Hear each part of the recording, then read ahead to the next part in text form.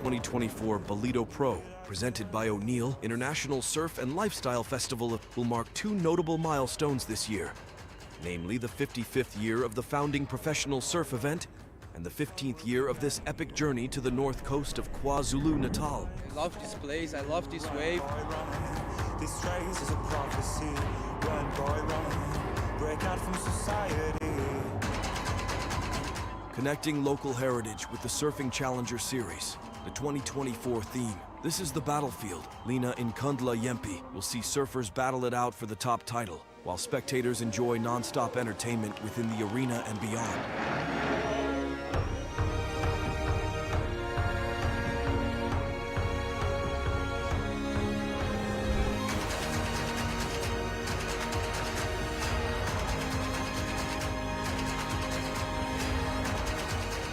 This year's campaign will showcase and celebrate our victorious efforts in the creation of the ultimate battlefield, not only for the top surfing athletes to come together to fight for qualifications to reach the World Surf League Championship Tour, but also the ultimate battlefield for the local South African athletes.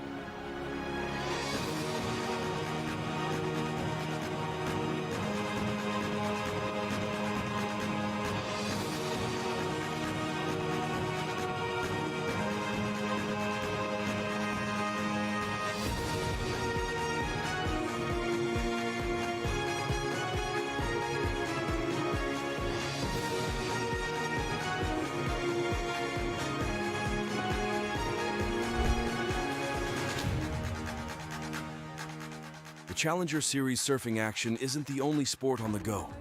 The Ballito Skate Park at Willard Beach hosts the Ballito Pro Skate Jam, presented by Volcom and Etnies, showcasing the best in local and upcoming skate talent. Tomorrow's another day. You won't have to hide away. You'll be a man, boy. For now it's time to run. It's time. Visitors to the KwaZulu-Natal North Coast shores can enjoy the jam-packed festival program featuring live entertainment, quality retail, extreme sports, art activations, kids activities, and more.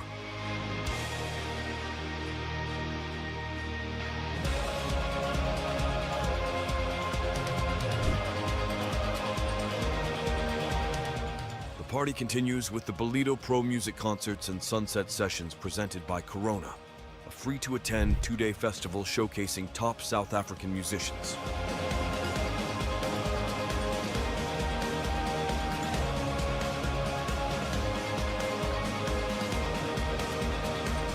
The 2024 Ballito Pro, presented by O'Neill.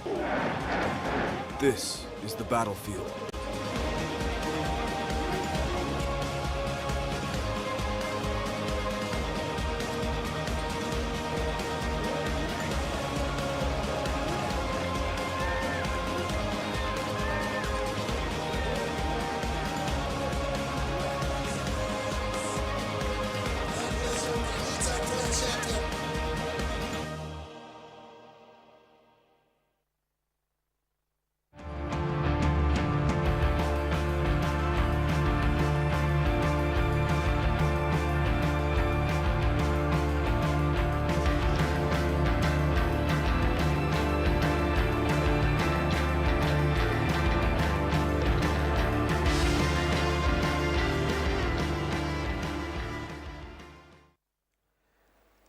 And good morning from the land of the beautiful sunrise Ballito.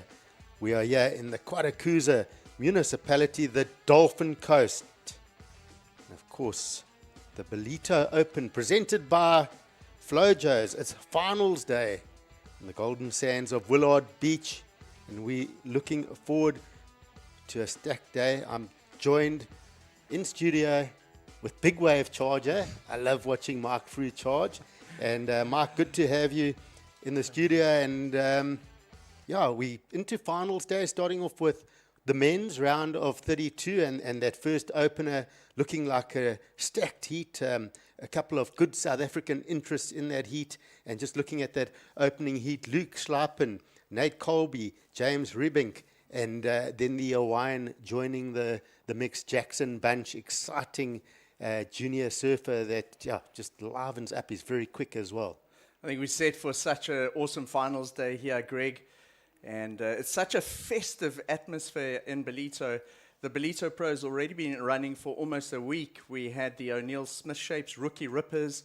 We then went into the JQS, and we're now on the Ballito Open Flojos event. Final day before the big one, Greg, which is the Challenger Series that starts tomorrow. Epic, and our first heat is underway. So in red, we've got Luke Schlappen. In blue, Nate Colby. James Rubink wearing white. And Jackson Bunch wearing the green. And finals day, Lena Nkandla Yempi. This is the battlefield. And finals day, these surfers are really going to be going off. What are we looking at for finals day? How are these conditions playing out? So, Greg, the swell has dropped a little bit since yesterday. Paul Canning and I were actually looking at it in the dark this morning, and we were a little bit worried that it would be tiny. But thankfully, if you look at the forecast on Windy and Windguru, there is a bit of a long period swell still out there that we're seeing. And so there is a bit of a lull, but we're still seeing probably 3 to possibly 4 foot sets come through every now and again. And I'd expect to see probably 2 of those sets at least every heat, every 20 minutes. So the tide is very low at the moment. So it's a great platform for these 2 guys to start. It's just going to get a bit more tricky as we head towards lunchtime because the tide comes in. And when that happens, it does make the smaller waves a little bit trickier to surf because with the sand being very close in to the beach at Ballito this year, those rocks and the boils on the inside come into play. And winds for the day, what are we sort of looking on the wind forecast? There's not much wind at all, Greg. If you can see a little bit of a ruffle out there at the moment. What that is, it's a northwesterly wind. So the Drakensberg in wintertime like this, it's very, very cold. It's almost 0 degrees up there in the Drakensberg, about 300 kilometers inland. And with the warm Indian Ocean, what it does in winter, the warm Indian Ocean draws that cold air off the Drakensberg, and you get this, it's called a katabatic flow, and the wind is a beautiful offshore conditions in KZN. And there's no other major wind, so that wind will die down at about 10 o'clock this morning, and then pretty glassy for the rest of the day. And yeah, we do see Luke Schlappen. I've always loved Luke's style, and sure, going pretty solid straight off the bat, and just smooth and how effortless he went into that final rotation. Good start for Luke. He's going to be pretty happy with that. And Mark, yeah, if you look at this replay.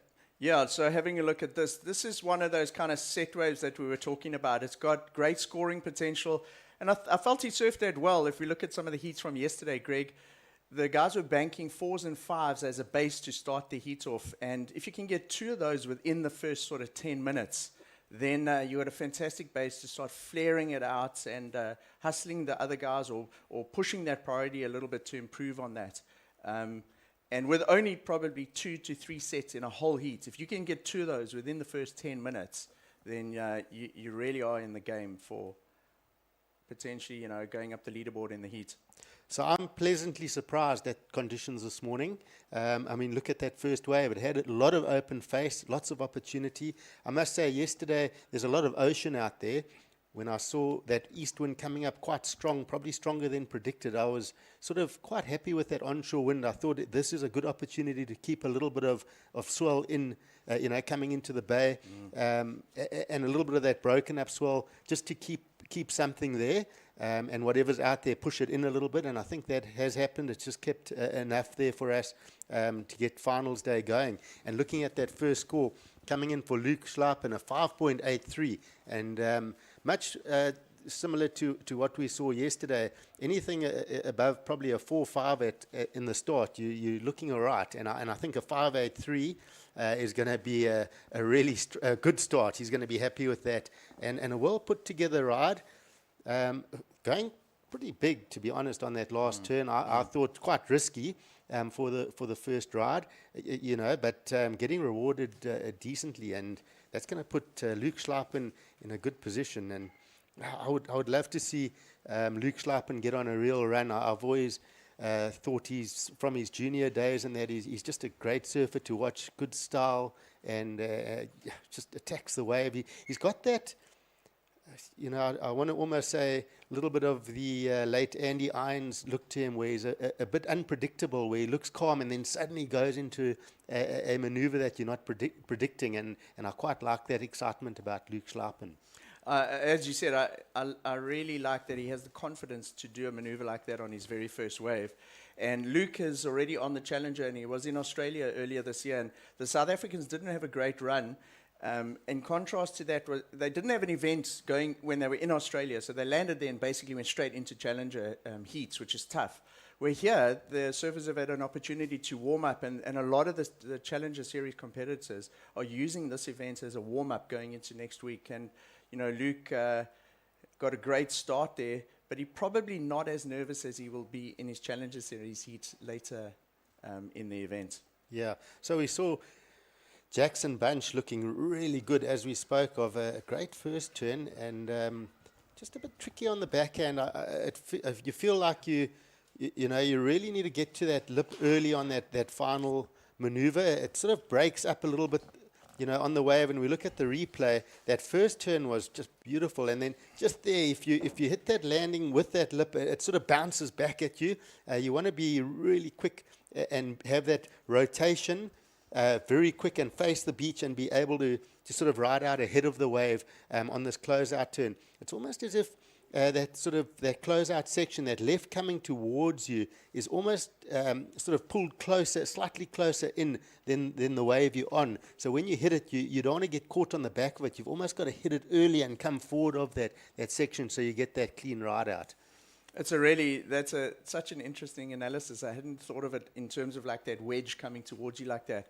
And so obviously the way the swell direction is and the shape of that bank underneath, which is creating that little, you could almost call it a warp that they're trying to deal with at the end there. And we saw yesterday it catching a lot of guys out, and probably have to just adjust your timing and be quite conscious of that going into that turn. I found over the last couple of years when it's a little bit tricky, Ballito like that does come into play. That closeout section's always been it's dumpy. It's got a lot of power. It's very shallow, and it comes up quickly at you. So it is something that the surfers will look at. And we see Jackson just having a look at a little left and gets a rotation, rides out clean. So just about 12 and a half minutes to go. Looking at some of these scores, Jackson Bunch, well, it's amazing. He didn't finish that first wave, but that first turn was so clean. He came in with a 4.83, so he's going to be happy with that and feeling good. That first turn was clean, crisp, lots of spray. If he had made that second maneuver, he would have been in for a real good number. That second score coming in at a 3.67, so he's got some scores to work on. James Rebink, he's woken up a little bit differently today. He's got a 3 at the moment, a bit slower today. Yesterday he was on attack mode. Both his heats, he was the standout for me yesterday, just putting together 2 good heats in tough conditions. James came out the gates firing. You could see he was fired up. And I don't know what music he was listening to before his heat, but he was pretty pumped. And but today, starting with just a 3, of course, more than half of the heat left still here. And then Nate Colby just with a 1-point ride. So generally, the order of competition so far in the last day is you want to get started quite early. Those are the surfers making it through. Leaving it a little bit late that strategy hasn't panned out. So we'll see if today is different. It is a slightly different ocean out there. James Ribbing was one of the few surfers yesterday that was actually managing to get 3 maneuvers in. And in that heat later yesterday afternoon, he got about a 7.8 or a 7.9 on one of his waves for those 3 turns. And it was impressive to see how quickly, in a short space of probably 30 meters, he was able to fit in those 3 turns. Yep. When you talk about 3 turns, we'll get that replay from Jackson Bunch. You talk about fitting in 3 turns quite quickly. What do you make of this? I like how he tagged that first one to generate a bit of speed around the section. And despite it being a small wave, look how nicely he flared the tail out on the second turn and straight into a third one. And very, very fast, fluid surfing from our Hawaiian competitor. Jackson, I've been very, very impressed here with Jackson Bunch and also Kai Martin, the two young Hawaiians that have been here this week. They serve very similarly and very, very quick on their backhand. This is a really nice looking replay of a wave from Luke Slypen. Great first turn to set up, but just like you were talking about earlier, he just got caught out by that end section again. Yep, that was a bit of a lost opportunity because he was loading up for what looked to be like a solid layback or something, and it would have been a good two-turn combo. It did look a bit down the beach, so he would have been under priority, and still getting a 3.07. Jackson Bunch for that last wave coming in with a 5.4. So just past the halfway mark here, we do see the Hawaiian Jackson Bunch with the early lead, that 5.4 and the 4.83. And then the local surfer Luke Schlappen, he's got the 5.83, that opener, and he's also backed it up with a 3.07. And it does leave James Rubink and Nate Colby with a bit of work to do. They haven't really got a decent score. James with that 3, but they're going to look to get going here fairly soon because a bit of an inconsistent ocean. They're going to need to start finding those opening waves and attack the advancing position. So very competitive heat and a bit slower than yesterday. Definitely got to pick those waves. A slightly cleaner ocean as well. Not as much of that onshore bump and mess. The waves, you can see the better waves today. It's not as muddled up, but there are probably fewer of those good waves out there this morning, Mark.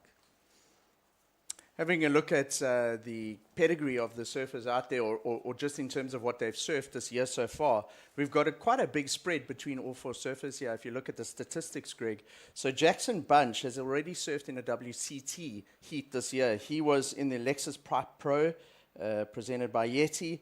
He got a 17th in that event, so he knows what it's like to surf a heat at the very, very top level. Luke Slypen was in the Challenger Series in Australia, so he traveled over there. With the South African crew, he got to experience the Gold Coast. What an epic event they had there. And then, of course, he surfed the event in Sydney as well. Nate Colby hasn't done much traveling recently. He's coming off quite a radical knee injury. He had major surgery after an aerial that he did in Jeffreys Bay last year during the air show. And that sort of put him out for about 8 months. But he's on the comeback because he won an event recently in Durban. And so Nate has been looking very strong coming into this event. James Rubink, of course, has taken some time out of the barrel to come and surf a heat. And he's one of the most barreled surfers in South Africa. And the only other heats that we've seen him in this year has been the J-Bay Trials. And then he also surfed in the eThekwini Surf Pro. So quite a big spread. We've got one surfer that surfed up to CT level in this heat. Another surfer coming off injury with just one heat at this level so far this year. I'm a fan of all 4 of these surfers. They each bring something to the table. Something's going on with Luke Schleipen's grip or something. His back foot's come off twice. That's quite interesting. But I'm a fan of all 4 surfers. They all bring something great to the table. Nate has been really missed on our junior sort of series in the last year. As we just see this replay, he's also quite a lanky sort of surfer. For me, he's the South African version of a Ryan Kainala, also a junior, the same sort of age. And it's just, it's good. It was unfortunately he had that injury and it really set him back. But what I did appreciate from Nate is he didn't rush it. He took his time for the recovery. He wants a strong recovery. He's taken probably close to a year to recover. And even when he came back, he just cruised on longboards and took his time. And I think it's the right approach because he's a great surfer. And, he's now got lots of years ahead of him. Yeah, so Nate's 18 years old this year.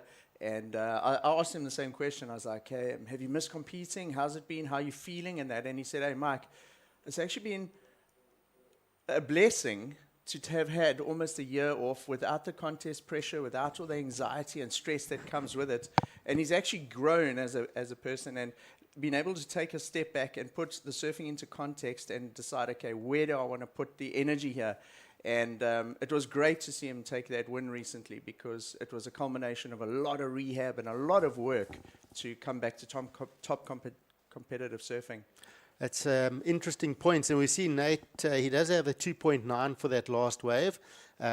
So still a bit of work as we head towards the last 5 minutes. Jackson Bunch holding on to the lead, and two strong scores, a 5.4 and a 4.83.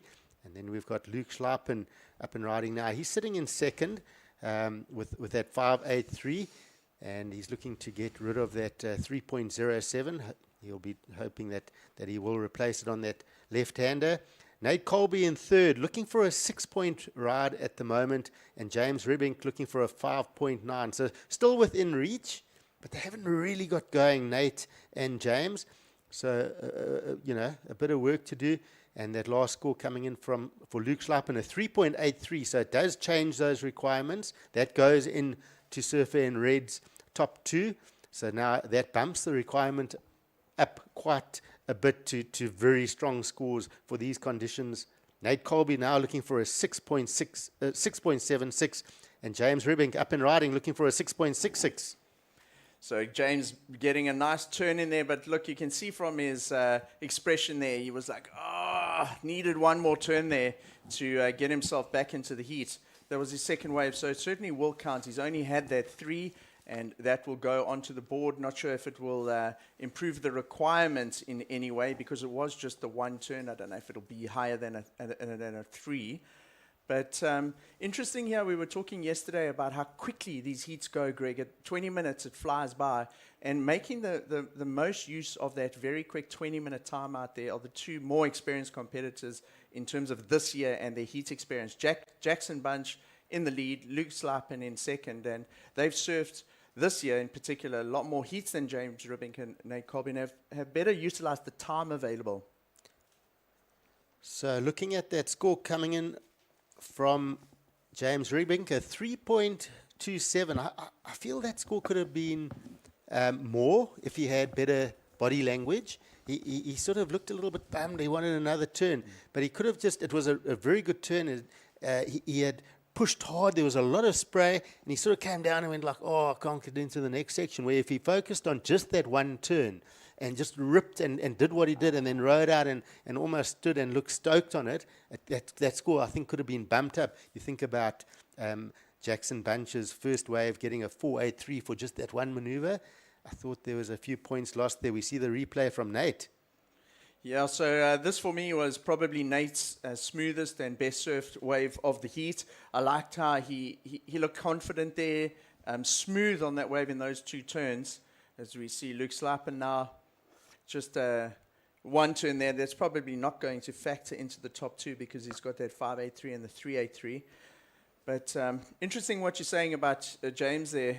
You know, do you think that sometimes the judges can see you bummed with the wave?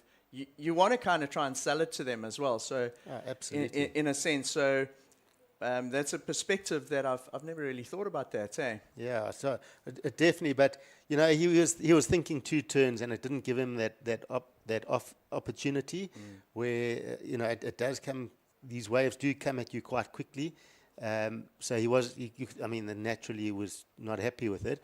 But it would have just maybe been better to have focused on that one maneuver. In saying that, Nate Colby got his best score on his last wave, a 3.77. James also got his best score, a 3.27. So with 1 minute to go, the requirement is down slightly. And Nate looking for a 5.89 now, doable. And James looking for a 6.39. So a good set wave. It could be done, but 1 minute to go. The pressure's on. And that's a nice slice from Luke Schleipen, looking very strong out here. He's wanting to attack that first place position, take it away from Jackson Bunch as well. So interestingly, while he was on that wave, James Rebink actually had priority, Greg. And while Luke Schleipen was on that wave, priority switched to Nate Colby. Possibly a mistake there, unless James has had a wave that we haven't seen. So Nate Colby has priority now. So there is a score coming in for James. So hopefully we'll get that replay as we see Jackson on this one. There's also a score to come for that last of Luke Schleipen. Of course, this heat is winding down, so we'll see where those numbers come in. Jackson Bunch. So scores for Jackson, of course, Luke Schleipen and James Ribink. This one's winding down. There's about 10 seconds left. And it's going to be a tight finish, but it does look like your surfers in first and second are going to hold on to that lead, because scores are not enough for last of James Ribink, just a 3:07. And yep, it does look like Jackson Bunch is going to take the win, with Luke Schleipen coming in second. And this was that quick replay from James Ribink. So unfortunately, we'll see James Ribink and Nate Colby being eliminated. But great surfing from Jackson Bunch with the win. And then a local surfer, Luke Schleipen, in red, getting second. So they are through to the next round as we set up for the next heat. And coming up, introducing to you heat number 2. Round of 32, we do have Brad Scott, Abu Bakr, Baweda, Carl Martin, and we also have Ryan Huckabee in the next heat. A solid heat again. We've got a full mix of surfers again, and looking forward to it. A little bit slow out there, but there's when the waves come through, there's some great open face, and I like how the surfers today have a little bit more time to set up and really push that turn. And we are going to have some ads, and we'll see you shortly. Kwadukuza is not just for thrill seekers. It's a family-orientated destination too. Stunning beaches where sun-kissed sands meet crystal clear waters. Our town has a range of child-friendly offerings that will keep the whole family entertained. For a magical wedding, look no further. Kwadukuza offers exquisite wedding venues that will create memories to last a lifetime. It also shines as an events tourism destination. World-class events like the Ballito Pro, where top surfers ride the waves, Heritage Day, which is used as a cultural celebration of King Shaka's life every year, and the Ballito Big Week, a celebration of music, food and fun for the whole community. KwaZulu-Natal's a premier conference, strategic planning and team building destination, which is enabled by its close proximity to King Shaka Airport. Nestled amidst the natural beauty of South Africa's east coast, Kwadukuza offers a truly captivating setting for your next corporate event. Kwadukuza, the heartbeat of the North Coast, invites you to explore its beaches, enjoy thrilling adventures, create family memories, celebrate love, and discover its rich heritage. Start planning your unforgettable journey to Kwadukuza today.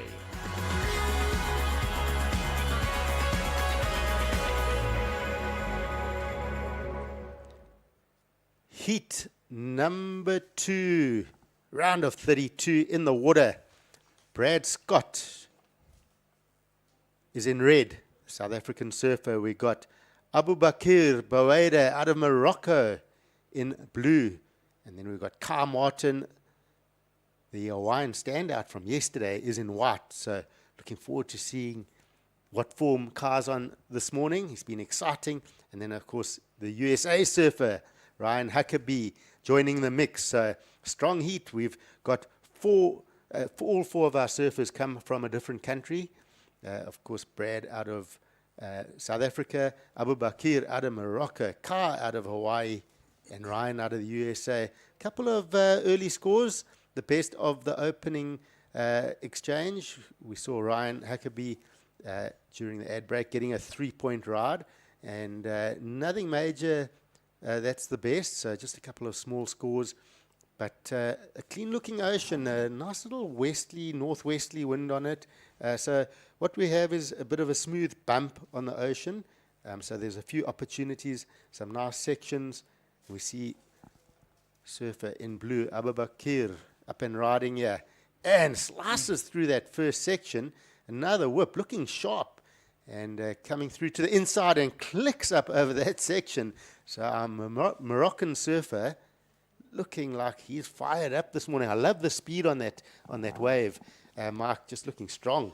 Yeah, and look at that. Like you said yesterday, it's important to paddle very quickly and fast into those waves. And what it does, it gives you that extra speed into the first turn, and lovely spicy turns there. And you can see fired up, very quick surfing there from our Moroccan competitor.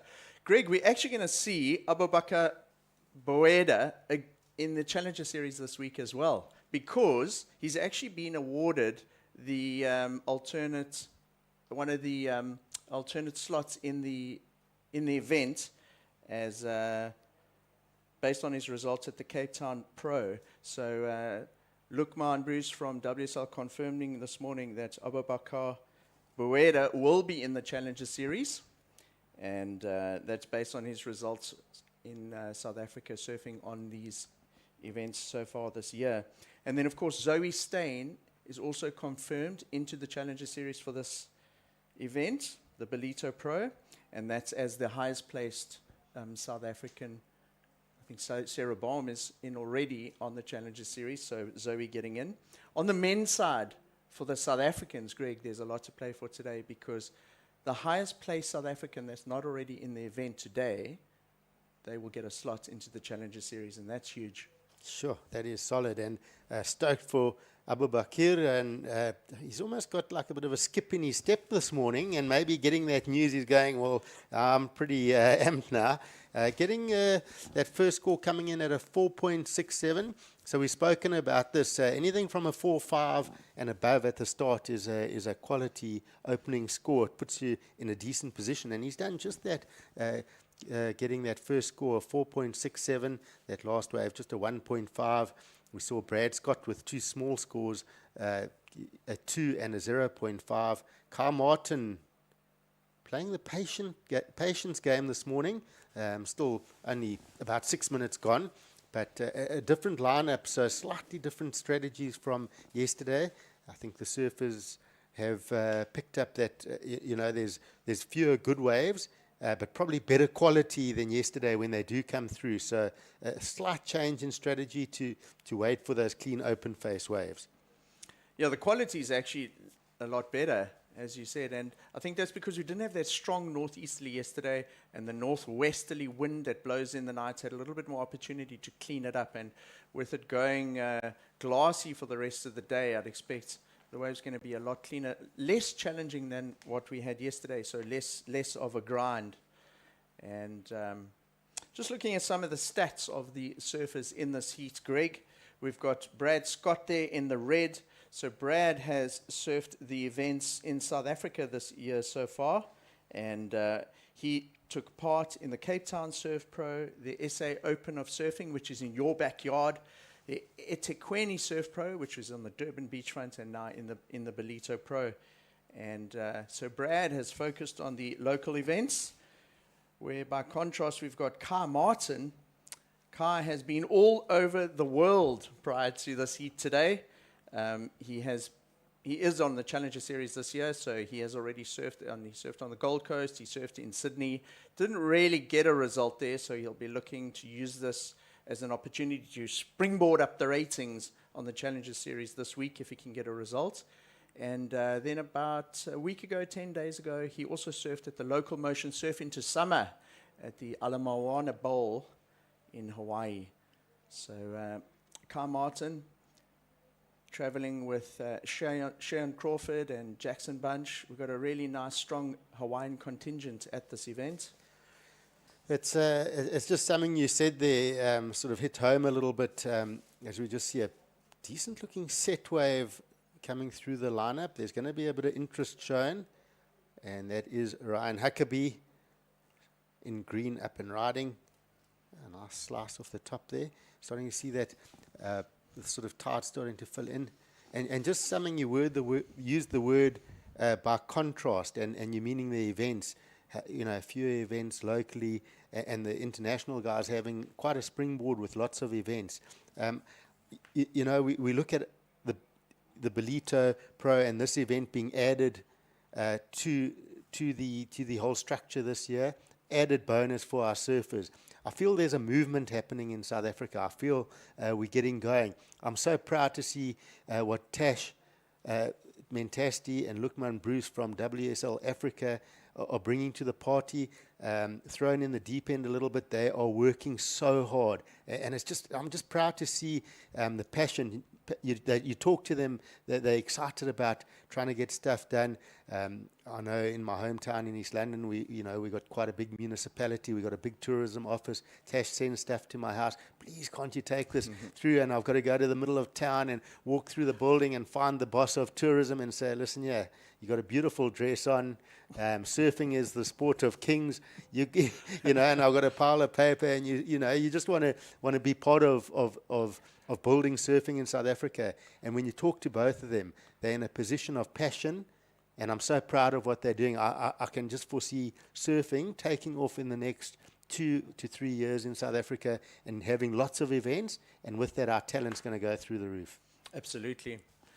Greg, we got this event started on Tuesday last week with the O'Neill Smith Shapes Rookie Rippers, which is a Surfing South Africa event. And what they did is they basically used the infrastructure that has already been put in place for the Ballito Pro, and they ran an event for youngsters as young as under 10 and under 12 to get the experience and just get the understanding of what it's like to surf at a beach on a platform like this. Then we went into the Pro Junior, and again, a lot of first-time youngsters getting to surf. And, of course, now we're at the QS level and then into Challenger Series. And it's great to see. And then a week after this, there is actually another junior, SSA junior event in Durban. So the youngsters have had the opportunity to probably surf about 8 heats in a month. And if I look at that, exactly what you're talking about, up and riding, that's Ryan Huckabee. And just having a look at his statistics this year, he's surfed the SoCal Open at Pismo Beach. He's surfed the Ron John Quicksilver Pro. He's surfed in Barbados, the Jack Surfboards Pro, and this one. He's also on the Challenger Series, and he's surfed 6 events on the Junior Tour so far. So if you look at the young South African Brad Scott, Brad surfed 5 events this year. Ryan Huckabee has surfed so many events, it actually almost doesn't fit on this one page here of the WSL report. And but what that's done for Ryan Huckabee, he is on such a roll. So if he has a bad heat, he just sort of rolls into the next one. So the heat experience a lot of these internationals come here with is something that the South Africans haven't had for the last 2 or 3 years. And we're going to get there. And we look at this replay from Abu Bakr and just really lightening up those turns. Similar, in my opinion, to his first wave. Very quick and sharp. So we'll probably get a score similar to that as well. And this one from Huckabee. A strong surfer. Strong looking lad. Has tall with strong muscles. So he's probably going to be looking to look for the surf to get a bit bigger. And that wave from Carl Martin just going a little bit incomplete on that final turn. And there we go. That last score coming in for Abu Bakr was a 4.93. So it's a bit higher than his first wave. But sitting with 2 strong scores, he's got a dominant lead here in this heat with about just over 7 minutes to go. And Ryan Huckabee has 2 waves in the 3-point range, the 3.57 and a 3-point ride. And just having a look at Carl Martin on this one, battling to find the sort of walls he's looking for to really showcase those big turns. But can he do it in the last 7 minutes? For that second spot, it's pretty open right now, in my opinion, Mark. It sure is, Greg, and I'm actually surprised. This has been a very slow start for Carl Martin. If you compare it to his previous heats in the event, we've seen him surf probably 5, maybe 6 heats in the event so far. In if you include the JQS as well, and by his standards and what he's been doing in the event, this is a very slow heat for him. I wonder if Abu Bakr, like you said, has taken a bit of a pump in his step and is inspired because he's in the Challenger Series, and it's given him a lot more confidence in this heat going out there because he's doing exactly what's required to get through to the next round here. Ryan Huckabee drawing on his experience. He's just slightly behind that. I'd say Brad Scott, he would be statistically wise the least experienced in this heat, but he doesn't require much to attack that second place and potentially even go up into the lead. So looking at the total scores here, Greg, it's actually a very close heat. No one running away with it. And we don't have the differentiation between the top two and the bottom two like we had in that previous heat. It's still super close. Well, you talk of Brad Scott. He's got a 283, which is, looking at attacking that second advancing spot. He does have priority, and he's only looking for a 3.74, and he's got a good forehand whip on him. And here he's going. He's found a good right-hander here. Is there enough space? Yes, there's that little whip off the top. Comes around into a cutback. He's going to want the finish, up and over, rides it out. So he's going to, in my opinion, get the score for sure and move into second. So waiting patiently, finding a good right-hander, and there's a strong turn from our Moroccan surfer, and 100% he's stoked on that news. He's just looking polished today.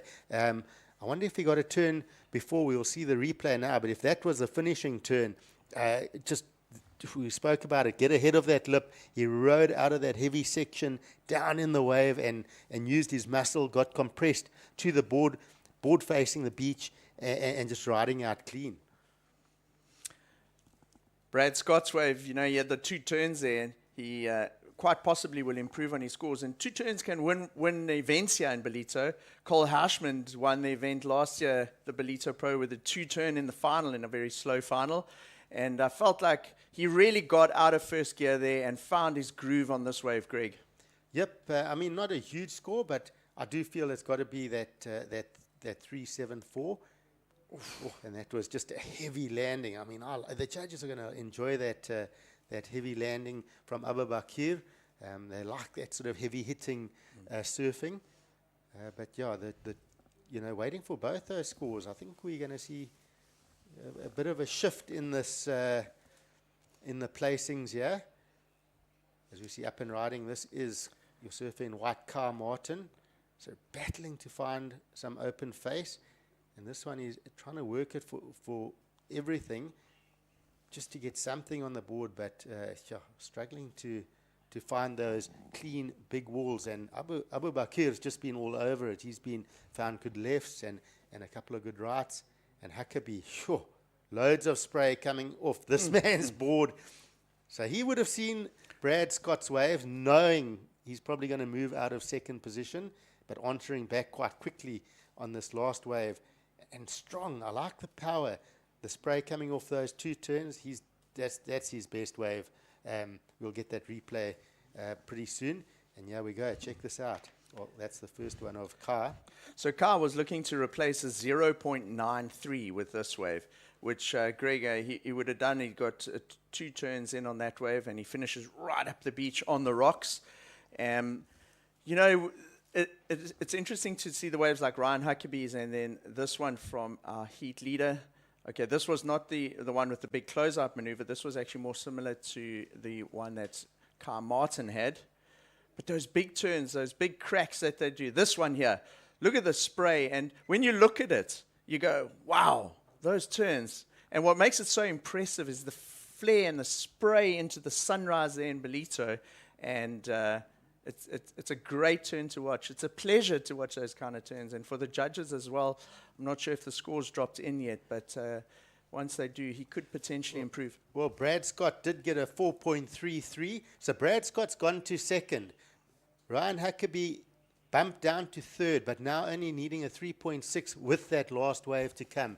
And you've got to say it's going to be comfortably that score. He powered through the turn live to the judges' eyes. That would have been in their face. It would have been big surfing. And if you put both of those waves of Ryan Huckabee and Brad Scott on a screen at the same time and you looked at them, they were very similar wave sizes. They both had 2 turns. The differentiating factor there for me is if you looked at it turn for turn, the spray, Ryan Huckabee's was like 8 foot in the air, genuine. Yeah, exactly. On both of the turns, where Brad Scott, I wouldn't say he surfed it safely, but he didn't have that extra oomph in each of those turns, which is what came from Haran. Brad did what he had to do to go to second, where Ryan came back and went, I want to stamp a second spot. And we did see Ryan Huckabee's last wave coming in at a 4.93, so he has taken back that second place position. We also saw the best number of the heat coming from Abu Bakr Boada. That 5.67 for that heavy hitting finish was just fantastic. We knew the judges were going to go solid on that one. And we see a replay here from Kyle Martin. So getting a bit of a left-hander here with a few wraps. We're into the last minute. And your heat leader, Abu Bakr, just having a bit of fun now. He's got a strong lead. Ryan Huckabee into that second place. Brad Scott down in third. Kyle Martin in fourth. So with 30 seconds, can Brad Scott find a 4.18 in this lineup? And Kyle Martin looking for 5.8. So Abu Bakr really dominating this heat from the start. He took the lead at the start, right through. He's been improving. We see this one of Kyle Martin working it through. We're down to the last 10 seconds. So has he done enough to attack that second place? We'll get a bit of a close-up. And that is Huckabee. So that does draw heat number 2 to a close. Exciting action, but stoked for Abu Bakr Boada. Just looking so sharp. And I'm sure it's on the news of that spot into the Challenger Series, looking amped, and you can just see he's got a skip in his step this morning, and great surfing coming from him. And that last score for Kyle Martin, just a 2.93. So we do see surfer in blue, Abu Bakr Boada taking the win. Ryan Huckabee coming in second. Strong surfing from both those surfers. And our next heat will be starting shortly, and there it is. Heat number 3 is on. We've got Tidley Island, Cole Steen, Ryan Canala, and Shion Crawford.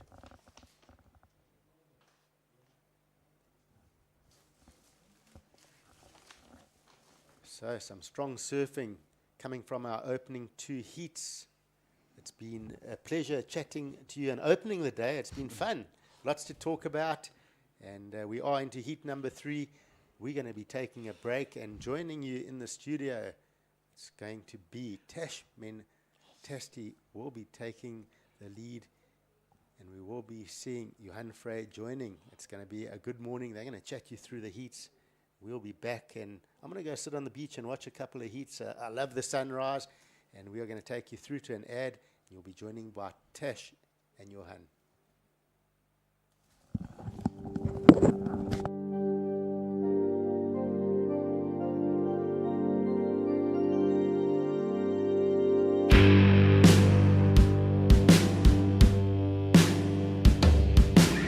My name's Eli Bierkus, and this is the O'Neill Hyperfreak. The things I like about the suit is that it's super light, super flexible.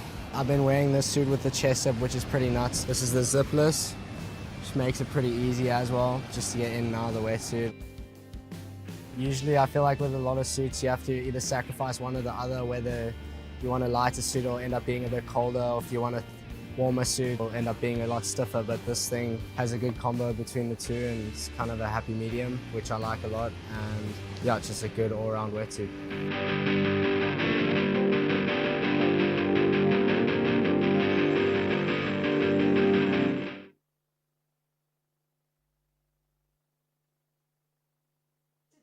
Flojos, Tashmen Tasti, alongside Johan Frey. Morning, Johan. You got to witness the beautiful sunrise that we always experience on the north coast here of KwaZulu-Natal. And we are straight into action. Heat number 3, round of 32 for the men's division. This is a QS 1000 event.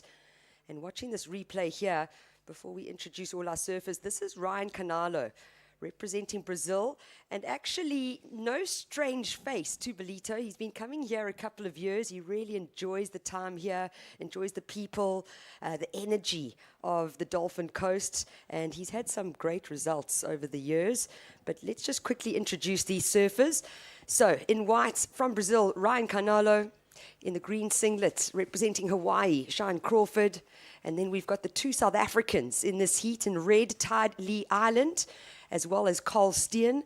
And both those gents from the KwaZulu-Natal area, Tide more towards the Durban CBD, Carl Steen, very much a familiar face here on the North Coast. It should be an exciting heat. Yeah, definitely, Tash. First of all, I'm honored joining you here in the studio, and really looking forward to taking you guys through some of these heats. And as you mentioned, it's going to be a really good heat, round of 32, heat number 3. Ryan Carnalo really was one of the names that impressed me yesterday. And he's already locked in a small little score there. He's the type of surfer that likes to stay busy. He's a versatile surfer. He likes to go to the turns, but he's got the airs on lock as well. And it looks like he's going to paddle for another one. Yeah, super talented young kid from Ubatuba in Brazil. Nice, strong first turn on his backhand. That's one of the few lefts I've seen so far.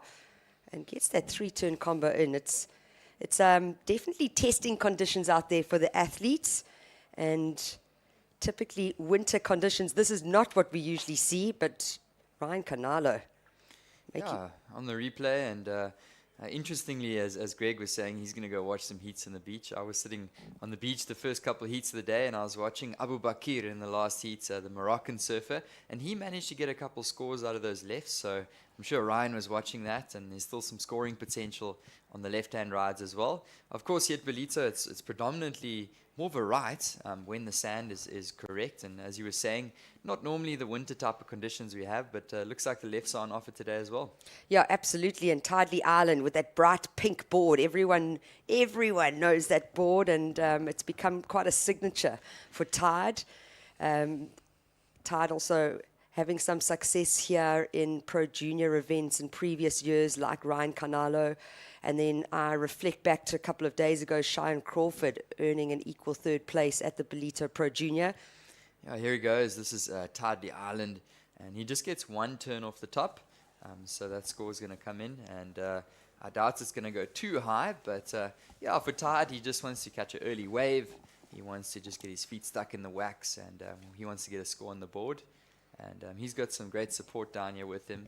It was cool to see him at the J-Bay Classic about a week and a half ago, and performing really great out there. And Tide's having a great year.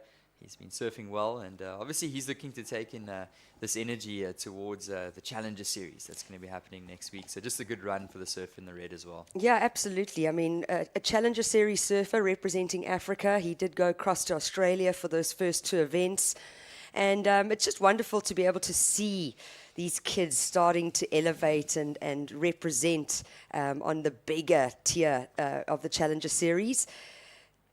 Just looking at some of his results, talking about J-Bay, he got a second place in the J-Bay Classic. We held a local trials events leading into that main specialty event, and placing second, having a good result, and then actually getting the call up to be able to surf that main event. And he just said it was such a great experience to be able to surf against some of his idols and legends. And he was like, Tash, to share a heat and waves out at Supers with 2 other guys, with Aki, I think it's just elevated all our surfers, and it's a really good energy on the beach here. And yeah, very proud of the team behind the scenes for all the work that's been going on, and very happy to be here in Ballito and be able to see the fruits of it all, and see our surfers just more positive, a lot more confidence, and hopefully we're going to see a result from the South Africans. But there is big challenges with the likes of Cheyenne Crawford, Ryan Carnalo. I mean, these kids are exceptional within their regional surfing as well. Yeah, definitely, Tash, and as you mentioned that, just so much going into this event, and of course a huge thank you to the Quarterfinals municipality. A big thank you as well to Flojos, our presenting sponsor here at the Ballito Open, and they're back in South Africa, originally a Brazilian brand, and from 1972, and just really awesome opportunity supporting surfing in South Africa. So a huge thank you to the whole team from Flojos, Paul Canning, and just the whole crew. And it's been such a great vibe down here at the event. It's electric atmosphere down on the beach, and we're bringing action to you guys from the booth, but it really is great down here in the Dolphin Coast as we see a little bit of a paddle here. Yeah, so Carnalo with third priority, finding another left. He's really strong on his backhand, and you can see how he just kicked out right in front of that rocky shelf. I was chatting to Lucky Deval, who is he's a judge. He works on the panel. He's been very involved with WSL Africa over the years. He's always a big team member here at the Ballito Pro, and he also does all board repairs for all surfers. And I caught up with him yesterday evening, and he said, Tash, I had so many repairs because of how small it's been and how committed these surfers have been on the rocks. If we watch this replay, I mean, Canalo literally just, he ejected there right in front of that rock shelf, and Paul Lucky's been working till late in the evening and then getting up really early in the morning. I mean, he said to me yesterday, I'm getting up at 3 o'clock in the morning, finishing those repairs, coming down to the beach, and he's actually doing priority on the beach right now. So a hard-working Zulu man who's been a very important part of our family here under WSL Africa for many years, and he's not the only one. There's such an incredible, diverse panel under this event structure, and it is a big thank you to Quarterfinals municipality, who wants to focus on development, and by their investment and involvement within the sport of surfing, we are starting to see that development coming through. But not just that, it's expertise that are coming through and proper skills. So a big thank you to Quarterfinals municipality. But if we just check in with what's going on in these heats, there's going to be a couple of scores having to still drop in. We've seen Kainala with a 3.77 and a 3.5. This is the replay of Tidely Island. Yeah, here he goes, and he gets a turn out the back. It's a bit of a smaller inside wave, but Tide sticks with it, and you can see that rocky outcrop before your eyes, and he ends up getting a little bit of a completion. I don't think the judges are going to deem that complete. So tries to work it through the inside. You can see that flat section as Tide's going to be building for the next hour or two, and we're going to see a high tide a little bit later this morning, and then the tide's going to be dropping out throughout the course of the morning. So you can see that flatter section, and Tide just looking for the close. Unfortunately, didn't look like he found a completion. But meanwhile, here we go with our surf in the blue. This is Carl Steen, and you see, Tash, that section just goes flat on the inside as the tide is building. Yeah, they're almost surfing into like a little keyhole, really. There's two big sets of rocks on the left-hand side and right-hand side of your screen, and that's almost just a little keyhole that we usually enter into the water, and surfers surfing all the way onto the beach. So this is the first wave from Carl Steen. Unfortunately, you could see how it just dropped out and disappeared underneath his feet, but just to get a score on the board and get things going is what was needed there from the South African. And Carl Steen as well, when we saw him in the J-Bay Classic, he actually got in through a social media campaign that they had, and yeah, it was Jeffreys Bay alone is great, but to be moving from the Eastern Cape now to KwaZulu-Natal and to end our season off, our winter season off in Ballito, there is no better. We're already on day 6 of 14 days under the Ballito Pro Festival, and it is an 2-week-long beach festival in the middle of winter, and things are only just hotting up. So time is starting to wind down. We're down to just under 9 minutes remaining. So these are 20-minute heats for this round of 32. At the moment, it is the Brazilian in the lead with a 3.77 and a 3.5. The South African, Tidely Island, up and riding again now. Yeah, Tide has been keeping busy, and he's trying to just get a couple more rides on the board. That one's just going to be one turn. And as you said, Tash, he's currently sitting with those 2 scores. His low one at 2.33. So all he's looking for is a couple turns or maybe a bigger maneuver to improve upon that and to really put some pressure on blue and green in 3rd and 4th. Yeah, both white and red keeping so busy. Kanala on another one. Hasn't gone into that average score range. So when we look at these scores on the board in the top left of your screen, all those scores fall into the bad scale of the judging score range. We break it up into 5 parts. Our biggest and best scores being an excellent scoring ride, anything from 8 points to a perfect 10, and then it drops down. An average score is anything from a 4-point ride to a 5.9. And what we saw yesterday is the surfers that banked that average to good score to start were able to really build house, and most of them were advancing through with that early score on the board. Right now we see both Tide and Kainalo with a 3.77. This is Tide up and riding again, so very busy as the young man. Yeah, Tidely Island, as well as Ryan Carnalo. They're looking to take that approach, as you said. Tide just ends on that little rock shelf of just getting a couple scores on the board, even if it is in the mid-3 range scores or possibly a 4 out there. They just want to get something on the board, and Shion and Carl are staying more patient, and they are hoping that Neptune provides. And as we say that, this is a ride for our surfer in the green from Hawaii. Oh, and unfortunately, he can't capitalize on that. So he's got to be thinking it's a missed opportunity with 7 minutes on the board. Shion Crawford, really talented surfer. So interesting to see the two different tactics. Shion and Carl, more patient. They're waiting for the ocean to deliver. Meanwhile, Ryan Carnalo and just this replay at the moment for Tidley Island, those two surfers are really trusting in their abilities to grind out a score in some of the smaller insiders. Here we go with Shion. And he just couldn't find a completion there, Tash. So he's got to be paddling back out and thinking he needs another ride. We've only got 6 minutes remaining, so time really winding down in this. Yeah, and if we see first and second at the moment, I mean, they're only sitting with a pair of 3s. But we see third place Carl Steyn needing a 4.77 to advance up into that second place. Crawford needing a 5.57. This is the surfer's deck that you are looking at now. It's a specified area made just for our athletes.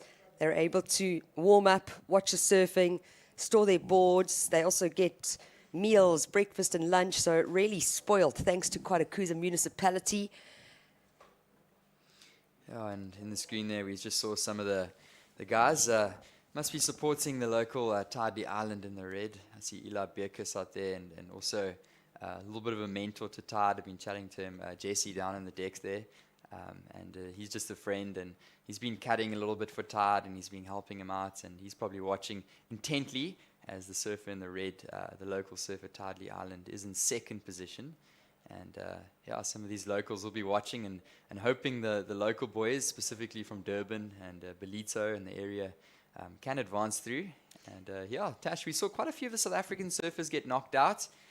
The European and the Brazilian, as well as the Australian surfers, look like they're doing really well in this event, but we do still have some locals out there. Yeah, we've moved into the seeded round. So with this event, it is a WSL Africa QS 1000. It's stop number 2 on our 24-25 QS season. So it's an important event for the African members. However, because of the Challenger Series, which starts, waiting period starts from Monday, the 1st of July, we have seen a lot of international entries, which is quite uncommon. And I had Mike Frew yesterday asking me, what does that mean from a points point of view? So our international athletes will not earn points from this QS 1000, but they can take away prize money. It is the African members that will earn those valuable points on the rankings and be able to set up who is going to be representing Africa for the 2025 Challenger Series. And that's why we've seen such a big Moroccan contingent coming through in these events.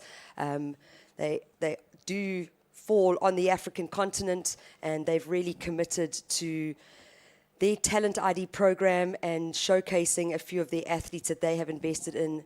They've booked their tickets to get here and supported them, and we now see Abubakar Boada in the previous heat taking a win, advancing through to the next round. We've also seen him qualify for this Challenger Series at Ballito Pro. So the investment and support from the Moroccan Federation is definitely starting to show. And I think that's the biggest thing. You know, we're seeing it with women's surfing as well. If you give people opportunity and support, we will rise. And we're seeing it with the WSL Africa members as well. But let's watch this replay here. This is the Hawaiian. Yeah, Shion Crawford. He waited quite a while to get into this heat, and he just had one turn off the top there. It wasn't the biggest wave, but some pretty grinding conditions as we see our surfers in the red and the white. It looked like Ryan Carnalo took off there. He was a bit further behind in the foam, and Tidley Island was also up and riding. And here we go with another little paddle. This looks like Carl Steyn up and riding now. He's going to pump down the line, and he's going to try and find one turn, squeezes it in. And these surfers now trying to see if they can get 1 or 2 more scores on the board. It's still very tight, Tash, with about 2.5 minutes remaining. Yeah, very tight on the time, and also just the score required. I mean, Carl Steyn is so talented. He's got an incredible forehand on him. And you could just see, just a bit unlucky, that section breaking down in front of him. I thought he did well to get up and over that closeout section, but with a 4.77 that's needed, he needs to fit in 2 turns. And just looking at the flare here from Kainalo, I mean, that's going to be a good score. That's definitely going to be a counter. We saw previously, red and white taking off. I don't know what the priority situation was there. I don't know if it's going to affect Tidley Island. He's looking back at the contest site.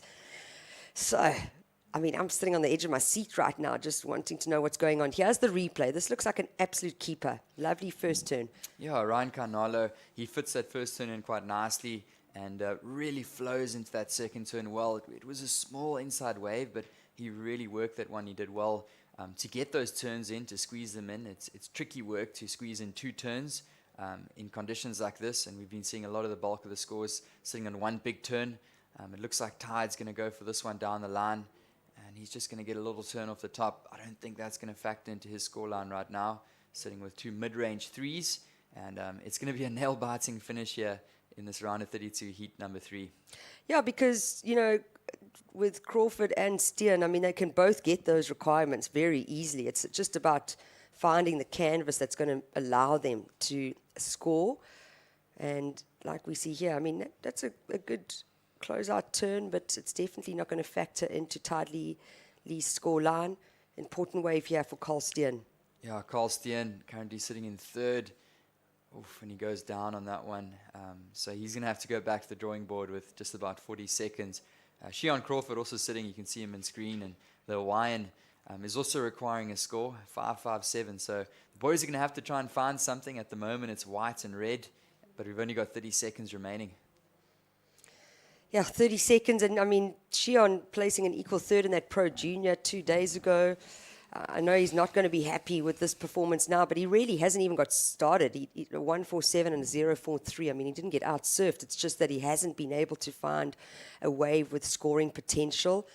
And maybe sitting and waiting a little bit too long, especially in these small conditions. It's you've got to find that opportunity out there, really. And it's just with this bank and with the onshore flow that we had yesterday, we're not having these strong land breezes as much as we expected for winter. So a little bit tough here for this heat. I also noticed that Shion has changed boards, but we can see a large ditched effort from the Hawaiian. So welcome, a very good morning. We are here for the Ballito Open presented by Flojos. In the studio alongside me, Johan Frey. We've just witnessed heat number 3 of the round of 32 men's for this QS 1000 event. And it's going to be getting more and more exciting. We are crowning champions later today. We are moving through the round of 32 straight into the women's quarterfinals coming up later. So please stay with us. Welcome to Kwadukuza, the destination for all seasons. Kwadukuza is not just for thrill seekers, it's a family-orientated destination too. Stunning beaches where sun-kissed sands meet crystal clear waters. Our town has a range of child-friendly offerings that will keep the whole family entertained. For a magical wedding, look no further.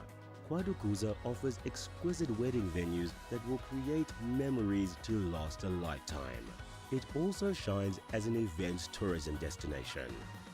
World-class events like the Ballito Pro, where top surfers ride the waves, Heritage Day, which is used as a cultural celebration of King Shaka's life every year, and the Ballito Big Week, a celebration of music, food, and fun for the whole community.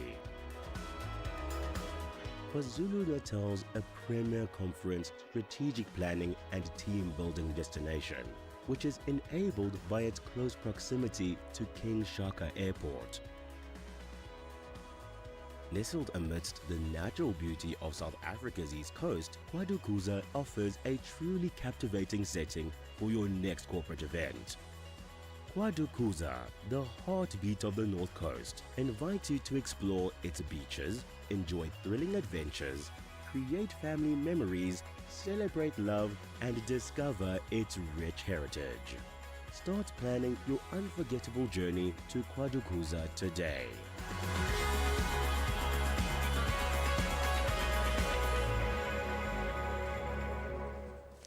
Welcome back. It is the Ballito Open presented by Flojos, Tasha Mintasti alongside Johan Frey, and we are going to be taking you into heat number 4, round of 32 men's QS 1000.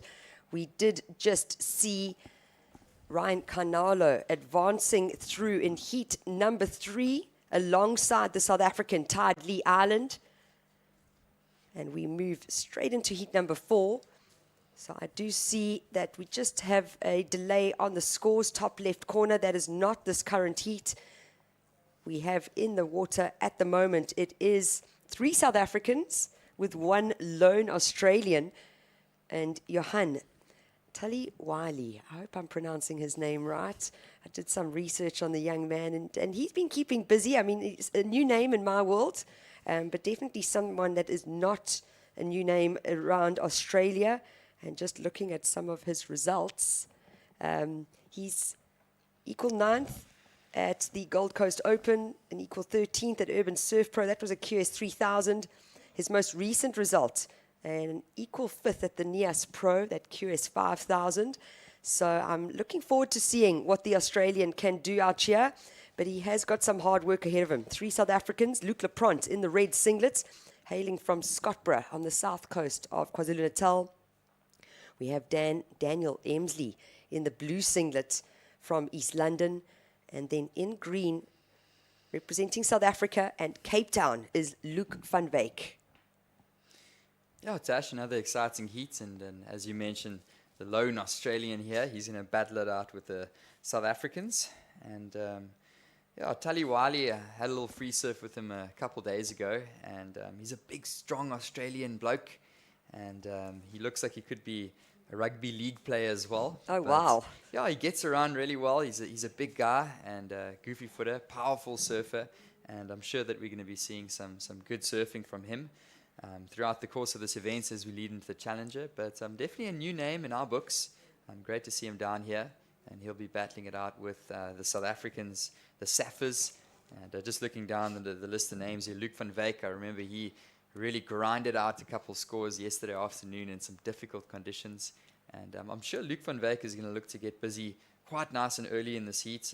We know Daniel Emsley is also a surfer that loves to stay busy out in the water. So I'm sure many rides are going to come in. And these guys are going to try and get going really fast as we see surfer in the red up and riding. That's Luke Lapront, the talented young South African. We saw him competing now for a number of years on the ISA World Junior Games under the South African flag, and also grown a lot and become powerful in his surfing. You see he ends right on the bricks, well, right in the sand. He's got to check his fins. Lucky he might have 1 or 2 more repairs coming his way. Yeah, and it's just showing the commitment from these athletes. It's also showing how testing these conditions are and really just milking these waves for all they have on offer. Look, lots of time on the clock, and I think Luke Lapront getting started early is an important one. And we see the 2 South Africans, Luke van Wyk and Daniel Emsley, kind of hustling each other to get that first wave under their belts. For me personally, I like to always get a quick wave under my belt, get those nervous niggles out, and then really click into action. And everyone's got their different tactics. We've been seeing so many different tactics over the last couple of days. It's a 14-day festival. So we started with the amateur junior event. It was the SSA Rookie Rippers, under 12 to under 18. School holidays here in South Africa, so the kids had a great time. And like you can see here, that's the surfers deck. Well, we had under 12s to under 18s playing around in that deck the first 2 days of this 14-day festival. And they're now on the beach watching some of their heroes, watching them, their future champs. These are future champs, and just being able to see how these guys are competing, what they're doing in the water, they're learning. They're like absolute sponges, these Groms. So we moved from that SSA event into the WSL Pro Junior. That was the Ballito Pro Junior. We're now in the QS 1000, and then our waiting period for the Challenger Series, stop number 3 of 6, starts on Monday, the 1st of July. Live action, though. This is Daniel Emsley. Yeah, Daniel Emsley, and he's a fast, snappy surfer, and he normally does pretty well in conditions like this. And just looking to get an opening number as well. You can see he goes into that deeper water section just on the side of those rocky outcrops that come up. And as we see a replay here, he just gets cut back, a little wrap back into the foam, and just one more on the inside, and he gets one more turn. So a couple maneuvers there, and he didn't get up into the lip really on that wave, a little bit of a tricky wave, but he's going to get a score on the board nonetheless, and he's looking loose and he's looking sharp, so I'm sure we'll still see some good surfing from Daniel Emsley. Yeah, Dan had a big knee injury at the end of last year. I might stand to be corrected, but going into 2024, him and his family were quite concerned about where his performance would be and how he would be able to rehabilitate. As we know with surfing, our knees are everything. They are shock absorbers, and if you just saw what Luc Leprant did there, I mean, you are compressing really tight and then releasing and extending through those turns. But yeah, Dan Emsley has come back stronger. He did a great job with not pushing it too early to get back in the water with that injured knee. Really doing a lot of rehab. He's got great medical support behind the scenes, and yeah, he has come back stronger and looking solid. Yeah, so the two South Africans trying to get started nice and early, Luc Leprant and Daniel Emsley. And just to note, I'm sure we'll see a little replay just in a moment, Tash, of that last wave of surf in the red. Luc Leprant, I really liked his first turn. He went up vertically into the lip. I'm sure we'll get to see a little replay here possibly in a moment, but he did get two turns, and the second one, a little bit of a flat section. Here's that wave of Luc Leprant, and it was this turn, throwing some good spray out the back. Smaller section though, and he does complete a second maneuver. I'm not sure if the judges are going to count that as a clean ride out from that second maneuver, but I think the meat of that is going to be on that first turn, and I really like the look of that first turn there, Tash.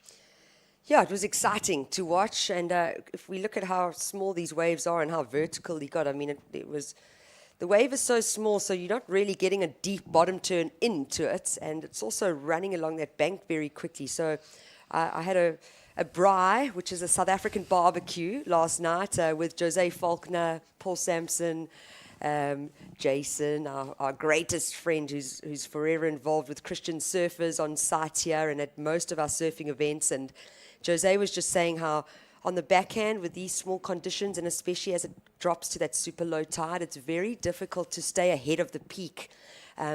He prefers to have those deep bottom turns, big top turns, and he just said it's been very difficult to try and fit that all in just because of how quickly this wave is breaking, how small it is, and how small that wave faces. So I thought Luc Leprant did a great job there with that one turn.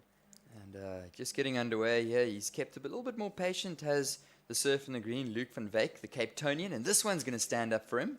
So that left, we saw in a couple of heats ago, Abu Bakr got a couple scores on those lefts, and it looks like Luc van Wyk is going to find a score on that left-hander as well, as it runs into that rocky outcrop on the far right-hand side of the bay. So that one stood up a little bit more, and on the rights we saw it just tapering off, fading off into that deeper water. So definitely a tactic there from Luc van Wyk. He's eyeing out the lefts. He's been watching the previous heats, and it looks like we're going to see a replay here, Tash. Yeah, and I thought this was a good wave for Van Wyk. Nice first strong carve off the top, and then fits in that closeout maneuver. So will be a keeper. We are just having some technical difficulties with the scoring, and I've actually just seen those previous results in heat number 3. Cheyenne Crawford actually took the second place eventually with the last wave, so knocking Tidley Island and Carl Steen down into 3rd and 4th position, unfortunately. But we always knew Ryan Canalo and Cheyenne Crawford were looking to advance, and now we move into this heat number 4. So scores are slightly delayed. My apologies for that. And we do have a couple of scores to drop in. Here we go, just for the replay, the last wave for blue. That's Daniel Emsley. And he gets a snap to finish. Just getting a little bit caught on that first turn. And he does get that second maneuver, though. So Daniel Emsley sitting with a 3.33, and he's just building upon his situation. So he's not worried. He just wants to catch a couple more waves and just build as this heat progresses. Yeah, and we can see the score for Luc van Wyk. That was his first wave, a 6.33. That's how you want to start a heat. So he did wait a little while to get that first wave under his belt, but it definitely was worth the wait. A 6.33 being a keeper. In the previous heat, the highest wave score came through at a 5-point ride. And before that, the highest wave score, 5.67. So it looks like currently Luc van Wyk with the highest single wave score of the morning so far. I think that does show just how difficult and challenging these conditions are here today. I mean, I'm looking at the screen now. This is just not Ballito as we know it at all. It's very summery conditions, and we have had a strange winter, I must be honest. I mean, Johan, you reside in beautiful Jeffreys Bay. You're a very lucky man. But we haven't really had a long winter of waves. We've had short stints. Oh, this is the Aussie. I can see what you mean by strong Australian there on his backhand. So Wiley getting his first wave, just a 1-point ride for him. And we see some scores dropping in. So it looked like Dan Emsley, that 4.33 for that two-turn combo. He's backed it up with a 3.33. Luc van Wyk in the green singlet in second with just one score, 6.33. And Luc Leprant with priority in red, sitting in third, only needing a 3.41. And despite us liking his first turn on that one wave, judges only giving him a 2.93, and I think you might be right. They didn't see that second turn as riding out and being complete. Yeah, definitely, Tash. And the judges are looking for a clear completion. They want to see you riding completely out of the foam, and let's see if Luc van Wyk can do it. I think that looks a little bit better. Yeah. It looked like he was in more control and just riding out cleanly from the foam. And as you would have noted, Luc Leprant just getting slightly caught. So for the viewers that are tuning in, and if you guys aren't aware of surf judging or surf contests, there is a clear judging criteria and judging scale. And the judges do like to reward the surfers that ride cleanly out of the waves, especially on those completion maneuvers. So here we go. That's an example of that. So just for a moment, I thought maybe he's going to get stuck. But you can just see using his momentum to get through. Also trying to just get his arms going on that one. And he's going to find another completion. And at the moment, Luc van Wyk, he's going to just look for a backup for that solid score of 6.33, Tash. Yeah, it came through at a 2.27. I mean, he got his board nice and vertical up, and he had to pivot really quickly to rotate it down, just by how quickly that section was shutting down. But he looks like he's now in rhythm and on a roll. This is wave number 3 for the Cape Tonian. Fits in 2 turns, backs it up with a third one.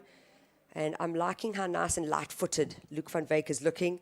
There seems to be more confidence in his surfing, not getting as frazzled as he does sometimes. But you know what? That confidence comes from the 6.33, especially in conditions like this. He's probably been sitting on the beach with his coach since sunrise. And just in rhythm here is Luc van Wyk.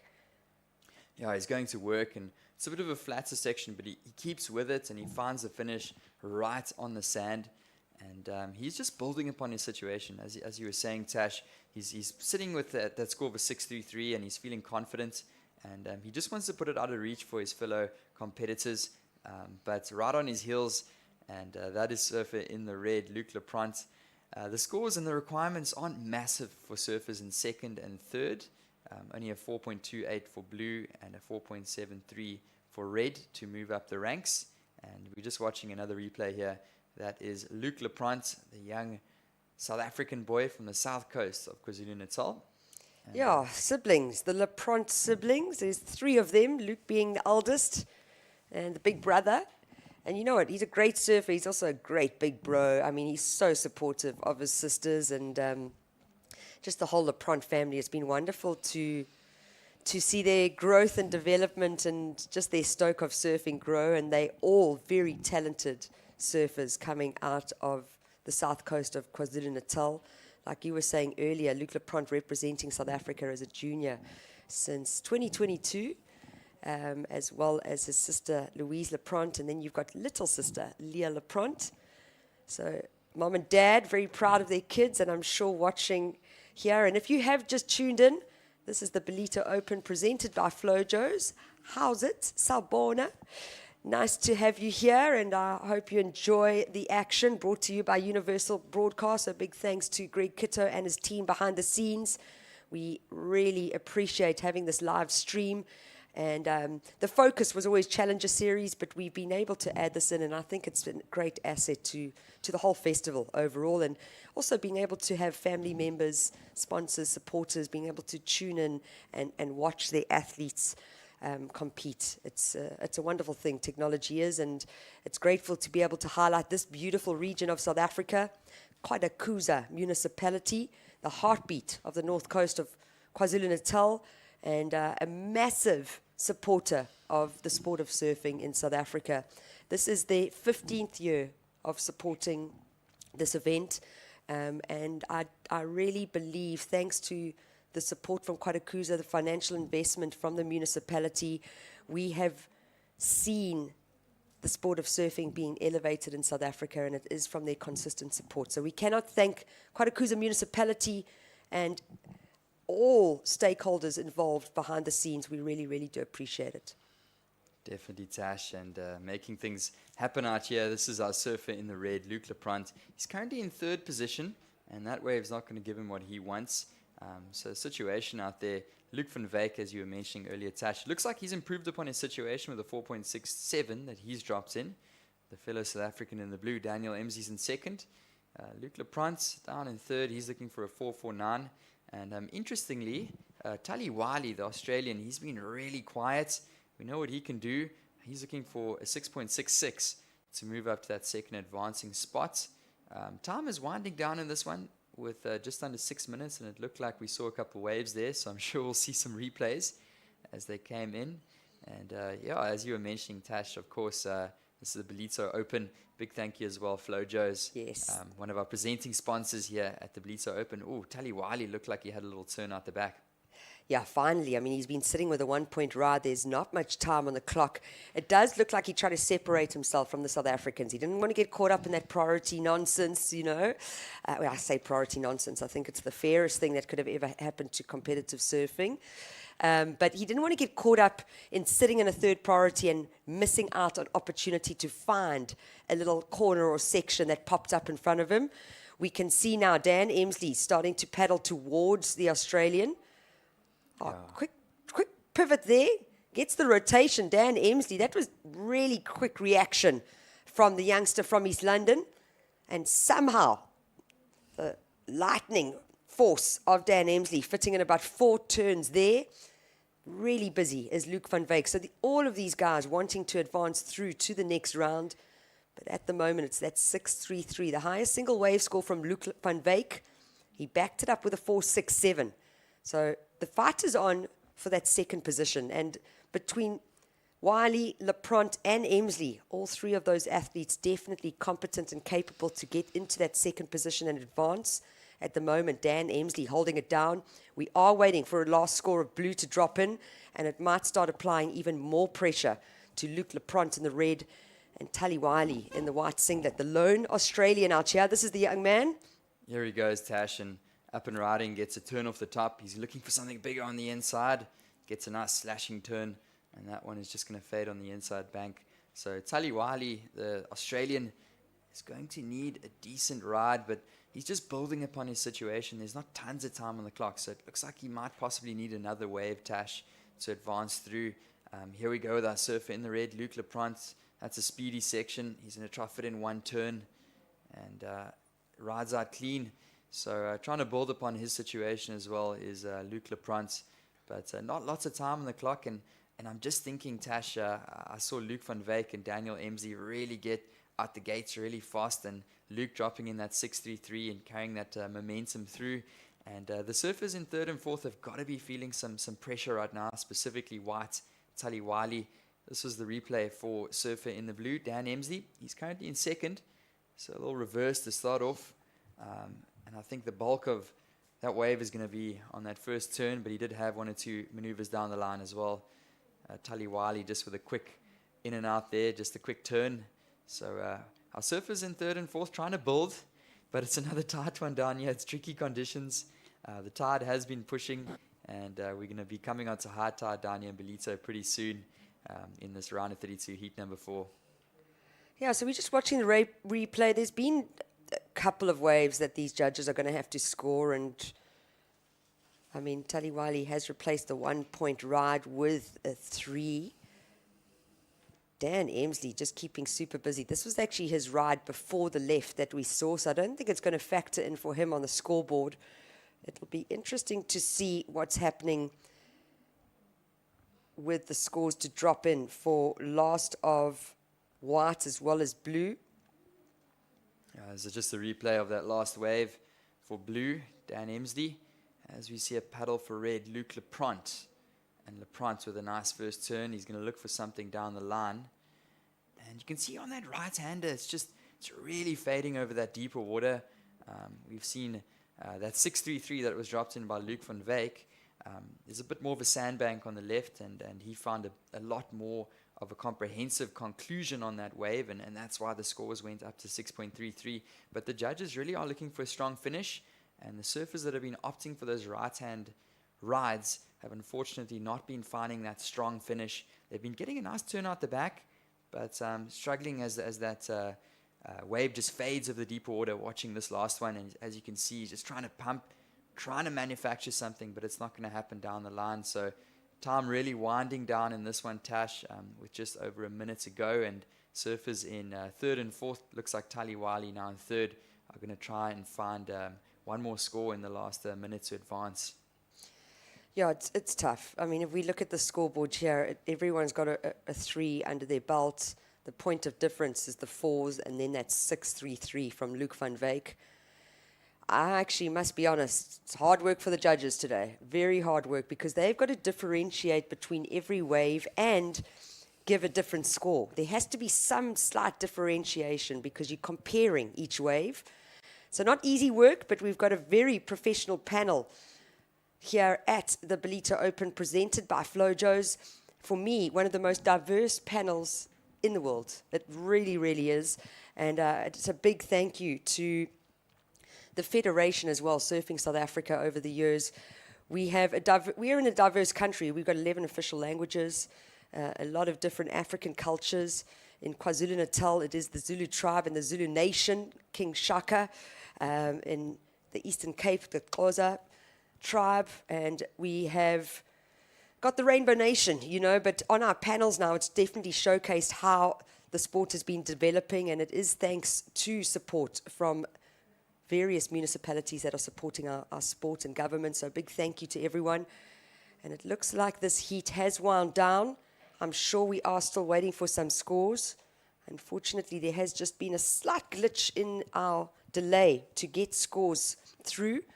So my apologies if this is a bit outdated. At the moment, it is 2 South Africans looking like they're advancing through this heat number 4 round of 32. Luke van Wyk, the Cape Townian, in the green singlet, ahead of the East London surfer Daniel Emsley. And yes, he is the nephew of Greg Emsley, and wanting to fill the same shoes and qualify for the championship tour. And he's getting there. He's on the Challenger Series, competing. He will be competing a little later again today, if we see those results as being the final results of heat number 4. Yeah, Tash, and a bit of a grindy first heat, couple first heats out there this morning, and we're moving straight into the next heat. So really excited to see some of these surfers. Of course, a couple more big names. We're going to be seeing Luke Thompson, as well as a couple international surfers, Guillermo Ribeiro from Portugal, and a few others. So thank you guys so much for staying with us. This is the Ballito Open presented by Flojos, and we're really seeing some great action out here. Here we go with Luke Thompson. Yeah, this is a South African. I'm going to focus on those 2 strong turns, but I'm sure we're going to cut across to an ad break, and we will catch up with you shortly.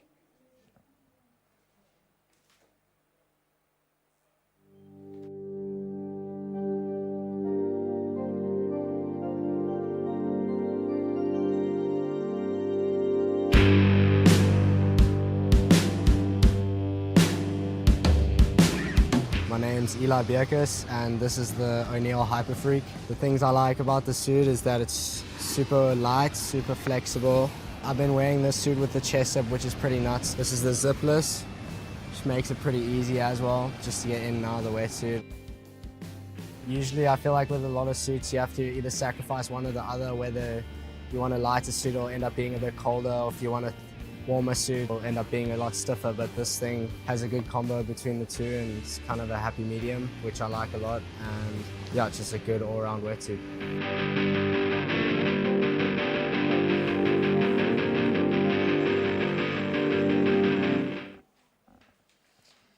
Welcome back. It is the Ballito Open presented by Flojos. We are into heat number 5 of the round of 32 men's divisions.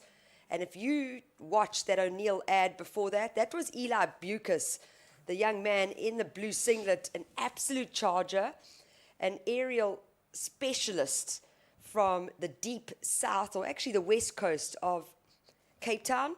And he is out here in the water with one of his best friends, Luke Thompson, in the red singlet. And then we have 2 international athletes. I'm going to let you introduce these guys, Johan. Yeah, we've got Guilherme Ribeiro. He is the Portuguese surfer out there in the white. And then we've got Rinto Oto, the Japanese competitor. He is representing in the green singlet. So it's going to be 2 South Africans versus the Japanese and the Portuguese surfer out there. And I think we've missed some action here, Tash. I'm sure we'll see some replays. We're watching some scores lock in here. And it looks like the South African is getting out to a hot start here in this round of 32 heat number 5. That's Luke Thompson in the red. Yeah, it was that 2-turn combo. And the 683 now being, we saw a 673, I think it was, in that previous heat with Luke van Wyk. Luke Thompson now finding that 683. And it was 2 very strong forehand turns, but also with lots of flow and power behind it. This is another South African, Eli Bucas, up and riding now. Yeah, and Eli, he gets through that flat section. We've seen so many surfers get stuck in that deeper water, but somehow he manages to carry that speed through that section and find a bit of a completion there. You can see the rocks on the right-hand side. So just a little bit of a deep water gully that's formed, and you can see it in picture there, and he manages to just get over that deeper water. So just a brief replay there for surfer in the blue, Eli Bucas. And yeah, I love to see Eli surf. Yeah, he's exciting, hey? He's come up the ranks, and over the last few years, one of the most exciting free surfers in the world. Of course, he was at the Stab High contest in Japan in the wave pool. Very true. About a week ago, and really exciting aerial surfer, but he can get it down on the turns as well. And you can see he just finds a completion there, Tash. Yeah, not a bad start, especially if we have been watching the water and seen what's been going on in previous heats. But for me, it's Luke Thompson, a 683 and a 567 to start, and you've only done 1/4 of your heat so far. So putting pressure on these other 3 surfers. And just looking at our international contingent in this heat, both those surfers represented on the Challenger Series, and that's why they have entered this QS 1000. It literally is just to get the heat drills in, get the reps in, spend some time out here in the water, get used to what this break is doing. We can always do a lot of research, refer back to previous events, but I must be honest, this is not how we know Ballito to be in Willard Beach. Unfortunately, we had a massive big swell come through a couple of weeks ago, and it's pushed all the sand to the left-hand side of the screen and shifted that sandbank quite far north from the main contest tower. If you have come to Ballito before, we also have a really fun wave called Bogs, which is to the right-hand side of Willard Beach, and Bogs is non-existent at the moment. There is just no sand. So tough conditions, but that is the nature of our sport, Johan. I really do believe surfing is not only just a very technical sport, but because our playing field is always changing, I think it's really intense and hectic mentally to be prepared. Definitely, and these surfers just have to be really prepared for anything that the ocean throws to them. As you can see on that last wave, that was just a beautiful closeout turn there for Luke Thompson. He's looking so sharp. He's already got a couple wins under his belt, and of course, just a month ago at the Regional Africa WSL contest out in eThekwini, took out the win there in the QS 1000.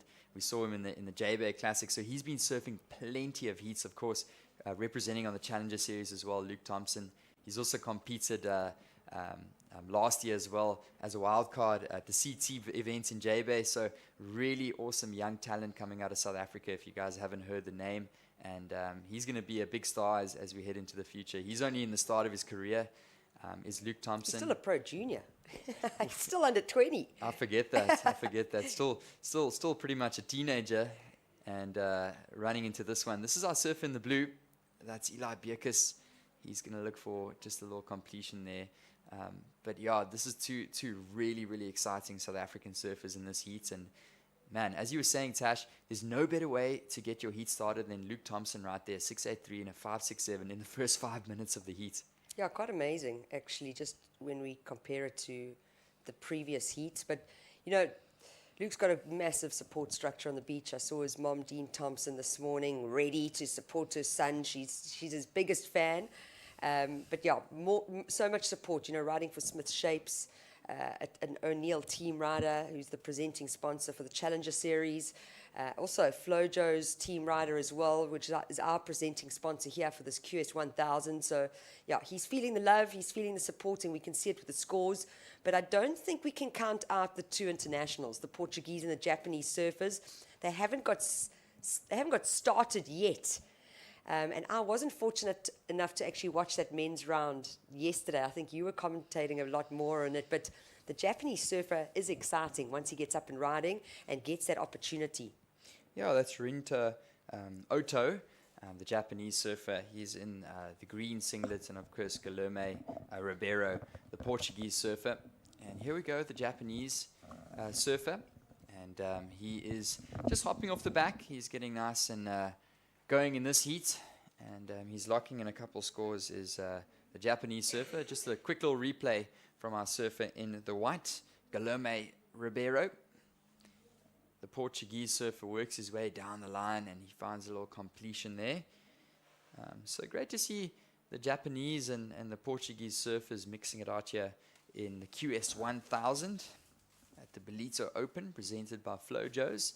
And of course, as we've been chatting through these heats, it's just a great opportunity for the international athletes. Of course, not earning any points here, but it's all just about getting some heats underway, some practice out there in the lineup at Willard Beach here in Ballito.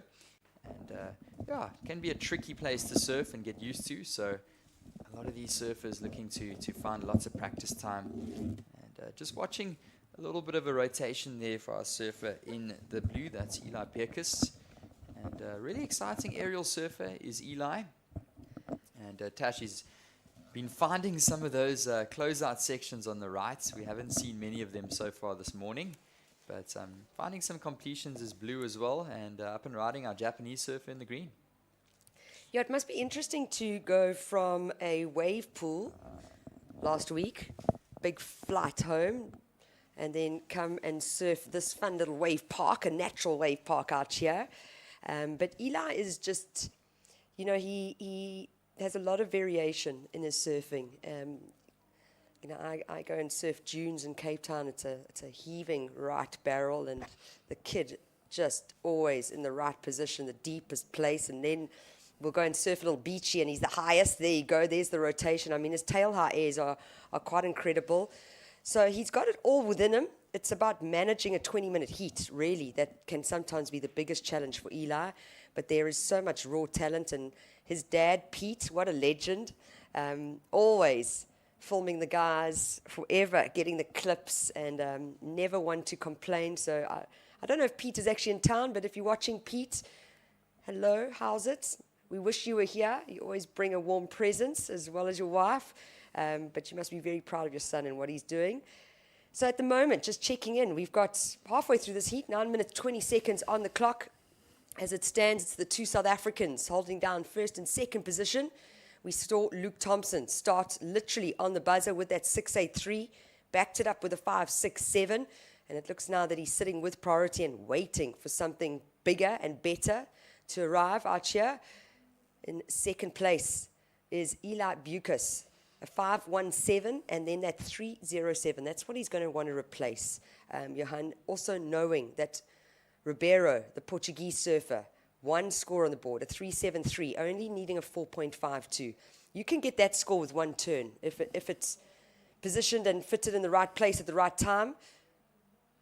Yeah, this is the Portuguese surfer, Guilherme Ribeiro, and just running into that deeper section of water there right in front of the rocky outcrop.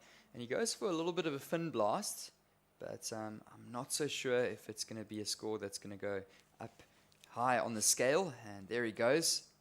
It didn't look like he found...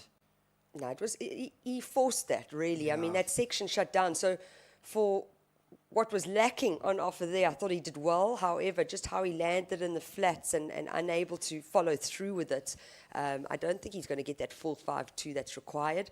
But he does need to just keep searching and looking for opportunity out there. Yeah, definitely Tash, and didn't have much speed into that turn. And as the time winds down, our two South Africans are in the lead, Luke Thompson and Eli Bierkes. And just been seeing the last couple of heats, it's been difficult for the surfers that have been stuck in third and fourth to fight their way back into this heat. Yeah, so and true. The score line isn't big that they're looking for. They're only looking for requirements of a 4.52, our surfer in the white. And you'd think that's not a big score. These surfers are some of the best in the world, and they could get that with their eyes closed. But this morning in Ballito, it's some tricky, challenging conditions, and it's been seldom that the surfers that have been getting stuck behind in third and fourth have been fighting their way back and switching and jumping up the leaderboards. So it's going to take something big for Guilherme Ribeiro, and of course the Japanese surfer Rinto, also down there. He's now looking for a 6.24, so he's been struggling to get into this heat, but here he goes. He's going to hope this one stands up. And nice section for the Japanese surfer. Wow. Oof, he's on those rocks. Luckily, we've got an incredible water safety team. We've got an incredible medical team as well. But that is commitment. And he is showcasing the commitment there, knowing that he needs a score. So we're watching the replay here from the Japanese surfer. Big section coming up. I like that turn, but you could see as he landed, he saw those rocks literally like pop out dry in front of him. And that almost affected how he landed and how he rode out of that score. I rode out of that wave, my apologies. Yeah, the reason that wave stood up like that was because of those rocks. That's so true. The rocks just popped up, and we haven't seen many of those big closeout sections this morning. The tide is still pretty high out here this morning in Ballito. It's going to be dropping throughout the course of the afternoon as we head into the evening, but still pushing just a little bit and reaching a high tide down here this morning in Ballito. And the rocks are right there in front of these surfers. You can see they're about 20, 30 meters away from where the surfers are sitting in screen right now. And Rinto was looking for a big closeout section, but the reason that wave stood up was because it was right on those bricks on the inside. Yeah, it's tough out there. It really is tough. I've just been looking through Rinto's profile on the WSL app. There's so much information here. You should go check it out at some point. This is Rinto up and riding again. So now he's keeping busy. And I really feel like you've got to find opportunity out there, especially in conditions like today. We've got a very, very small swell, a 0.9 meter swell at 6 seconds. I mean, that's usually we don't even consider going surfing when we see that type of forecast. But there is no time to be wasted here. It is a full day of surfing at the Ballito Open presented by Flojos. We're going to be crowning champions. But taking a look at the Japanese surfer. Yeah, here he goes, up and riding on that left. And we have been seeing that left this morning delivering some good numbers, Tash. We saw Luke van Wyk with that 6.7 earlier. I think it was in the last heat. Yeah, Abu Bakr Baida in the previous heat, that's what got him through to win and advance through to the next round. So you are right, Johan. That left is definitely got scoring potential. Yeah, it's got a little bit more of sand down on that little bank on the left. As we watch a replay for our surf in the white, as you can see, that right-hander, it's really just fading into that deeper water, that little gully next to the rocks. So our surfers that opt to go right are struggling to find that big completion in that finish. But Rinto was on the left over there, and he is building. He's hopped up to third place, so now he's lessened his requirements, and he's going to be looking now for a 4.15 to jump up to second. So Eli Bierkes is definitely not out of the woods. Totally. And he's sitting with his two scores, a 5.17 and a 3.07. But chasing is the Japanese surfer. Look, Japanese and Portuguese, they're both right there. I mean, Rinto needs a 4.15, Ribeiro needing a 4.52. And if we look at Green's 4.1 and what he did to score it, it's anyone's game out there for the second position in heat number 5, round of 32 for the Ballito Open, presented by Flojos. This is winter. You can see on the beach, everyone in t-shirts, boardies, bikinis, very warm. The wind chill factor in the morning is what is cold. I looked at what the temperature was doing this morning, and 12 degrees Celsius, the most beautiful warm sunrise, but just a wind chill factor and 12 degrees, and then it starts heating up. And yesterday we were sitting at around 27 degrees Celsius. It's going to be around the same temperature today. School holidays here in South Africa. Eli Bucas, that's what you want to see. Such a quick transition from that layback closeout rotation straight into his backhand turn. And he's starting to need to replace that 3.07 with something much stronger if he wants to advance to the next round. Let's watch the replay. Yeah, he's looking to improve upon his low score, and that's a nice layback maneuver into the foam. He wraps it back into the pockets, and he gets the redirect off the foam once again for the roundhouse. So trying to improve upon his score, and meanwhile we're watching our surfer from Portugal up and riding. I liked his opening maneuver, and he's going to look to find a finish on the inside. And as you can see, just hitting that deep water section, but he gets some turns as well. Guilherme not looking for a big score either, so this is going to come down to the wire at the moment. It's a fight for second place. The South African Luke Thompson, he's been sitting on those scores that he got early, and he's been chilling out the back with priority. But our surfers in the blue, green, and white now battling it out and trying to find inside rides. Yeah, I enjoyed that wave of Ribeiro. I really enjoyed that first turn. He powered through that carve, and if we've been watching how quickly these waves have been shutting down, he found that open face. So that's definitely going to be a score that could factor in for him. Up and riding now. Here's the Japanese surfer once again. Oh, this is looking like a bit of a better ride. You can see those rocks narrowly just getting around them, but I like those opening couple turns. So the judges have got something to chew on this morning. Lots of rides coming in with under 2 minutes on the clock. We saw waves from white, from green, from blue. We're watching a replay here for the Japanese surfer, and that was a nice steep section, tagged it. Yeah. Got a nice carve, and I think he really did well for what that wave gave him. Yeah, he surfed away from the section, ahead of the section, and that's what Greg Emsley was talking about yesterday. So a good two-turn combo there from the Japanese surfer. This is Ribeiro's wave before. I think he had one more wave before this, which might be getting a higher score. But once again, we do just have a slight delay in the scores dropping in. And we are still waiting for scores for last of green, last of white. Yeah, it's going to come down to the last few seconds in this heat for second. It does look like that South African Luke Thompson is going to possibly take out a convincing win here in the round of 32, heat number 5. So nobody quite challenging Luke Thompson. He looked really strong in this heat from the get-go, but really talented surfers. It was a battle for second place, and we're still watching some replays. This is the surfer in the blue. That's Eli Bekus, the South African. He held that second spot for most of the heat, but it's not over until the last couple seconds. We see our surfer in the white also up and riding, Ribeiro. And this one is going to come down. And looks like we do have a couple scores coming in, Tash. So I'm sure the surfers in the next heat are just going to be on hold. And we'll get those official results to you guys shortly. If you guys are just joining us, it's great to have you guys. Ballito Open presented by Flojos. I'm being joined here by my co-commentator Tasha Mentasti in the booth, and we're taking you guys through all the action. So we'll get those official results to you guys soon. Still lots of action out in the lineup, and I think we're just going to go into a short break. Stick with us, and we'll see you guys soon. Welcome to Kwadukuza, the destination for all seasons. Kwadukuza is not just for thrill seekers. It's a family-orientated destination too. Stunning beaches where sun-kissed sands meet crystal clear waters. Our town has a range of child-friendly offerings that will keep the whole family entertained. For a magical wedding, look no further. Kwadukuza offers exquisite wedding venues that will create memories to last a lifetime. It also shines as an event tourism destination.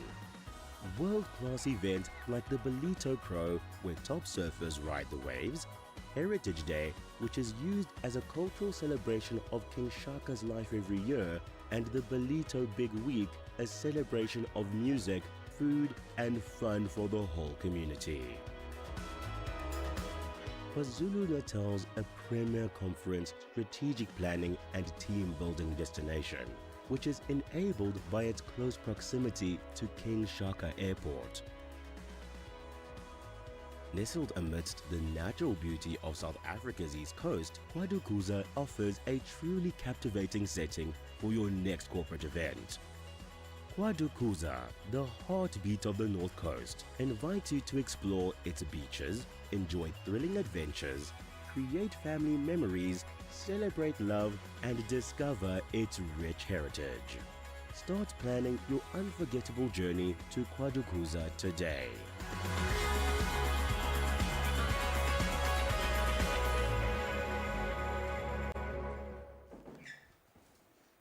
So we are now going into heat number 6, round of 32, and joined in the booth with me, I'm Greg Emsley. I've got Mark Frew back in the booth, and we are going to talk you through the next couple of heats.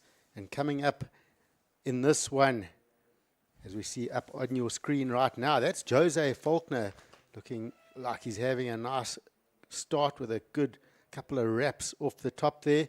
So he is, of course, in the blue, and we will see Chad du Toit joining him, as well as Kai Odriozola, and then Jarvis Earl. So a couple of big hitters in this one to get heat 6 going, Mark.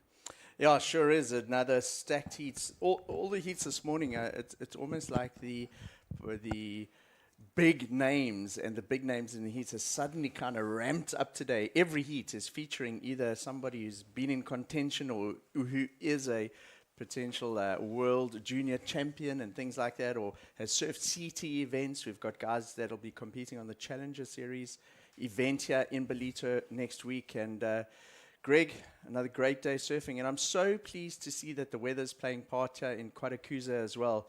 We don't expect much wind today at all, and it's a beautiful day down here in Ballito. The beach is starting to fill up, and we're in for a great Sunday. Yep, the Dolphin Coast showing off today. It was just so lovely, getting a bit of sunshine in between heats, and the golden beaches. It was just beautiful down there. Had a coffee, but actually put it down after a while. It was just so hot outside. It's middle of winter.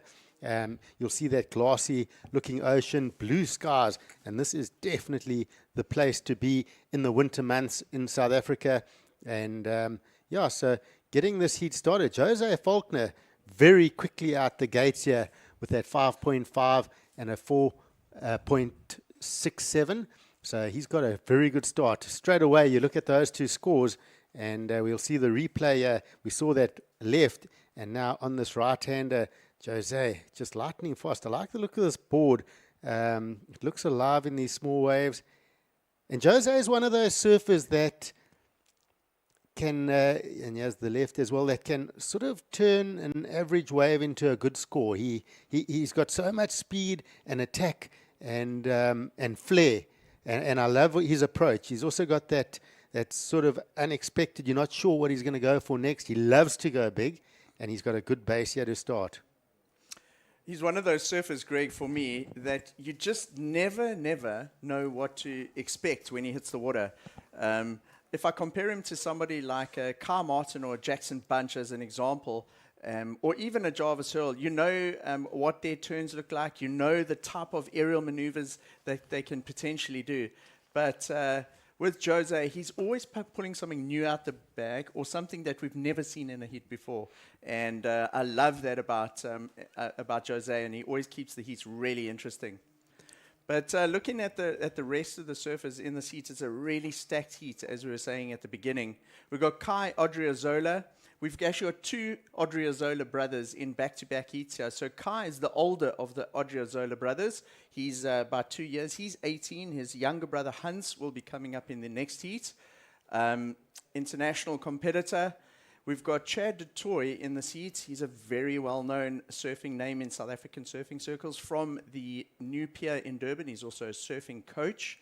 And then rounding off the heat, we've got Jarvis Earl, a big name in world surfing and previous world surfing champion. Yeah, so we are here at the Ballito Open, presented by Flojos. We see surfer in white. This is Ka Odriozola. I'm sure we've got his parents watching online, Josema and Karen Odriozola, the owners and founders of the Wave Garden in Spain. So great for these kids to have come through that setup and having that sort of springboard to train their surfing. And as we see, just a look here from Surfer and Green. So I'm sure they're watching online. Hello to them. And I'm sure they're enjoying the surfing and watching their kids doing really well in this event so far. As we see Jose Faulkner. Oh, it's a nice crack. And getting ahead of that lip, holding on to that one strong turn. So Jose in a good position to swing away at the waves now. Got some strong scores to start on the board. A couple of smaller scores for our other surfers. We see Jarvis Earl with a 2.5, Chad du Toit a 2.33. We'll wait for that last wave to come through from Ka Odriozola. So, it's interesting heat on paper. So this is a replay of Jose's, one of his previous waves. I like the way he tags the lip there. Jose actually kind of rose to fame, if you could put it that way, when he won the South African Amateur Champs Open Division, what would be quite a few years ago now, and really put him on the map. He went then on to qualify for the Challenger Series. He put on a performance in Australia last year. There was one big aerial in particular that they used on the replay over and over of Jose. Jose and Chad du Toit, the two South Africans in this heat, this year so far have just competed on the local series, so the Cape Town Surf Pro, the SA Open, the eThekwini Surf Pro, and now as part of the Ballito Open presented by Flojos, Greg. The big differentiator between the events was that the first two were for points to qualify for this year's Challenger Series, where the eThekwini Surf Pro and this Ballito Open presented by Flojos is for points for the Africa Series competitors to qualify for the Challenger Series for 2025. So even if they do well in this event, they're not qualifying for the Challenger Series coming up this week. That was already determined by previous events. They are looking for points towards next year's Challenger Series. But there is one really, really cool alternate up for grabs, and that is for the highest placed South African that is not already on the Challenger Series. There's a slot up for grabs today to get into the Challenger Series this week. On the ladies' side, that has already been secured by Zoe Steyn. Yeah, and you look at those, the talking points of those qualifiers for next year. What a bonus what WSL have done through the Africa region. Already 2 events in for next year. It's almost like you think about a heat. You want to get a quick start, a couple of scores early on, and they've got the scores. 2 contests. They're already into the qualifying for next year, and it gives a good stepping stone to add a lot more events to the calendar between now. The cutoff, I think, is the end of April next year. So, a lot of space to add more events. Potential sponsors out there could be watching, going, hey, we want to get involved. This is looking good. Surfing's on the up, and maybe add an event. So you can call Tash at... but, it's always cool to add events. And as we see up and riding, this is Jarvis Earl. A nice strong vertical turn. He's coming through the inside with this higher tide. Vertical again. So getting the turn out the back, clicking that inside one right onto the shore break. And well put together wave. He's definitely looking like a wave that's going to give him a score to be competitive in this heat. Of course, Jarvis really structures his heats well. He puts together some scores and keeps building on it. And we see Jose Faulkner building on scores, getting a 5.57 on that second wave. He's up again, a bit late to that first section. Goes for the little rotation, and it just seemed like his footing wasn't quite right on that wave from the start. but it's fine. He's got 2 strong scores on the board already, and we'll see where that score comes in there for Jarvis. Or I think it's going to put him in a fairly good position in second already, but I think it's going to solidify his spot into the last 10 minutes of this heat. Jose Falconer, exciting there. He had his first turn, and normally for an aerial or rotation type maneuver, the surfer will, you can see their body language compressing, winding up for that maneuver. And Jose just pulls another little surprise out the bag there. Instead of going for the traditional hit on the end, he gets a little bit of air, and it comes so quickly. And that's what's so exciting about Jose's surfing. He's quick thinking on the wave like that. So we see Jarvis Earl getting rewarded 5 points for that last wave. And he's up again. Goes for the little blowtail and pulls it off. So this is what he does quite quickly.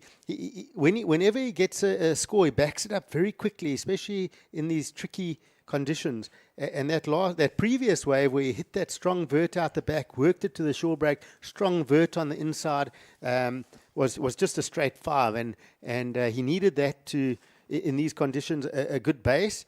And he's still got, 8 minutes to back it up. And so he's going to look at solidifying that second position and get into a good advancing spot. Jose Faulkner up and riding on this one. So Jose is just going to hunt up and down the beach now. He's going to get nice and loose and free. I think we might see a bit of the air game from him now too, now that he's got those couple of solid scores up at the top there.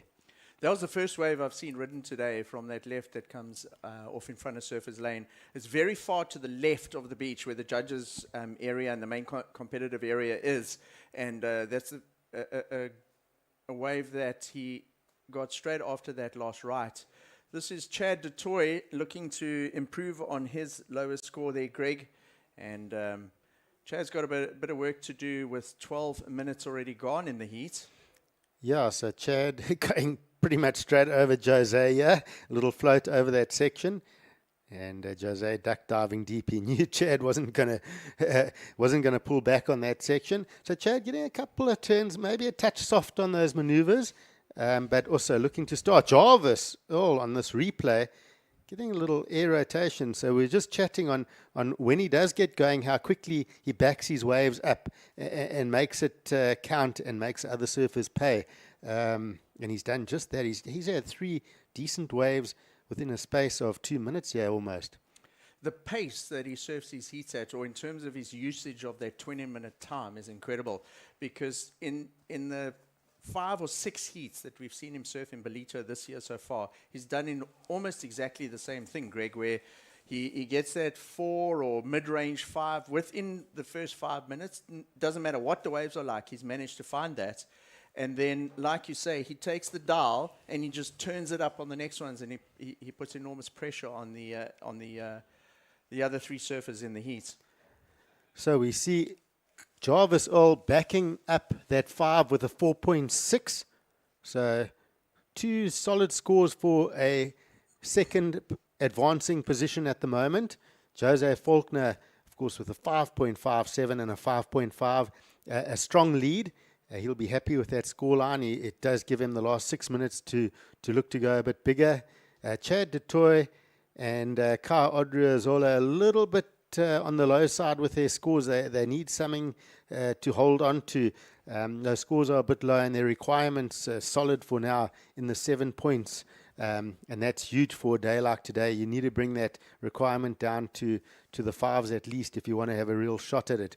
But yeah, they need to get away from those 2-point rides that they're holding, start looking for at least the 4s and then build from that. But time's going to be against them. They're going to have to get to work fairly soon. You know, what struck me during our break, I went and sat on the beach and had a look at how things were looking in, not on the screen in real time. And what struck me, Greg, was how close the waves are actually breaking to the beach. The traditional sandbank is maybe 50 to 80 meters further out. And this would be considered really the shore break section of Ballito. And compared to what we're seeing on screen here, the camera does add a little bit more depth. But the guys are surfing quite close to the shore. And the maneuvers we're seeing, when a person's getting in 2 or 3 maneuvers, they're getting it in a very short space of wave frame. So Jose Faulkner with 2 very strong hits.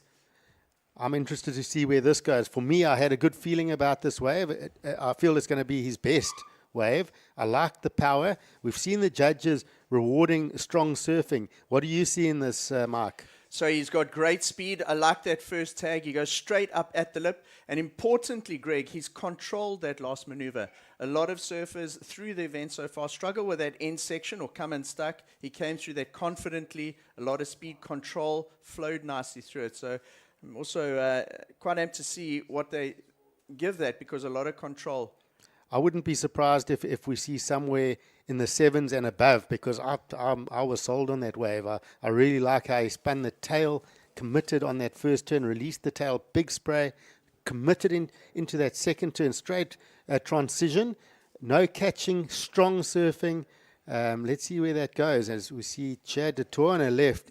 Up over that first section. That was nice and whippy. Straight into another one. Oh, it doesn't ride out. So that was an opportunity for Chad to make a comeback here. A little bit of a missed opportunity, possibly. Yeah, I think Chad was onto a good score there. That first turn, he really wound it nicely off the bottom, rotated the shoulders up at the lip, and got a quick turn in. And a bit frustrating that the wave didn't play the game into the second turn there. And we see Kai Zola with a nice first opening turn. Unfortunately, that wave not offering that little shore break for the finish, because it could have manufactured that into a nice score. And Chad as well. Surfers in third and fourth, Kai and Chad, not really capitalizing on opportunities on offer there. Greg, that left's quite deceptive, eh? So you take off and it looks like it's got a nice wall ahead of you. And most of the time you can get that first crack or first turn in. But what happens is it goes into deep water and it kind of just fades out compared to the right, which is closing out. So you don't see those rights really fading out. It goes into a closeout section where the left, it's quite a big deep rip on the side of that left. And even this one, as it comes through to the shore break, if you look on the right-hand side of the screen there, it's going into deep water. So we just see Jose Faulkner, your heat leader, going across our screen. And this is what I was speaking about earlier, Jose. You look at him, watch the cameraman, how much distance he's had to cover. So a lot of drive and covering distance across the judges and mixing it up with a bit of fun. But he's utilized quite an area on the beach. And that's what Jose is quite impressive with. He takes off and on each maneuver he can cover a lot of distance across the wave. And look at that score for the previous one, 7.83, very close to excellent. These sort of conditions, that was a solid score, and we spoke about it being rewarded very well for that previous wave. So Jose Faulkner with a big heat total, that I think is the best wave we've seen today. As we see Jarvis Earl up and riding, still holding on to second. Yeah, is Jarvis. He's got a 5 in that 4.6. So 2 minutes to go. He's put himself in a strong position, has Jarvis Earl, although it doesn't seem like it's been a great heat for him by his standards, but still ticking the boxes, competing well, doing the job that needs to be done to advance. So not very safe, but fairly safe considering Chad and Khan looking for a 7+ ride.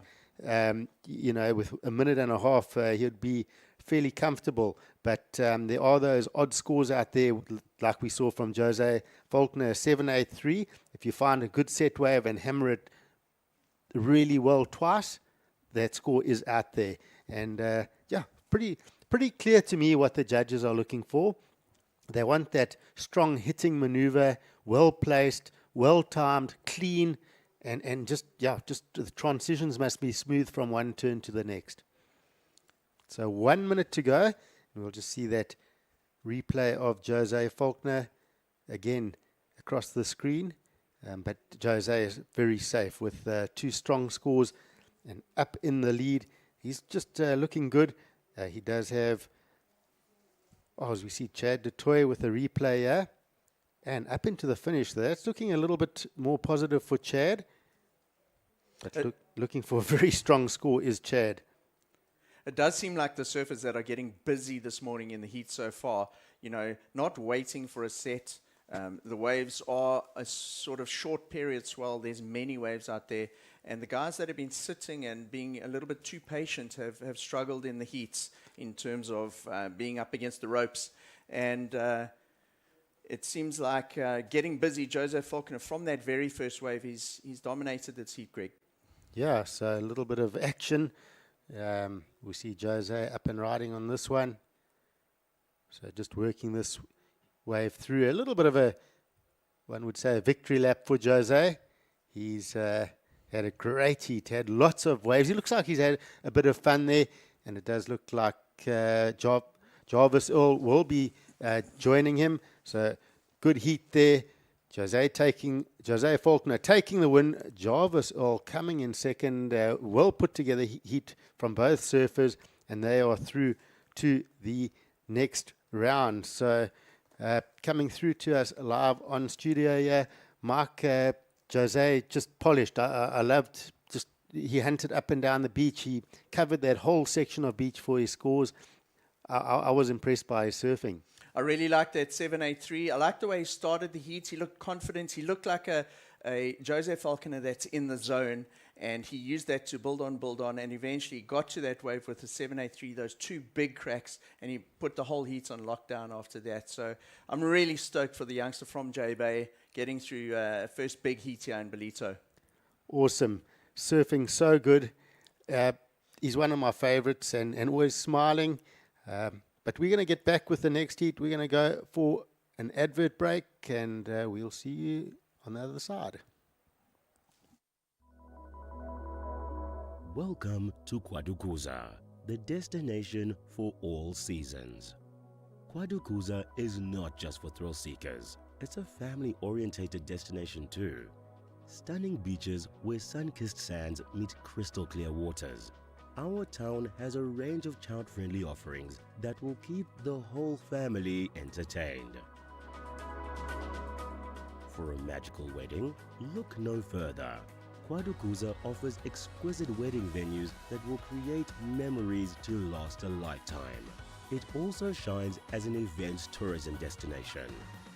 World-class events like the Ballito Pro, where top surfers ride the waves, Heritage Day, which is used as a cultural celebration of King Shaka's life every year, and the Ballito Big Week, a celebration of music, food, and fun for the whole community. KwaZulu-Natal's a premier conference, strategic planning, and team-building destination, which is enabled by its close proximity to King Shaka Airport. Nestled amidst the natural beauty of South Africa's east coast, Kwadukuza offers a truly captivating setting for your next corporate event. Kwadukuza, the heartbeat of the North Coast, invites you to explore its beaches, enjoy thrilling adventures, create family memories, celebrate love, and discover its rich heritage. Start planning your unforgettable journey to Kwadukuza today.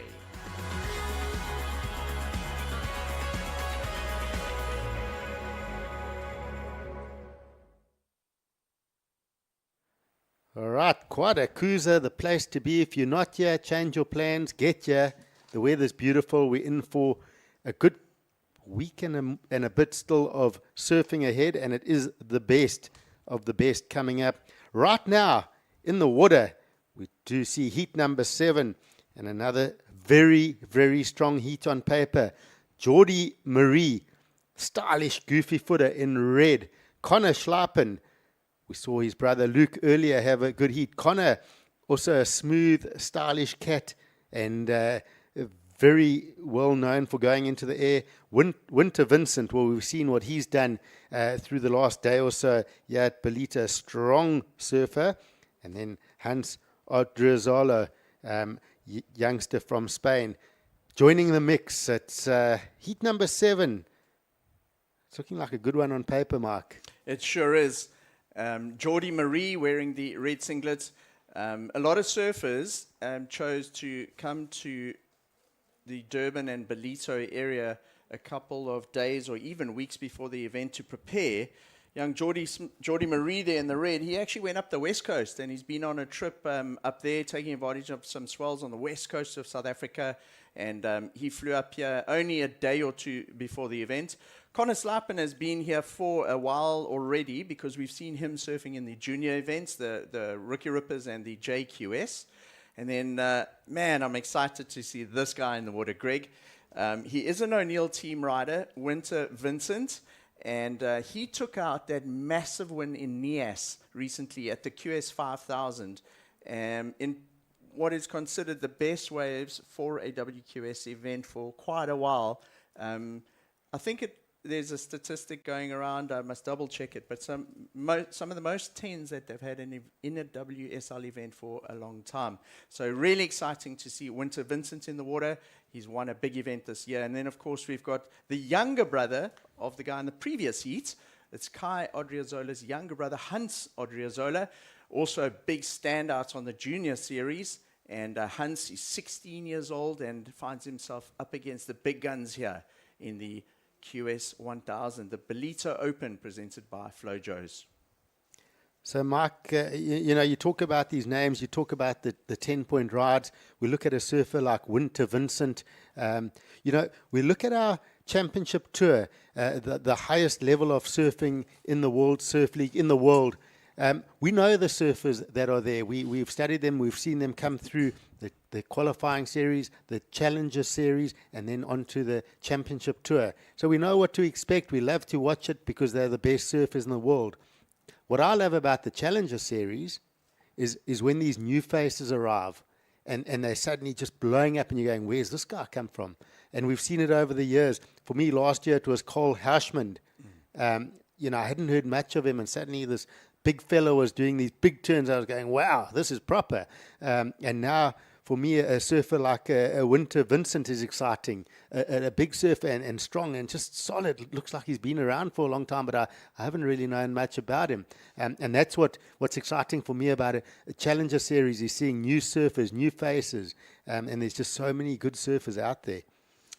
Yeah, a couple of, I would say, not quite years ago, but maybe 18 months ago or a little longer, Rob Bain in Australia sent Paul Canning a message and said, big news, we've signed Winter Vincent to O'Neill. And to be honest, Paul and I were not sure. We obviously don't follow very closely the junior series in Australia.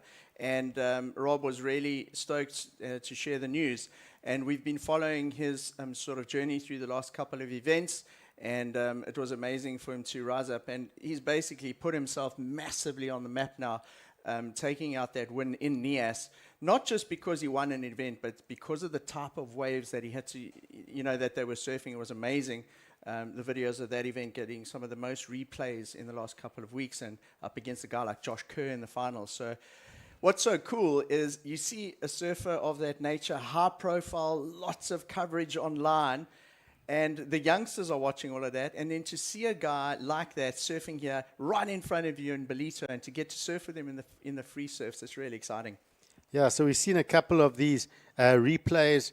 Here we've seen Connor Schlappen with a few incomplete waves, but looking like the best on those replays was Hans Odriazola, and getting a 4.33 for that first ride. He just put together two strong basic turns, so he's got the best of those opening exchanges. He gets the early lead and gives him a nice little base here to structure a good heat. So good start there for Hans. Looking clean, strong. And we see a bit of a set wave here. A couple of surfers having a look. And this is Hans wide under priority again. And goes for the big slash off the top. So he just sees the one section and figures, okay, if I want to get a score on this, I'm going to have to really push the tail. Pushing it a little bit hard. Going incomplete, but he had to do that on that section, try and back that score up. If it paid off, it would have been great. It's fine, it didn't. He'll head back out and try and hunt a few more waves under priority to the left-hand side of the beach on that sort of wider peak. That does offer quite a good opportunity. You'll see the other surfers heading there, but it does go into that sort of rock ledge quite quickly as well. And paddling into this one, Connor Schlappen, he needs to settle a bit, and he's looking a little bit, I don't want to say it, but neggy on the couple of incomplete turns he's had. He needs to just maybe get a score and start structuring something, and that is Geordie Marie on that one. Just heading into the shore break, a couple of little slices. And we talk about body language. It's always good to, the waves are a little bit tricky, but it's the same for everyone. You've got to keep that body language positive, as we see. Very positive looking body language. Winter Vincent with 2 strong turns. And the big fella really gets that board vert on those turns, and strong surfing. And he gets it vertical, it gets a good rotation, which gives him off the top, so it gives him a good bit of fan of spray on those turns as well, using his power and positioning. Winter waited about 7 minutes for that wave, and he got those 2 turns in that we've been talking about all week in order to establish the base to build the rest of the heat on. This is the previous of Geordie Marie, our surfer from Cape Town, and then this is the replay of Winter Vincent. Gets up there, throws a lot of spray, generates speed into the next section, and I like the flair that he had on that next turn, and looking confident and comfortable with that ride as he kicks out, Greg. Yeah, so judges will be looking at that wave. It's going to be a strong score. We think about Jose with those 2 strong turns in the previous heat, getting that 7.83. And just working that one. So judges will probably be thinking along those lines. Where is it in comparison to that wave of Jose's? It was vertical or strong. There was a bit of tail release. I just like how quick, again, those transitions between the 2 turns were really nice.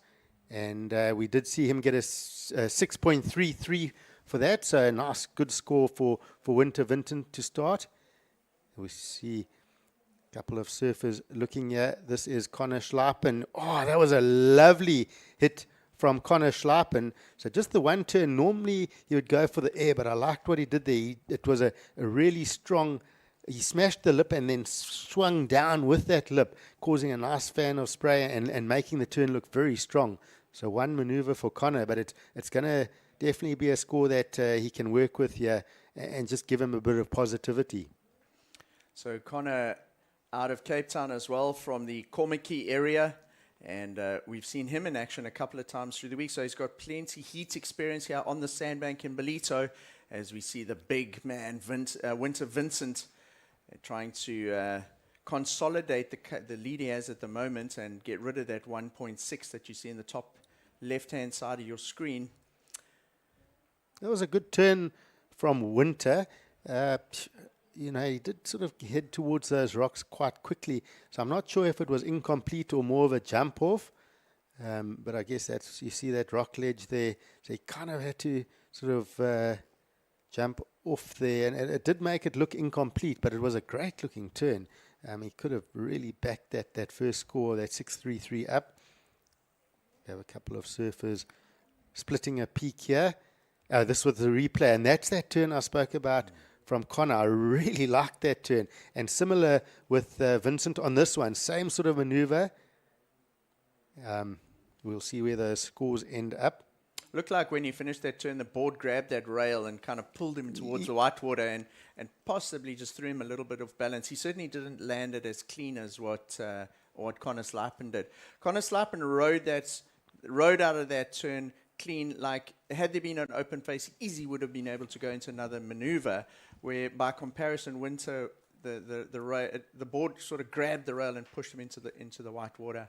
So Connor Schleipen getting a 5.5 for that one maneuver. So judges seeing what we're seeing, really committed, strong maneuver. I like where they've gone with this, because that was a major section, and he focused on a major turn, and he's going to take heart from that. That if he can get a combo and into that, he's going to be in for a really good score. I would steer away from just going for the airs for now if I was Connor, because he's tried a couple early on. He's looked a bit neggy with them. They haven't worked out, but he's done that one solid maneuver and been rewarded.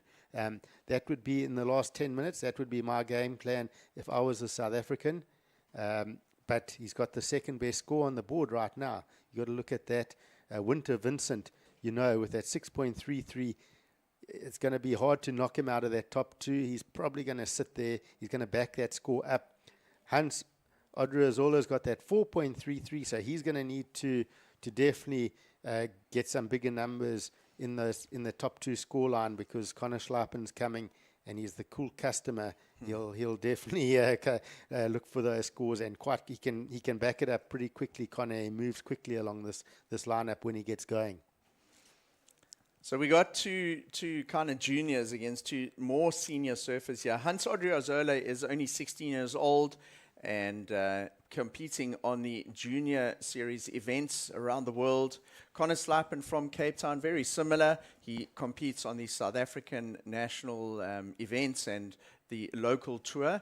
Geordie Marie is currently on the Challenger Series. He was in Australia earlier the year for those two events. And then, of course, Winter Vincent was in Australia, and he's traveled to places like Nias as well.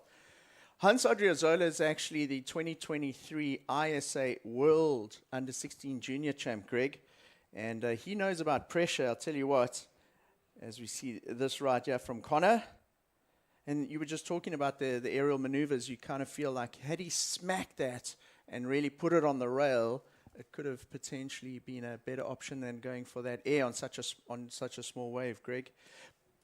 But back to Hans there. He knows about pressure. When he won the under-16 title at the ISA World Juniors last year, he had 15 seconds left in the heat. He was pretty much out of it. It was on the countdown. He got the score and he became the world champion. So it's not over until those last couple of seconds. Yep, it was. I remember watching that. It was exciting. It was just so cool. He attacked it, so we know he can handle the pressure. We see Connor just making a mistake again. Connor, you would think he would just get something he's got to be listening to that score line, get into second. He doesn't need much, so he probably still going to move into second, even with those couple of incomplete waves. But get into second and start, and then quickly try and put pressure on the rest of the field so you can extend your second place. As we see surfer in red, this is Geordie Marie. So Geordie's honestly one of my favorite surfers in good waves, but he does get a little bit negative when the waves are smaller. But he surfs small waves really well, and sometimes I think his mind can be his enemy. He doesn't realize how good a surfer he is, and doesn't always back himself. I get that feeling, and I just think he could be a better competitive surfer, because when he just gets half a chance, his turns are strong and clean, and his style's really smooth as well. For me, the turn of the heat so far has got to be that one of Connor Slipe, and that one big hit that he scored the 5-5 on.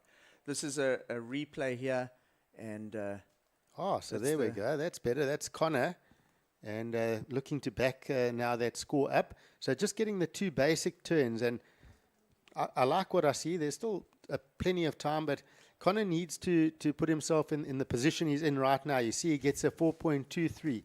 Now's the time to go for the airs. He's got a 5-5 and a 4.23. He wants to do the big aerial game. Now's the time. And this is what I'm talking about with Geordie Marie. You see those turns. When he wants to do it and properly, he gets it up there. So those are two strong turns. He's got to take that positivity and carry on with it, because it looks good. And we see Connor, you see straight away, he's pulled that aerial maneuver. You get that, you get those two scores on the board, the pressure's off, and then you can fly away and make it.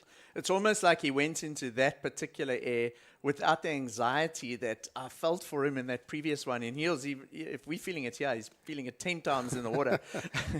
But once that 4.23 came in, he probably felt a lot more comfortable and thought, he's thinking, I've got a lot more in the tank, and let me see how I can consolidate the second place position. Geordie Marie's two turns there, that score, I don't think it's dropped in yet there, Greg, but it reminded me a little bit of Jose's two turns earlier. It wasn't as big a wave, but beautifully, clinically surfed on his backhand, straight up, nice speed, and into the second turn. And in a lot of those heats, that's been what's been getting you into that mid-range scores. Still, getting a 4.7, I'd like to look at that replay of Geordie, because I've still got a little bit of a negative feeling about that wave from Geordie. I'll tell you why. Because look at this. Beautiful turn, strong, and then strong finish, but almost a little bit of a negative look. I think he could have had a stronger look at the judge going, I've stamped this, and straight away it could have been a better score. I just get that feeling, and that air rotation was great, and just the confidence he had there, knowing he's in second place, he's advancing, and it's time to swing for the hills now. since you've been talking about it and pointing it out this morning, Greg, it's been so much more noticeable to me because I've actually been focusing on that. And if you just contrast Geordie as he kicks out of that way versus Connor when he kicks out, you can see he's almost manifesting good vibes out of that. He's like, right, that's confidence. I feel good. That was strong for me. Versus Geordie kicking out, he's going, oh, I can do better than this. And it sort of translates into the body language and what the judges are seeing too. But, Geordie is now in third, and he's just a mid-range score away from snatching that second place away from Connor Slapp. And so, two of the South Africans now battling it out for that second place. Winter Vincent's been quite solid out there in front, but also just a mid-range score for Connor Slapp and to take that away from Winter. So I'd imagine that we could see a big shake-up here at the end of this heat because it's not separated by anything over a 5-4-1 is the highest score. Yep, absolutely. So Winter Vincent, well out in front with a 6.33, a 4.77. Connor Schlappen's 2 scores, a 5.5 and a 4.23. Geordie Marie hanging in there with a 4.7, looking to get rid of that 2.67, looking for just a 5.04, so still well in the game. And then, of course, Hans Odriozola. Of course, we know he wants to wait for the last 17 seconds to get that score, as he does. A 4.33. He wants to get rid of that 2.3. Looking for a 5.41. Definitely a close game on our hands. Just over 2 minutes to go. Strong paddle, yeah. This is Hans. Just having a look. Not much on offer on that wave. And we see Connor going to have a look at the left-hander here. And vertical snap there. And a little wrap up off that foam. So not going to be much score in that. And it is going to leave Geordie Marie at the back. Second priority. We do have our heat leader, Winter Vincent, with first priority. Geordie just shifting down the beach. Geordie's keen to get the score. You can see he's watching that ocean. He knows he's got the capability. He just needs to fire up a little bit and show the judges that he really wants it. And up and riding, this is Hans. And just the one turn, and that wave does, unfortunately, back off a little bit with no closeout section. We're just down to 1 minute remaining, and it's really close. That last wave that Connor Slappen had, the left with the 2 turns, you saw Geordie Marie having a look at that.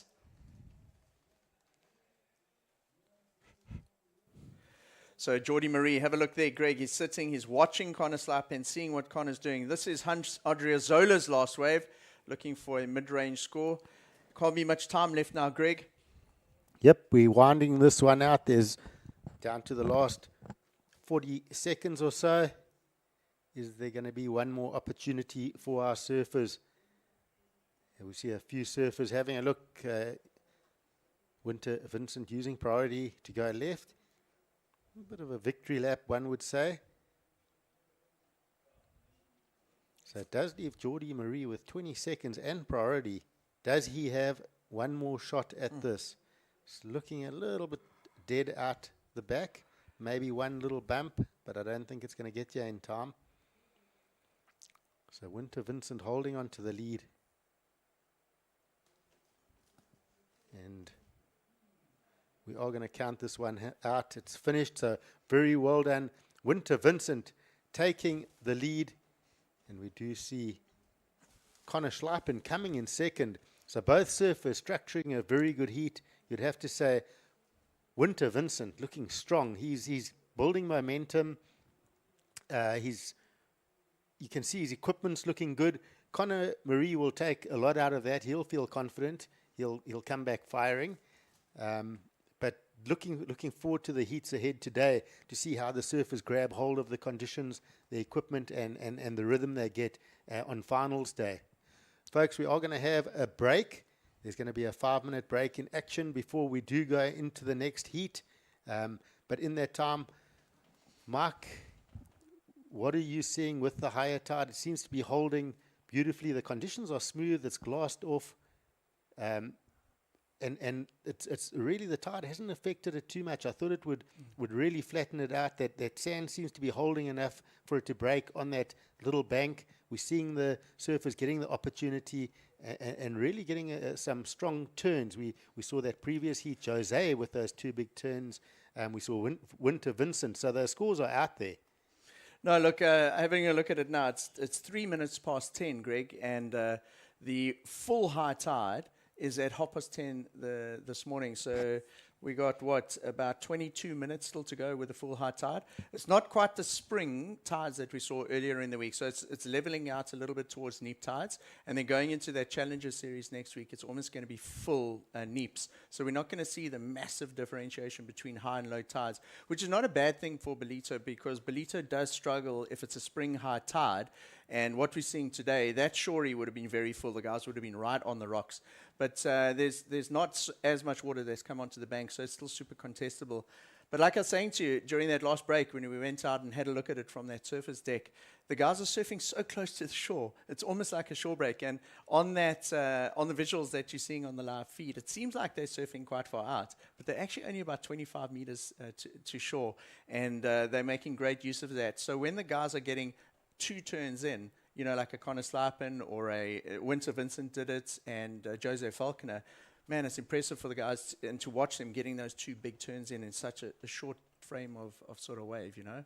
I like what you're saying. The distance they're covering forward is not much, but across the wave is where they're finding that open space. Yeah. And that's why we've spoken a lot about paddling in hard, getting ahead of the wave, because it's very quick, and it's not. There's only a short sandbank, and the surfers doing well are getting, being able to cover distance across that wave, and finding, you know, as well as going fast, still being able to get vertical into the lip and covering that distance, and it's very technical. You were talking about it with Jose in particular. He had that one left, and it almost went out of frame of where that cameraman's frame was of his camera, and he had to pan across the beach like that. And Jose covered a lot of ground. And, you know, that's what I always come back to it. It strikes me not seeing, you know, top professional surfing day to day. It's not like we travel around the world and we see this all the time, you know. So at our local beaches like Ballito or like Jeffrey's Bay and that sort of thing, once a year, this whole thing rolls into town, and it brings with it the best surfers in the world. And what is always incredible to me is how fast these surfers are surfing.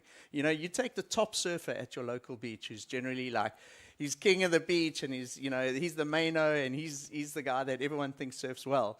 And then you take one of these guys, you put them in the water, and generally they're surfing double the speed of a person like that. And you know, like we've just been chatting about, they're traversing across the wave so quickly, getting around sections that the traditional kind of guy is not getting around. It's inspiring to see.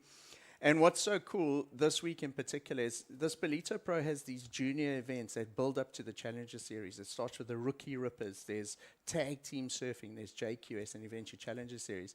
And what happens is a lot of those families stay in town for the whole week to allow these youngsters and these juniors to see it. And they go out of this so inspired. And they generally will come back to your local beach, and they're flying all over the place and trying to go faster. And it just improves the surfing overall in South Africa.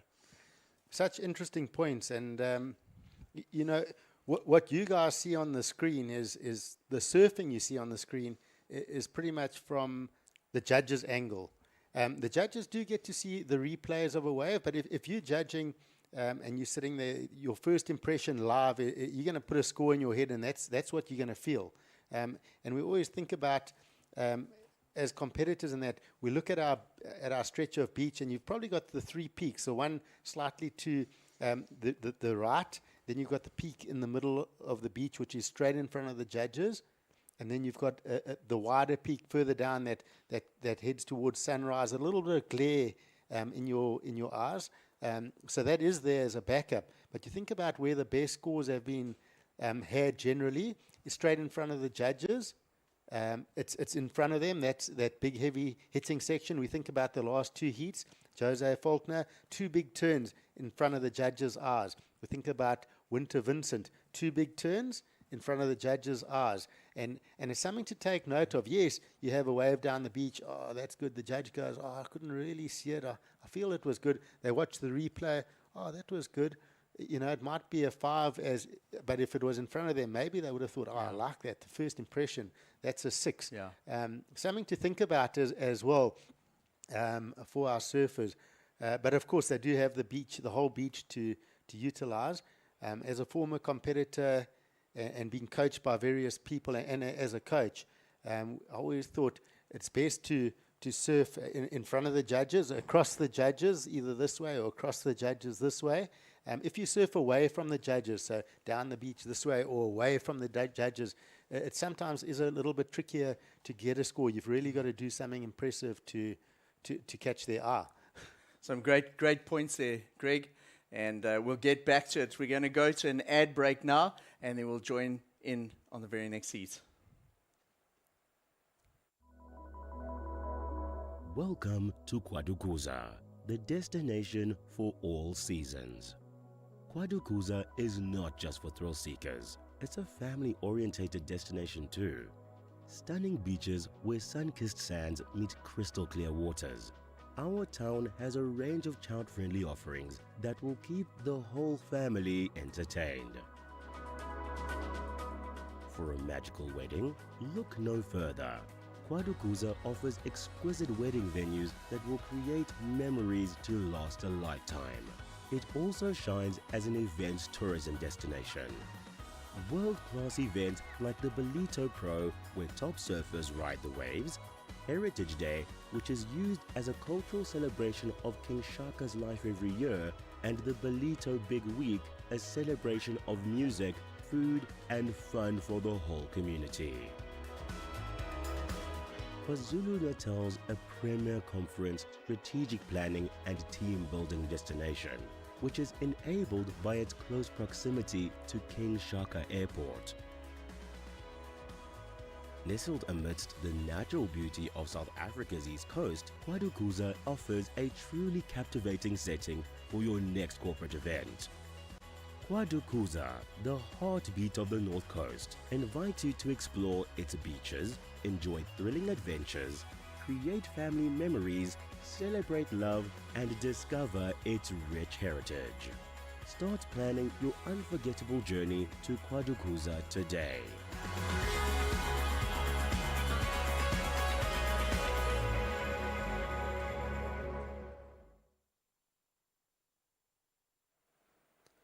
All right, so into the last heat of round of 32, heat number 8. And introducing to you in the water, we got Paul Sampson from South Africa wearing red. We got Thomas Lindhorst in blue, Rodrigo Saldana in white, and Lucas Silveira in green. So strong heat to finish off the round of 32 here. So it is in the water. So just getting going, just about 2 minutes in. Couple of early waves. But on paper, we look at this first replay of surfer in green. A couple of nice slices off the top on the backhand. Lucas Silveira looking very polished on that opening wave. And this is surfer in white. Rodrigo Saldana, the Brazilian junior. He's been putting on a show so far in the JQS, as well as here in the Ballito Open presented by Flojos. So what are you seeing in this heat, Mike? A couple of interesting talking points here. Yeah, there sure are. So in the lead, establishing an early lead there is our surfer from Brazil, Lucas Silveira. Lucas actually has won a QS 3000 this year already. He won the Layback Pro in Floripa, and he's up against three other competitors, two of them South Africans. The one is Paul Sampson. He's an almost, I would call, an aerial specialist from Cape Town. Very, very rare for a heat to go by where Paul Sampson doesn't take to the air on almost every single wave on his forehand and his backhand. Let's check this one out, Greg. Yep, he loves going to the air, and there we go, whips off the top. And I'll talk about the air, but that was a nice little rail carve. Looking at, these surfers, both up and just, I'll get back to that, up and riding. This is Silveira with a quick wave there, so not too much with the higher tide on the inside. But yeah, you talk about aerial specialist. Paul Sampson, 100% is a aerial specialist. Rodrigo as well, we've seen in this contest already, loves to go to the air. And then, a surfer like Tom Lindors can do the airs, but he's a strong, goofy foot surfer. And for someone like that, he's probably got to be careful of watching these air guys and playing into their hands. He should stick to his own game. So if I was someone like a Tom, I would just be looking for the bigger rights and try and get those strong backhand turns, because he can do them. And he's the SA champion for 2023. We saw him at St. Michael's last year. The backhand display of surfing he was doing there was just flawless. And if he can bring that game here and find those waves, he's going to get rewarded by the judges for sure. So that's Paul Sampson. That's the kind of thing that Paul is renowned for, real flary, technical maneuvers. But you're talking about Tom Lindors. I got to be honest, I wasn't aware of Tom Lindors until he came through and won SA Champs. That very much put him on the map. He's from Port Alfred on the east coast of South Africa. And he has honed his surfing at those beaches at Port Alfred. And back in the day, guys used to travel from J Bay, Joel Parkinson, Taj Byro, Andy Irons, and those guys. And they used to make a lot of the videos at the home break that Tom Lindors is from there at Port He's Alfred. not from Port Alfred. Where's Tom from? He's from East London. Okay. No, but he actually lives at Yellow Sands. His dad owns the spa. Oh, that's right. At Yellow Sands. They got a beautiful little small holding off there. But he does have a Port Alfred interest. He does spend time there. Okay. He's got Tom's Coffee Shop, and he's got one at the Super Spa Crossways at Yellow Sands, and he's also got one at Port Alfred. And very cool. He's got a great concept. He's very sharp, and he's built these little coffee shops, which is cool. So he does have a big interest in Port Alfred, and of course Yellow Sands. He's always out there when it's good as well. So Tom Lindors in blue there, previous SA champion, and he's also an O'Neill team rider. So O'Neill taking a big interest in this heat too, Greg. And we see the surfer from the Buffalo City region of South Africa up and riding. He's had quite a busy start to the heat. I think he'll be comfortable with that. And that will be Tom's second ride of the heat. So I'm just also looking at the pedigree of Rodrigo Saldana in this heat. He's wearing the white singlet. He's actually won an event this year as well. He won the Senoritas Open Pro Junior, Greg. So he's been through into a final and taken a win this year so far.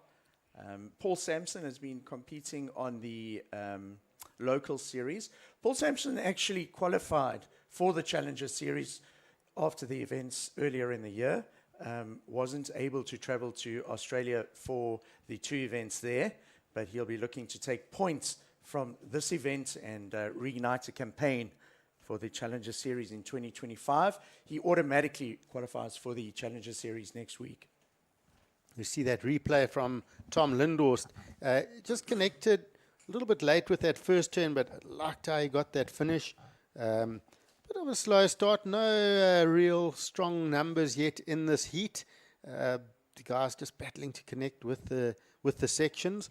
Paul Sampson, it's amazing the confidence he's built from winning that big QS over at Long Beach earlier this year. Just really put him on the map and changed him, made him into a competitive beast really, where he now loves competing. And he really works hard. I saw him yesterday, as we see Tom just wrapping a really strong first turn there. I took note of Paul yesterday. Although he wasn't surfing, he sat the whole day, and I tried to get a few words out of him, just to get a bit of info. But he was really studying the ocean really hard. He sat there watching really intently, taking notes. I thought that was quite interesting on how competitive he has become and how seriously he's taken. And I think that's great. So we're going to see him certainly fire away in this heat. But nobody's taking this heat by the horns at this stage. Probably one of the slowest starts we've seen through the competition. Very, very small scores on the board here. Greg, we've spoken the whole event so far about the surfers that get those 4.5 to a 5.5 on the board early, and getting 2 of those within the first 5 or 10 minutes establishes that base you can build on for the rest of the heat. And the highest score so far seems to be dropping in on our scoreboard now, Greg. Yep, and there we go. Tom Lindhorst, a 4.17. So I'm not sure if that was that right-hander or the left, but he did get one strong maneuver on both of those waves. As we see, just surfer in white right onto the bricks there. But yeah, so Tom definitely going to be happy with that 4.17 in the context of this heat. It's a strong position. A 4 is going to be something he's going to hold on to. And he's hunting this lineup. Look how busy Tom's looking. As here we're going to see Paul Sampson's definitely loading up. And that's what he does. And is he going to ride out? Is he going to head ahead of the whitewater? He does. He does. So that's important. With the aerial maneuvers, they want to see you riding out in front of the whitewater. So a little bit of a fight to get there. But he did pull it off. And yeah, so those are the things that the judges look at. Let's watch this replay. So Paul Sampson, you can see the body language, getting that high line, looking for that air, and gets a beautiful rotation. So these are all the things that the judges will look at. Number 1, the height of the air. Number 2, the rotation. How much did they rotate? And he had a great rotation. Was he inverted? We saw the tail of the board up, a little bit of an inversion. Landing clean, fairly clean, a little bit untidy with the finish. He had a pump out of it. But I don't think they're going to penalize him too much. I think he's going to get rewarded for that. But those are all the notes that the judges will talk about when dishing out a score for that last ride from Surfer in Red, Paul Sampson. We see Lucas Salvera also now with a 4.17. He's got the lead with 10 minutes to go, just under 10 minutes. He's also backed it up with a 3.5. Tom Lindhorst with a 4.17, a 2.93 as a backup. Paul Sampson, he's going to be looking to get in the mix of the top 2. It's 9 minutes to go. It's going to be a fight in this last 9 minutes. It's going to be a battle of who can get those two rides close to the 5s. And Paul Sampson coming in with a 5.67. So that is the strongest number of the heat. Cruising on this one. There we go. Saldana just going a little bit into the air. And again, we talk about doing these aerial maneuvers under pressure. And Rodrigo just falling on that, having that pressure. We'll see, we saw Connor Schleipen as well, battling under pressure with the aerials. And let's see what happened here. Just doesn't quite get that tail facing the beach. So catching that rail, back foot coming off. Yeah, it looked like he didn't have his foot right up on the tail pad and coming a little unstuck there. But Paul Sampson, he was up here recently in KZN for the eThekwini Surf Pro. And we were actually commentating and calling that event with longboarder Adam Gaydon from Muizenberg. And Adam was actually telling me that those type of airs that we saw Paul Sampson do now, he does it on the smallish 2-foot waves at Muizenberg, if you can believe it. Muizenberg is a very, very soft wave, so he doesn't need a lot of energy to show some punch in his surfing, does Paul Sampson, and that's exactly what we're seeing here. It's not the most powerful wave today, but this guy's style and the type of surfing he does really well suited to the type of waves he's seeing in Ballito today. Greg, he's grown up in Muizenberg. He does most of his surfing in Muizenberg, and he honed his air game not on like punchy waves like maybe Glen Beach or Llandudno, but at Muizenberg. And if you can do airs at Muizenberg, man, you can do it anywhere. Well, let's watch this replay. Just up into the lip on that first one, and nice and strong down into that second turn. So he's going to back that score up. He's structuring a very good heat here. And this is Tom Lindhorst on the replay, battling to get around there. And just talking about Paul Sampson, I watched him at Musenberg last year, in the free surfs during a junior event, and I was just sitting there, and there were a couple of the top South African surfers in the water, and I thought, how can no one could ever beat this guy out at Musenberg? He's just incredible. And we just see the Rodrigo going for the alley-oop. And just looking at his board design, I did feel early in the year, and even the events that he won on, his boards were very designed for flatter waves, a bit wider, a bit thicker, and the aerial maneuvers and Musenberg type waves. And I did feel maybe on the rail he's lacking a little bit, but the equipment he's on now, we saw that last wave, he got the snap, and then that last turn was on the rail, and I think he's maybe been spoken to about that, and try to get a surfboard that can mix up the airs and maybe a little bit of the rail game. And I like what I see. And there we go. That last score coming in a 4.5. So not utilizing the air that he's known for, actually doing turns and still getting a score. And he's got a strong lead here now with a 5.67, a 4.5. We see Lucas Silveira in second. Tom Lindhorst is there. He's right there. We see him paddling a good-looking wave here. Tom, there we go. That's that vertical snap. Can he get up? Doesn't need to rush it, but he needs to get a shore break section here with a strong finish like that. He's got to hold on. So Tom Lindhorst working that wave well, and his body language is good. He's a bigger guy. He likes bigger waves, but he's got that good body language where you can see he wants to go through the next round. He doesn't want to go back to his hotel room and pack his bags and go home. He's here to surf. He wants to get through. And I think Tom's going to attack that second spot, currently held by Lucas Silveira, and he's working it.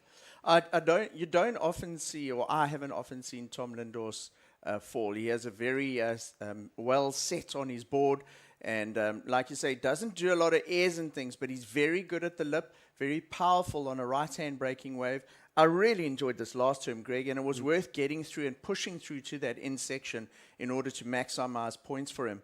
Here's Paul Sampson, just a quick in and out. It won't be one of his top two, Greg, because he's already got those two mid-range scores. And judges very quickly awarding the second best score of the heat, a 5.6. So loving what Tom brought to the table. Tom up into second now, and suddenly in a strong second place position as well. We see Saldana up and riding here. Goes for the air rotation, and he rides it out. So, he's going to be in the mix now. So Ricardo Saldana there, that's the only one he's made in the heat so far. You look at his scores there, 1.6 and a 1.4. It wasn't that it was short waves. He was going for real flared out big maneuvers and not riding them out. So he rides it out there. And Greg, I reckon once that scores in, it's going to create a lot of pressure for pretty much everyone in this heat, because it's not a lot separating. Paul Sampson is out in front. Tom Lindhorst just knocked the surfer in green down to third there. And I think we're in for a very high pressure last 3.5 minutes. Just coming back to Paul Sampson's boards, a really interesting thing is he's actually been borrowing boards, Greg. He came up to Durban a couple of weeks ago on boards that he'd borrowed from some competitors and fellow surfers in Musenberg, a club that they got going down there. But some sponsors have got involved. He's now got new boards, and he's got a new sponsor, and he's got some financial backing now. So I think we can see a real fired up Paul Sampson coming here into Ballito. Excellent. So, just looking at that air from Rodrigo Saldana, I thought Paul Sampson's air was better. We'll see if the judges think the same. Oh, there it is. The score comes in at 4.5. So they're seeing about a point difference between there. The first thing I thought, Paul Sampson had more height. Secondly, better rotation. Both of their landings were not great, but now we see a bit of a point of difference. We'll get this replay, Mike. 2 minutes to go. Suddenly he's fired up. Rodrigo Saldana, we'll get that replay and chat through. It should come through our screen now, but we're going to check this maneuver out. So he takes off. He loads up the section, gets nice projection, amplitude, and there you go, body language. It sells it to the judges as well. For me, I don't think there's much more that he could have done on that wave to sell it to everybody. It's definitely his best wave of the heat, and I fear that is going to put some big pressure here on Tom Lindor's position in the heat, Greg, possibly even Paul Sampson. The only negative there, wave size, Yeah. possibly. A bit of a smaller wave, but the air itself, good height for the wave size.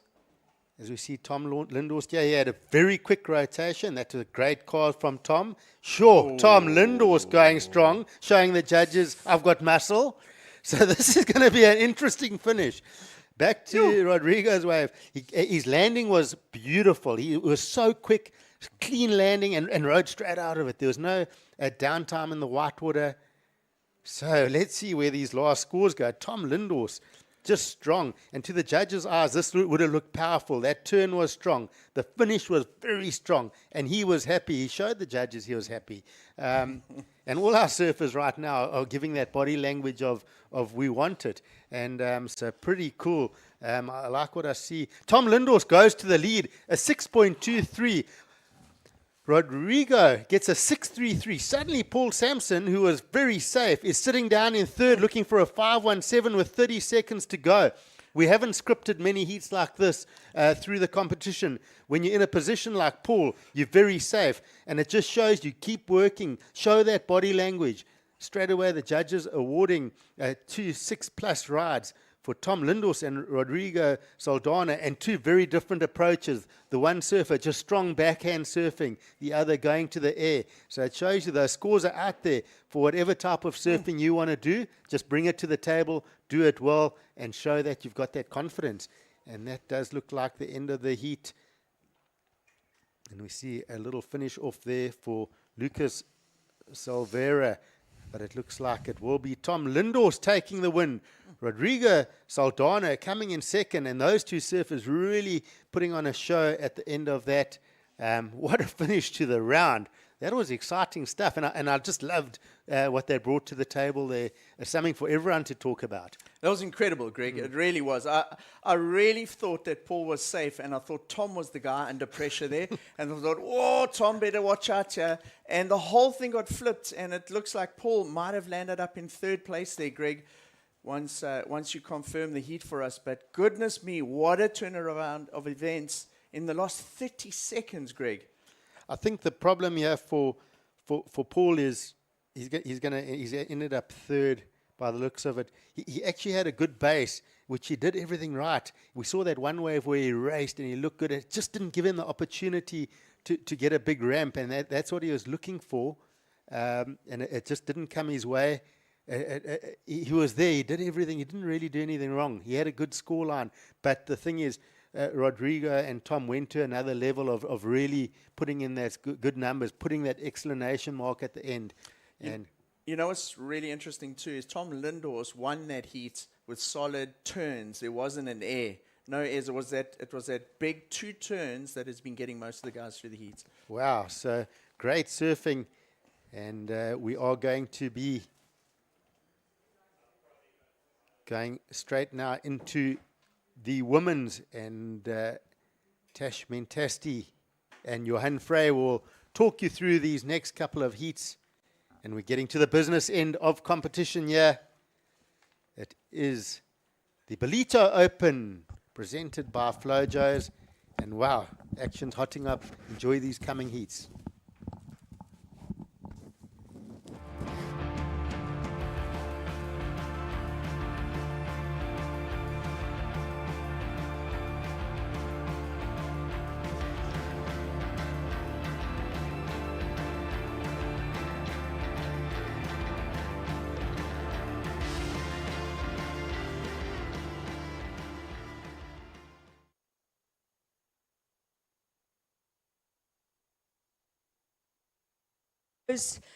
And we will be moving directly into the women's quarterfinals.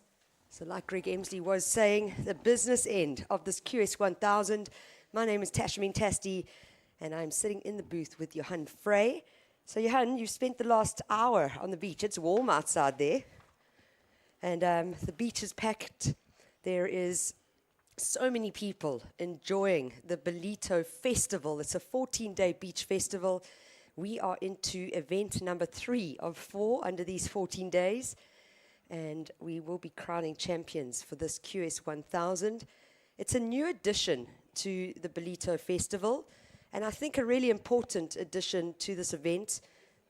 Number 1, for WSL Africa members to be able to have stop number 2 on the QS 24-25 season, but also really important for the Challenger Series surfers to be able to spend some time in the water and just get used to this break, get a couple of heat drills under their belt, and get more prepared for the Challenger Series, which is stop number 3 out of 6 on the WSL Challenger Series, and that starts the waiting period 1st of July. The Ballito Pro presented by O'Neill, but the focus point right now, the Ballito Open, a QS 1000 presented by Flojos, and introducing these ladies in the water. It is in red from Australia, Sally Fitzgibbons. In blue from Brazil, Sophia Medina. We have in white, Leilani McGonigal, and then the South African in green, Zoe Steyn.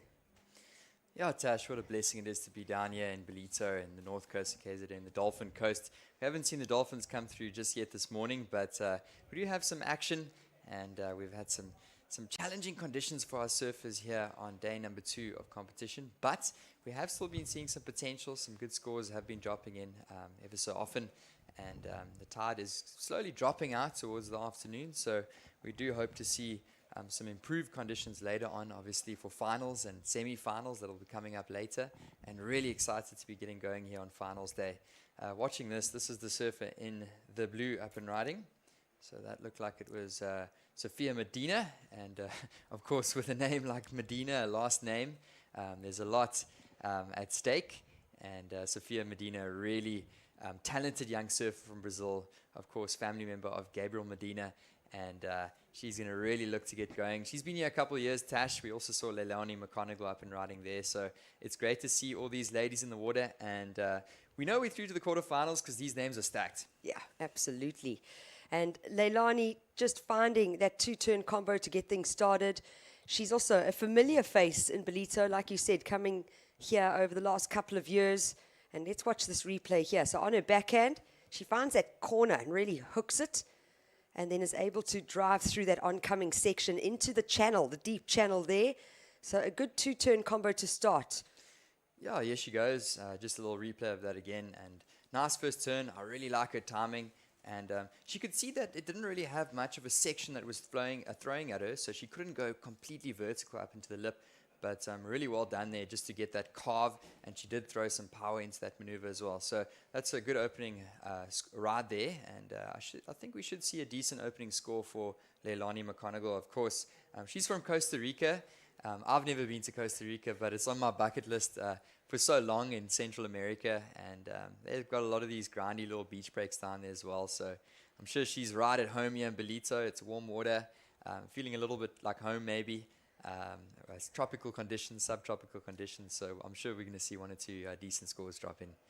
Yeah, you're so right. Very warm, humid conditions outside. The water temperature warm as well. But this is the replay. First wave for the Australian, Sally Fitzgibbons. And this lady has been on the grind for years.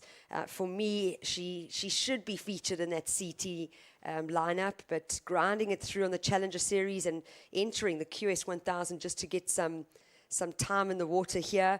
But what a great ambassador for the sport of surfing.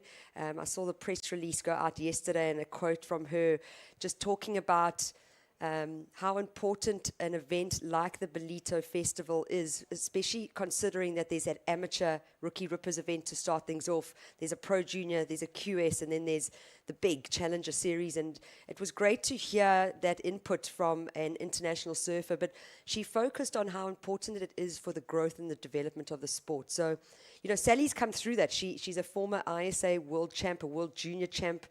She hasn't held up that WSL World Champion trophy, and that's what she still set her goals on and aspiring to do, and having to compete in the Challenger Series to re-qualify for the 2025 Championship Tour. Yeah, and Tash, as you say that, I'm sure we're going to see Sally Fitzgibbons at some stage re-qualify. She spent 15 years on tour to date, and she's a really experienced competitor, and it's great to see her. She's a bit of a jack of all trades now, surfing speciality events, Challenger Series, QSs, and of course, we're going to definitely see her back at the CT. Time is hopefully going to be on her side, and we'll see her there very soon. And like you were saying, Tash, I think there's a lot of girls on the beach now, young girls that were competing in the Rookie Rippers, that are looking at this heat and they're thinking, wow, these are some of my idols out there, and some of the greats of the sport. So it's great to have this heat undergo, and it looks like there are some scores coming in, and our girls are finding some rides out there. Yeah, to talk about scores, that first wave of Leilani, a 5.5, that was the two-turn combo. Big hit there from Fitzgibbons. Holds on to it nicely. She's so strong. She's dynamite in small packages. Dynamite comes in small packages, but she is really strong with her small physique, and a great backhand turn there for Leilani. That board looks good under her feet. Yeah, she's looking planted onto that board, and she looks solid. It doesn't look like there's any chance of her coming unstuck, and she just makes another one there.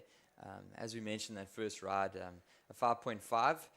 So maybe just the size of the wave, limiting her there just slightly as we look at this replay for Sally Fitzgibbons, and just getting a nice little fin throw there, and critical maneuver. Not a very big wave. We haven't seen many big rides throughout the course of the morning. This is Leilani McConigal. She throws a little bit of spray as well. So I'm interested to see how the judges differentiate between these two turns. Yeah, really, really good to see that comparison, because, natural footer in the red singlet, Sally Fitzgibbons, goofy footer with Leilani in the white, both with just one big hit. I like the timing of Leilani's backhand turn, but keeping very busy as the Australian out here. And pretty similar turn on her backhand if we compare it to Leilani's last single backhand maneuver. So it'll be interesting to see how these scores come out. And just remembering that this is quarterfinal number 1, so we've shifted over to the women's division. The judges might need a little bit of time to just set that scale, but these two international competitors coming right out of the gates very quickly.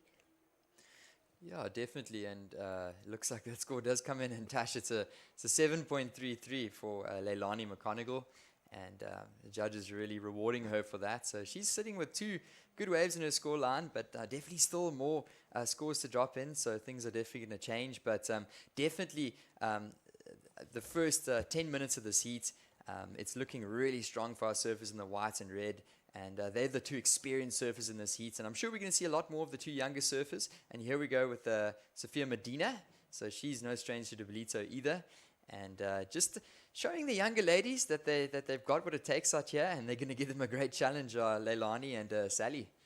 Yeah, I mean, we are seeing it just with women surfing, this new generation that's coming through. But watching the replay here, so she gets that first hit off the top, and unfortunately you can just see how flat it goes into that deep water, like we've been talking about all day so far. We are situated in the middle of Willard's Beach. Usually our main peak is to the right-hand side of your screen, which you're looking at now. And unfortunately, we've had a lot of the sand shifted to the bottom left of our screen. And there's a consistent sandbank there. But what is also there that's very consistent and will not be moving is those rocky patches that we've seen surfers literally completing their final maneuver on top of that rock. And a lot of ding repairs being needed. But we do have support with that as well, and I know that we've got Lucky Duval just working hard behind the scenes in that regard. But just focusing on this heat, Leilani McGonigal, the Costa Rican, starting lovely and strong with a 7.33 and a backup 5.5. Sally Fitzgibbons getting a 5-point ride. Don't know which wave. I don't know if that was the left or the right that she took off on, but it's a keeper for her right now. And Sophia Medina keeping busy.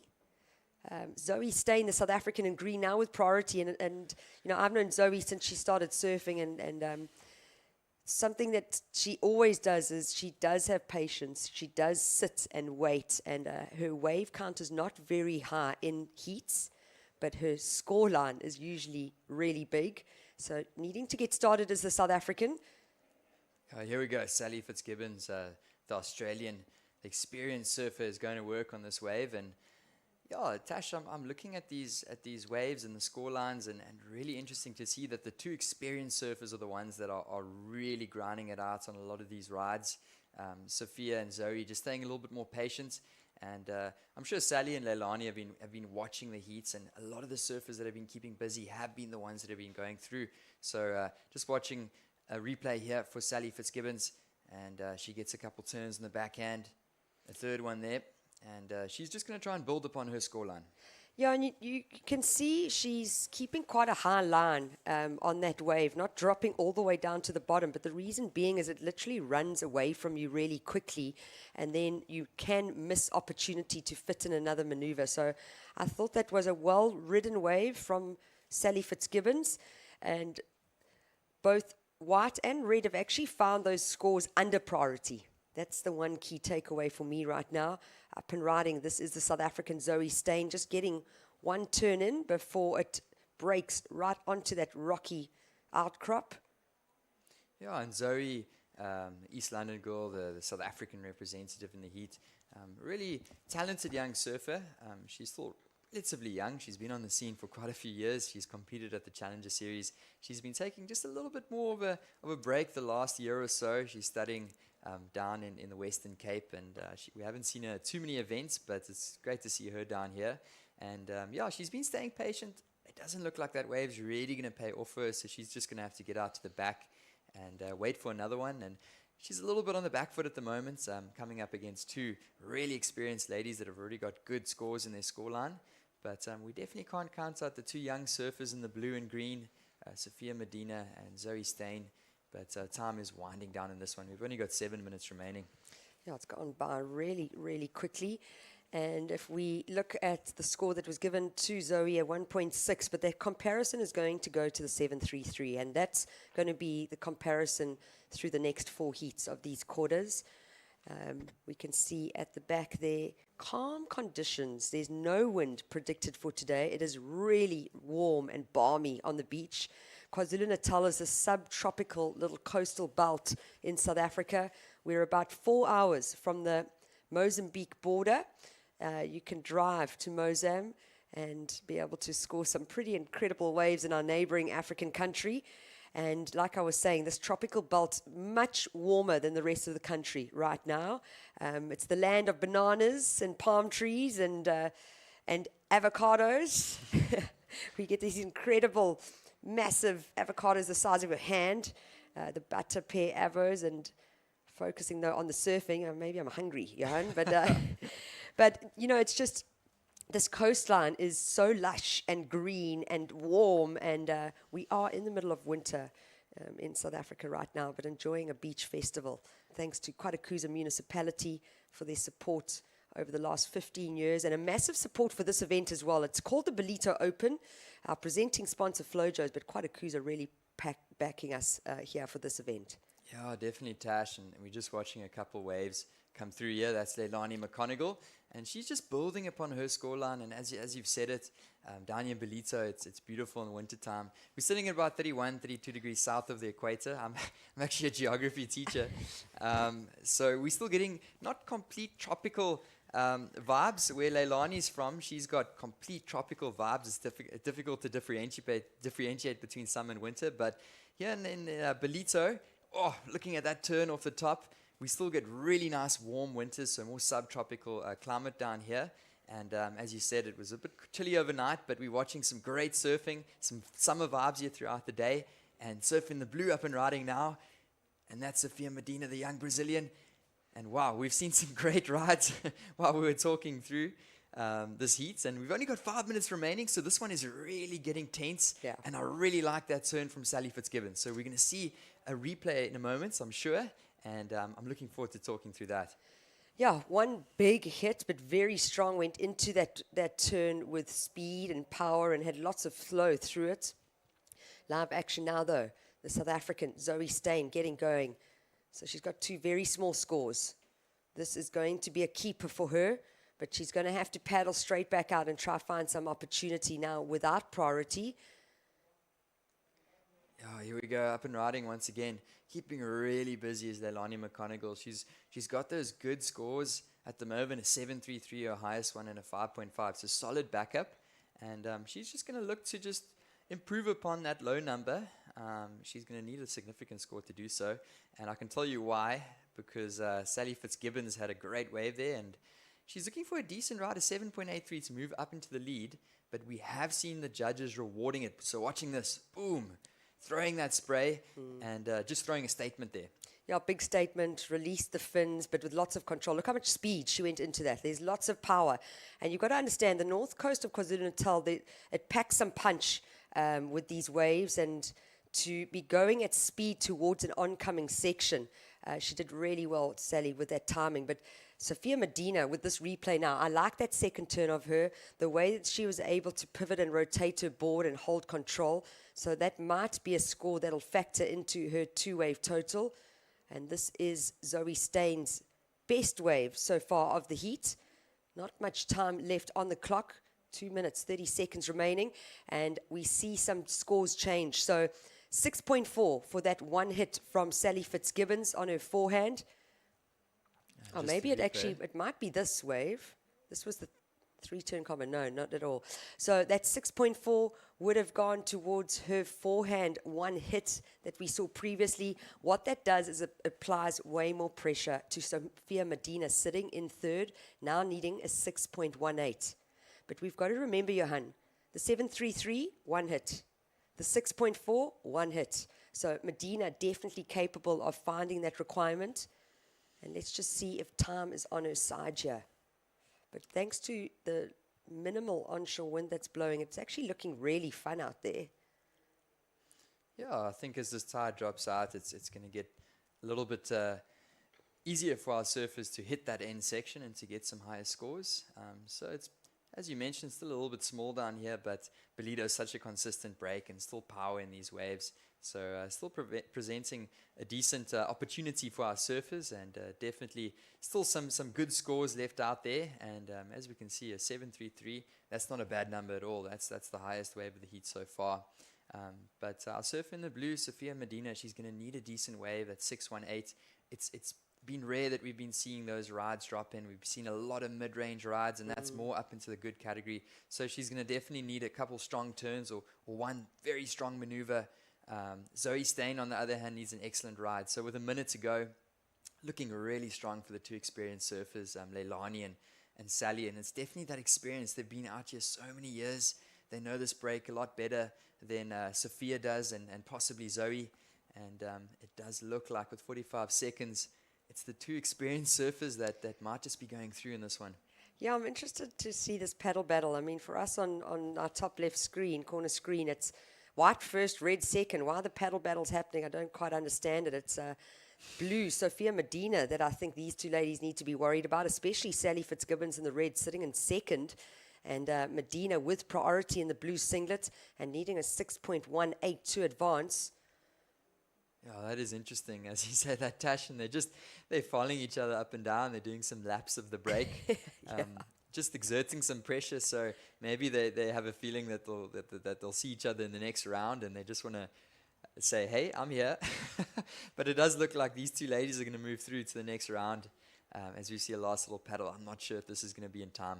No, I think the siren went. You could see red and white shaking hands there, so we see an advancement of the Costa Rican, Leilani McGonigal, ahead of the Australian, Sally Fitzgibbons, advancing through to the semi-finals here for the Ballito Open, presented by Flojos.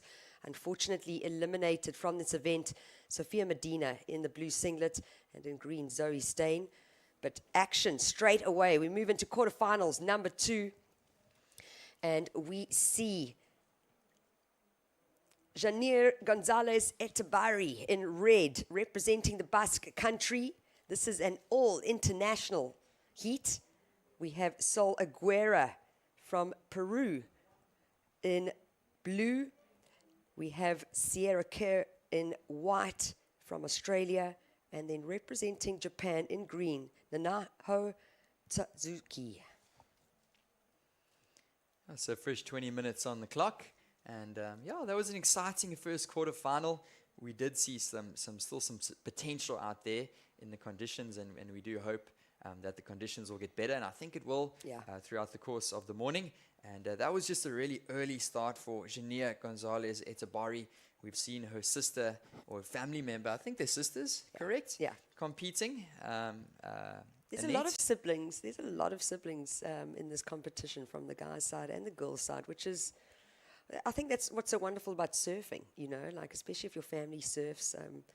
It's an incredible sport. It's a beautiful lifestyle. It's a wonderful community and very healthy, you know. So to be touring with your fellow brother or sister, I mean, you can't feel uncomfortable. You almost feel like it's a little bit like home.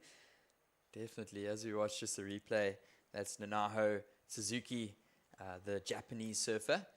And yeah, we did see Jania's sister in the finals of the JQS just a couple days ago. So now Annette gets an opportunity to cheer on her sister, Jania, in the second quarterfinal, and she's going to lock in one or two early scores. But as you're mentioning, just a great international heat here. Yeah. We've got South America, we've got Asia, we've got Europe, and we've got Australia. Yeah, that's cool. That's very, very cool. You can see Coach with Leilani there just giving her feedback after her first quarterfinal here. She's through to the semifinals and was looking fantastic. That board's looking good. She's looking really loose. I enjoyed watching the timing of her turns. Her backhand's really strong. So that will be coming up later today. We will be crowning champions here for the Ballito Open, presented by Flojos. At the moment now, quarterfinal number 2. And coming up next, it is the South African, the Olympic qualifier, Sarah Baum. So if you've just tuned in, welcome. Where have you been all morning? There's been loads of surfing. And up and riding there was Sierra Kerr. So coming to South Africa, she actually was intending to compete in that Ballito Pro Junior. Unfortunately, did fall ill and had to pull out at the last minute. And I had all the young South African girls getting hold of me like, why is her name no longer in the heat draw? I don't know if it was a response out of feeling a relief or just hoping to see one of the best up-and-coming junior women surfers compete at their home break. But unfortunately, she did have to pull out, and she's here in this QS and also just getting some time in the water.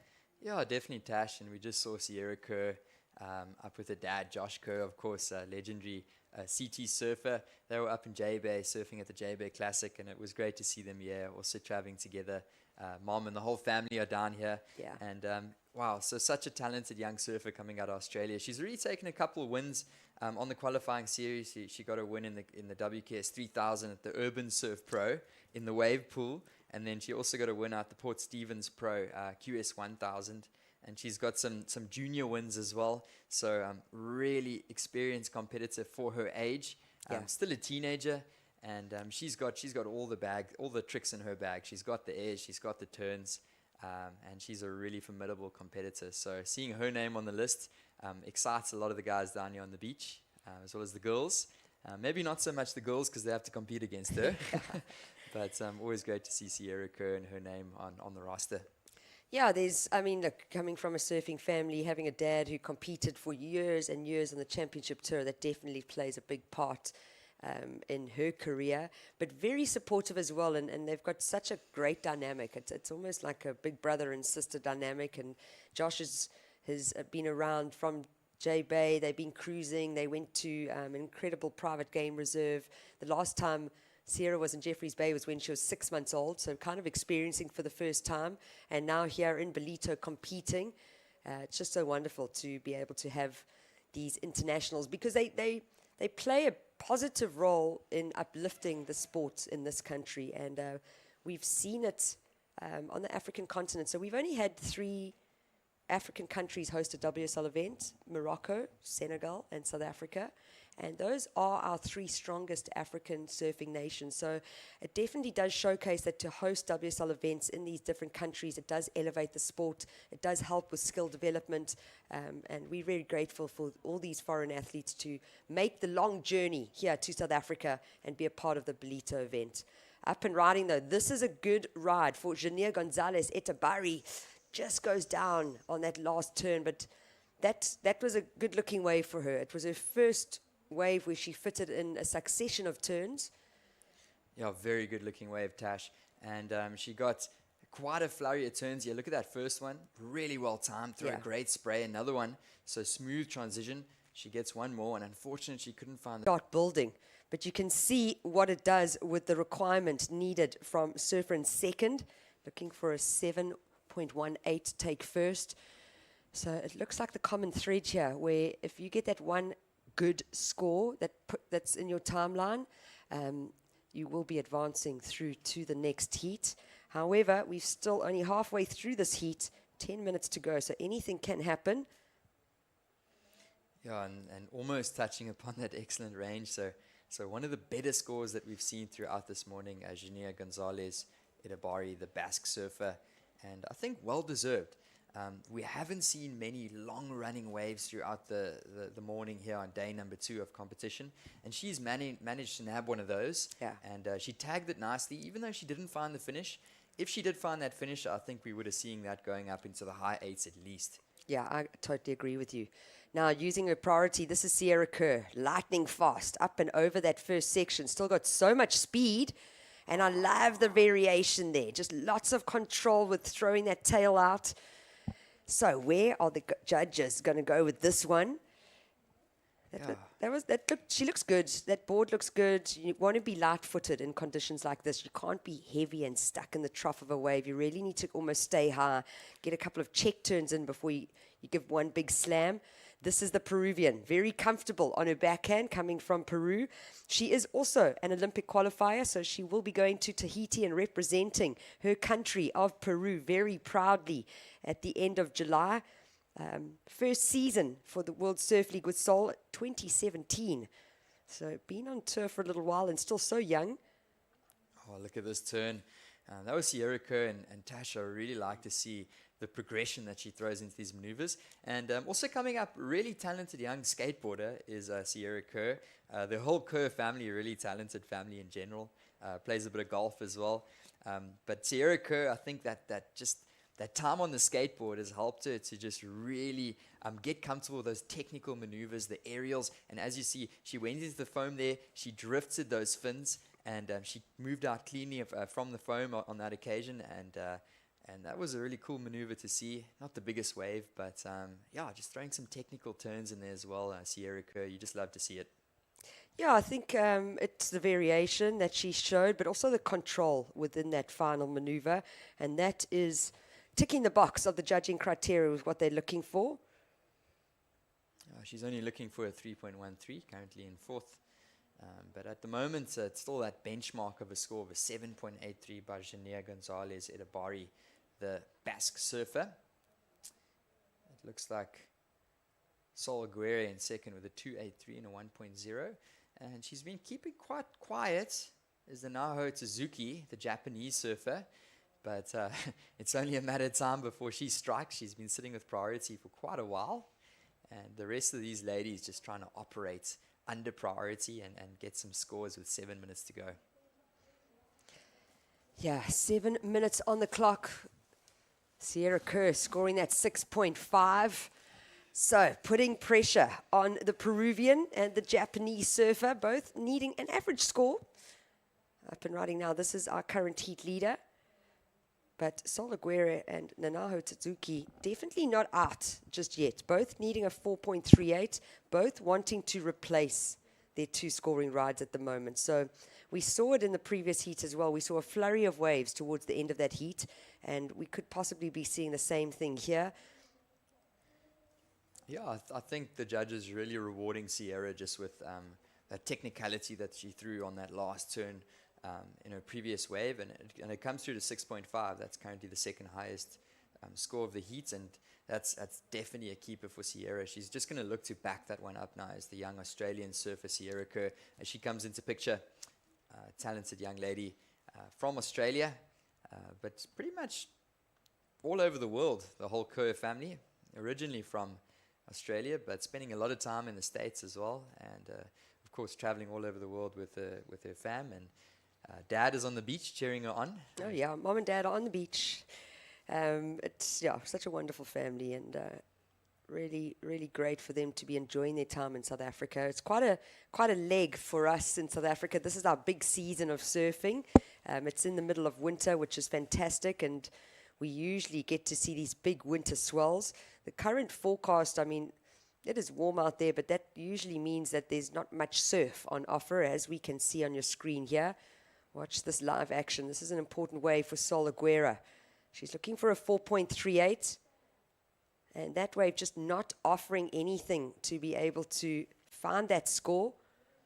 Yeah, Sierra Kerr now up and riding. That's a nice snap off the top. It's just going to be one, though.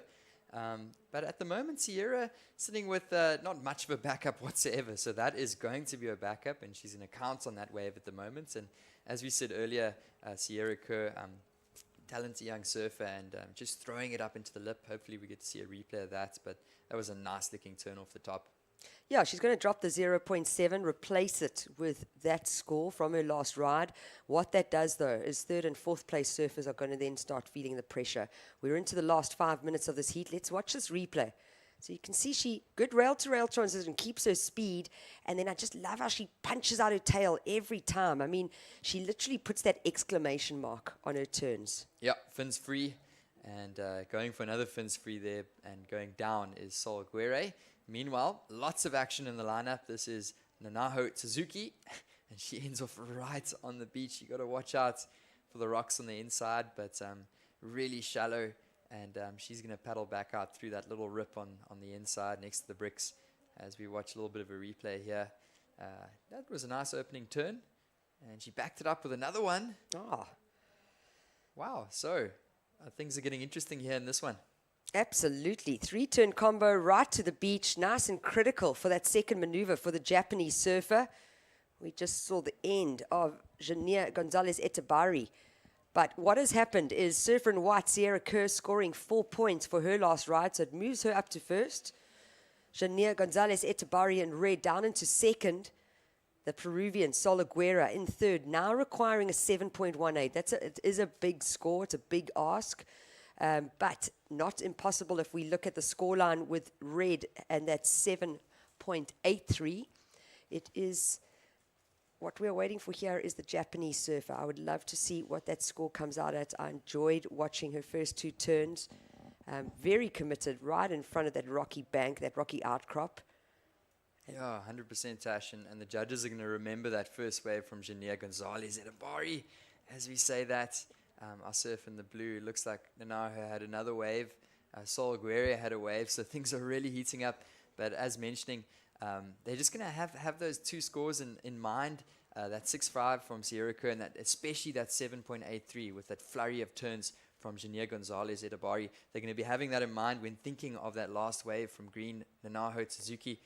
Here we go on a little bit of a replay. She had a nice opening turn. This is her last wave. Yes. So now there's 2 scores to come in for Correct. green. And they're just keeping that score from red, the opening number, in the back of their minds. And it's going to be interesting to see what they think of these 2 scores for green. Yeah, I mean, a 2.83 and a 0.3 is what Nanaho is sitting with. So we're going to see that change. That was a dynamic backhand hook there from Jania. There she goes. The young surfer from Japan. And that was a pretty nice maneuver. This is her first wave, and she ended it off nice and strong.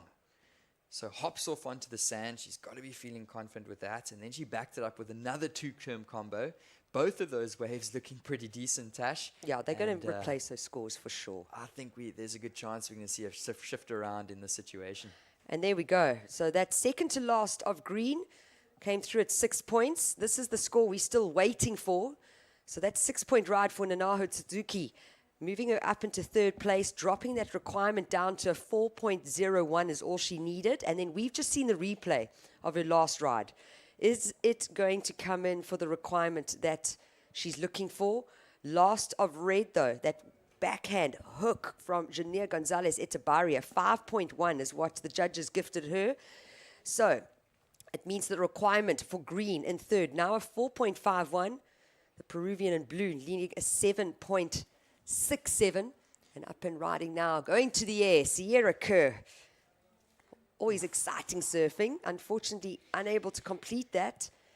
Oh, she knows she's not safe and she has to go for something big on the inside of 35 seconds. But scores are coming in. Well, we've seen the shift. Nanaho Tadzuki scoring 5 points on her last ride, pushing Surfer in White down into third. So that is why we are seeing Sierra Kerr go into the air and putting her board above the lip. If she had pulled this off, for sure, it's the first aerial we've seen in competition today from the ladies, and that definitely would have factored into her scoreline. You can see the urgency here coming from the Australian. So a massive shift. The Japanese surfer moving from fourth up into third and now into second, and it looks like time is winding down. Wow. Yes, I don't think Sol Aguirre got onto that one. And it does look like our two surfers, Jania Gonzalez Etabaria and Nanaho Tsuzuki, are going to take out first and second, and that was a great heat to watch.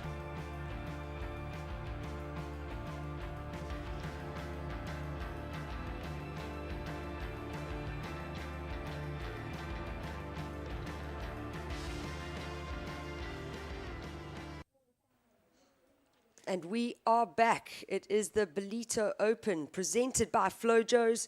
This is a QS 1000 WSL Africa event. We are already moving into quarterfinal number 3 of the women's division. We have just seen Jania Gonzalez Etabari from the Basque country taking the win ahead of our Japanese representative Nanaho Tsuzuki, going through in second place, unfortunately eliminating Sierra Kerr in the white singlet in third, and in fourth, Sol Aguirre from Peru in fourth. We now focus on to quarterfinal number 3 and introducing these ladies. Yeah, so quarterfinal heat number 3, well underway now with 19 minutes on the clock. And our surfers out in the lineup. We've got Alyssa Spencer. She's the experienced lady in the red. She's a previous CT campaigner, and she's out here trying to get a little bit of a run before the Challenger Series. And then we've got Anon Matsuaka from Japan. And we've also got Amuro Suzuki, another Japanese surfer. And then we've got, of course, the South African in the green. We're going to be very excited to see her, Sarah Baum. Yeah, so Amura, presuming sister of our previous heat second place surfer Nanaho. And Sarah Baum for us is the South Africans, our Olympic qualifier. She's also had a good run of events lately, and I know feeling very comfortable being home with her family and support crew here. So I think this is going to be a very exciting heat. Alyssa Spencer for me last year during the Challenger Series, just an exceptional backhand. She looked really comfortable in the waves here in Ballito and wanting to make another statement at this event. A good warm-up for the Challenger Series, whose waiting period starts tomorrow and runs from the 1st to the 8th of July. It is stop number 3 on the 2024 Challenger Series. So it's a really important event for all these athletes.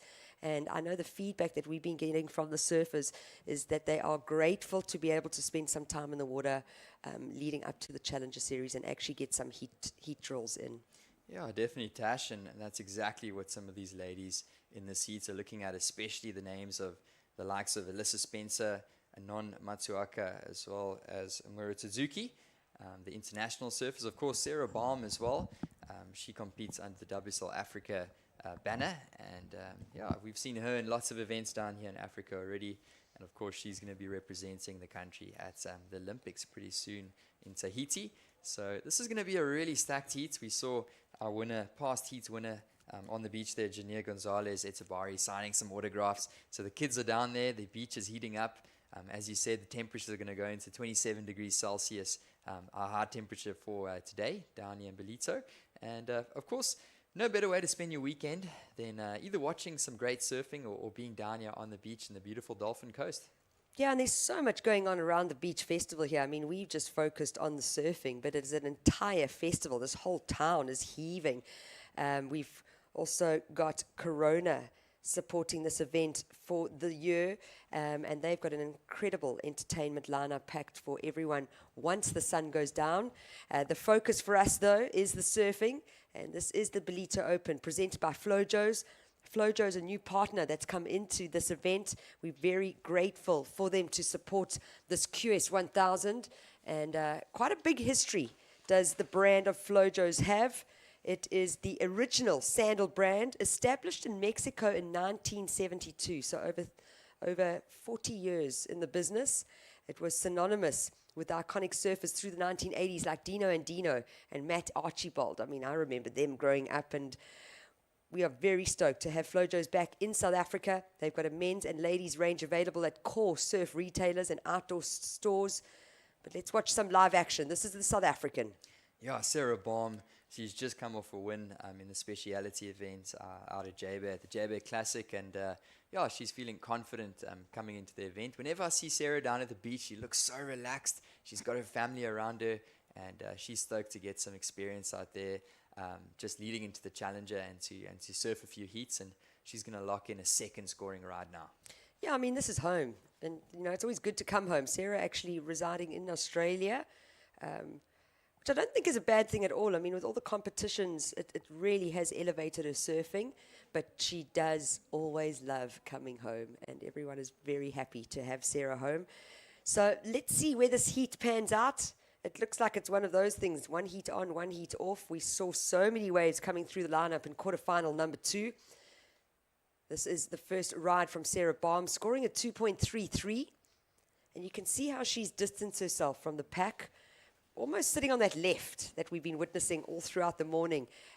We've saw a couple of heats in the men's divisions, those heat winners finding the left off that rocky outcrop and going into a much more shallower part of the sandbank, able to capitalize on getting multiple maneuvers in on one wave, where sometimes when the ladies, especially if you see the surfer in blue on your screen now, taking off there, surfing to the left-hand side of the screen, so actually a right-hand wave, but into the deep channel next to the rocks here.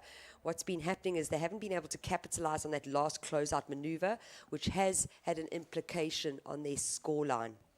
Yeah, definitely, Tash, and just a few different strategies out there. And Sarah, as you're saying, just distancing herself. So if you guys are just joining us, we just see our 4 surfers currently in the water all the way down to the right-hand side of the screen. Mura Tsuzuki, the Japanese surfer. She's hopefully going to be looking for some of those rights, as you were saying. But Sarah Baum, she's opting to hopefully see if she can get some lefts. But a left and right breaking wave out here at Ballito. At Willard Beach, and up and riding here is our surfer in the blue. That is Anon Matsuoka, and another Japanese surfer.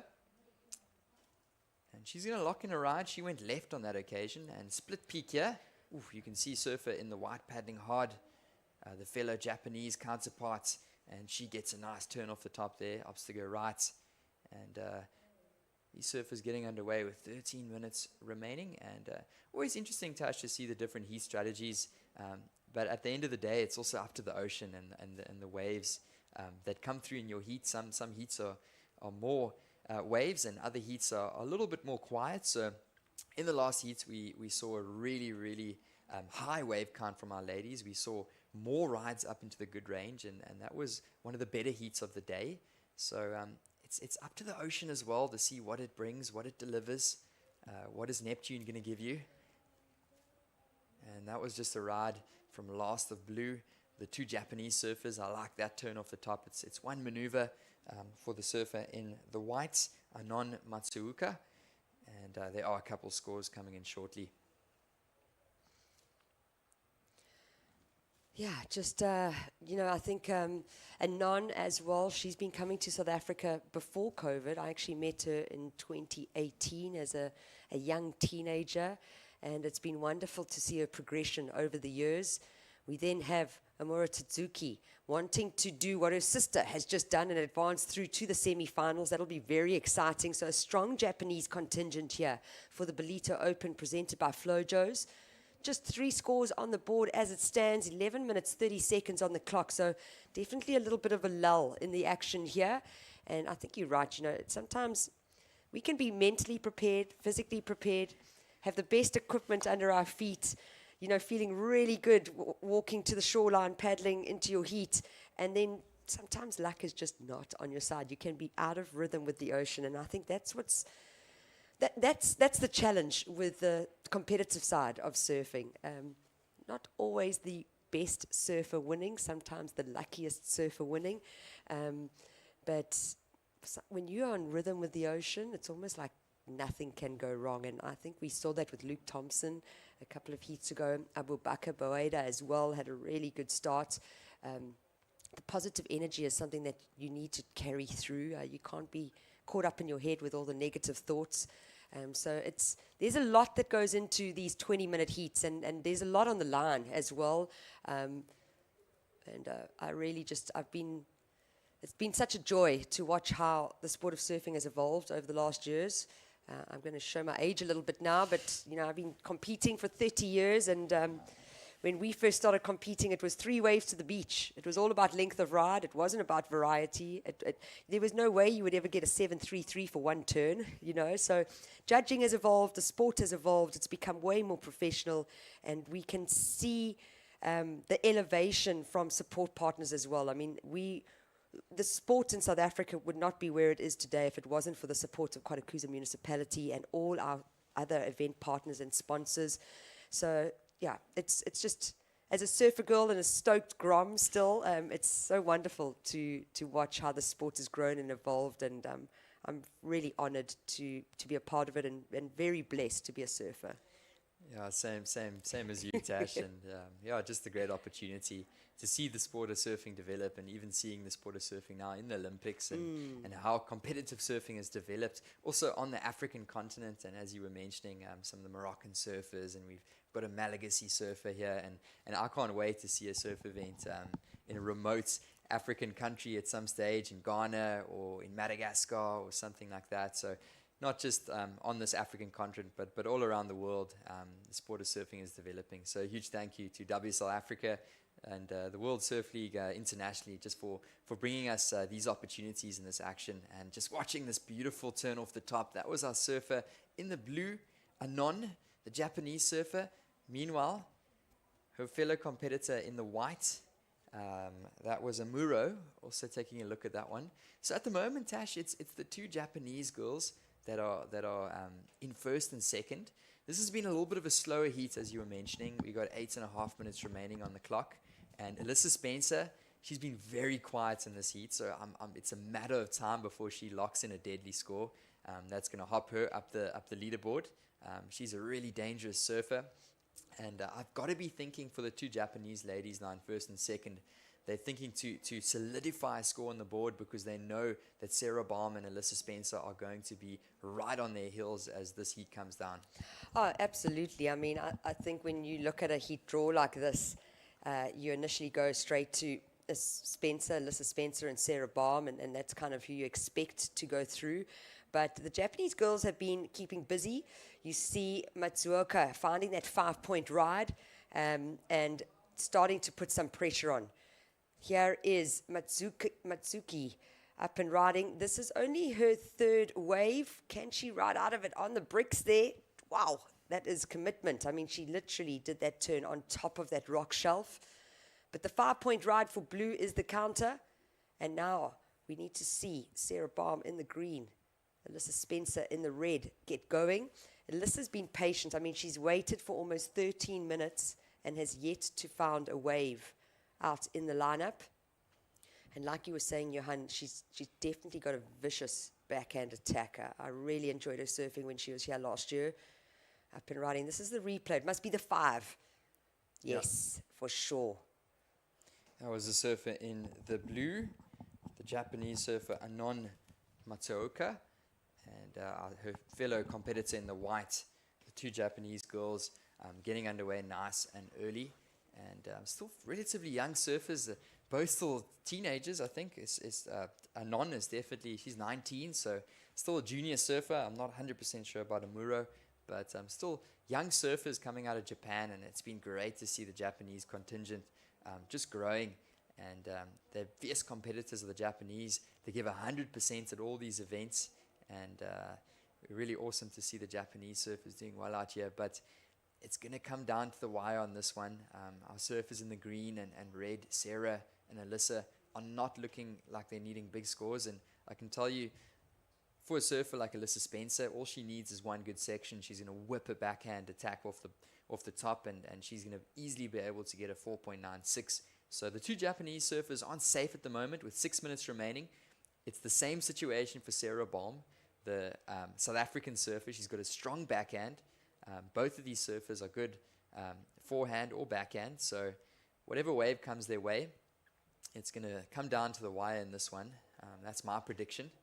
And it's been a little bit of a slower heat, so thank you guys for sticking with us and for listening to us talk to you.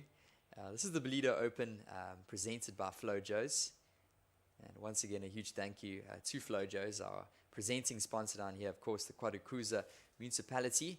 And a huge thank you to WSL Africa as well for all the work that's been going behind the scenes. So Tash, this one is winding down. We got just about 5 minutes remaining on the clock. And it's going to be a tight finish. That's what I predict. Oh, yeah. The last 5 minutes, it's going to be a really, Alyssa Spencer, no waves, no score on the board. Sarah Baum, a 2.33. It's not what we used to. And they're going to have to start hunting and finding opportunity out there. Sarah Baum sitting in third, only needing a 2.64. So really just wanting to find a wave. Alyssa Spencer with 0 as her total, needing a 4.96. So both totally possible. And I do think that we will be seeing a slight change if we see green and red find some opportunity out there. Yeah, they definitely have to get something pretty soon with under 5 minutes on the clock. And another international heat down here. This is quarterfinal heat number 3. And we're still seeing some potential with just over 4 minutes remaining in the heat. 4 minutes on the clock. This is an important ride from Alyssa Spencer. There's the backhand that we know. Wraps it round, so gets the two-turn combo on and rides out onto the shore break there. So this is going to definitely factor into this result for quarterfinal number 3. Keeping busy though, Anon Matsuoka. She's got the 5-point ride, her backup score, a 3.5, and wanting to replace that 3.5 with something stronger. So leaving Sarah Baum out in the lineup. So 3.5 minutes remaining in this one, and it's another stacked one. It's been a slower heat, so big names in this one, but we haven't seen too many big scores. Currently the highest one of 5.0 for our Japanese surfer in the blue.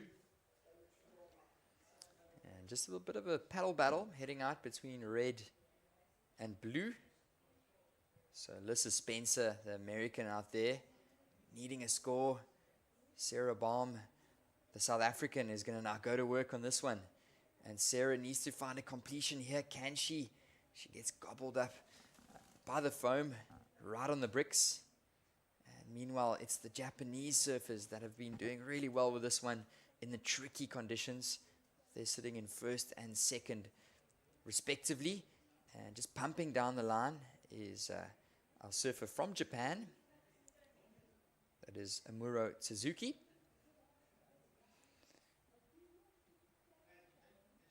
And with 2.5 minutes remaining, we do have a couple scores coming in. A score coming in of a 2.33 for Sarah Baum.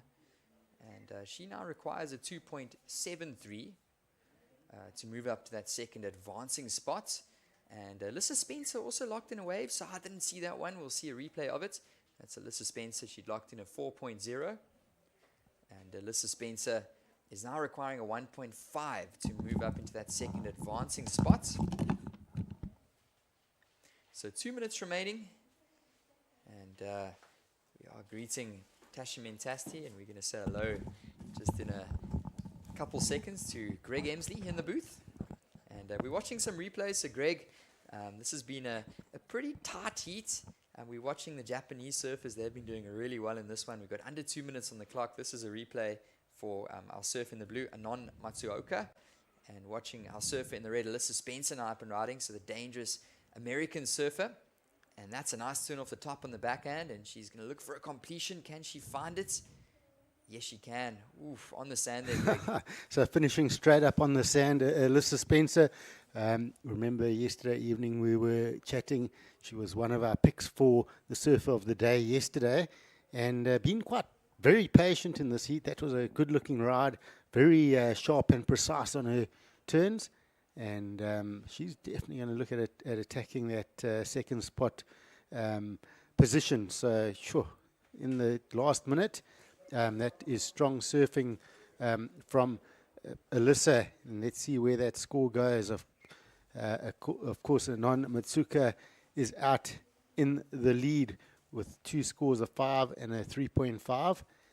And there is a replay up and riding. The time's really winding down in this one, so not sure how many more opportunities these surfers are going to get. But that was the surf in the white, Amuro Suzuki. And it looks like she did not find a finish there, but she had a couple nice turns out the back. She's currently sitting at that second advancing spot. But Greg, there is a number coming in for red, Alyssa Spencer, so the judges still need to lock that number in, and we'll get the official results of the heat to you guys in a moment. But this one has come down to the last couple minutes, and it is ending off, and that is the official conclusion. I'm not sure if this is going to be before the buzzer for Sarah Baum. She finishes off nonetheless. And we'll get those official results to you guys pretty soon. So thank you guys for sticking with us. It was a really tight heat. The last 5 minutes, this heat really getting a bit more exciting with our surfers in the red and green, taking a few waves. And it looks like things are shifting around here. Yeah, thanks so much. And thank you, Greg. I had a very deep voice there for a second. But I have just been given some information, and that concluded quarterfinal number 3 for the ladies. We are now moving back into the men's division. Reason being, there was a protest that was made based on an interference. So what we've done is there is 4 minutes that will be counted for this heat. It is the last 4 minutes of the heat number 3, round of 32. You can see on your screen now Ryan Canalo back in the water, Tidley Island, Cheyenne Crawford, as well as Carl Steen. Yeah, and we're straight back to action. Our men are out there, and we shifted over the round of 32 heat number 3, and we will have a few minutes of this heat. So thank you guys for sticking with us. This is the Ballito Open presented by Flojos, and we're going to get underway very soon in this men's round of 32 heat number 3. So you can see our 4 surfers sitting out there. Ryan Carnalo, Tidley Island, Shion Crawford, and Carl Steen. And these surfers are just getting ready to get underway. Yeah, it seems like Ryan putting his hands up, asking some questions. Not easy. They're in the water. You've got the panel on the beach. You've got commentary that can communicate. But there definitely does seem to be some confusion here. And unfortunately, we don't have all that depth of information being able to transfer it to you guys. However, I do believe this is based on an interference call, and there was a protest made, and they have given the opportunity to have these 4 surfers back in the water to surf the last 4 minutes of a heat. So please bear with us. This is the Ballito Open presented by Flojos. It is a QS 1000 event. It's an additional event added to the 14-day Ballito Beach Festival. And we talk about a beach festival in the middle of winter, but it really is warm down here on the north coast of KwaZulu-Natal. Very warm Indian Ocean temperatures. We see some surfers in wetsuits, but with the quality of wetsuits nowadays, it's literally just because they feel comfortable. We saw yesterday some of the Cape Townians even surfing in booties, Johan, and that's just because that's their comfort zone. That's what they're used to. I know, being a Durban girl, having to put a wetsuit on many, many moons ago, I felt like I was unable to to compress. You know, I just felt so stiff in a wetsuit, and then having to go to Cape Town and put booties on it I couldn't feel my board. And I believe it's the same thing with Cape Townians coming down to these warm waters. If they've learned to surf in booties, once you take those booties off, it almost feels like you don't feel connected to the board. And we saw that with Levi Kolnick yesterday. He must have been overheating in his 3-2 with booties and almost advancing through to that heat. But it's been a good 6 days out of 14 days so far. We started off with the amateur SSA, so that is Surfing South Africa, our national federation. It was the Rookie Rippers, which was sponsored by O'Neill and Smith Shapes, both those brands supporting junior surfing in South Africa in a massive way. We then moved into the Ballito Pro Junior, that is a WSL JQS 1000 event where we crown champions. And now moving into the QS 1000 Ballito Open presented by Flojos. So crowning champions later today. And then our waiting period for the Challenger Series. Stop number 3 on the 2024 Challenger Series. The Ballito Pro presented by O'Neill will start tomorrow with that waiting period. It runs from the 1st to the 8th of July, and it's still in our school holidays. So the beaches are really busy. I mean, our focus here is on the water, but the beach is busy. It is pumping. Everyone's enjoying this warm climate and enjoying being on holiday, and there's no better place to be than chilling on the beach. Definitely, Tash, and what a great opportunity to be here in the beautiful Quarterfinals, the Dolphin Coast of northern KZN. And you can see these surfers just bobbing out the back, so we'll get some more information to you guys now in a minute. So really awesome to have these events, and this is the QS 1000, as you were saying, Tash, presented by Flojos, the pre-sequel to the bigger event that's going to be starting tomorrow, that waiting period. And we'll get some more info to you guys down in a sec. We've got a really awesome, experienced team of judges down here from WSL Africa, and the guys have been doing such a great job making sure that the right results come out to you guys. And if you just joined us, welcome. It's right about 11:30 here in South Africa. So for wherever you guys are from around the world, I know we've been getting guys tuning in from Australia, from the States, Japan, from Europe, from all over.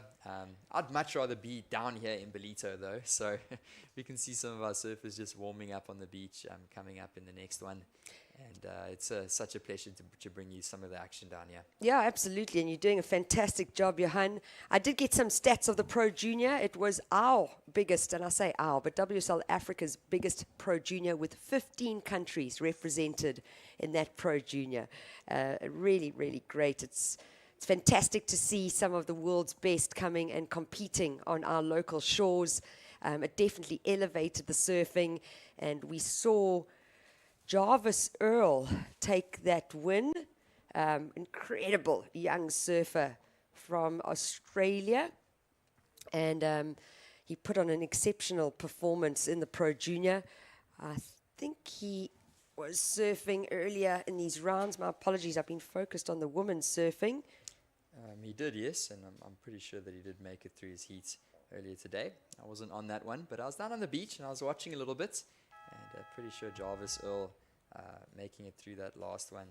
It was the men's round of 32. We're watching some of these guys bobbing out the water, and we're just getting ready to get started, yeah?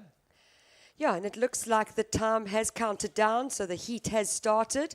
What is happening is only 4 minutes of this heat. We've actually finished and concluded the men's round of 32. There was an interference call that was made in this heat number 3, and a protest was put forward to the judges and officials.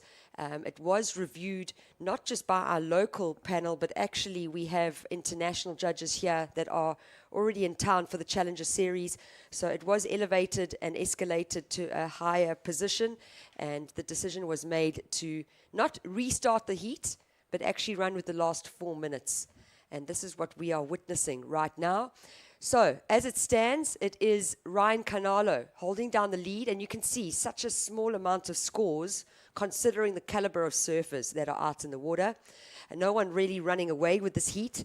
And then with that interference call being made, and the protests that has happened since then, these guys getting given an opportunity to surf those last 4 minutes before that interference was called. Yeah, definitely, Tash, and such a professional team of judges and personnel down here on the beach. And in the end of the day, we're doing this for the surfers, and we just want to see the best results and the best surfers go through with the best surfing. So definitely the fairest thing to do. So just watching this, it's Carl Steen, the South African. He's going for a paddle here, and he's going to get a chance at this wave, and that's a nice off the top. He's looking for a requirement to move up the ranks, and just hops off that one. So these surfers now getting busy watching our surfer in the green, Shion Crawford. That's a nice turn off the top. And Shion has been surfing in the wetsuit all day. Looks like he's hopped onto the boardies. He's looking stoked. And that was Shion Crawford. He was in third position, but now Tidley Island gets up and going. So this is going to be a really tense, nail-biting finish here, Tash. Look at that turn. So also just looking at the judges, and that was a great exchange of waves. Well, they've only got 4 minutes. It's going to be really exciting, but I think all these guys know. When you're coaching, it's the 10-minute drill, the 5-minute drill, the 3-minute drill, and this is what they're dealing with right now. It's that 3-minute drill. You've got to find a solid score, so a good score or an excellent score, which is a good score, 6 to 7.9, an excellent score, 8 to 10 points, and these guys given that opportunity, but we started at 20 minutes. We're already almost at 17 minutes. So it means there's 1 minute, 10 seconds remaining. And let's see if we see a change. For me, Shion Crawford did not get started in that heat earlier today. And he's just got lucky into that wave. And that's definitely going to play a big factor into how this heat ends up and the results. Yeah, Tidley Island also had a really good looking wave there. And scores are coming in. And Ryan Carnolo was in the lead. As we watch this replay, this is Shion Crawford. Well, we've only got 40 seconds remaining, but yes, Shion. Here he goes. And time is winding down, but Shion had a great completion. He throws some great spray, and you can just see him just stomping that finish. And he knows that he's happy with that one. He wants to advance through.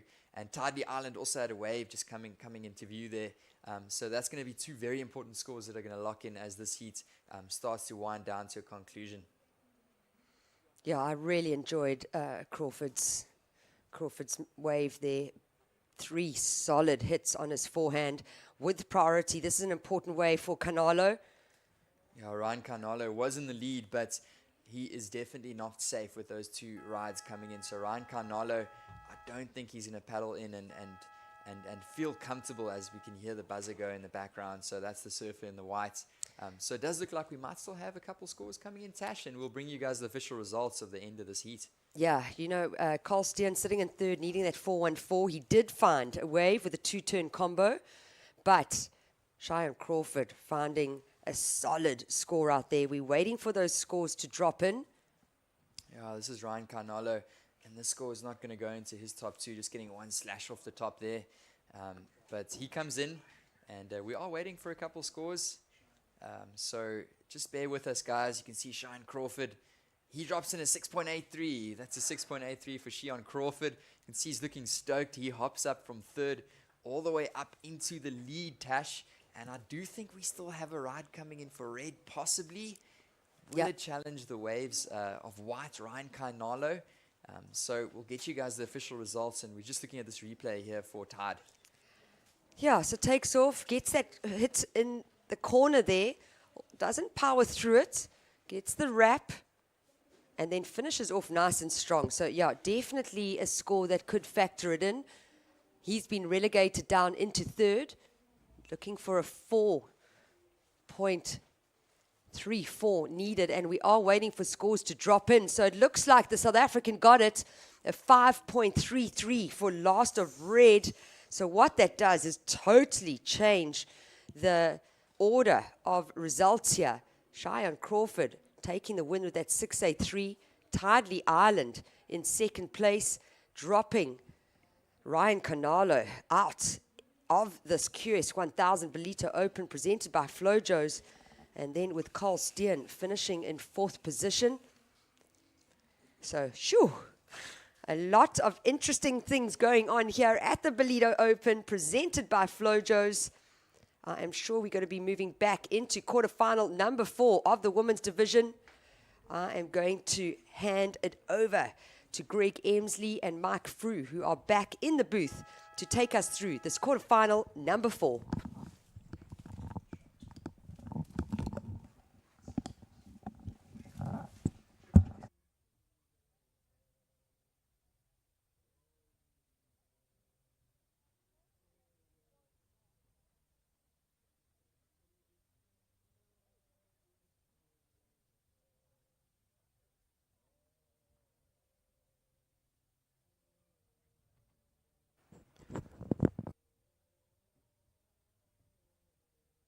Greg Emsley, and joining me, Mark Frew, and we are into quarterfinal heat number 4 of the women. We got Anastasia Fenter in red, and Anastasia is up against Bella Kenworthy, Bronte Macaulay, and Laura Rupp.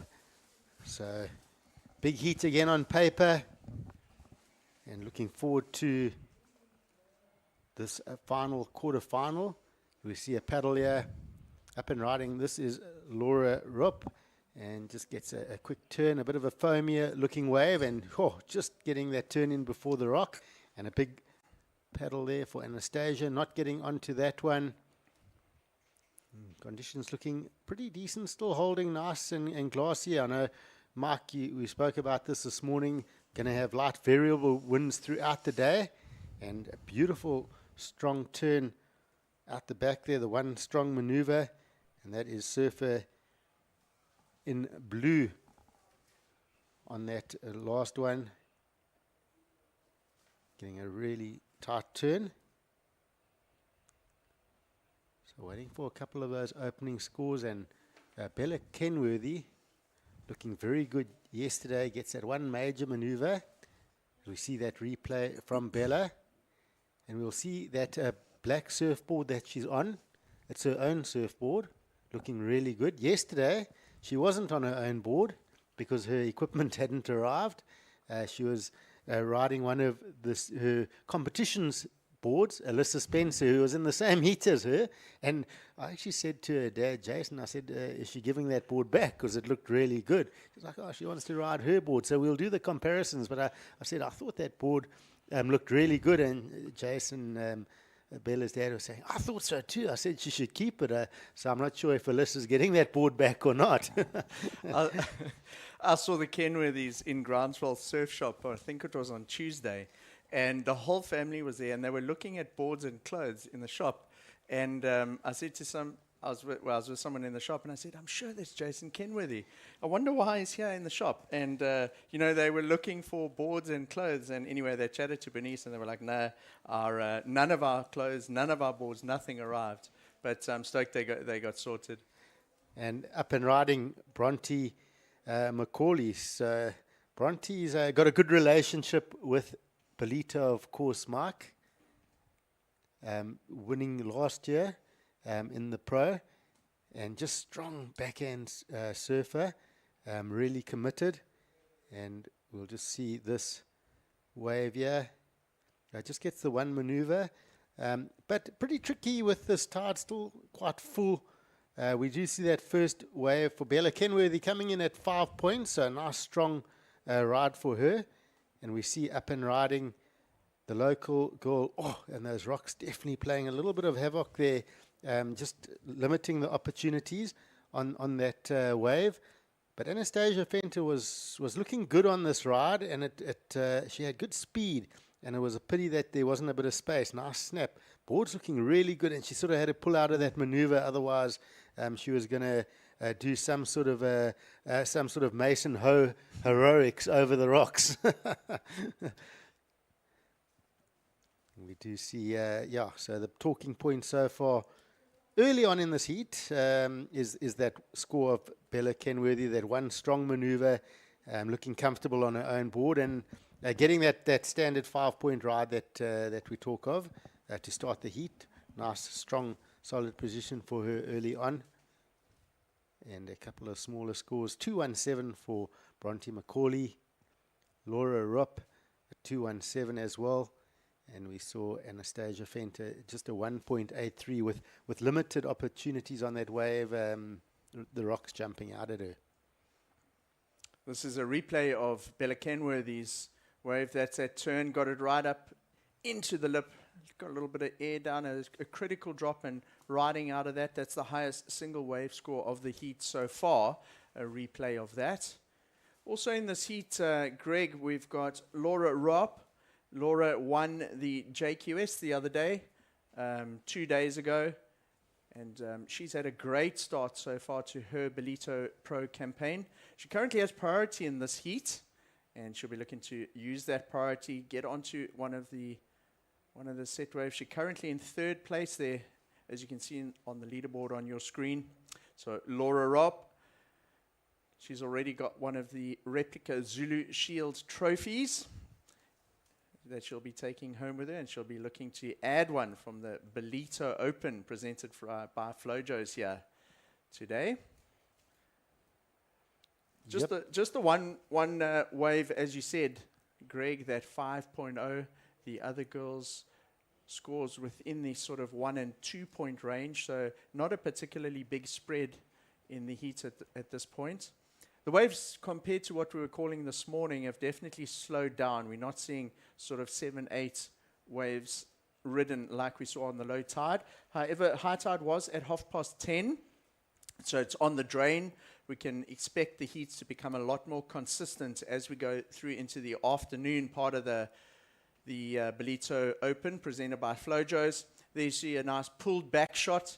You see the whitewater in the foreground on the left-hand side there. That's pretty much what the surfers are riding. Essentially a shore break here in Ballito today. And Greg, fortunately there's no wind, because if you had a strong onshore or a cross-shore southwesterly here, it would make it really difficult. But it's a lovely calm day.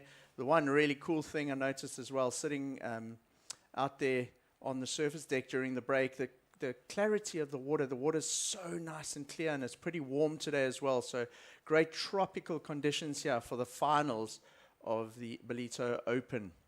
Yep, yeah, looking good. It just, again, looks like a type of day you want to be in the water. It's really hot outside, beautiful winter's day. And up and riding, this is Anastasia Fenter, just a shortish wave, and just fading off with a higher tide. We saw Bronte Macaulay with a 293 on her last wave.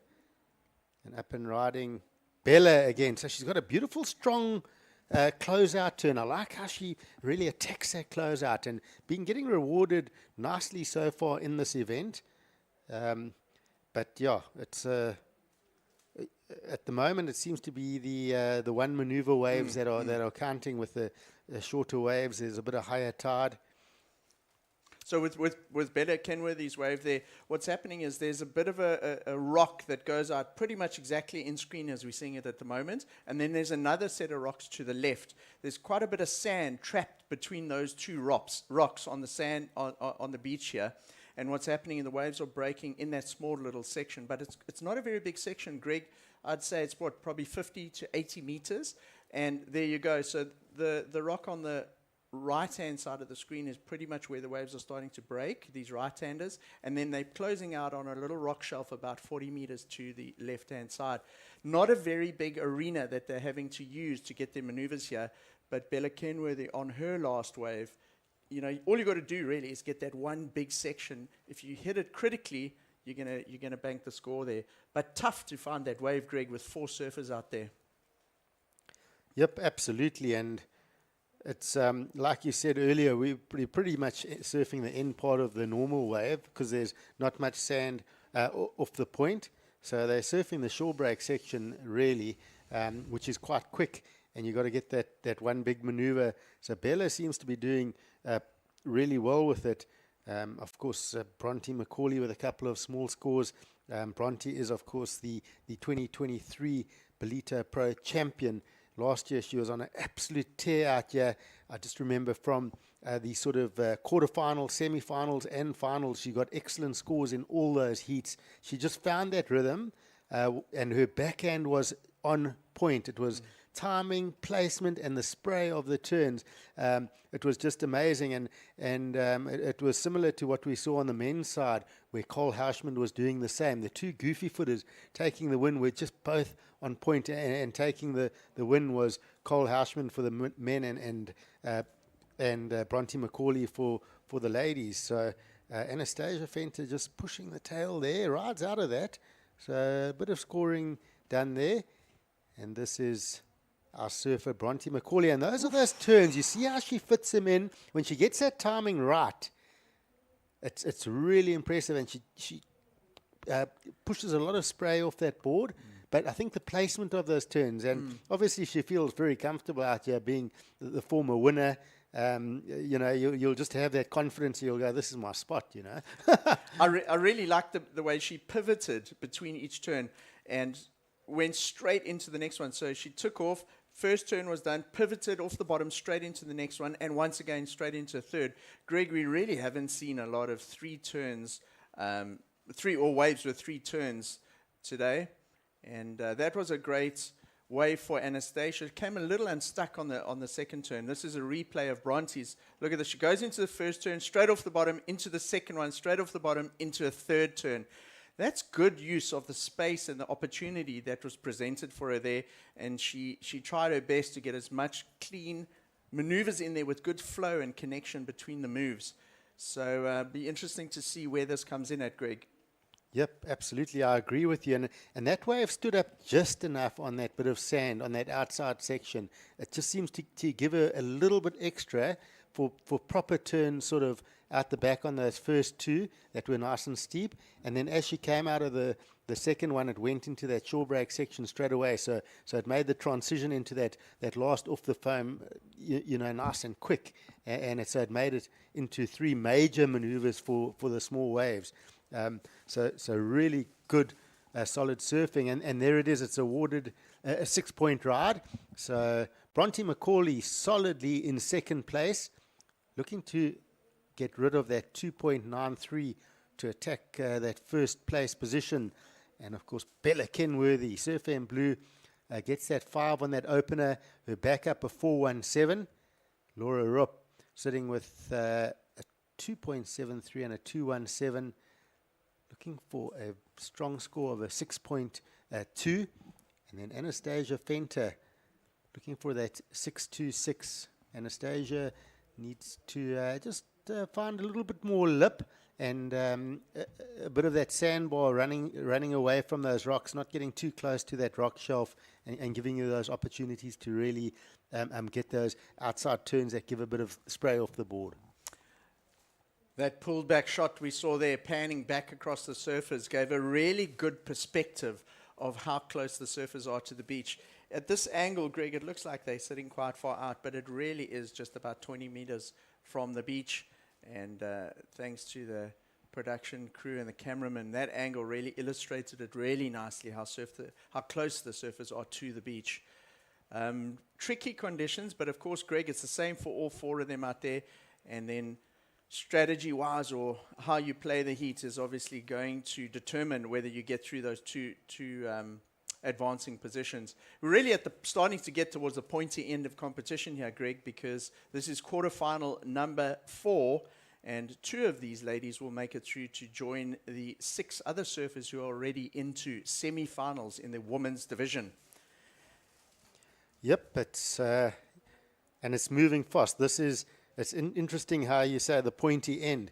You get to finals day and everything's going. Next thing you know, it's lunchtime. You're into quarterfinals, you're into semis, and next thing you're in a final. And if you play your cards right, you can get the win. Anastasia Fenter, good-looking set wave mistake, and we did see Laura Rupp going on the left. So we'll get a replay of that. But Anastasia Fenter needed to make that count. You get a set wave like that, you got to get a big hammer. Even if it's the one maneuver, the judges will reward it. And we see Laura, and she gets a good turn. So a strong turn on the backhand. And judges will compare those one maneuvers.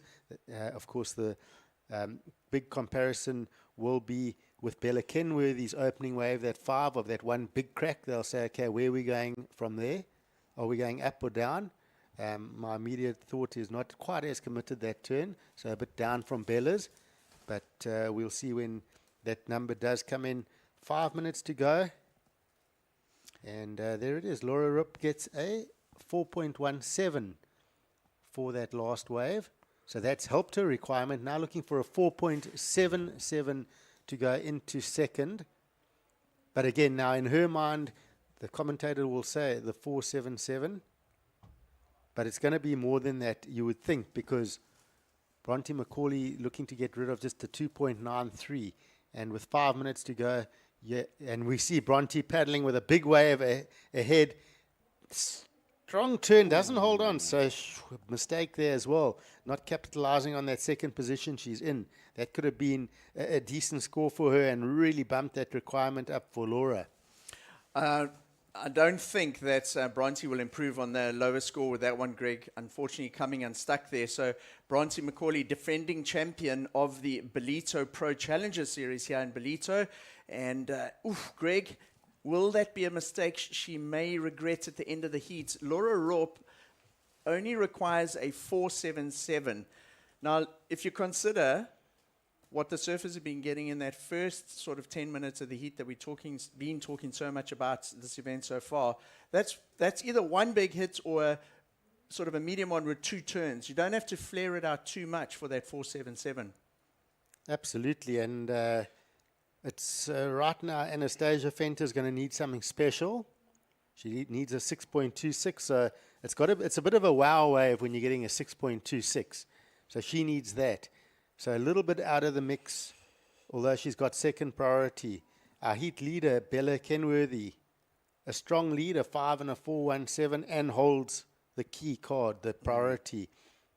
Laura Rupp, third priority, so she does have priority over Bronte, and that's where I think we're going to see a little bit of a tussle at the end of the heat. She's going to have an opportunity, is Laura before Bronte, and she'll have an opportunity to attack that 4.77. And you would think, if you were a coach, for instance, and your surfer had a set of headphones on, you would sort of whisper in the ear, look for one wave with one massive hit, and you got a chance of getting that score. That's what I would be telling that athlete. I was just thinking about Bronte Macaulay, falling on that one there, Greg. So not just did she not capitalize on that opportunity, but moved right down into fourth priority. And that made it difficult because anything that came through up until this point, she wasn't really able to go on. But now Anastasia's had a small one, and somebody else had a wave there. So Bronte Macaulay is now in second priority. If she can get up to that priority position, she'll look to really just defend those last 2 minutes, and particularly from Laura Ropp.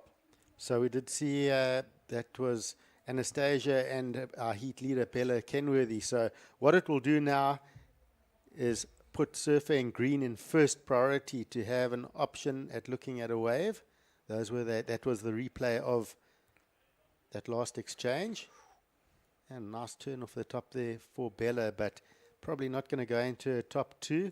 So as this one counts down with just over 90 seconds, Laura has priority. She has priority, and this is what I'm speaking about. In a big wave, she's got every opportunity here. Can she get ahead?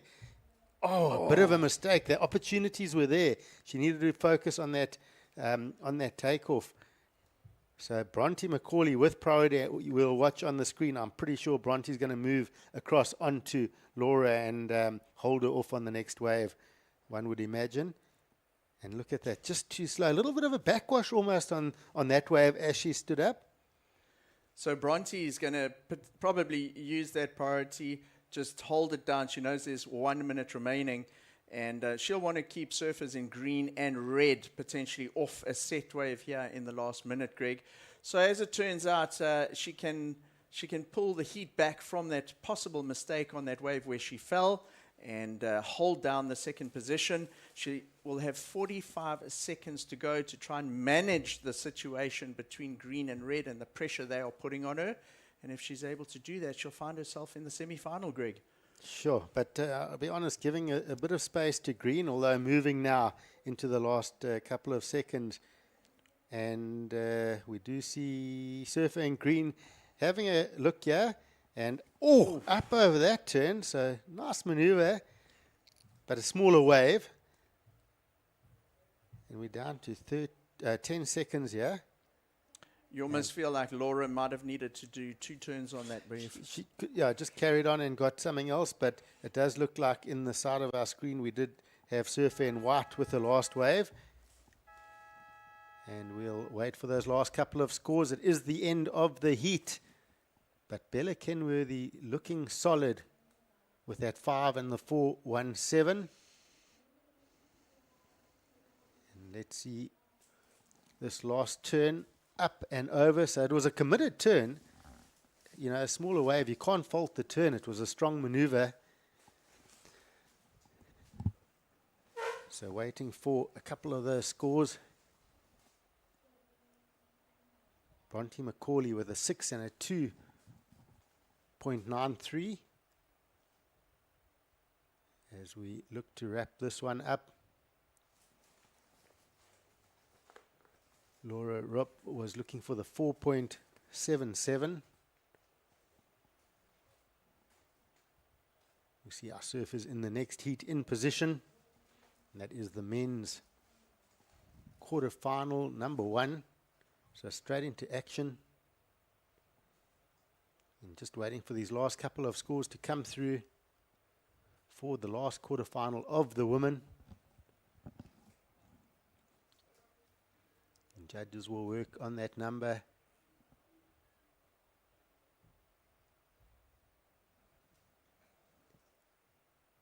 So we see our men spread across the lineup, ready to get going for their Heat 1, quarterfinal number 1. And there we go, Laura Rupp with a 3.37, so it's not enough.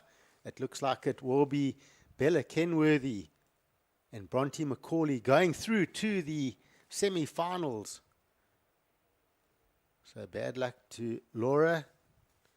And of course Anastasia Fenter battling to get going in that heat.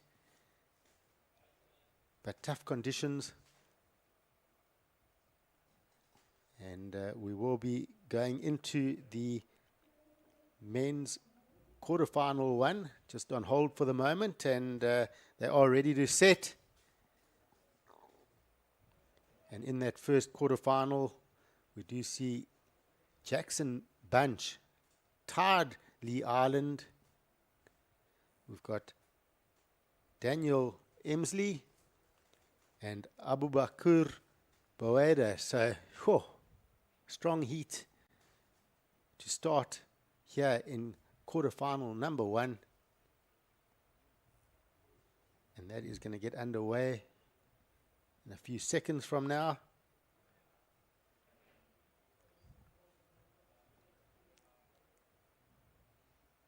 And Todd Lee Ireland, of course, just getting through that resurf. So he would have had to reset quite quickly, Mark, and a little bit of time and get your head into the game for the quarterfinals. Yes, Greg. There is a slight delay in the start of this heat. You see all 4 surfers having a look back at the beach just to check the positioning and have a look at what the officials are saying in terms of starting the heat. That's why they keep looking back. And you'll see that 20-minute clock on the top of the screen there. As soon as that goes, then we know that the heat is underway. And you just see surfers in position, moving position. I'm always interested in positioning at the start of a heat. You know, in these beach break conditions, we'll see who gets the first wave when this heat starts. But just having, you know, if we look at the position, you got your 4 surfers in the water. You would think the surfer on either end. So you've got Green on this end, Daniel Emsley, pretty much on the inside for the right-handers, and then on the far side, it's Jackson Bunch or possibly Todd Lee Ireland, which will be on the inside for a left. So you would think one of those surfers will probably get, so it's Jackson Bunch.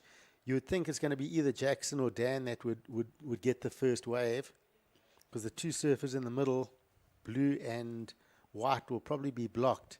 But let's see if it pans out like that. In a beach break start, I wouldn't want to be one of the 2 guys in the middle. I would rather be on either end. I'm not sure how you feel about that. You know, at least if you're on the end, you can break, and you know, for wide ones, you can be on the inside for the rights. But yeah, it's an interesting. It's a very interesting tactic at the start of a heat. So we do have some news on the delay on the start, folks. There is a issue with the priority board for the surfers.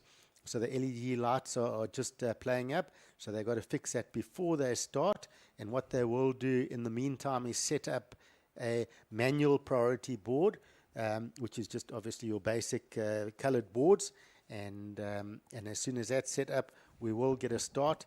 It's normally fairly quick to have that backup going. But yeah, a bit of an issue with the LED lights, and of course the priority in the quarterfinals, very important. We've got to have the priority right, and it's a very big part of our game here. And the priority system is a great new addition a couple of years ago in the four-man heats, where it cuts out a lot of the hassling. Surfers get to really pick their waves, and it becomes down to being in the right position and choosing the waves you want and doing your best surfing. Greg, we're down to 16 surfers left in the men's draw of the event, the Ballito Open, presented by Flojos. In these heats, 2 surfers will advance through each of these quarterfinals, and then we'll be left with 8 surfers, 4 surfers in each of the semifinals after this round of competition. And Greg, what do you think the surfer strategy is going to be here in these type of conditions? If you were a coach, what would you advise a surfer? I know you told me earlier that Tom Lindhorst had asked you for a little bit of advice prior to his heat, which seemed to pay off for him. And what would your thoughts be looking at the conditions and the guys in the water right now? Well, to start off, like you talk about Tom, I've been speaking to a lot of the various surfers, and I think there's some, what I like, it does sound like they are getting a start, and we are underway here, so I'll get back to that. And we see straight up off the back, Jackson Bunch. Oh, that's a quick start, so straight up over those rocks, but fitting in those 2 turns very quickly.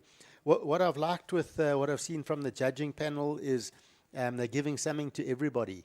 So if you bring to the table what you do well, you can get points for that. So it's not like the air guys are the guys that are going to win. Surfing, like we see here on the backhand, strong, good, clean turns. The judges are enjoying that in some ways even more than the airs. So they're giving that to the strong guys that are really good on the rail and do the big vertical turns, and they're giving a bit to the air guys as well. If you mix it up, you're going to really get a bonus score. So I like the fact that you can surf to your strengths. The big thing is obviously wave selection, finding those waves that give you a little bit of power, a bit of steep pocket, and obviously those combos. You want to get some 2-turn, 3-turn combos. If you find that, that's gold. Opening up his wave there, Daniel Emsley, and he's from your neck of the woods, and opening up his account there in quarterfinal number 1, Greg. His surfing is looking on point, sharp, and he's in the quarterfinals here today. As we get a replay, wow, him and Tide really going and hustling, paddling hard for that wave. He uses that speed to project out of a bottom turn and straight up at the lip, and he's out of there. Also, kind of drops the shoulders afterwards, Greg. And I've had my eye on how they're finishing the waves, particularly after our discussions this morning as to how the surfers in these type of conditions need to try and really be confident with how they're ending the waves, because the judges are picking up on that. Yeah, I think that shoulder drop was more with the hassle with Tide, put a bit of pressure on him, and that's why we have the priority. That's why we had the delay, because that cuts it out. But obviously at the start of the heat, there's no priority, so there is this hustling, and I always don't enjoy the start. I like it once the priority is into swing, and then you start seeing the best surfing. Split peak here, we saw Dan having a look at the right, and here goes Tide on the left. And again, both of them almost flustered. You see, as soon as you get into a bit of a hustle like that, it almost takes a bit of concentration away, I find. You want to avoid that if you can. Focus on your surfing, and you do get that at the start of the heat. But I like to get that nonsense out the way. Everyone get their first wave, get priority set, and now you can go and enjoy your heat and wait for your wave in peace. Whoa.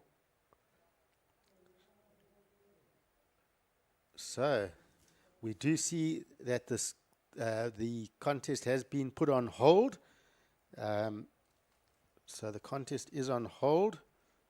We will get some info on the hold.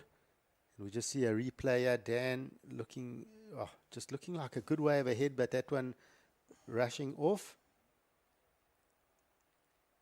And the surfer's not quite sure on what's going on. We're also a little bit in the dark as to why it's been put on hold.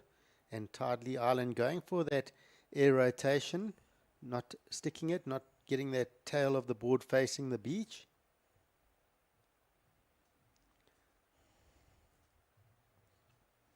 All right, so surfers in the water are getting relayed the information on why it is on hold, so they will just need to hold position. See, they have stopped,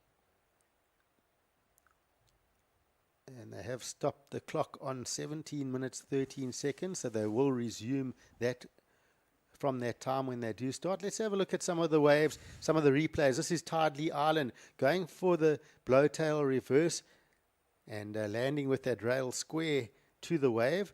So unfortunately not sticking that maneuver.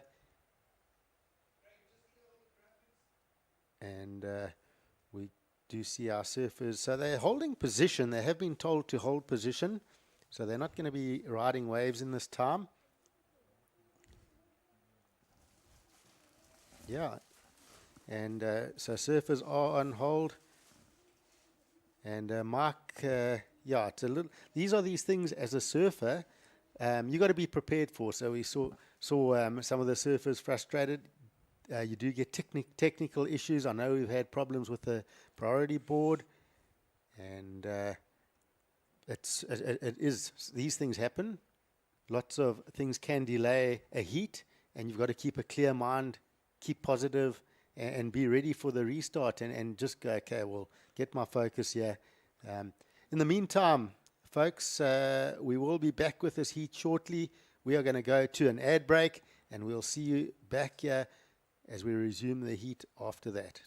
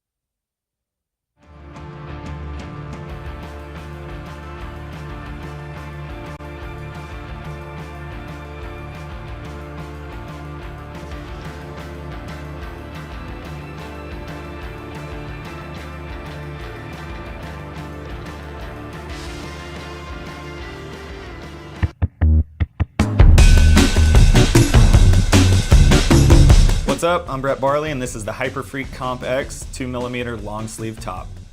This is the most flexible top I've ever worn. It's super comfortable and warm for those days when you're out in board shorts, you need to knock the chill off because of the wind. With the added feature of the zipper pocket on the side, and keep some wax in there so I can surf all day. And the drawstring on the back helps for comfort, so it fits anybody's waistline. If you're looking for a flexible and comfortable top, the Hyperfreak Comp X is the way to go.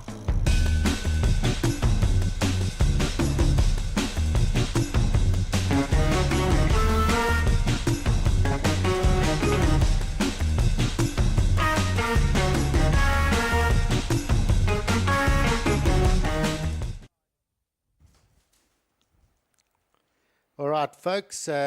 So it's been an awesome morning of surfing. The contest is momentarily on hold. We will keep you up to date on when we're going to get started. There has been a bit of protest action from our previous heats. It hasn't quite been sorted out, and there are some rules in the rule book that need to be ticked 100%.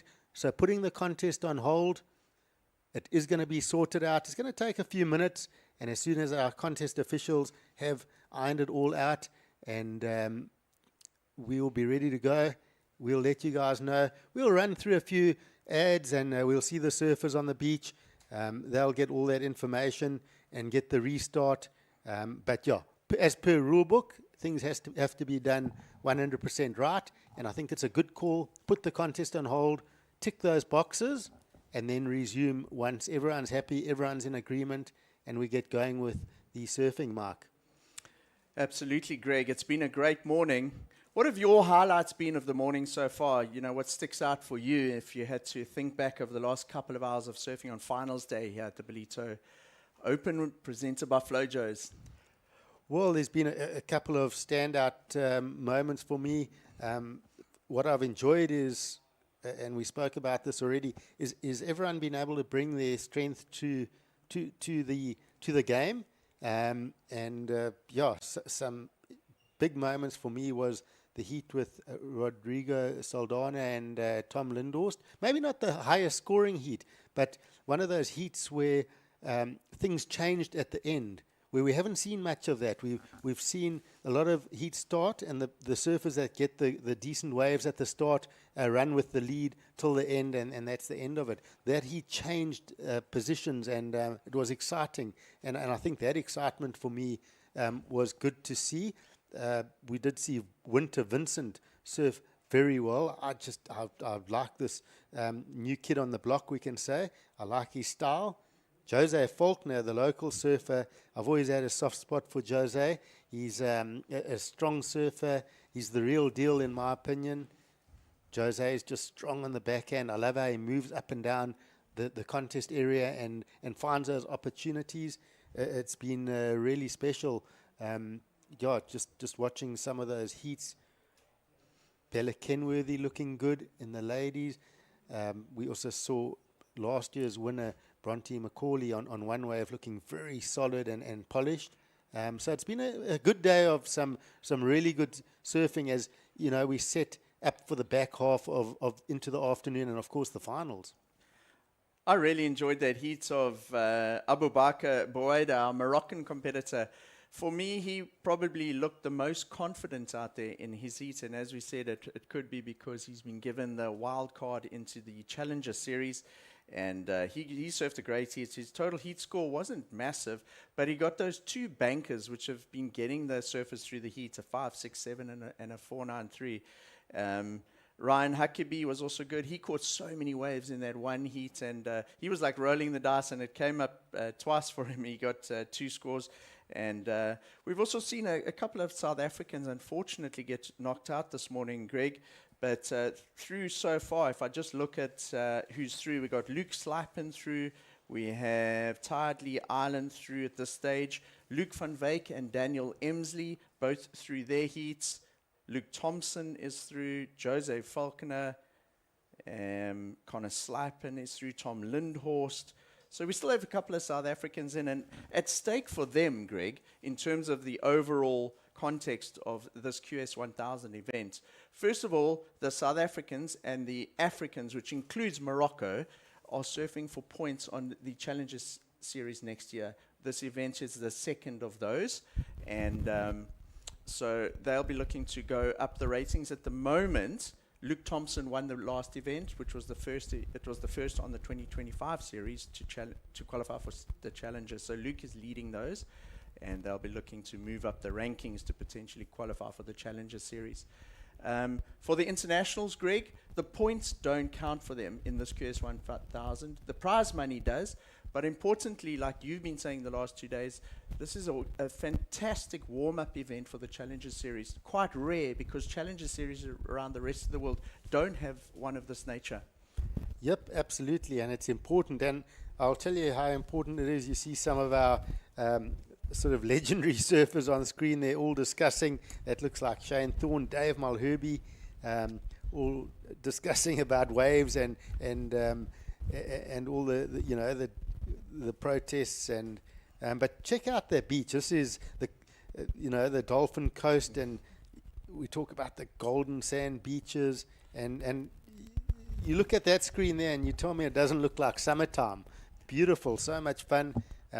Surfers in the water. You can see the bathers. That's the bathing part of the beach just behind. So a beautiful, safe bathing area. A little bit of sand. You've got lifeguards on duty.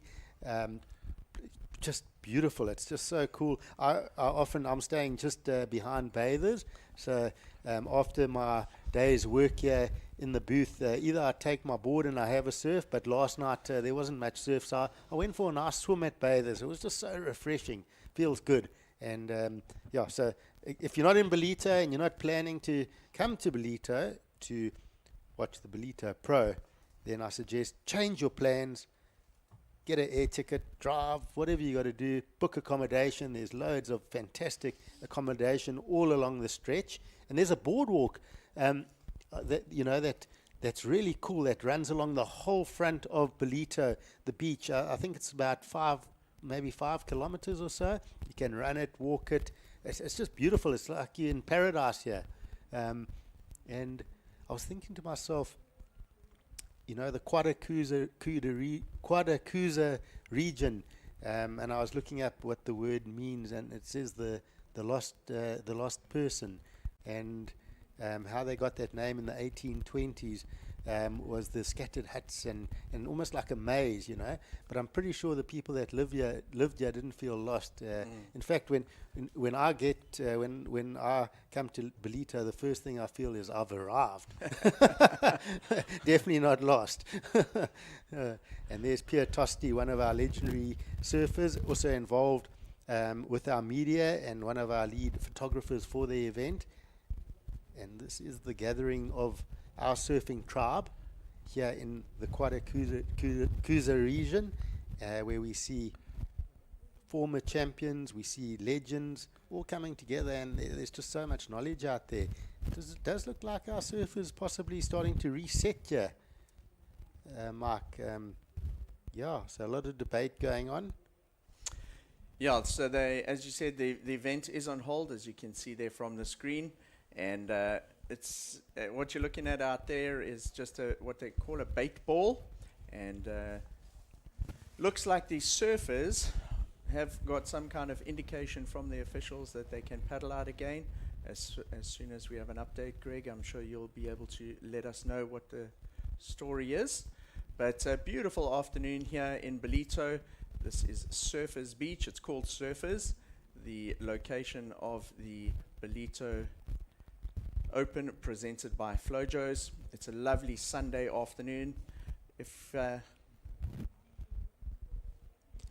the beaches are packed, and I believe you've got some news, Greg. Yep, so we see our surfers making their way back into the water. The event is back on. They're going to head out into the ocean, and once the surfers are back in position, we'll have a restart. Not a restart of the heat. We'll be starting the heat, I believe, where we left off. I think it was about 17 minutes and 13 seconds. So they'll keep that time as well as the priority standings, and that heat will reset. So surfers making their way into the lineup. Of course, we do have Jackson Bunch in red. Tardley Island is blue. Abu Bakr Baweda is in white, and Daniel Emsley in green.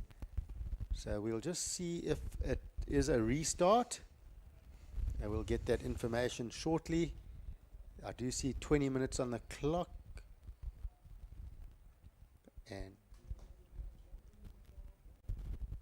okay, so it sounds like we're going to have a complete heat restart.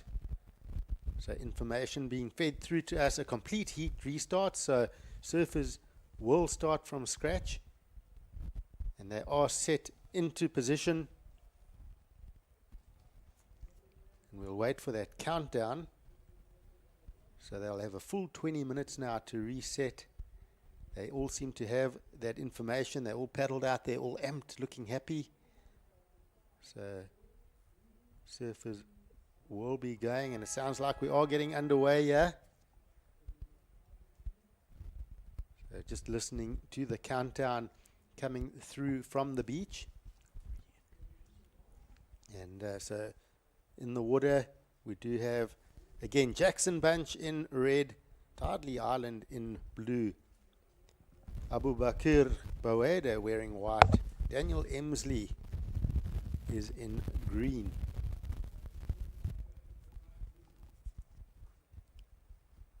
So let's see how this one pans out. Surfers are jockeying for position.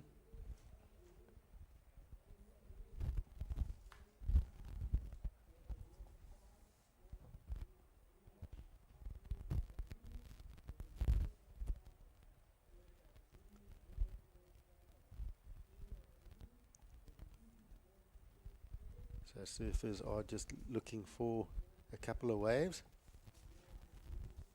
And just confirming information given to us. I'm not sure if it was an actual restart. It looks like to me that they actually have started from where they left off and have scores on the board.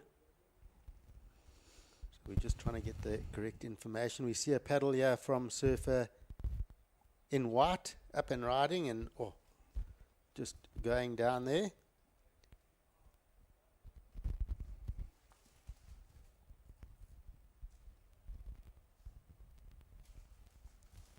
So Abu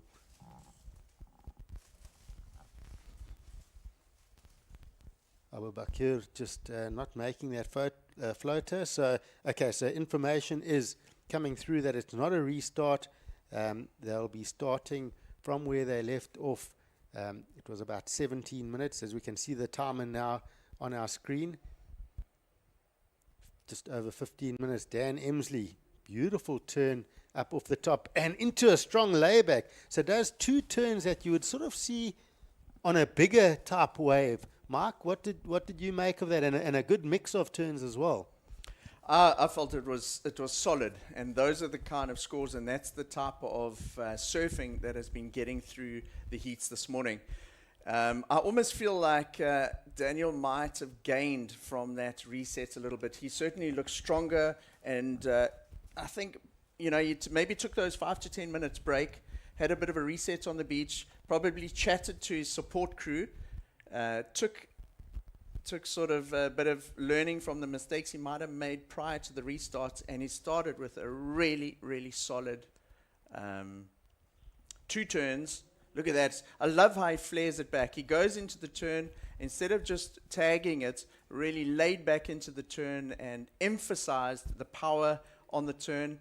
And I really like how he's begun the sort of second phase of this heat, if you can call it that. Yep, very good. I would hope to get that replay again. There was just a talking point there that I saw, but how true what you said. The reset was very good for him. Just watch this replay. So he gets that's Tide, sorry. So Tide going left, Dan splitting the peak, Dan going on that right. But yeah, what I liked is Dan on another wave, yeah, so getting quite busy out there. And a little whoop, spins a tail. So smaller wave, but he probably feels he had a good wave. And look at that score, 7-1-7 for Dan. So that point of difference. And what I said to you was, it felt like he was doing bigger surfing, like bigger wave surfing on a small wave. Because it's difficult to do strong turns and that layback maneuver on a smaller wave. You don't get much pushback. But what I wanted to talk about with the replay on that layback is you can really lay back with your front arm leaning back, with a powerful wave. But what he did on that layback, he kept that arm fairly forward, so he kept the momentum going with the layback, with the smaller wave, and he kept the power, the speed, his own speed, not relying on the speed of the wave. And I thought that was a good point of difference. He'll be loving the sound of that score, solid maneuvers. Yeah, I think the key word there is power, Greg. He went into that, and it was one of those turns when you look at it, your expression is like, whoa, that was solid. That looked good. And it was something we hadn't seen in the sort of first 5 minutes of the heat prior to that. So Daniel Emsley seems to have come out of the slight break they had in this heat in the best position, and hooking into that first wave with 2 solid turns, and then he backed it up with another one. He had another smaller inside one. So he's already had 2 quick waves there. So Daniel Emsley in the power seats here, and he's top of the leaderboard at this stage, and looks like he might even get another one now, Greg. Wow, really, really busy start to the restart here, and this time he starts flaring it out. So he's obviously feeling confident. It's amazing how once the surfers hear a solid score, they relax a little bit more and start landing some of those really flared out turns. Wow, Abu Bakir, 1 turn. But how critical did he come off the bottom on that maneuver? straight up vertical, tight rotation, straight back down from where he came and rode it out. Only the one maneuver I know, but I liked Abu Bakr, how committed he was on that maneuver. This is a replay of Daniel Emsley's where he went for the little rotation. Didn't really get the amplitude on it, didn't get the rotation, so unlikely it'll be one of his top two. How clear was the water when he took off on that? You could see like the reflection of the stand bank. That is the turn you were talking about, Greg. I really like that too. He comes off the bottom hard, goes straight up at 12 o'clock. But importantly, he had so much speed in the turn and he managed it well. Jackson Bunch, quick out of that floating section, up again. So getting a couple of turns, he might even get a finish, and up again, vertical, rides it out. So Jackson started with that 5.33, very good start, and now he's probably bettering that. That was a series of good maneuvers, plus a bit of variety in there. See Tardley Island with a look there. Dan up and riding again. A little bit stuck on that section, but then floats up and cleans it up. So talking of a backup score, when you got a 717, back it up with a 3 or better, and you're into some pretty good scores.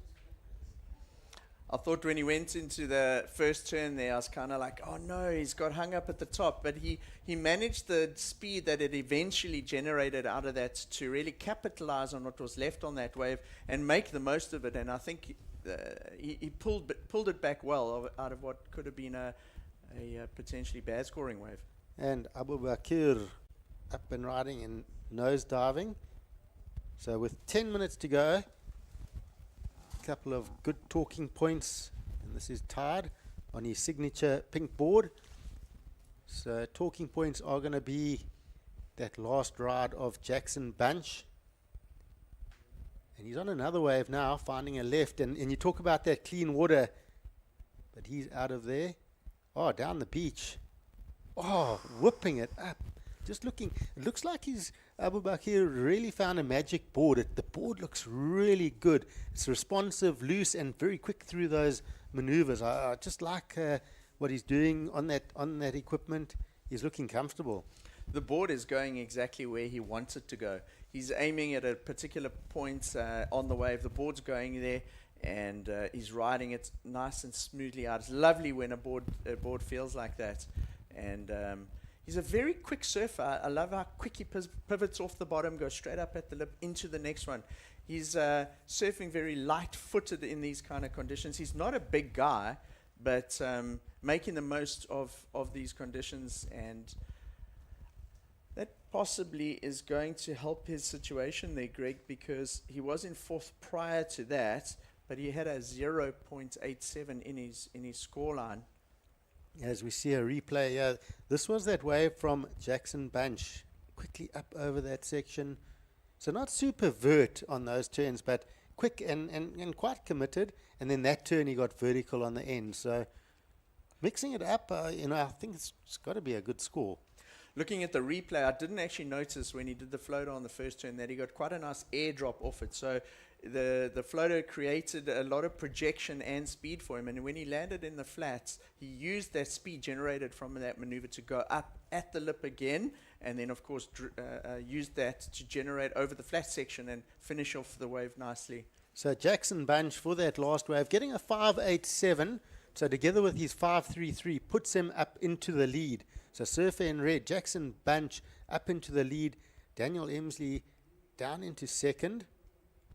And we see a replay here from Dan. So there was that slight little hesitation, but he did well to come out of it. You would think it's going to go into his top two, considering he's got a 2.87 in there. So I'm not sure if that score's dropped yet. And we see this replay, and this was just a kick out. So nothing on there. That was the one I thought that Jackson was winding up for something to launch on the inside. But the wave went kind of flat, didn't provide that ramp that he was really looking for. That's the one that Daniel got caught up a little bit on the first turn, but finished it off well. So it's looking like Tardley Island's last wave, 4 points. So that is his best number. And then Abu Bakr got a 3.97. So pretty much on 4 points as well. So just under 7 minutes to go here. And this is a replay of Surfer and White's last wave. Sorry, that was his previous wave. And here it is, Abu Bakr. So working this one through. Oh, just a mistake from earlier. We're getting a couple of replays through the heat here. So still with 6 minutes to go. Greg, Daniel really did use that reset smartly, because he came out firing, and within the first minute or so of the restart, he banked that the highest scoring wave of the heat.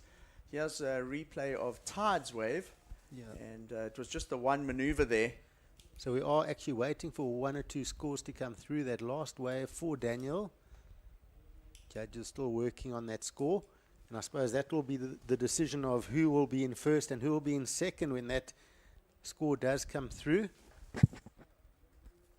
So they're working on that number, but heading down to the last 5 minutes,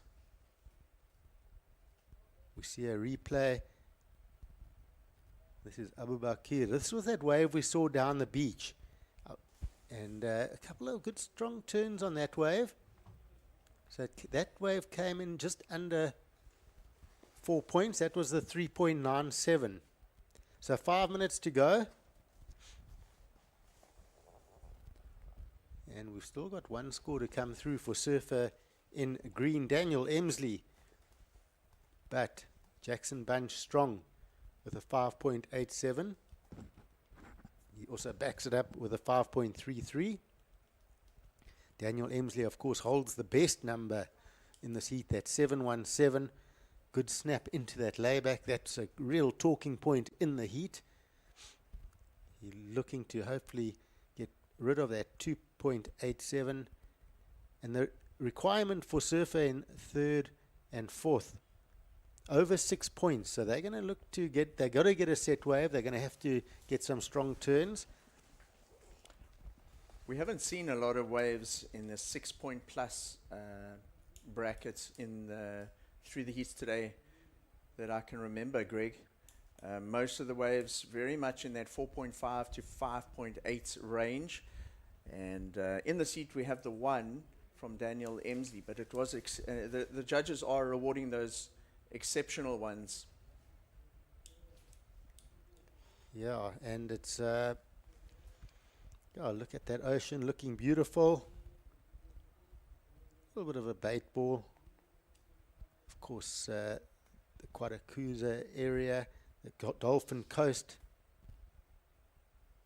And just beautiful glassy ocean out there this morning.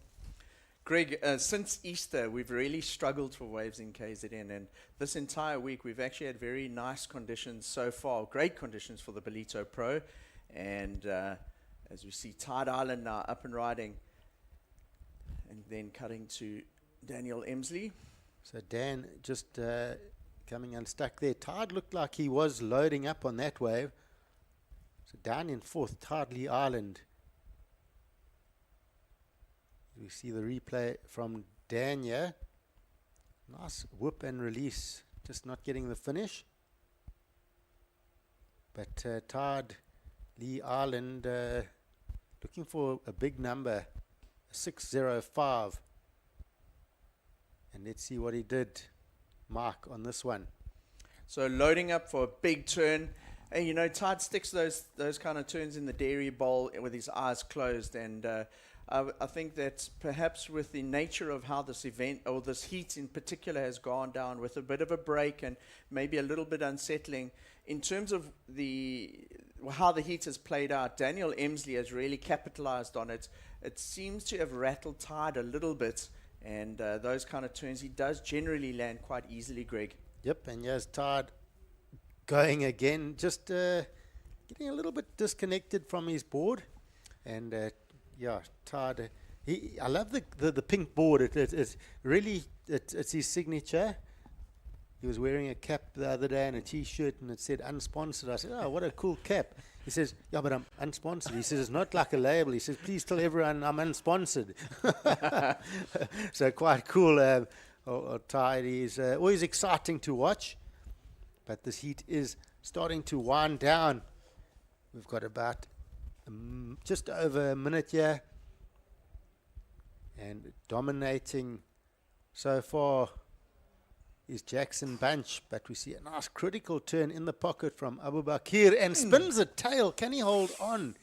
He tries desperately to hold on with his toes. Unfortunately, not making that last maneuver.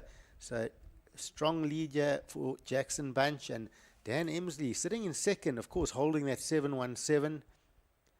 He hasn't replaced that 287 yet. 1 minute to go. I thought Abu Bakr was going to rocket out of third place, potentially even into the lead with that one, Greg. What a pity he didn't stick that second maneuver. Here he's taking off probably one of the bigger waves we've seen of this entire heat. He tags that first turn nicely, goes into a lovely flare, puts the pressure on the tail pad, and doesn't quite ride it out. And man, that would have been amazing for him if he had been able to stick it. He was right there, and he had a point of difference with that flare. As we got 30 seconds, Dan just working through on a little left-hander here. And also just, you see those couple of turns on the back end, the back foot coming off. And we see Abu Bakr on that right, and unfortunately a bit of a mistake there. And our heat leader, Jackson Bunch, the Hawaiian. Whoa! And going for the air. It did look like someone breaking the section down on him there. The Jackson Bunch does look like he will take the win here with 2 strong scores. It looks like Daniel Emsley will end up in second. So good surfing from both those surfers. We did see Abu Bakr putting on a late charge, unfortunately incomplete, as well as you would say Tidley Island also not making a couple of those airs. The opportunities were there for them. They didn't capitalize on them. So we are into now Heat 2, quarterfinal number 2.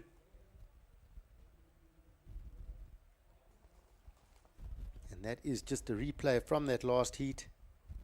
But quarterfinal 2 is set. We've got Shion Crawford out of Hawaii, Luke Schlappen, South African, Luke van Wyk as well out of South Africa, and the USA surfer Ryan Huckabee, the strong surfer that we saw this morning getting some big turns.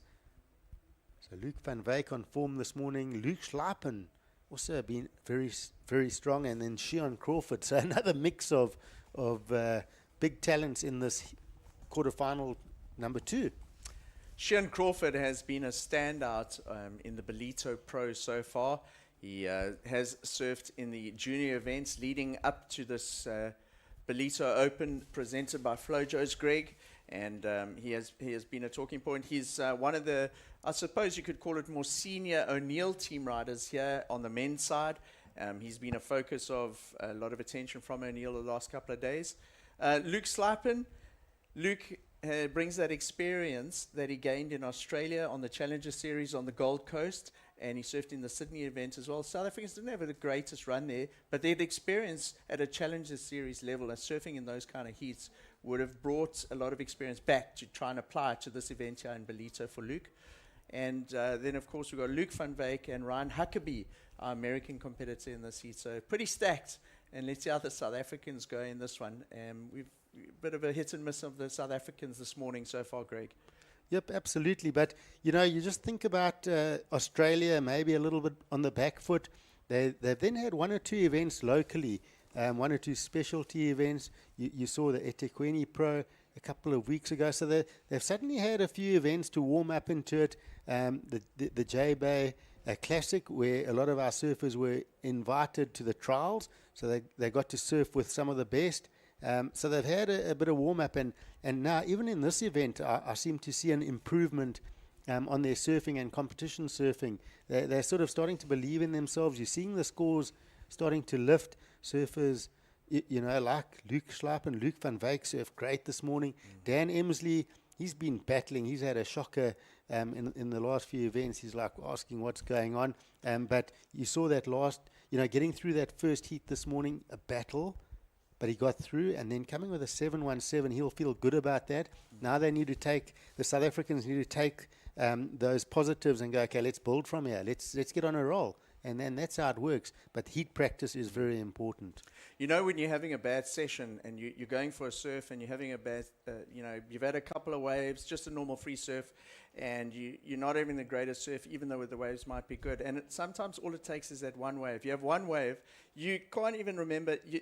It wipes away all the sort of bad waves you've had. And it's similar for the competitors. If Daniel Emsey's been on a bit of a bad run and he's been, struggling to figure out what he's doing wrong or what he can apply in heats, he would have taken a lot of confidence now going through and getting into these semifinals. And he can forget, he'll quickly forget about all the negatives and be able to take that positive energy now into the semifinals. Yep, and I mentioned it yesterday, like winning's easy. When you're winning, the waves come to you.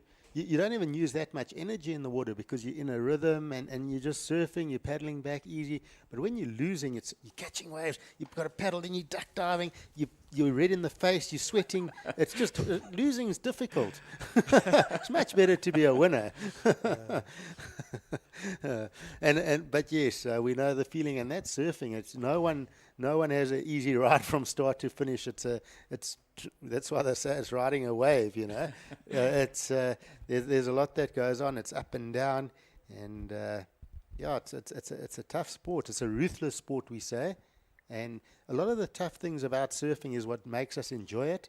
I mean, you take even things from equipment. You get a whole lot of bad boards, and it's but the bad boards make those good boards so much better.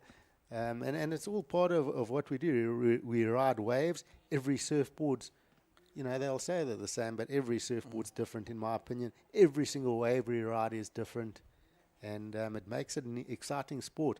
I always tell people, often, the bad things about the sport are also the good things.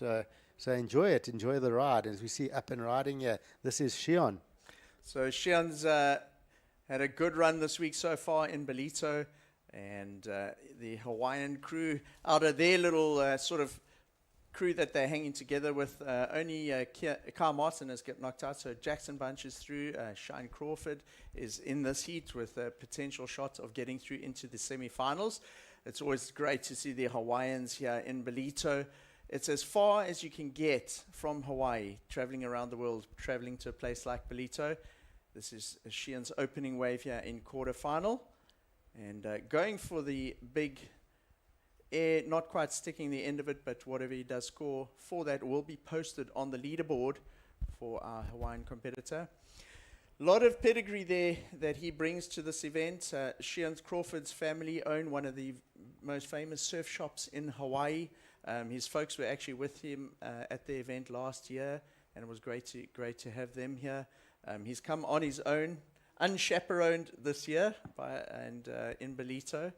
But of course, he was also one of the surfers as a wild card in the Lexus Pipe Pro earlier in the year, and it was great to see him surfing in a CT event. And here we have him in the QS 1000, the Ballito Open presented by Flojos. So 2 South Africans against the 2 American competitors here. Shion Crawford from Hawaii, Ryan Huckabee from California. And the 2 South Africans. Luke Slipen is from Komaki in Cape Town. Man, Greg, that is such a hotbed of strong competitive talent in South Africa, the Komaki area. And we see Luke and his brother Connor Slipen both competing in this event today on finals day here in Ballito. If you look on the right-hand side of the screen, that was the logo for this event, the Ballito Open, presented by Flojos. So surfers just having a bit of patience, a little bit of a slow heat, and so Shion Crawford with that 2.5. And yeah, you talk about their family surf shop, Surf and Sea in Haleiwa.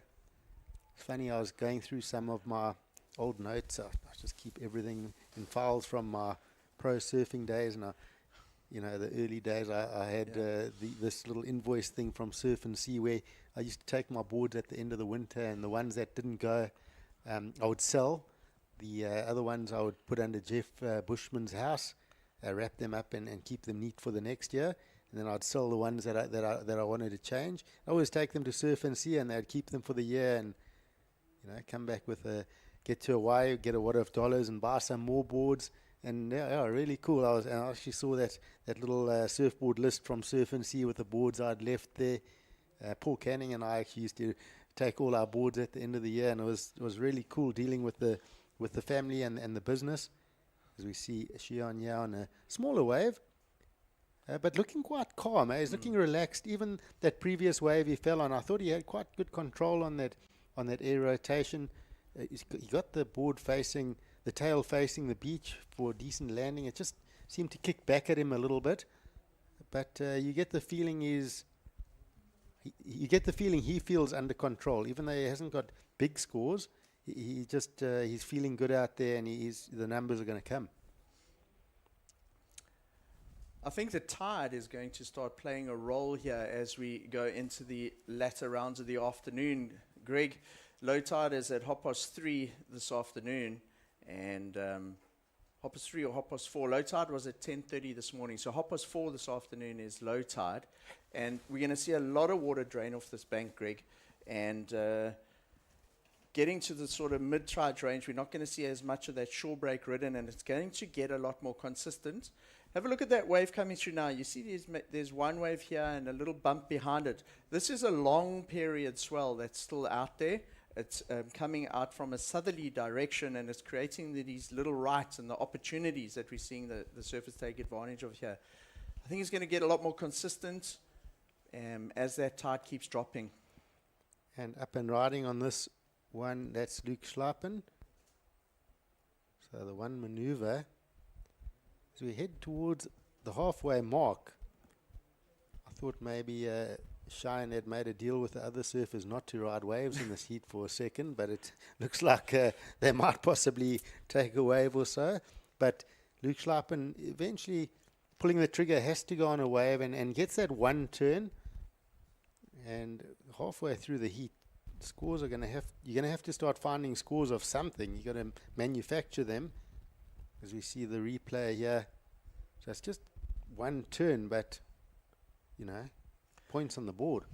Was it Luke or Connor Slappen this morning that was going for the airs and not quite landing? I can't remember which of the was brothers. Connor. Was it Connor? And when he finished off that wave there, I thought, okay, clever, because don't push it too hard. Get those two in the bag, get a score on the board, and then start flaring it out from there. So these two surfers on screen still haven't established priority, so they're going to look to fight for this wave. No, look at that. So a little bit of argy-bargy and all in the fun of the sport. But in the meantime, Shine will just go, I'll go wide and I'll surf my own heat down here, get a couple of waves. That previous wave, a 3.07. So, he's getting smaller scores, but every wave he's going a point better, and just going to put some pressure on the surfers. And you'll see Luke van Wyk and Ryan Huckabee are going to worry about the hustling, while the other two surfers will try and build scores. And you got to be careful in, getting caught up in this too much. You want to be riding waves. And this is that last one from Shion. So click up off the top, and then that's a nice strong finish for a smaller wave. And when I say a strong wave in the context of this heat, it's going to be an important score. Shion really is surfing his own heat here.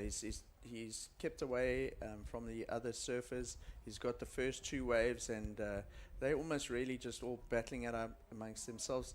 See how wide Luke Slappen is sitting to the left there. He also not really getting involved, where white and green really having a go of it here. This is it's always good to watch. I enjoy seeing different tactics. I don't think they're done yet either. As we see wider on the bank, just a little click up and over Luke Schlappen. He got a 2.57 for that first wave. He's going to add to those points, and before you know it, we're going to have 5 minutes left. Whatever two scores surfer in second, Luke Schlappen puts on the board, it's going to create pressure for surfers in third and fourth.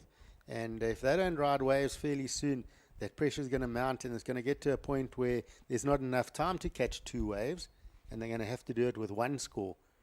So tactics are, and strategies, you're going to, this is where you don't stick to one strategy. You have a backup plan, you reset. Okay, I'm surfing a 7-minute heat here. What do I need to do? Okay, if I find a wave now, even if it's a 2 or 3, I've then got 5 or 6 minutes to look for a decent score. I'm in the game. And looks like this thing might reform on the inside, but you're not going to be able to ride over those rocks. As we saw that pulled back shot there, it actually reminded me a lot of Huntington, Greg. Huntington Beach, you get conditions like this where it's very, very, it gets quite inconsistent, and you're surfing very close to the shore. It's got that little inside section when it's small, and we've had some big heats go down there over the years, and in that type of situation, what did you used to do surfing Huntington when it was at this kind of size, with 4 people in a heat, and it's quite small like this, Greg? I used to get fourth and then go and pack my bags and go home. But guys like Royd and Bryson used to get great results there, and he was very light on his feet. He used to get quick maneuvers in, 1-2 quick turns, and that real small wave kind of stuff is coming into play here this afternoon. It is a dying swell, so there are going to be the odd sets still coming through, but you're going to have to focus on getting scores on these smaller waves now. Yeah, Loop Schlappen's found a nice wave down the beach, and that was a good slice off the top. So we see Huckabee now on his first wave. Oh, that was a strong turn. So they got to get working now. They've got it under each other's skin, has Van Wyk and Huckabee. And now Shion on a right-hander, he just gets a quick ride in and out. So nobody's safe in this heat. Shion Crawford, with 5 minutes to go, has the 3.83. So close to a 4. Backs it up with a 3.07. Luke Schlappen, a 2.57.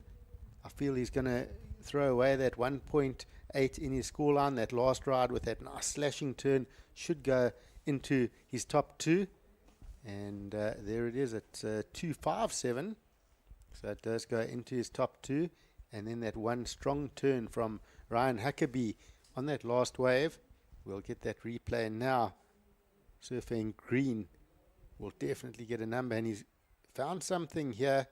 Sorry, this is the replay. So this is that one strong turn. And yeah, really committed. Lots of spray off that turn. That little score there is going to put him in a decent position. Behind him, there's that next wave there for Shine Crawford. But incredibly, it's coming down in these type of conditions to one turn. And so you got to really put everything into it, flare it out. But you don't want to fall because there aren't a lot of waves, Greg. No, absolutely. It's and this is a different heat. It is, and you got to take it for what it is. The last 4 minutes, nobody's safe here. Ryan Huckabee at 3.57. The best number of the heat at 3.83. So pretty much Luke Van Wyk, who doesn't even have a 1 on the board, is in 4th, but only needing a 5. So absolutely nobody safe. Luke Van Wyk, he's got priority. A big set wave comes through now. He gets 2 backhand hammers. It could be a 6 or a 7, and he's leading the heat. So it's we're going to watch this one carefully as it pans out. We'll talk you through it. It's been a slow heat. And we see Schlappen, surfer in blue, up and riding.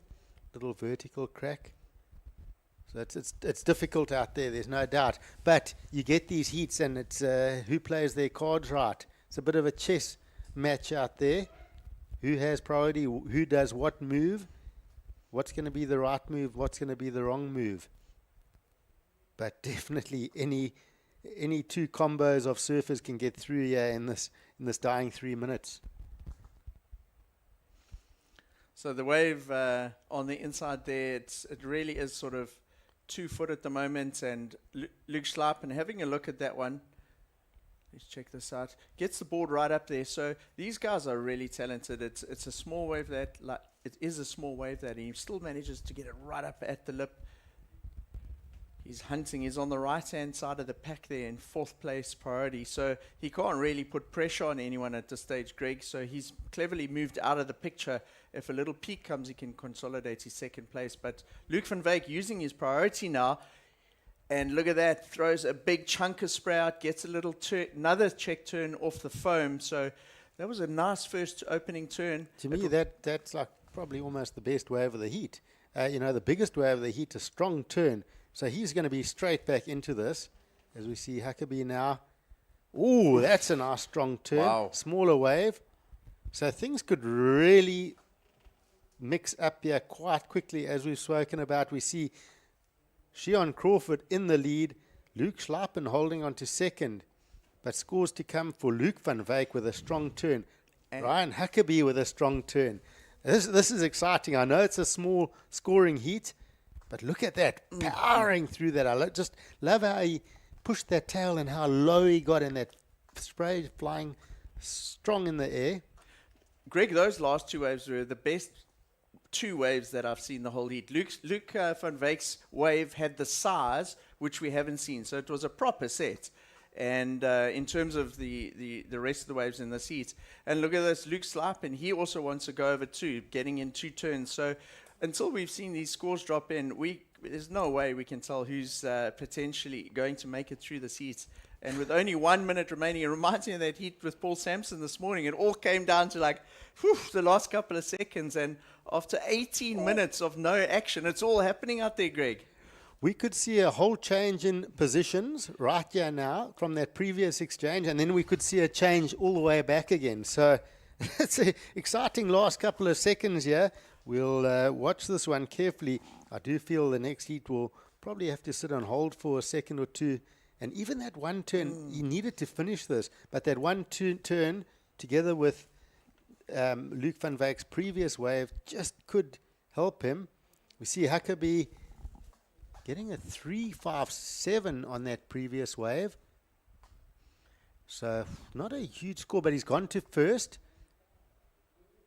And Shion Crawford has a wave owing to him. Luke Schleipen has a wave owing. And Luke van Wyk as well has a couple of waves owing to him. So we'll see a couple of these replays. Little reverse there for Schleipen as he comes in. So, wow, low scoring heats. It's going to be interesting. So Luke van Wyk coming in with a 3.83 for that score.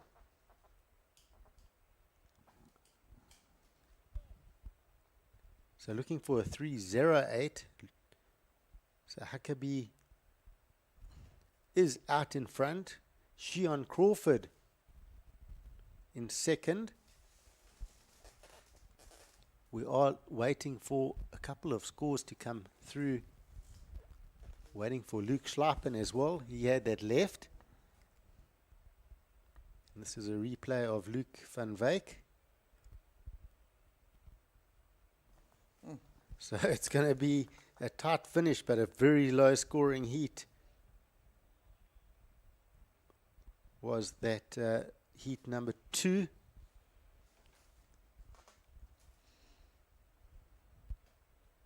So it does look like last of Shion Crawford at 3.8. So he goes back into the lead. Huckabee is in second. Schleipen's last score, a 3.67, so not enough. So it looks like it will be the Hawaiian Shion Crawford taking the win. And Ryan Huckabee, the USA surfer, coming in second. We enter a new heat. In red, Luke Thompson. White, we have Connor Schleipen.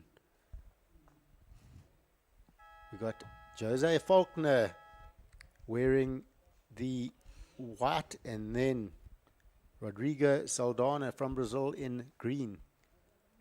So 3 South Africans, 1 Brazilian. Hopefully we can see some South Africans dominating. We just lost 2 South Africans in that last heat. Sure. We'll see if this heat speeds up a little bit. Surfers are jockeying for position early on. We see a paddle for 2 surfers here. Ooh, so little bit of, we're seeing these surfers getting involved, all wanting the waves. It's slowed down a lot there. So the hustling at the start of the heat's getting fairly intense as surfers look for those opening scores. Greg, I think with the conditions like this and 4 surfers out there, there really isn't a lot on offer. You're probably going to have 4 potential waves out there in a heat. They're going to maybe score big. up and riding. This is Jose Falconer, and a little lip slide, and he rides that out. But you know, it just seems quite crowded out there, like they're all in a very small room together, and they're trying to make the most of the conditions and distance themselves from each other. This is a nice little one. I thought it was going to double up on the inside, but didn't quite do that. But difficult to kind of keep your composure out there, Greg. You know, with that last heat, we didn't see any rides up until, I think she and Crawford only had those two waves up until the 10-minute mark. You made that comment about him, you know, no one else having a ride. And that would have been put pressure onto the other three surfers. So difficult to keep your composure. Not a lot of waves out there. You have to keep calm and just, you know, how do you play it? Yeah, well, what I see, okay, so the start of this heat, a lot of muscle. I'm going to get this wave, I'm going to get, and no one's, you know, we haven't seen the scoreline yet, but no one's done anything. Luke Thompson sort of pretended to muscle and quickly pull back to go, I don't, you know, I want to go, you go, and the other guy would go.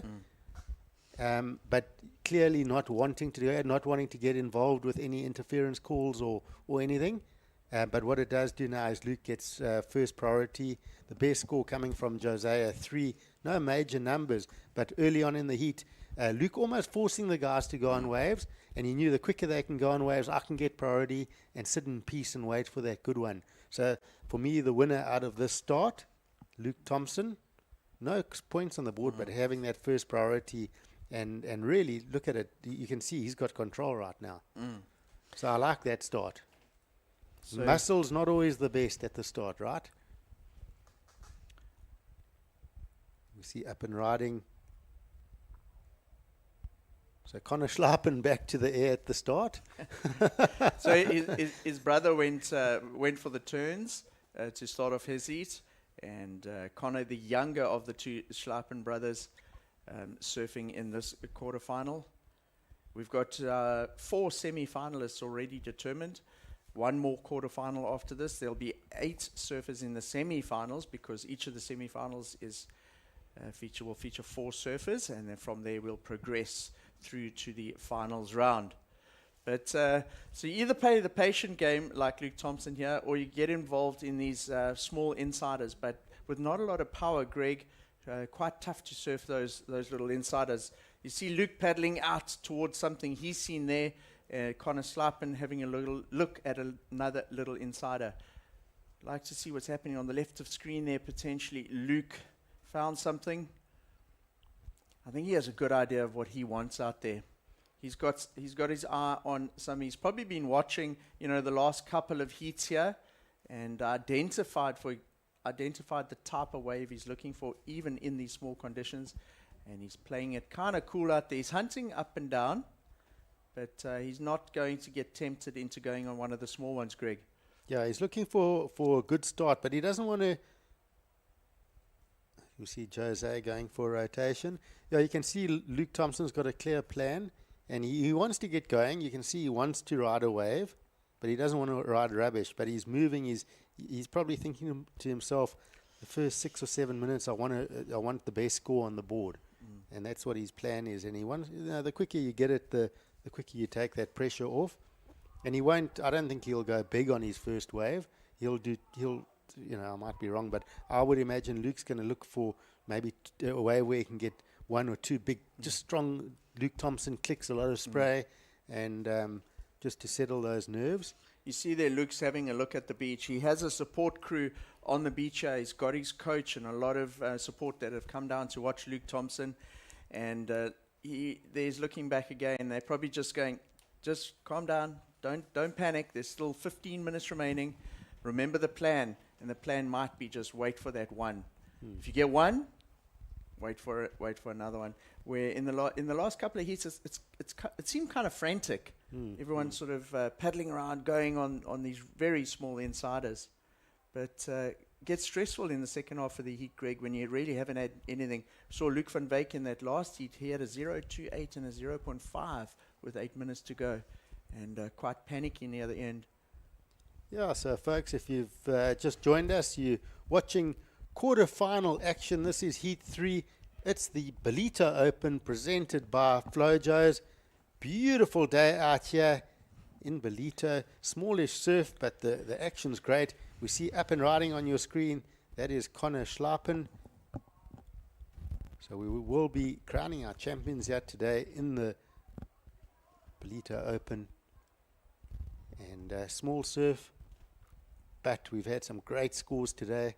Some really powerful, strong surfing, as well as we've seen surfers using the progression part of the criteria going to the air. We've seen everything from solid airs to big cracking turns to laybacks. So it's been exciting stuff. We're getting to the money end of business now. And a slow ocean, but still those scores are there on offer. I was saying it in our previous heat when we called when we were commenting or announcing on Jose Faulkner. I love watching this guy surf, Greg, because I just don't know what to expect. You know, I kind of know the other surfers in the heat here, and Jose just always pulls something either strange out the bag or something that we haven't seen before in his heats. In his previous heat earlier this morning, he was covering so much distance. We were talking about how much speed he was generating in these small waves and the distance he was traveling. I'm amped to see what he can potentially do here in these very small conditions in Ballito. Luke Thompson pulls the trigger and uses his priority, Greg. And 2 turns, as you said. You said what he's going to do here, he's going to get a wave. He's going to surf it relatively conservatively by his standards. He just needs to get the 2 turns in. You reckon that's what he's done there, eh? 100%. He's got that on tap, this first turn where he clicks it just right. It throws lots of spray. The judges like it. Strong finish. Yeah, Does the job. Yeah, Luke's a smart competitor. And, I mean, that's a great, calm way to start the heat. And he's got complete control. It's going to be the best score of the heat by quite a distance. And he can calmly paddle and wait for another wave and not use too much energy because winning's easy. But we'll wait to see where that score goes. I just like it, you just calm things down in sort of a intense situation. It has been a bit intense. We've had heat restarts. There's been a lot of hustling, a lot going through surfers' minds, emotions, and even if you're not involved in that, your heat would have been held back. Oh, here we go. So Luke Thompson finding a smaller wave quite quickly and slashing away. And even if you weren't involved with those protests, the interference, still your heat times are changing. You've maybe warmed up, got ready for a heat. You've now got to warm down and then warm up again because now you've had a 10-minute, 15-minute delay. Your routines are out of sync, and so it actually affects everybody. Everyone's got to reset, and again, then there's emotions. Maybe you've had nothing to do with it, but your routine's now out of sync, and you're emotionally going, "Oh, this sucks." I've got to reset.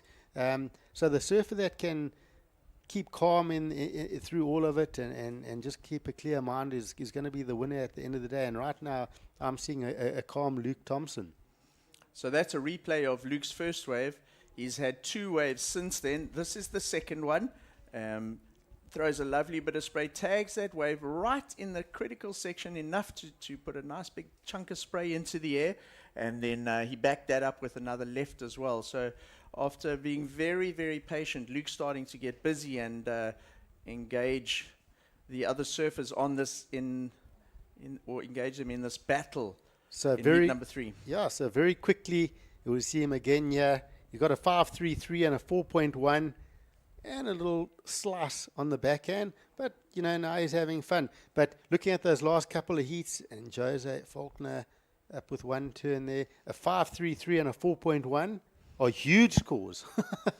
in the context of what we're seeing today, yeah. and if you put that up against the last couple of heats, those are solid scores, Greg. Yeah, so we're halfway through the heat. Jose Faulkner with a 0.97. We saw that last wave, a bit of a turn up in the pocket. And Rodrigo Saldana battling to get a start. And Luke Thompson, you see the spray that comes off that board on that slicing snap that he does, and he's got that on tap. And it's a real asset that he's got.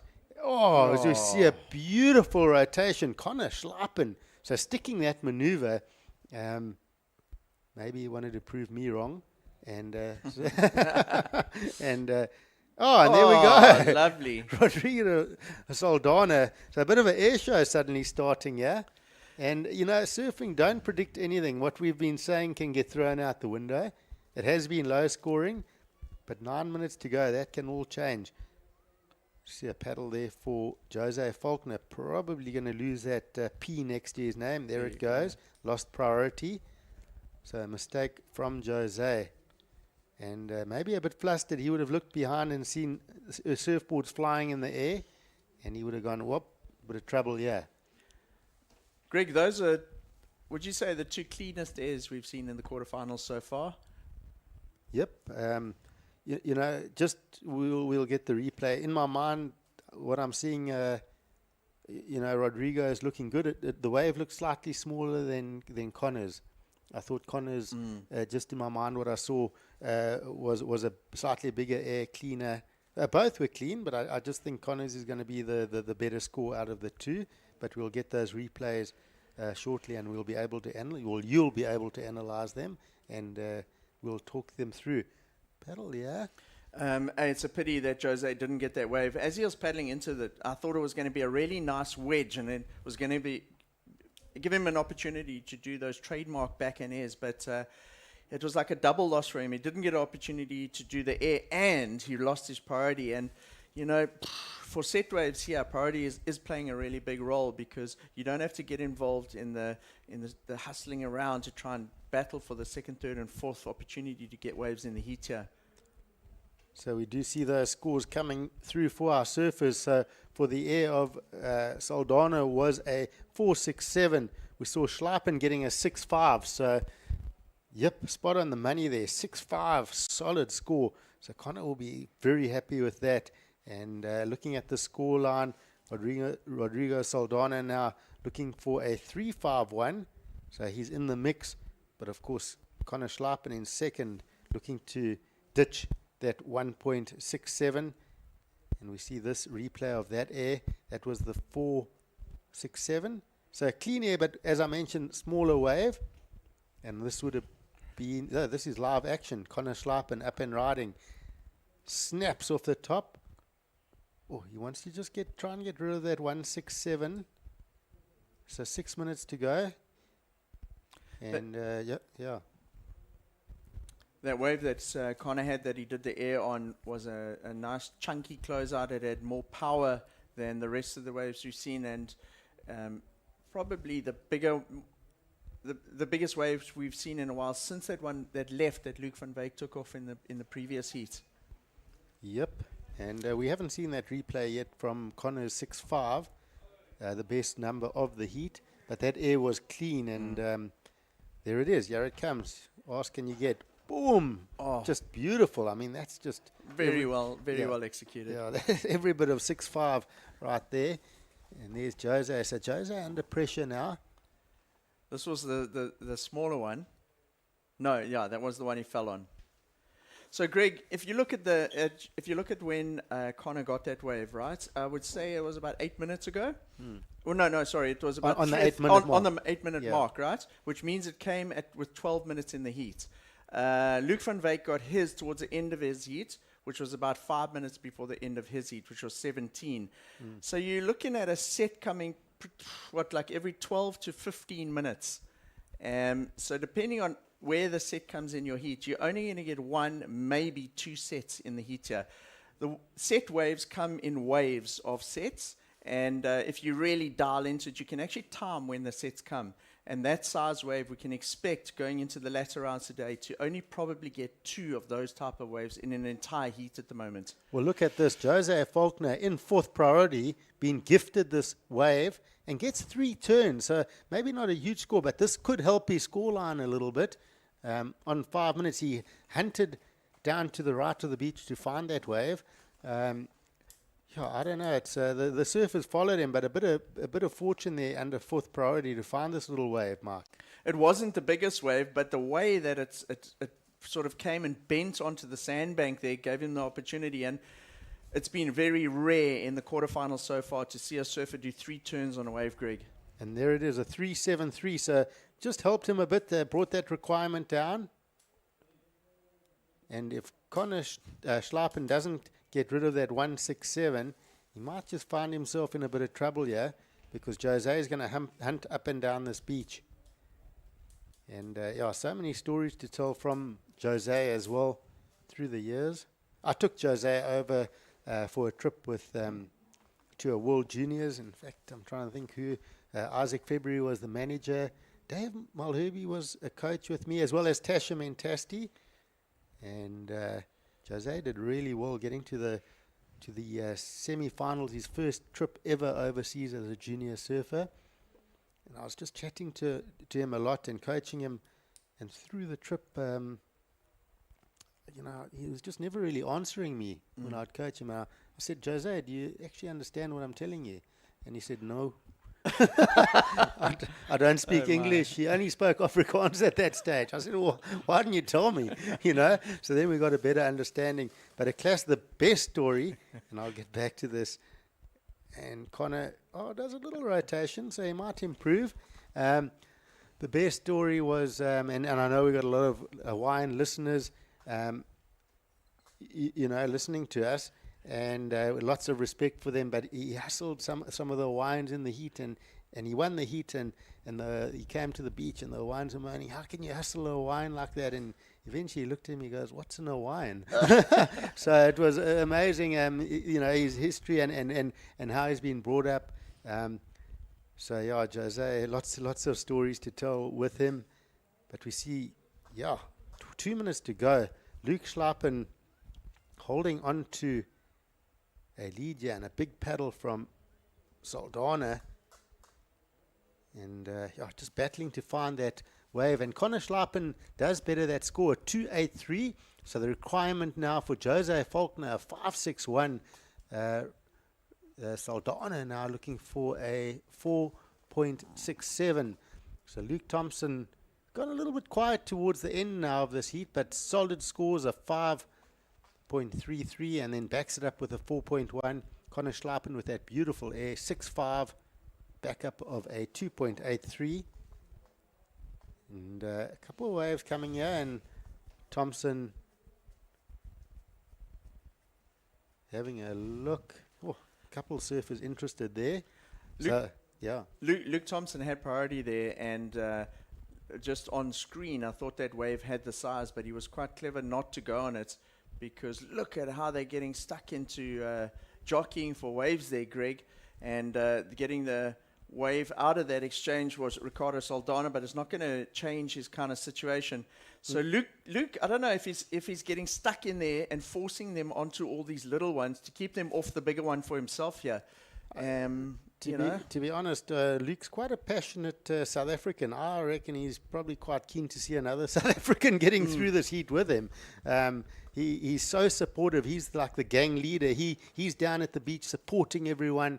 And that's why when he enters the water, he gets a lot of crowd support and peer support for his heat, because he's the gang leader, and he'll support everyone and just cheers. He wants nothing more than to see South Africans doing well. And it's a pretty cool story. And this one's winding down.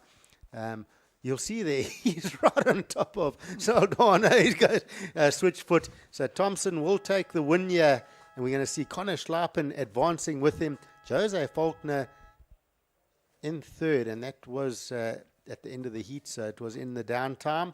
And so Connor Schlappen coming in second, the two South Africans making it through that heat. We're into the next heat, the last quarterfinal number 4 in the water. And we are going to see, this is just a replay, but does not factor into that result. We're seeing Vincent, the strong surfer out of Australia. He's in red. We've got Rinta Uto out of Japan in the white. We've got Tom Lindhorst. We saw him getting through with that final clutch wave this morning. So Tom Lindhorst wearing white, and Jarvis Earl, another Aussie, in green. So let's see how this one pans out. Another really big heat on our hands here. And so reset, and congratulations, Luke Thompson taking the win. Connor Schleipen coming in second. And there the boys are talking. Of course, big mates as well. So they'll be stoked to have advanced together and putting on a good show. Flojos will be stoked as well. Flojo is the event sponsor, and Luke Thompson is their highest profile team rider in South Africa as well. So pretty cool that Luke got through for his sponsors event here. Greg, there's some big names in this heat. I love look at this. I love the look of this heat. Yeah. So we got Winter Vincent, who is on the Challenger Series, a young Australian, and recently returned from a big win, probably the biggest win of his career. He took out the QS 5000 in Nias in perfect 8 to 10 foot barreling waves at Nias in Indonesia. He's traveled across the world to here in Ballito, and he finds himself in the quarterfinal. Then on the other side of the leaderboard right there, you got Jarvis Earl in green, previous world junior champion Greg. And then he frames up Tom Lindors. He's a South African Open champion. He won the South African champs a couple of years ago. He's comes out of East London, and he spends his time between East London, Port Elizabeth, and Port Alfred on that section of the coast in South Africa. And then joining them is a competitor from Japan. So a real international heat here. We've got Australians, Japanese competitor, and a South African.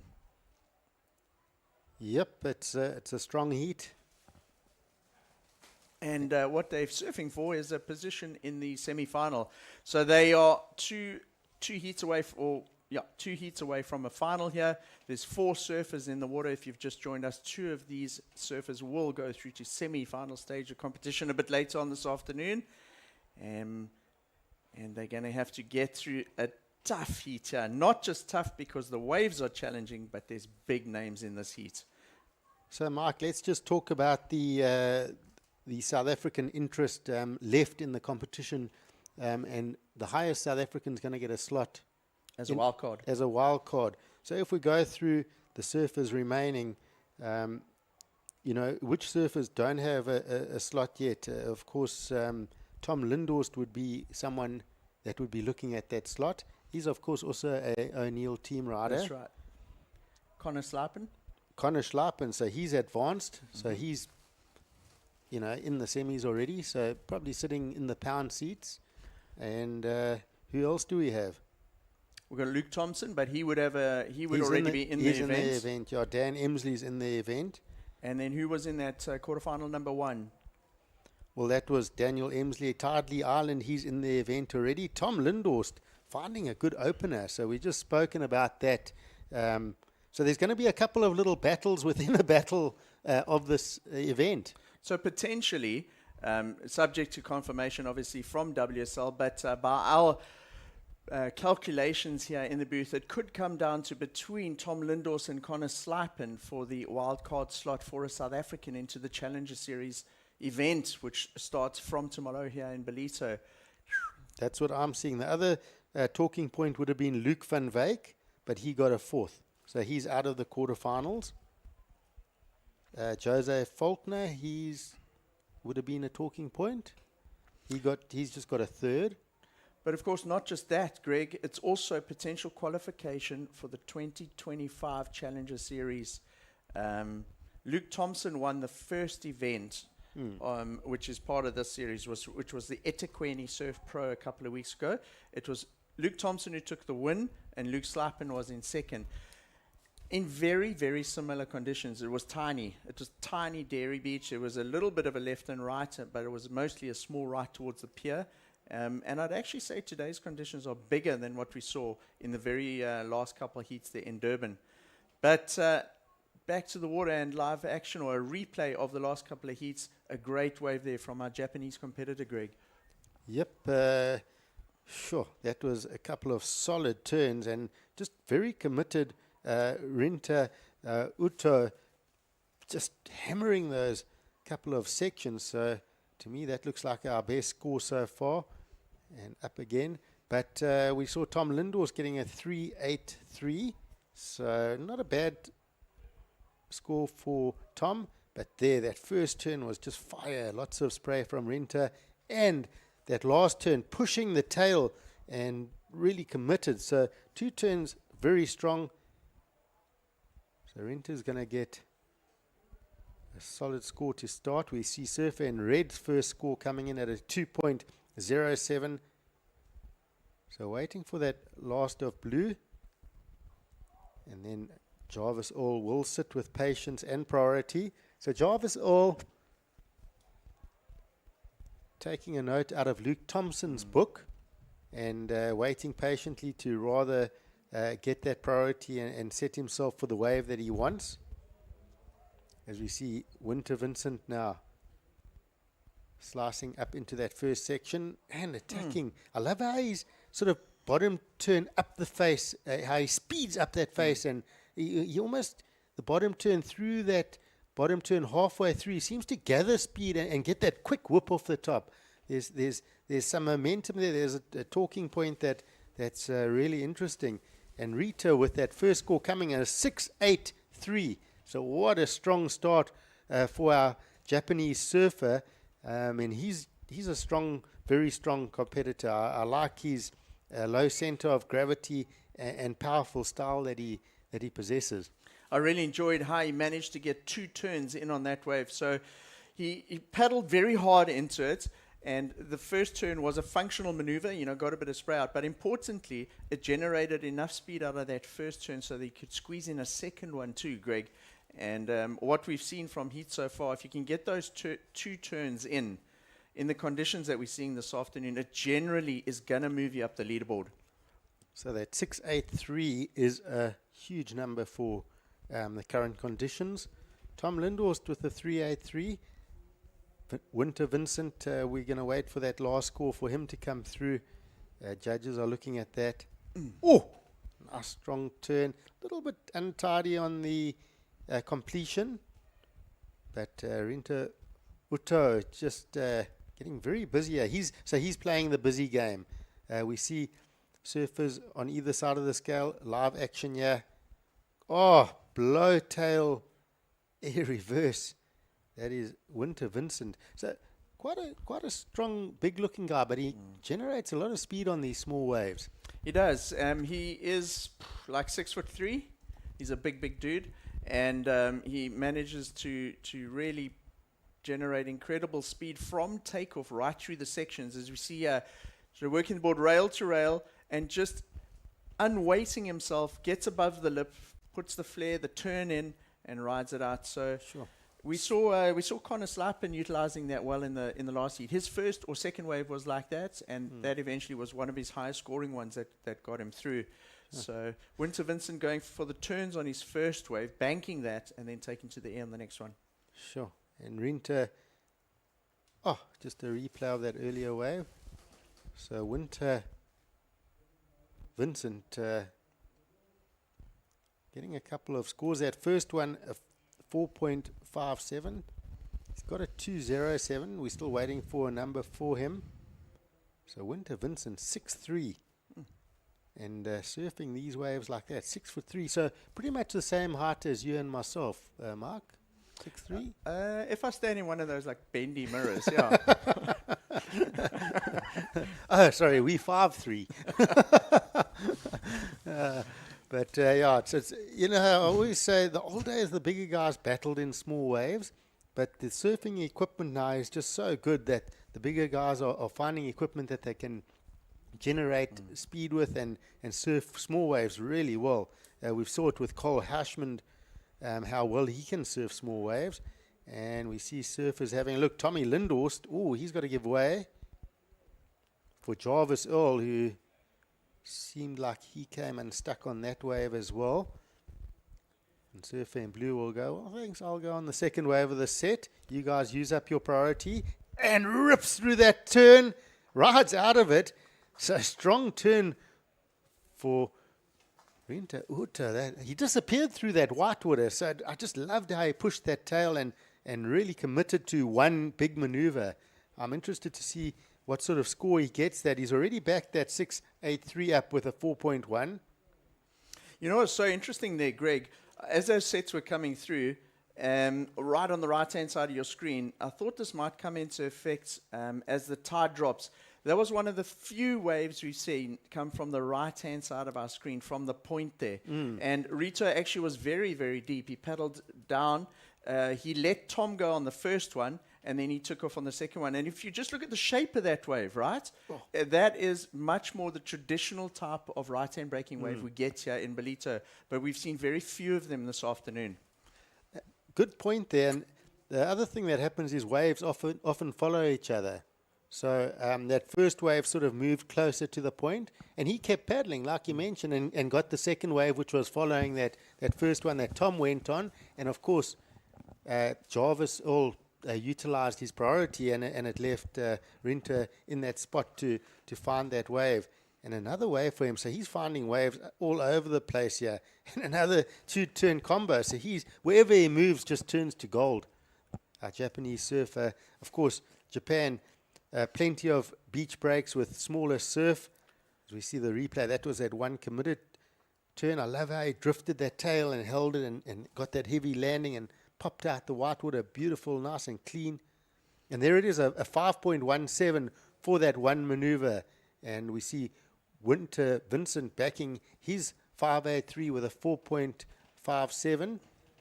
And surfers now in third and fourth, suddenly looking like they're in a bit of trouble. Tom Lindor's needing a solid score, a 6.57, and a position we haven't seen Jarvis Earl in. Looking for a combination, it's unheard of. He's been so solid. So can he pull his way out of this, Jarvis Earl? That's going to be a talking point. We've seen how competitively sound he is. He has priority. So let's see where Jarvis ends up after this. I'd like to see what happened on the outside of that wave with that replay, because Jarvis used his priority and it seemed like he made a bit of a mistake. But back in the lineup, he's got 7 minutes to reset. You see how there's that widescreen shot that we're seeing now at the moment, Greg?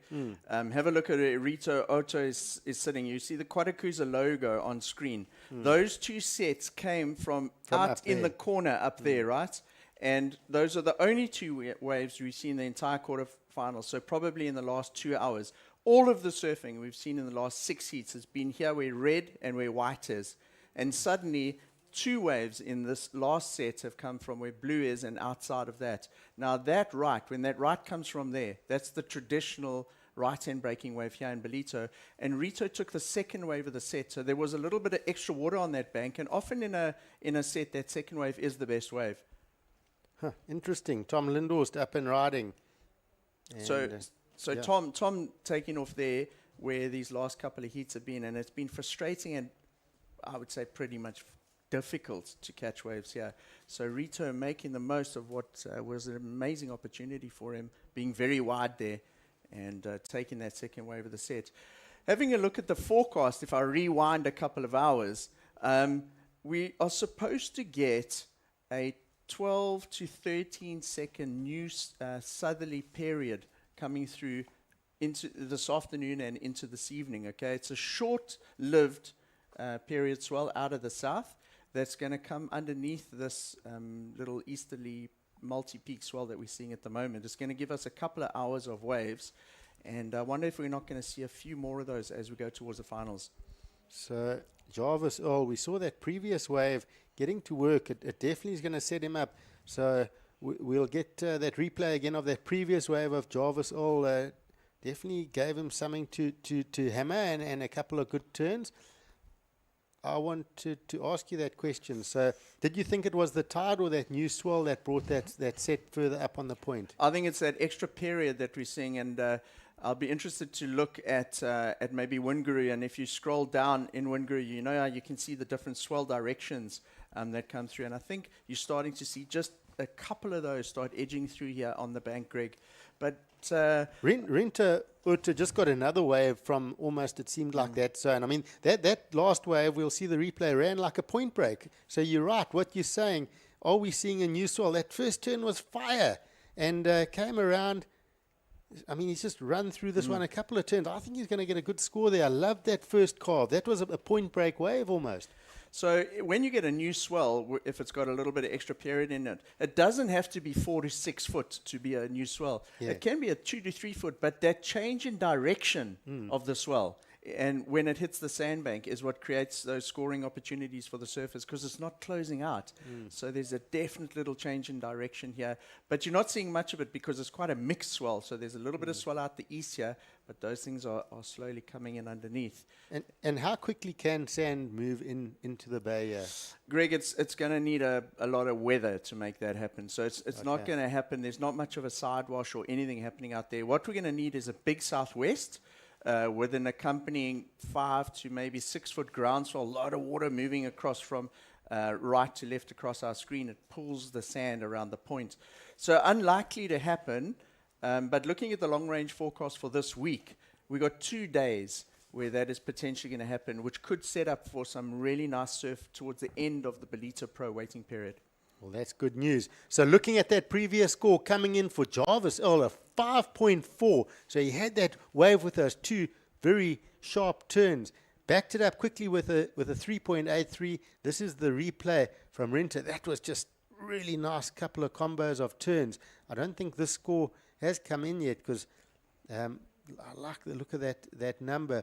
But Jarvis Earl, suddenly he's back in the heat. He was in a combo situation 4 minutes ago. He now needs a 5.01 to advance, and this is why I said competitively sound surfer is Jarvis Earl. He's back in the mix, having a paddle here. Does he see opportunity? He's gone out of our screen, floats up over that section. So he's working hard. He's, whether he makes it through the heat or not. Oh, Tom Lindorf, there's definitely something going on. These waves are looking much better. But we'll see where that last score comes in for Jarvis Earl.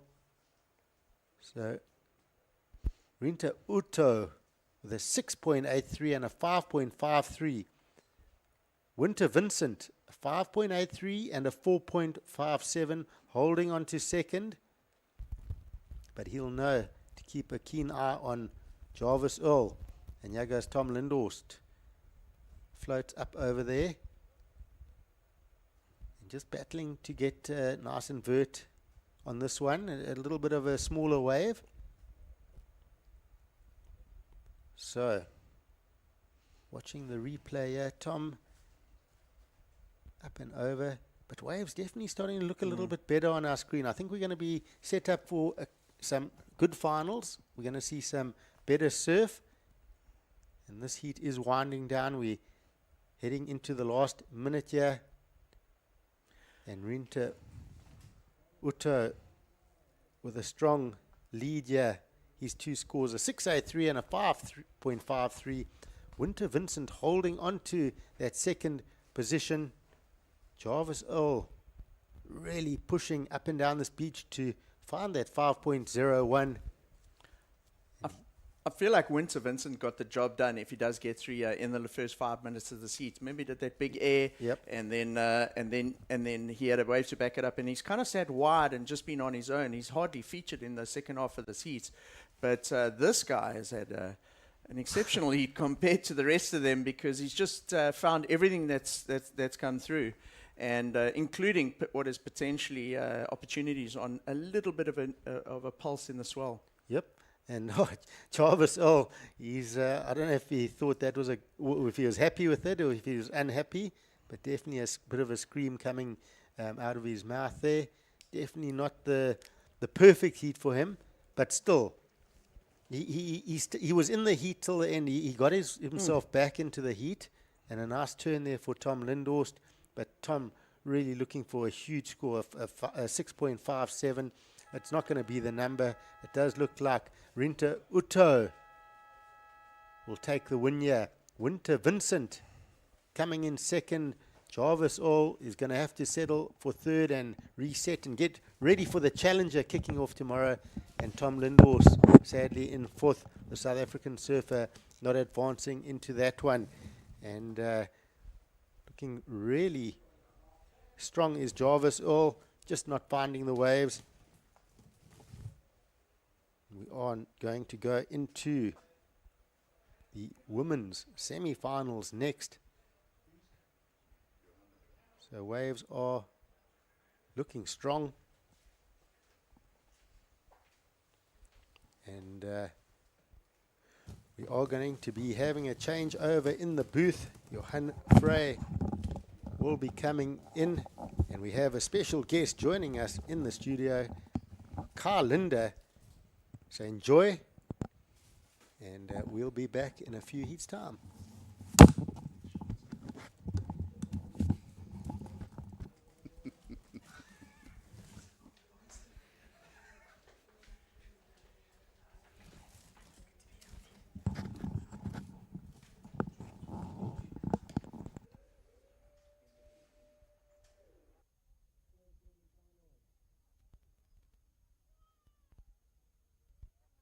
Competition. If you guys have just joined us, this is the Ballito Open presented by Flojos, and being joined in the studio here by Kai Linda. Kai, it's great to have you here. So we worked through the men's the men's quarterfinals, and we are through to the women's semifinals. So we got two of these heats, and that was Greg Emsley taking us through the last one, accompanied by Mike Frew. So really excited to bring you guys some of these results, and just to introduce our surfers in the current heat.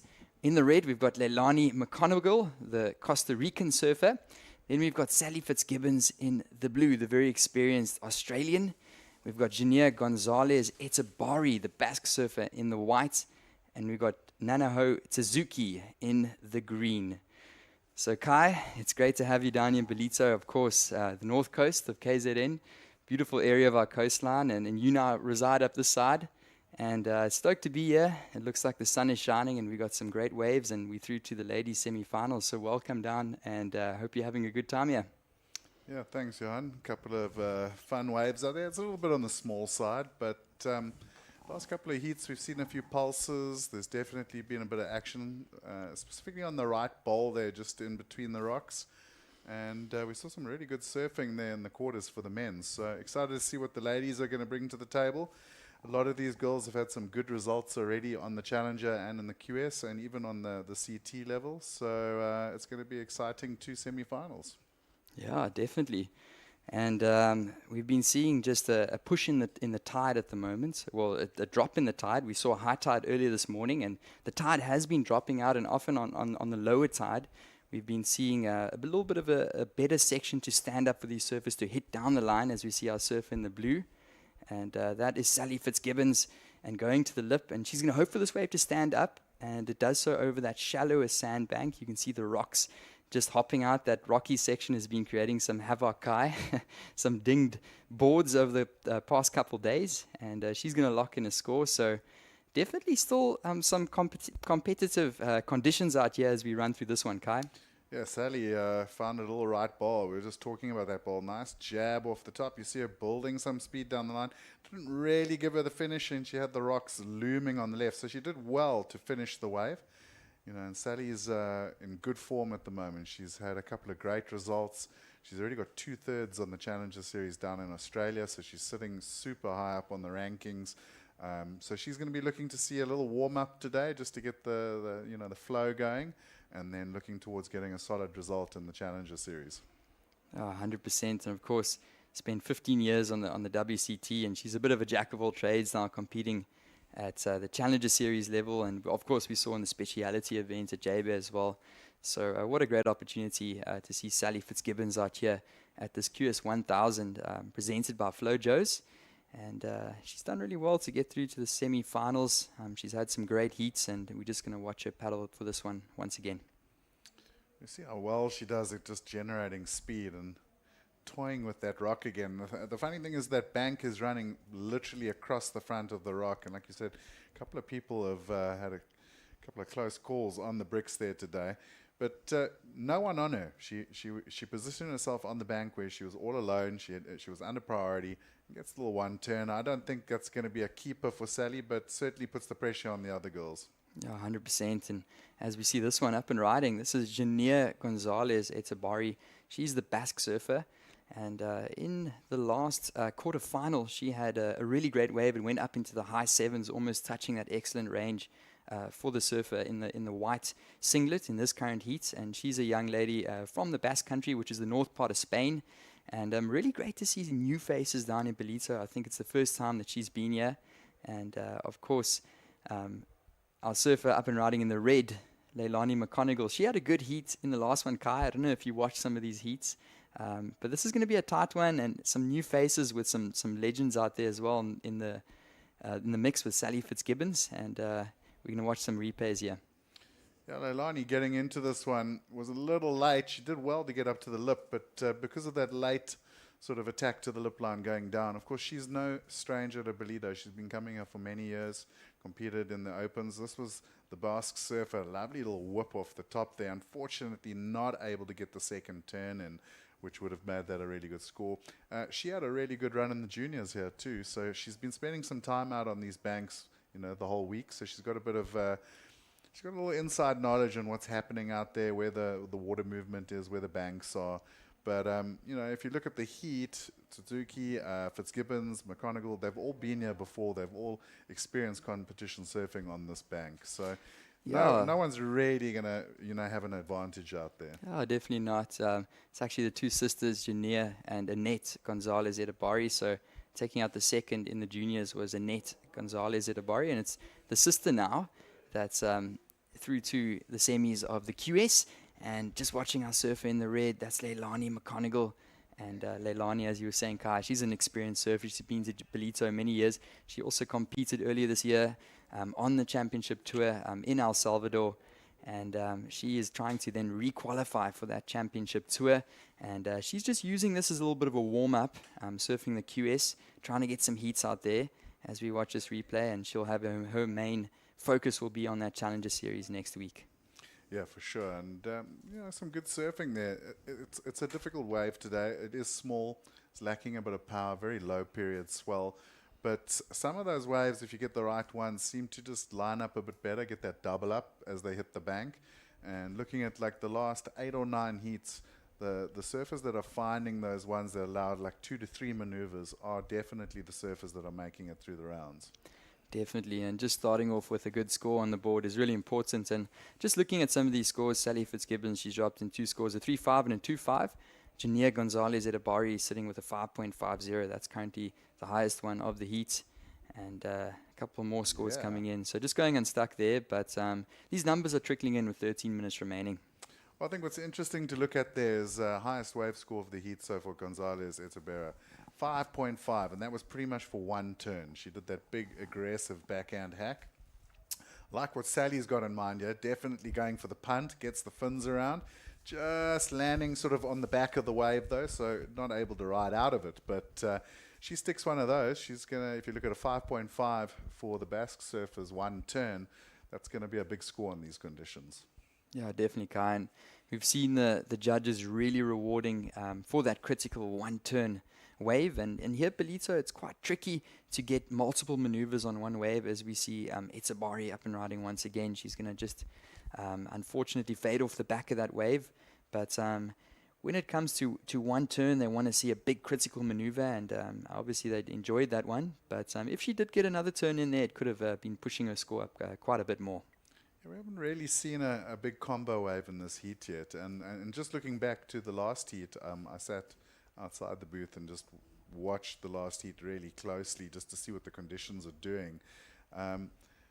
Some of the waves that you think are going to be the good ones out here today actually aren't. The bigger ones tend to maybe crumble a bit and also close out. And I was noticing that a lot of the high-scoring waves are actually those slightly smaller ones that are coming in on the bank. Yeah, it just definitely gives our surfers a bit more of an opportunity to get a couple turns down the line. As we see our surfer from Costa Rica, that's Leilani McConigal in the picture. She's currently sitting down in 3rd position. She's not looking for a big score to advance up to that second advancing spot, just a 2.81.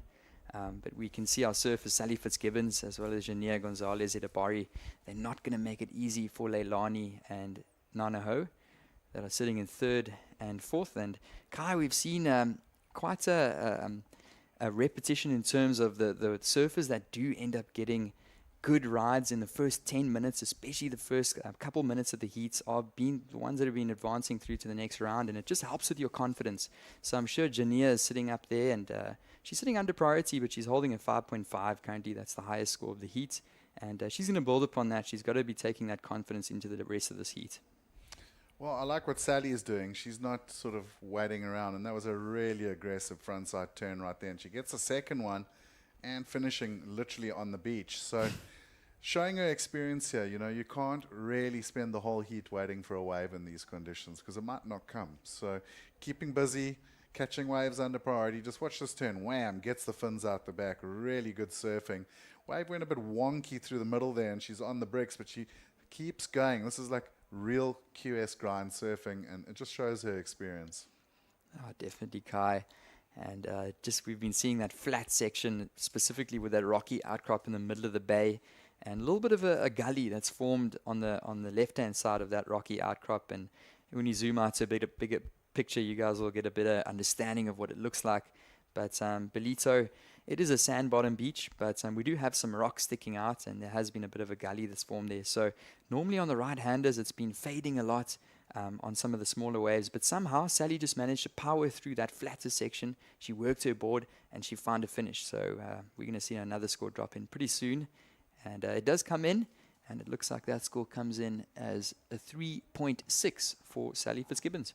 Yeah, two mid-level threes in the lead, just building her scores. She knows that the Bass surfer has got that 5.5. Other than that, there's not really much happening in the heat. Leilani with a 3.2. So you look at the split, 1.6 to first, 3.48 to advance. Still very much an open heat, but here we go. This is looking like one of the biggest set waves of the day so far. Yeah, Kai, that's been the order of the day. And it looks like our surfer in the green is up and riding. Nanoho Tsuzuki. She is the lone Japanese surfer. And she's done really well so far in the opening rounds, up and riding. Jania Gonzalez Edabari, and she's got a strong backhand. We saw her drop in that 5.5, and it looks like there's going to be a little bit of a paddle to see if they can get back and establish that priority. And I'm sure we'll see some replays now in a moment. But I really enjoyed that turn, and it looks like Jania's got a really good backhand. Yeah, well, I like this. She really attacks the lip, goes straight up in. She just wasn't able to hold the finish there, and she really just needed another 2 seconds, and it would have been a great wave. Leilani was keen on this one, liked the bottom turn, had to work the off the top a bit there, and she got a bit caught behind the section. The wave faded out, so I don't think that's going to be a mega good wave. This is the one I was wondering about, because I could see Sally down the beach. She did really well in a very short, tight space there just to get up into the lip line. And then you'll see the other angle of this one. Just kind of got good turn, but just a little caught off the tail there. So not going to be the top scoring wave for her there. Yeah, I agree with you, Kai. It's going to be interesting.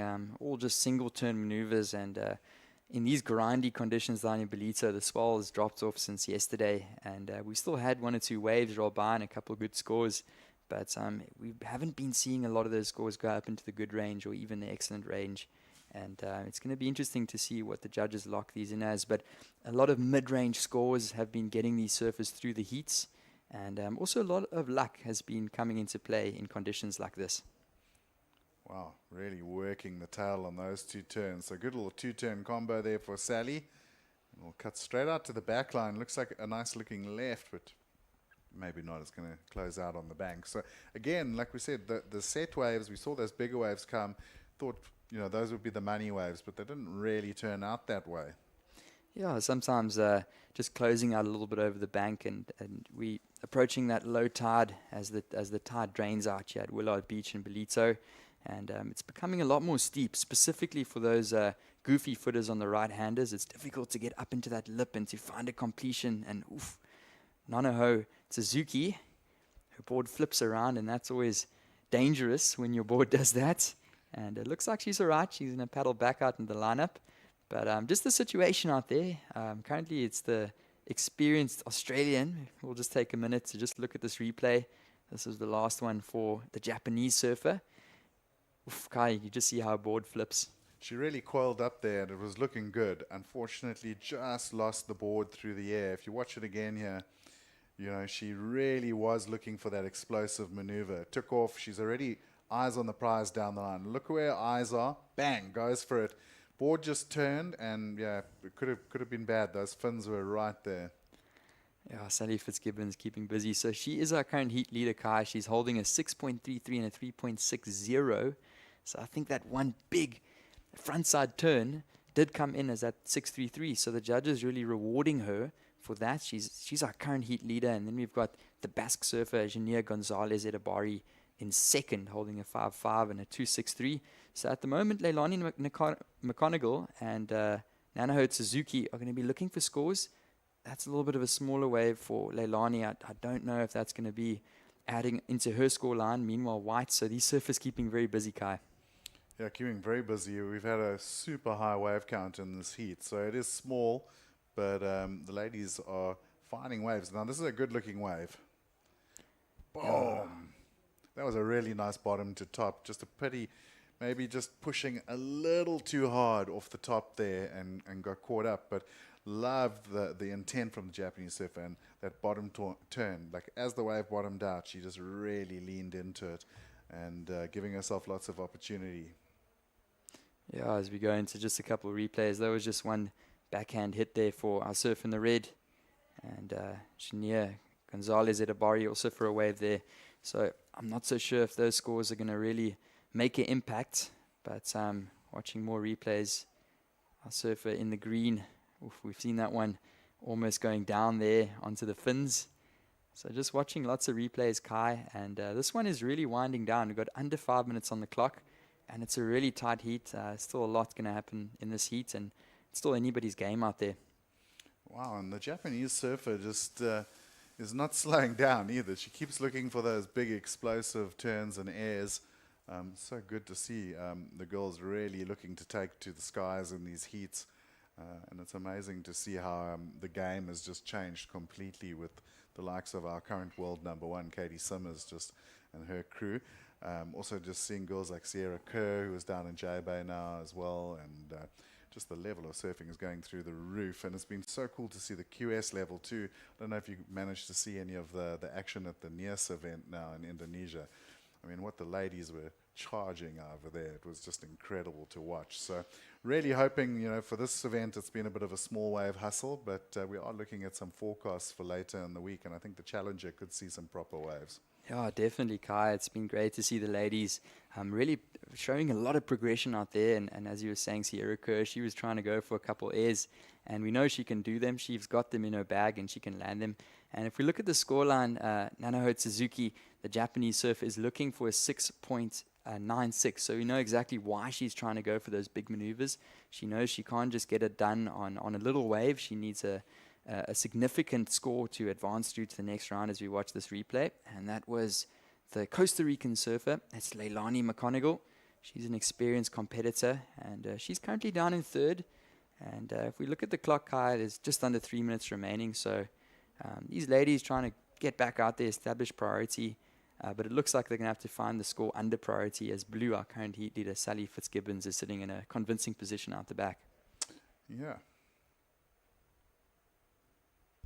Yeah, it's an interesting one because the Japanese surfer, there's at least 3 waves now where if it had just gone a little bit better for her, if she had made the landing, she would be sitting on 2 massive scores. So she's only got the 117 on the one, but it's those margins in surfing, and she's really now with 2 minutes got to go. If she just can land 2 of those maneuvers, she'll be back in the game.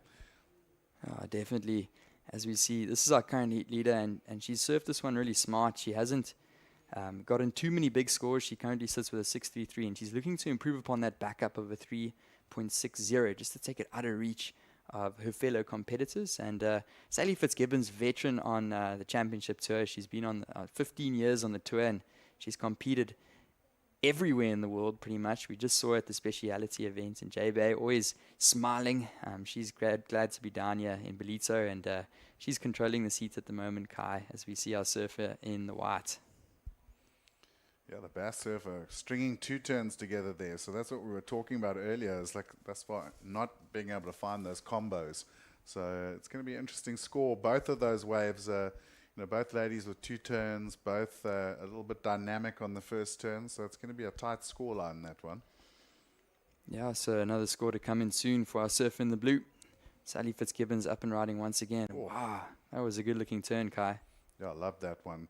And I just can't believe how busy she's been in this heat. You can really see how fit Sally is. Like, does a lot of training, obviously comes from a very athletic background as well, and showing that she's got what it takes in this heat. Wow, that was a nice little turn from Leilani, but just unable to pull it back down. Yeah, so just going down on that occasion was Leilani McConaughey, and she's still sitting in that 3rd position as we look at a replay here, Kai. Yeah, Sally wanted this one. You see her just focusing straight up into the lip. Got a little bit of a drift going there too. So that was a dynamic maneuver, a little bit of flair as well. I think the judges are going to reward that, and we could just see her sealing the deal here. Oh, definitely. We winding down on the clock. We've got just about 10 seconds remaining, and just paddling frantically at this one is Leilani McConaughey. She's going to get up and riding, but that one's not going to give her what she wants. And one last little try here for our surfer from Japan as well, and the time runs down.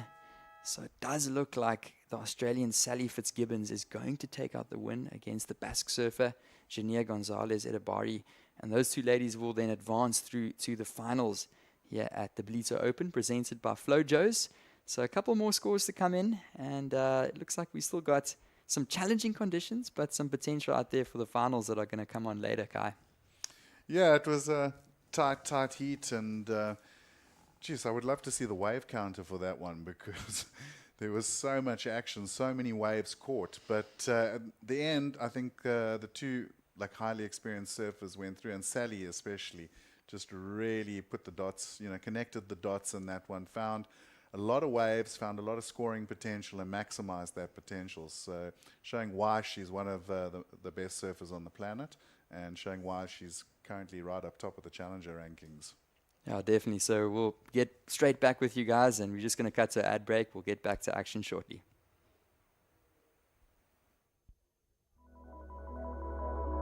Welcome to Kwadukuza, the destination for all seasons. Kwadukuza is not just for thrill seekers. It's a family-orientated destination too. Stunning beaches where sun-kissed sands meet crystal clear waters. Our town has a range of child-friendly offerings that will keep the whole family entertained. For a magical wedding, look no further. Kwadukuza offers exquisite wedding venues that will create memories to last a lifetime. It also shines as an events tourism destination. World-class events like the Ballito Pro, where top surfers ride the waves, Heritage Day, which is used as a cultural celebration of King Shaka's life every year, and the Ballito Big Week, a celebration of music, food, and fun for the whole community. KwaZulu-Natal's a premier conference, strategic planning, and team-building destination, which is enabled by its close proximity to King Shaka Airport. Nestled amidst the natural beauty of South Africa's east coast, Kwadukuza offers a truly captivating setting for your next corporate event. Kwadukuza, the heartbeat of the North Coast, invites you to explore its beaches, enjoy thrilling adventures, create family memories, celebrate love, and discover its rich heritage. Start planning your unforgettable journey to Kwadukuza today.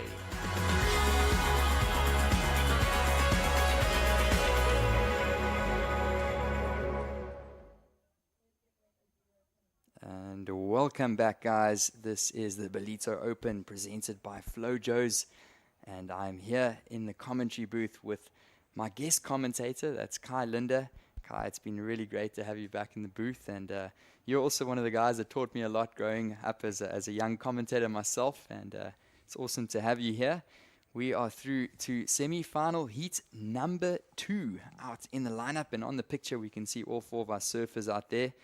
Introducing these surfers, we have got a couple Japanese surfers. We've got Anon Matsuoka, who is representing in the red, and then we've got her fellow Japanese surfer Amura Tsuzuki in the blue.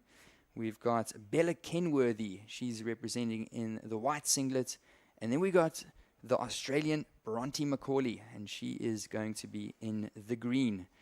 So just getting this one started, we got another fresh 20 minutes on the clock, and we've been seeing some grindy conditions out there, but we got another stacked one, a couple Japanese surfers, an Australian and an American, and I'm excited to see as the action gets underway. Yeah, and this is an interesting heat because I think Bella, one of the new school girls coming through the ranks, she's been, come from the Stab air shows and stuff. We know she's got that exciting new school approach. Obviously very good friends with Sierra Kerr and Caitlin Simmers, and they do a lot of traveling together. And then the two Japanese girls, we've seen them through the years in the Pro Juniors and on the QS. Both are pretty dynamic, aggressive little surfers. And these conditions will suit them well. And then you've got Bronte. She's like the wild card in this heat. One of the most experienced competitive surfers. She's been to the top of the tour before. One of my favorite ladies on the tour. She's got a devastating backhand. But these conditions might prove tricky for her. She normally excels in bigger, more powerful waves. But she's got the experience. So let's see what she can do. Yeah, as you say that, it's going to be an interesting heat. And the Japanese surfers always do well in conditions like this. And of course, we've got Bella Kenworthy. She's got lots of tricks up her sleeve as well, and she's a really talented young surfer from the States. She's down here with her whole family, and they're supporting her on the beach. We saw her brother also compete in the same event in the men's division, and it's great to have her whole family down here, and she'll be feeling the good vibes for Bella Kenworthy. And it doesn't look like there has been any scores that have locked in just yet, so it just looks like a nice chilled start to this heat, as we see just a little replay here. That was a surfer in the blue. She just hops out the back. You can see she wasn't interested in that. So how important is it for these surfers to get a wave early on in the heat, and what type of pressure does it place on the surfers that wait to get that opening wave?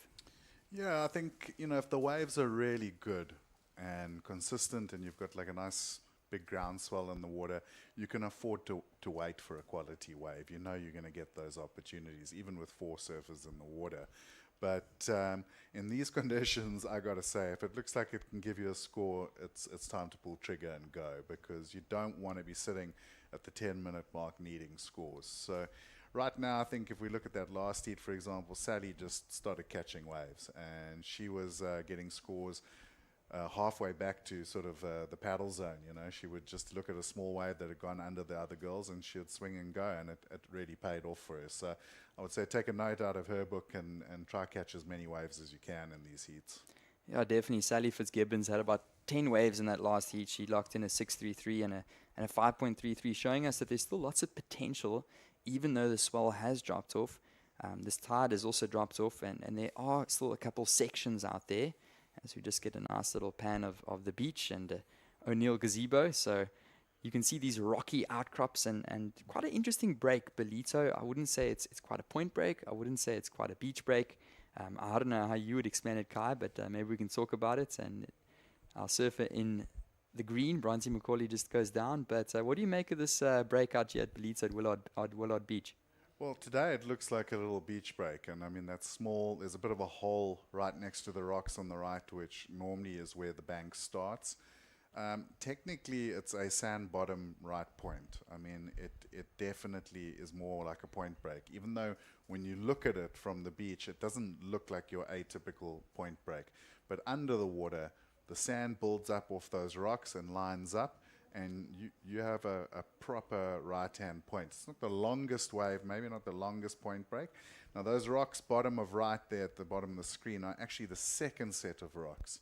And normally, you would already have done 2 turns and maybe even a solid barrel ride by the time you're going past those rocks. But this winter, it's been a bit of a funny one. We haven't had as many storms yet, and the sand hasn't really settled or been pushed in. So there's a massive hole to the right, and they're actually surfing in the middle break of what would normally be sort of the middle zone. And over the years, we have seen competition go down there. Often surfers would move down and maybe look for a few lefts, and we have seen some lefts today, but certainly not the atypical Ballito sort of Willard Beach setup that we're used to seeing for these events. Yeah, definitely, Kai. Up and riding here, just on that little middle bank, and you can see her trying to work hard, and she does find the completion. So you can see how shallow it looks, And there's that nice rocky outcrop as well that just jumps up in front of you. You can see it there to the right-hand side of the screen. But it's pretty shallow out there. I'd say it's probably waist deep on the bank on the lower tide. And we do hope as these swells come in, it provides a better section for these surfers to go up. And the judges have been rewarding that critical surfing specifically on that shallower section. The wave stands up a bit better and they can just get a better hit off the top. Yeah, and you're watching Bronte now kind of shifting down the bank even a bit further. I don't think it's a bad call. She's seen that Sally was getting some waves down there. She kind of kept her distance at one point and found those like slightly wider ones. And both her big scores came on that wide right peak. So Bronte's probably kept an eye on that and decided she's going to go down there. Whereas you're seeing the three younger girls kind of sticking to that main sandbar that's been the priority wave for most of the heats this morning. Yeah, as you say that, Kai, you can see her in picture there to the left. There's Bella Kenworthy. And we're in studio. I'm here with my co-commentator, Kai Linda. Kai, it's great to have you down here in Ballito. And, of course, we're very used to seeing you down here. And it's great to have you back. And this time coming in as a guest commentator. As we look at this replay, this is just our surfer in the red. Oh, Kai, there hasn't been much going on in this heat. We've got 11 minutes remaining. And we've only seen a 2.5. So it's difficult. It's challenging conditions. And going through these surfers' heads, I think that they've got to be trying to hunt for those waves, just like you said, like Sally was hunting for those waves. And they have to try and lock in some rides because we're almost halfway through this heat. Yeah, and it's interesting because we saw so many waves in that last heat. But these are the conditions, and you'll maybe have a heat on, heat off. And like I said, you can't afford to wait. You need to, if you see an opportunity, take it because you don't know what else is going to come. Could go flat for the rest of the heat. So right now, these girls need to hunt the bank. I feel like sitting in one place is also not going to help, and you need to find those bowls. Definitely. As we see our surfer in the blue up and riding, that is your Japanese surfer, and it looks like she's going to find a completion here. So that looks like it should go into her top two, and it's super grindy out here. That was the surfer in the blue, Omuro Suzuki. So she's been here a couple of years. She's still a young surfer, is the surfer in the blue, the Japanese surfer, as we cut to our surfer in the green. And this one looked like a better wave for Bronte McCauley. Unfortunately, she just couldn't find that finish. So how important is it, Kai, to just find that finishing maneuver on these waves? Yeah, you really do. And this was a good finish. Had to fight through the landing a little bit, a couple of bumps and lumps there. But probably the biggest turn of the heat so far. Bronte, like the first turn was really good. Managed to find that pocket on her backhand and really put the rail in. It's just a pity the second turn didn't come off because then she would have been sitting on a really good score. Yeah, definitely. I like how you were saying earlier, she's got a lot of power in that backhand and she threw it right up into the lip and she had some speed. And I was talking about it yesterday with Greg Emsey. Ballito, the type of wave, even on the smaller days, these waves still hold a bit of power. You wouldn't say so looking at the screen, but when you're out there, powerful little waves, and it's definitely the type of wave that you've got to stay ahead of it. You can't be stuck behind in these sections, and you need to be in control of every single wave. So I think on that occasion, of course, Bronte didn't make that last turn, but she really looked like she was in control of that first maneuver, and I do think that we're going to see a little bit of a shift around in the situation as these scores come in. Yeah, and of course, Bronte's got a lot of experience out here at Ballito. She's finaled before last year. She had a really solid run through the Challenger event. And it's interesting because growing up in South Africa, we obviously had a period where we didn't really see much international surfing back in the day. And when I was a lighty, a Grom, Dave McCauley, her dad, was one of the first international guys to come out here and compete at the Spurs Surfer Bout and at J-Bay, and also just a really powerful, solid surfer to watch. So it's really cool to now see the second generation of McCauley's coming out of West Oz and competing here in South Africa. Oh, and as to mention, we've been talking about, Kai, just the awesome family vibe that we have down here at the Ballito Pro. And, of course, a 14-day long festival. It really is family vibes down on the beach. We've got brothers and sisters all competing. And the surfer in the last one, Jania Gonzalez Edabari, she's got a sister that was also in the contest. And there's plenty of family on the beach. And we just watched a wave there from our surfer in the white up and riding there. That looked like it was Bella Kenworthy. She's been a little bit quiet so far, but just such an amazing opportunity to be down here. Winter times are beautiful here on the North Coast, and I know you would know that since you're residing just further up the road. And yeah, it looks like it's going to be 1 or 2 scores coming in, but it's always a pleasure being down here and feeling the family vibes. Yeah, Quarterfinals is amazing in the winter. I mean, the whole of Zululand, like you say, a little bit further up the coast. These guys have whales and dolphins. We have hippos and crocs in our lineup, but it's an adventure every day. And warm water, the average water temp's around 24 degrees, so it's a really nice place to be in the winter. As we see a nice little 2-turn combo going down here.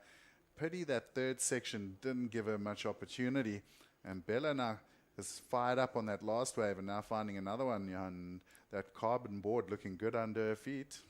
Yeah, and she finds the completion. As you said, we haven't been seeing many of those 2-turn combos. Unfortunately, Bronte McCauley going down, and these scores coming in. We still got more scores to drop in, but it looks like Bella Kenworthy dropping in a 3.5. We saw our Japanese surf in the blue drop in a 4.5, and Bronte McCauley sitting with that 3.23. So I'm sure we'll see some more scores to drop in as we watch this replay. What did you make of this wave, Kai? Yeah, nice first turn. Needed something a little bit more dynamic, and kind of got there on the second turn. There just wasn't much happening. It was well surfed, but not radical. And we saw Bronte getting that one behind her as well, but nothing happening on that one. And it's just, if we look at that previous semi-final, you had surfers getting into those 5s and 6s, and that's really the sort of margin of difference here, as we haven't seen anyone break that sort of mid-level score yet in this heat, and that's really just because they're not getting into the right position on the waves. So where Sally did really well to sort of find those waves that allowed her to come off the bottom, we saw the Basque surfer as well. We talked about it, like big bottom turn into turn, and those were the waves that gave the score. So if one of these surfers can just find one of those double ups, get right up into the lip, I think we'll see someone open a gap in the heat. Yeah, so some mid-range scores, some more of those dropping through. Last of Bella Kenworthy comes in at a 4.5. So that does catapult Bella Kenworthy, the young surfer from the United States, up into the lead, sitting with a 4.5 and a 3.50. And it's still very tight out there. Our surfer from Japan in the red, Anon, now looking for a 4.28 to jump up into first. And then we got her fellow countrywoman, that is Amura Suzuki in the blue, looking for 1.73 to take that second spot. Bronte McCauley now down to 4th position, the Australian, looking for 3.01. And we got just under 5 minutes on the clock. So still some time, and it's still anybody's heat out there. I think it's difficult to make an early prediction on this one, Kai. Yeah, well, it's crazy. Pretty much 4.5, 3.5 within a minute. So Bella was absolutely nowhere in the heat and quickly got 2 scores. There we go. Nice little whip off the top. Would have liked to have seen that one written out because the judges would have had to throw something at that one. But also, you look at Bronte. I mean, she's sitting in 4th. She needs a 3.01, which is well within her grasp, and really loved that. Got the tail right out the back. Just couldn't get the drive back down the white water, but showing that she's not scared to throw the fins. Definitely not, and just getting slightly caught on that one. But she is our current lady that's in the lead, Bella Kenworthy in the white. And as you were saying, coming up and surfing contests from a very young age. She's got a big bag of tricks. She can do those big straight airs. Coming up through the stab high contest with the likes of Sierra Kerr and Erin Brooks, and we'll be seeing those surfers through at the Challenger Series as well. So really excited to see what Bella Kenworthy can do out here. But meanwhile, we're watching a bit of a set roll through the lineup here. And it looks like blue as well as our surfer. Who was that? It looked like our surfer in the green also up and riding. So I'm sure we'll see a little bit of a replay of that in a moment. And that looked like it was a significant line as well that came through there, Kai. Yeah, that was definitely one of the biggest waves we've seen in the heat. So we'll stick with Bronte here. Nice bottom turn, gets up into the lip. So one turner, going to be close on that requirement, 3.01. But Suzuki as well, 2-turn combo. So she had a 4.5 already. I'm pretty sure she'll probably challenge for the lead off of the back of that last score. Watch her here. She takes off. Little caught up, nice little carve. Oh, went over the bumps there. You can see that epoxy board just struggling a little bit because of the lightness. but she did really well to put the old pterodactyl claws in and make sure she held on for the second turn. So that's going to be an interesting exchange. I think both surfers are going to definitely improve. Yeah, talking about claws, trying to claw it away at that little score that she's looking at, and I definitely think that it's going to play a difference in terms of the situation in this heat. Only looking for 1.73. Bronte was only looking for a 3.01. So this is going to come down to the heat as we see Surfing the Green up and running again, Kai. Yeah, and solid turn from Bront, but kind of feel like she needs to find that like big two-turn combo, just to really get the tail out on the backhand. We saw a little taste of it earlier. So let's watch the replay here. She takes off, nice drive, but just maybe a little bit late on that one. I don't think it's going to be a top score, but showing her intent, and she knows what she needs to do out there. Yeah, these waves really drop out, or the water drops so quickly out from under you, especially on the low tide, and tricky for the backhanders out here, but still making some work of that, and she completes that maneuver. So it's going to go into her scoreline, and at the moment, Kai, she's only sitting with a backup of a 0.77, so she's definitely going to improve upon that score. Will it be enough? It's in the hands of the judges. We've only got a minute and a half remaining.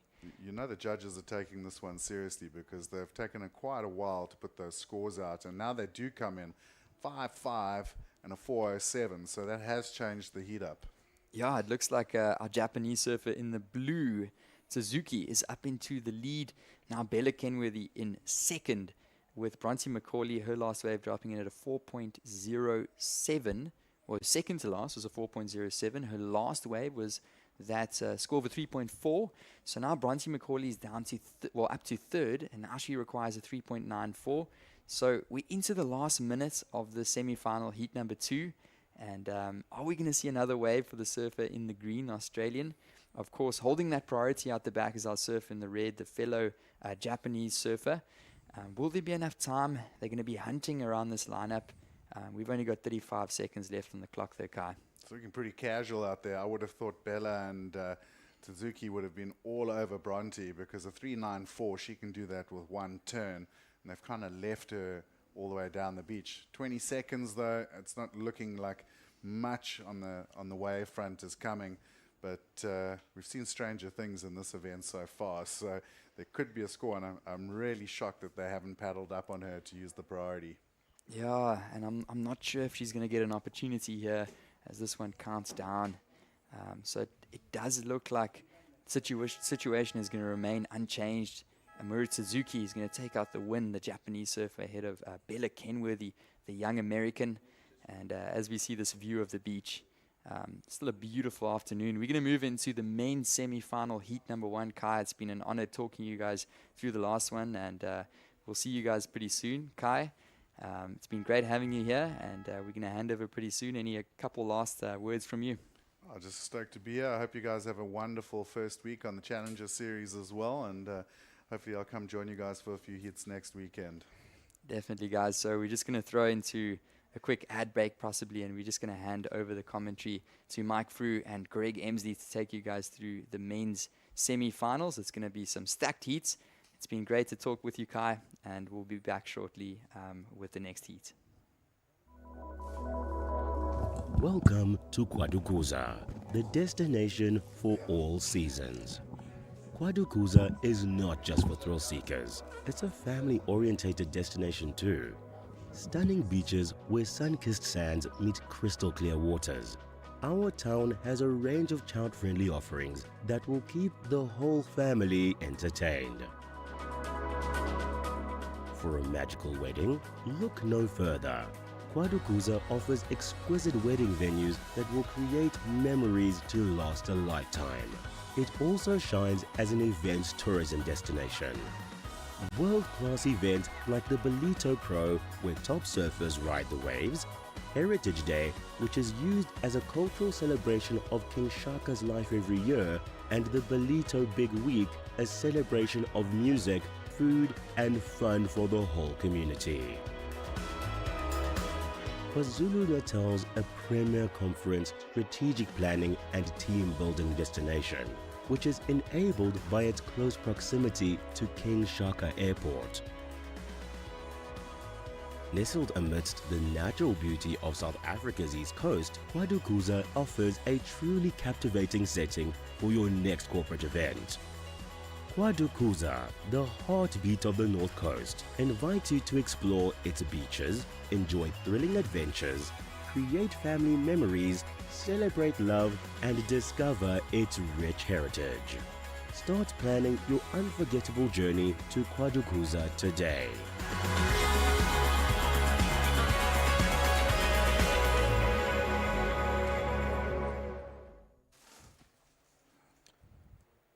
Well, welcome back, folks. We are into the semi-final action.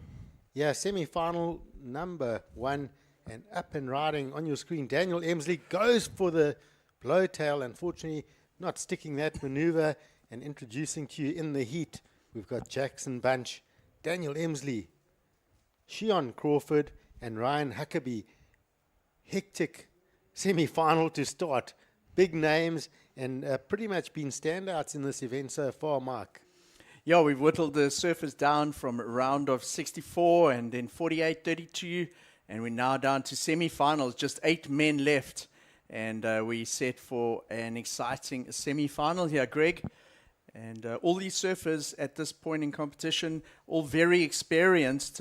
They have all been, all the surfers in this heat have competed on the Challenger Series this year so far. And I'd expect them to either be using this as practice for the event coming up this week, the Challenger Series, or in the South Africans' case, they're looking for points to qualify for the 2025 Challenger Series Tour. Yep, this is the Ballito Open presented by Flojos, Lena and Kundla MP. This is the battlefield. We're into the final stages of competition, and here is a replay. And surfer in red. Oh, that's a good hammer to finish. So Jackson Bunch just looking lively on that backhand. And this is Shion Crawford. Little click up off that section. Slides. Whoops. So smaller little wave, but gets a couple of turns in there early on. And both surfers finishing in that same little bay there. And we saw surfing green as well. Ryan Huckabee, the big fella out of the USA. And I did have a couple of words with Ryan before the heat, and sure, every bit of 6'3", tall lad. We see a big paddle here for surfer in blue, battling to get onto that one. Dan Emsley.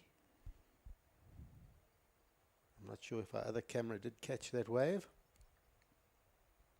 But a couple of good scores coming in. Jackson Bunch opening up with a 6.33. So a solid start for the Hawaiian. And Daniel Emsley with a couple of small scores. As we see up and riding here. This is Huckabee, surfer in green. So just that first score, 1.5. So a couple of smaller numbers. Of course, the talking point here, the 6.33. Jackson Bunch getting a couple of those, a series of very strong backhand turns, Mark, vertical on that last one especially. Yeah, really using his backhand to good effect here. The goofy footers on their backhand on these rights are able to swivel and pivot a little bit more than the regular footers up at that lip, and generally squeeze in a couple more turns on your backhand here on such quick little rights, Greg. And Jackson Bunch doing it to good effect. He's a very quick surfer, incredibly light on his feet and fast. He has a replay of that wave, uses the first couple turns just to generate some speed, goes over the section and hammers the last turn. He puts it up right up in that critical section, throws a chunk of spray into the air, and behind him, Shion Crawford. He has a smaller wave. He has a little bit of that foam to contend with from the first wave, which was a leftover from Jackson Bunch's wave. But both of them have an opening wave now. And you look at how they're paddling out there, Greg. Whoever gets out first to the back of the lineup, they will have priority over the other surfer.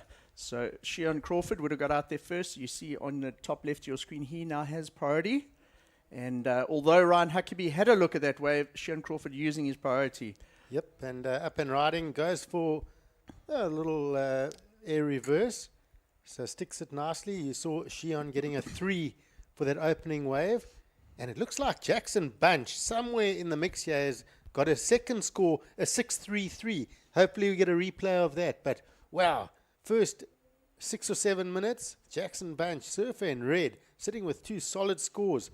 And we see this is Shion having a look at this one. So a snap comes around, a little air reverse. So neat surfing on that one. I don't know if it's a massive score, but clean looking wave and some nice tight surfing.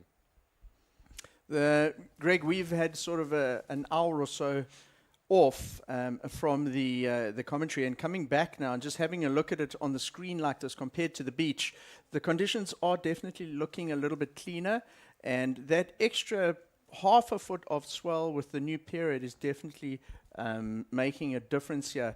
Just those first couple of rights are very different to the type of waves we saw in the quarterfinals. Definitely. I actually decided to go onto the beach and walk a little bit down the beach to the left and have a look at it straight on. It's looking nice. It's just clean, and it definitely looks like a bit more power in the swell. It's not a big swell, but it's definitely got a new, cleaner look to it. Daniel Emsley breaking wide, having a look, not getting onto that one. So Daniel, the only South African in this heat, battling to get a start here.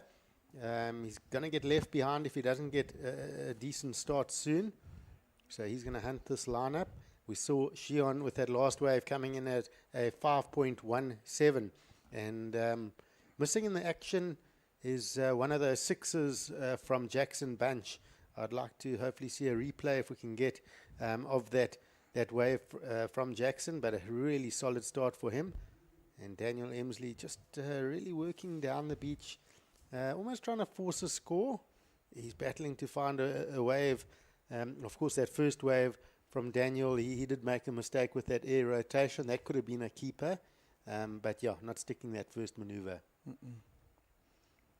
Jackson Bunch alongside Shion Crawford and Kyle Martin have been standout Hawaiians at this event so far. Just rewinding all the way back to Tuesday this week, or I think it was Monday this week, Paul Canning and I came down to the beach on Monday afternoon to have a look at conditions, and we bumped into Shion, and they basically came straight from the airport. They didn't even unpack their bags after traveling from Hawaii. They got in their wetsuits and got straight out there in order to wash off all the travel and the cobwebs, and they really have been form surfers throughout this event so far. Greg? So, just having a look at the picture on the lineup. Surfers moving a little bit. White seems to be trying to keep a real tight eye on sort of blue and possibly green. Probably leaving red alone. Jackson Bunch can do what he wants. He's got those 2 sixes, solid, a 6.83 and a 6.33. So you're almost taking him out of the picture. Because a scoreline like that leaves a surfer very comfortable in these conditions.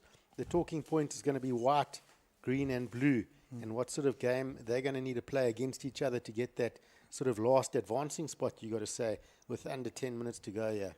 Daniel Emsley's really paddled across quite far now to the right-hand side.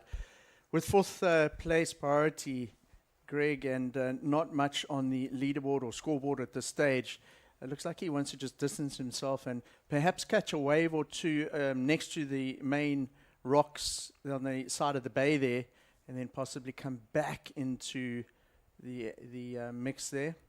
But difficult for Daniel to find something on the inside under priority from red, green, and the surfer in white. It's an interesting game that's being played because you see surfer in white. Okay, Shion Crawford having a look at this one. So using that third priority, and gets a 1 turn. Probably not going to go into his top 2, but he was sort of keeping next to Dan, who had fourth priority because he did have a higher priority over Dan. So just making sure that Dan can't overtake him. So controlling what he can control. He didn't have any control over Huckabee because Huckabee had second priority, and of course the main man in the main control is our surfer in red, Jackson Bunch, who can sit on the main peak with priority, and he's just going to ride the next wave for fun, really, and keep control of the heat. He can start, honestly, unless he makes a huge mistake, he can start focusing on the final. Greg, look at how far Shane Crawford rode that wave. He was there across near Daniel Emsley, and a lot of lateral movement across the beach from that last wave. So Daniel seems to have found something now, so perhaps paying off going across to the other side there, but you can't be falling on waves at this stage of competition. The real sharp end, you're one heat away from the final, Greg. Yep, exactly. And I mean, I've done quite a bit of training with Dan, and those sort of turns, if we go out and I sort of set a task, do 3 air reverses, he'll make 2 out of 3 pretty much. And we've seen him fall on 2 out of 2. Huge turns for Shane Crawford, finding a nice wide, bigger looking wave. Through the week, when there was a little bit of swell, we saw those big peaks come through to the left-hand side there. That's directly in front of Surfer's Lane, and Shane's taking full advantage of that. That's the biggest wave that we've seen for a little while in a few heats, and he tags it nicely, gets a lovely bit of flare on the second turn. If you'd seen that wave from the back, you would have just seen fins coming out on both those turns. So that could even be enough to take the lead here, and that's going to really put even more pressure now on young Daniel Emsley and Ryan Huckabee. Yep, it's going to be interesting. I mean, you've got to say there's every bit of 7 points plus in that wave. Possibly looking at the size, depending how big that wave looked from the judging angles, we could be seeing an excellent score coming through.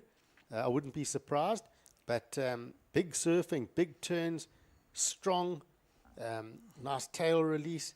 So we'll wait for that score, but yeah, it's definitely going to put a bit of pressure. Already Emsley and Huckabee have lots of pressure on them right now, as we see surfers taking a look here. Daniel Emsley up and riding, and just going to get the one turn. He went a bit more conservative with that turn. He didn't go for the boost. He did fall on that previous one. So maybe just toning it down a little bit in order to get a better score on the board and create some sort of foundation for himself to attack the rest of the heat. But Greg, this heat really has gone quickly. It's 20 minutes in duration, and we are almost down to only 5 minutes left. Yeah, so we'll see Dan, and we did see Huckabee have priority, so he had a good look at that wave as well, actually breaking that section on Dan, but he could because he had priority, he had a look, but he did lose priority with that paddle, so putting extra pressure on himself as well. So both Emsley and Huckabee really are in a pretty bad situation right now, and we are going to just wait for a couple of those scores, and of course that last wave for Shane Crawford. We're just waiting for that score still to come through here. Surfer in white with those 2 big hits, and Daniel Emsley getting a 2.27, and there it is, that last score for white. It does go excellent, an 8.17 mark, so we have a situation change. Shane Crawford up into the lead, Jackson Bunch down to second, but we haven't seen this very often. Surfer in third and fourth in a combination situation. So Daniel Emsley and Ryan Huckabee now needing a 13.16 total, and that's big trouble with 4 minutes to go. Yeah, so Daniel Emsley's now switched. He's on the completely opposite side to the beach as to where he was just now. So he's moved from the southern side, the extreme southern side, right onto the extreme northern side of the break. That northern side where Daniel Emsley is now is where Shane got his 8.17.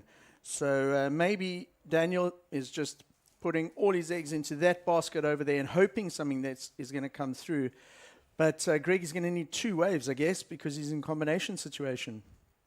Well, he's going to need two good waves. A 7 and a 6 at least. Yeah, so it's a huge ask. If we, in 3 minutes, it's a massive ask. It's seems like an impossible ask actually. If you look at the last 2 days of surfing and the scores that have been out there, it's there haven't been many sixes and certainly not many eights. And in this heat, we've had three 6+ rides and then an 8+ ride. So yeah, it's really hotting up. And sure, that little bit of new swell, that dropping tide that you're talking about, how's this one up off the point? Interesting as we see, nice little blowtail there. And Jackson Bunch just loves going vert, incomplete there. But Shion Crawford with a lovely turn there, the one maneuver. So probably going to add a bit more pressure and maybe even extend his lead with that turn. If we see a replay of that one of Shion Crawford, Greg, have a look at how he holds his rail in the air as he goes through the turn. He launches up, grabs the rail with the alternate hand, and that was a nice technical maneuver. That it's difficult to grab the rail like that when you're in the air and still control it and ride it out. So Shion Crawford and Jackson Bunch have definitely got the rhythm in this heat compared to the other two surfers, almost surfing in a different realm. If you look at the rhythm they've got with the sets. Here we go. This is Daniel Emsley now. He's got a lot of work to do with 2 minutes remaining. There was a nice turn, almost comes unstuck, tags it again. Greg, that may be enough to get him out of combo situation, but he's most likely going to still require a score in the excellent range. Yep, definitely get him out of combo. Yeah, you're right. It's going to leave him with a score, a massive score. A minute and just under 2 minutes. Yeah, you'd have to get lucky to get an exceptionally good wave under priority, and then on top of that, he's going to have to go massive to attack it. Not impossible, but the South African definitely got his best wave there. Two really nice turns. Point of difference, the judges might like how critical he got on that first turn. Nice invert, and a wave of this size probably won't help him, but let's see. No, it's just too small. He sort of just needed to hang 5 and wait for a bigger set. Maybe rushing it a little bit, yeah. 1 minute to go. Against the wall is the South African Dan Emsley, and Ryan Huckabee also just not really getting a start at all. And it's all been Shion Crawford and Jackson Bunch just absolutely shredding this heat. Probably some of the two of the better performances we've seen today. Absolutely. A dominant performance. We haven't seen a spread of scores. I haven't seen one in any of the heats that you and I have been involved with today. Look at that, the 13.34 versus 13.16. If I'm not mistaken, Greg, that is the highest totals that we've seen today. Very, very strong. And with 30 seconds to go, we haven't seen that previous score for Dan, but he's going to need something big. Doesn't look like a lot of movement out in that ocean. And that 817, the standout of the heat, Shion Crawford just hammering 2 huge turns. And then Jackson Bunch with 2 solid scores, a 683 and a 633. And this one's going to wind down, and we're going to see Shion Crawford, Jackson Bunch through to the finals here. So very strong performance in semi-final number 1. And deserved spot. I mean, they're just on form. You can see and they're still sort of building. And that's what's interesting. They know there's a final ahead, and just finishing that heat and in a building phase. And we are now going to go into semi-final heat number 2. So straight into the next heat. We'll see Luke Thompson, Connor Schlappen, Rinta Uto, and Winter Vincent. So the cream rises to the top as we get to the finals. The top surfers and the on-form guys are really starting to put on a show. And we're seeing the scores lift with it. As we're getting to the end, the scores are getting bigger and bigger. Yes, we're seeing a slightly newer swell filling in, and just giving the surfers cleaner, more open-face walls to get those bigger scores. So in this heat, we've got an experienced competitor in Luke Thompson. He's a multiple SA champion. He won the last event on the Africa QS ratings, which was the eThekwini Surf Pro a couple of weeks ago. And Luke will be looking to add a couple of points. So with that win and a semi-final here, those are some good points that he's banked towards his qualification on the 2025 Challenger Series, Greg. Absolutely. It's, Just very solid performance so far. And then also in the heat, we've got Connor Slapen. Connor is actually probably the most junior surfer in the heat here. He has made it all the way through to the semi-final stage. He's from Kommetjie in Cape Town. He surfs the local series and a lot of the junior events still. He's found some great form coming into this event. Looking at Rinta Uto from Japan. He is on the Challenger Series at the moment. He was on the Gold Coast in Australia as well as in Sydney. Didn't have great results there. His best result this year has actually come from the La Union International Pro. He got a third there. That was a QS 3000. So with the international competitors in these heats, this is an Africa QS Series event. So the international competitors, you've got to qualify for the Challenger Series through your own region, all right? So for the points, they won't be allocated to these international competitors. Those will be given to the South Africans and the Moroccans who represent the Africa series here. But the internationals take the prize money and then more importantly, a fantastic warm-up for next week's big one, the Ballito Pro Challenger Series. Do we have our South African men's slot yet for the Pro? Not yet. I had a quick chat to Lukman Bruce and Tasha Mentasi during our break. And Greg, it hadn't been confirmed yet, but I am looking forward to hearing who is going to get that last slot in the Challenger Series wildcard. So we see a couple surfers interested in this one. And it is Connor Schlappen finding a corner on the end. Clicks a nice turn to start. Goes for the air reverse, rides out of it. So nice and clean. So Connor really finding a nice gap there and a big paddle. This is Thompson. So let's see how he starts. Whoops, that crack off the top, straight up into the second turn. Textbook Luke Thompson surfing. We've spoken about this in the previous heat. That was very, very similar to the opening wave he had in his quarterfinal heat. The only difference, Greg, is he's got it a lot earlier in the semi-final. He waited a while in his quarter to get that one. Wow, that's some great backhand surfing there from our Japanese competitor. Didn't finish off the wave very cleanly, but some very sharp turns prior to that. We haven't seen many lefts scoring today. If I think back to all the heats that we've gone through, most of the bigger scores have been 2 turns or potentially 3 turns on a right. And then we have seen 1 or 2 massive aerial stuck, just one maneuver as big scoring rides, Greg. Yep, yeah, and waiting for those first few scores to come in. Luke Thompson taking a left now. Oh, yeah, those lefts are tricky. There's weird little sections on them. We saw Rinta, Uto, and Luke Thompson just catching a bit of a rail on those couple of lefts. And this was the replay. So this was Luke Thompson's first ride. He's got such a great first turn and always generates a lot of speed into the second turn. After that, he would have had 4th priority. So I think what happened there was Luke paddled out. That left probably just presented itself, and he went on it in order to get a second score. I thought it was either that or he was trying to kind of, he possibly was looking to go across the beach onto the far right-hand side. But most likely that left came through, looked like a potential scoring, and he just went on it to get a second score. And this is what it was.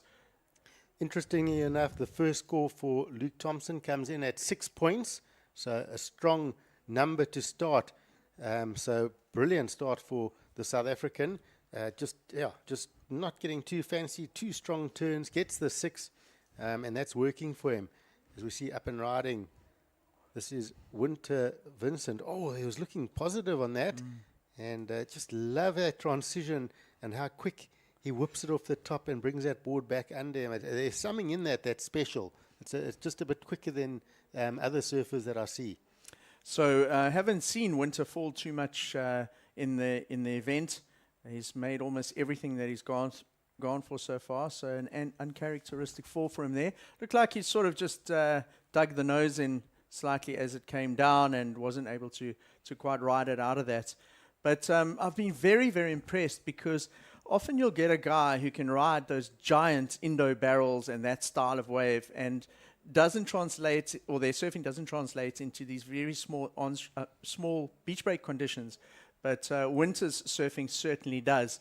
And man, look at that, Greg. That's the third wave for Luke Thompson, and I think that was potentially his best wave of the heat so far. I loved the speed. You know, when the camera angle caught up with it, he was really driving. We saw him float off the lip like that.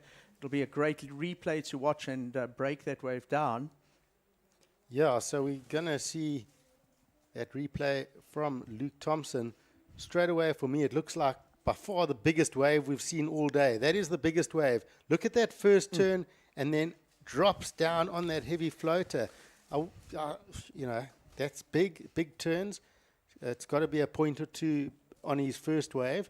I think we might see another excellent score coming here. But amazing how that first wave set him up. Whatever that score is, it put him in position for one of the best waves we've seen today. And it's that rhythm that you create, the calmness and the rhythm, the matureness that he's surfing with. I'm really stoked on it. We also saw Connor Schlappen, that first wave where he got that lovely off the top air rotation, being rewarded a 5.33. So he's well in the mix. And then we also saw Rinta Utto with that left, getting a 5.17. Winter Vincent coming with a 4.5. And now we're just going to wait for that last of Luke Thompson in red. And that's going to see where we are with the situation. I've got no doubt that Luke Thompson is going to be in the lead. And he's going to have two very strong numbers to his name. If we see a replay again of Luke Thompson's wave, I really like that floater. You know, in skateboarding, there's a maneuver called a rock and roll when you get up with a skateboard on the coping and the board moves while you are up on the coping, and it's called a rock and roll. And if you break down how he did that floater, he didn't just do the floater, he actually did a little maneuver with the board as he was coming down. And so adding a little bit of flair to that floater maneuver as well. If we see a replay of that, have a look closely as he's traveling across up on top of the barrel, Luke Thompson. Yeah, it's, you know, and as we see him, Luke up and riding on this one. And take the floater away, just the first turn alone was, you know, probably, 5 points. And that score does come through a 7.6. So not excellent, just under, but right up there as a solid score. And he's in a very good position, is Luke Thompson, 7.6 and a 6. So out in the lead. And here we go, Winter Vincent. Oh, just slicing away, and how tidy was that finish? That was cool. We'll get that replay shortly, but that was just fantastically controlled, and just looked fun. Looked like a fun maneuver to perform, and he enjoyed that wave. There we go. So he goes in, it presents a little wedge. It really shapes up on the sandbank nicely there, and he gets just above the lip and switches it round, uses those fins to dig into the water, spins the board around, and he rides out of it nice and confidently. So Winter, Vincent, and Luke seem to be sort of running ahead of the pack here out of the four surfers in semi-final number 2, Greg. Yeah, putting on a big show. So Winter's going to improve that scoreline. Connor Schlappen, he's got that 5.33. I think now's the time for Connor to go big. Now's the time for him to do one of those airs that he wants to do. Now time to really loosen up. He's got one decent score. It's semi-finals time. You want to make the finals? Let's go. Let's go for it. I would be signaling to him if I was his coach, find that set wave and do something huge on the set wave, because he's got it in him. And we know Winter, Vincent, Luke Thompson already on some good scores. Rinta Utto is also very dangerous. So you want to make the final, you've got to go bigger. So we're under 10 minutes to go. Luke Thompson sitting strong with a 7.6 and a 6-point ride. Winter Vincent has a 4.5 and a 4.33. But we are still waiting for last score to come in for Winter. And then Connor Schlappen with that 5.33. Only number we can really talk about there for Connor and Rinta Uto, the 517. We see our women's finalists starting to warm up. I believe that is, I think that's Sally, eh? Sally Fitzgibbons. And we see up and riding again. Yes, Luke Thompson. Luke Thompson. So Luke's actually really good friends with Connor Schlappen and his brother Luke. They are from Llandudno in Cape Town. And Luke does actually spend a lot of time together with them. They've become great traveling buddies on the world tour, him and Luke Schlappen. And it's great to see them in a heat together here.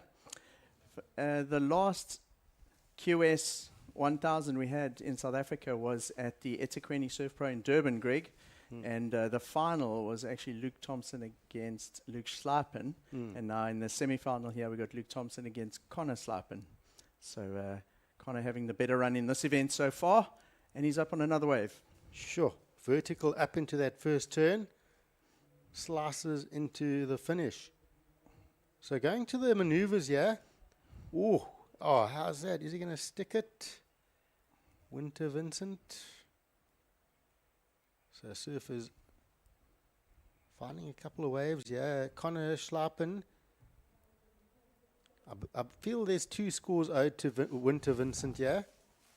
So Connor Schlappen probably getting the signal that he doesn't need much, a 3.6. So surfing this wave to the 3.6. But I still think Winter Vincent's going to be improving, but definitely that's a 3.6 all day. Some strong turns from Connor Schlappen. We'll get a heat update shortly on our scores. But definitely a couple of scores owing for 3 of our surfers. So Luke Thompson waiting patiently. He's got that first priority, and we just have had rides from Winter Vincent, Connor Schlappen, as well as Rita Uto.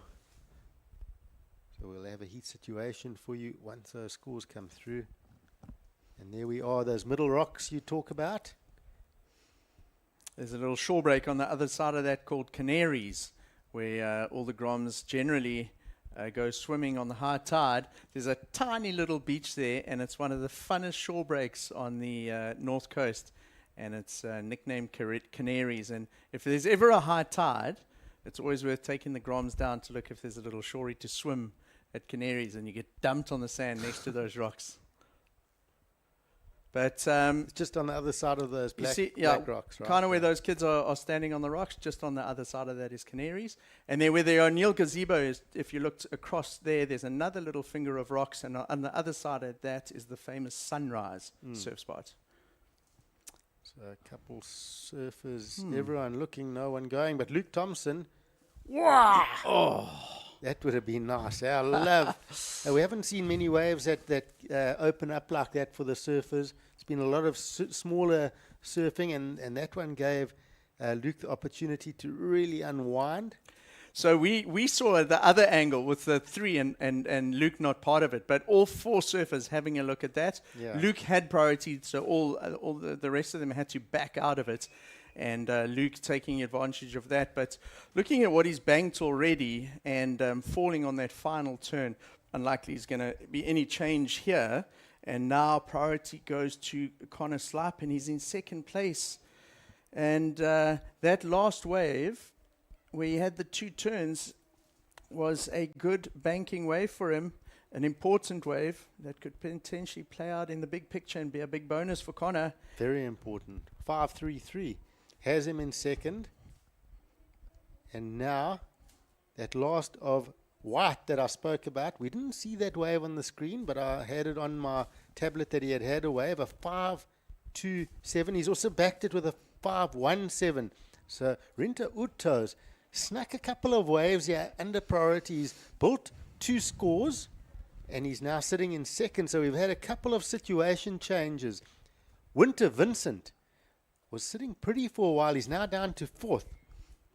So with a 4.5 and a 4.43, I would have to say Winter Vincent's been one of the standouts.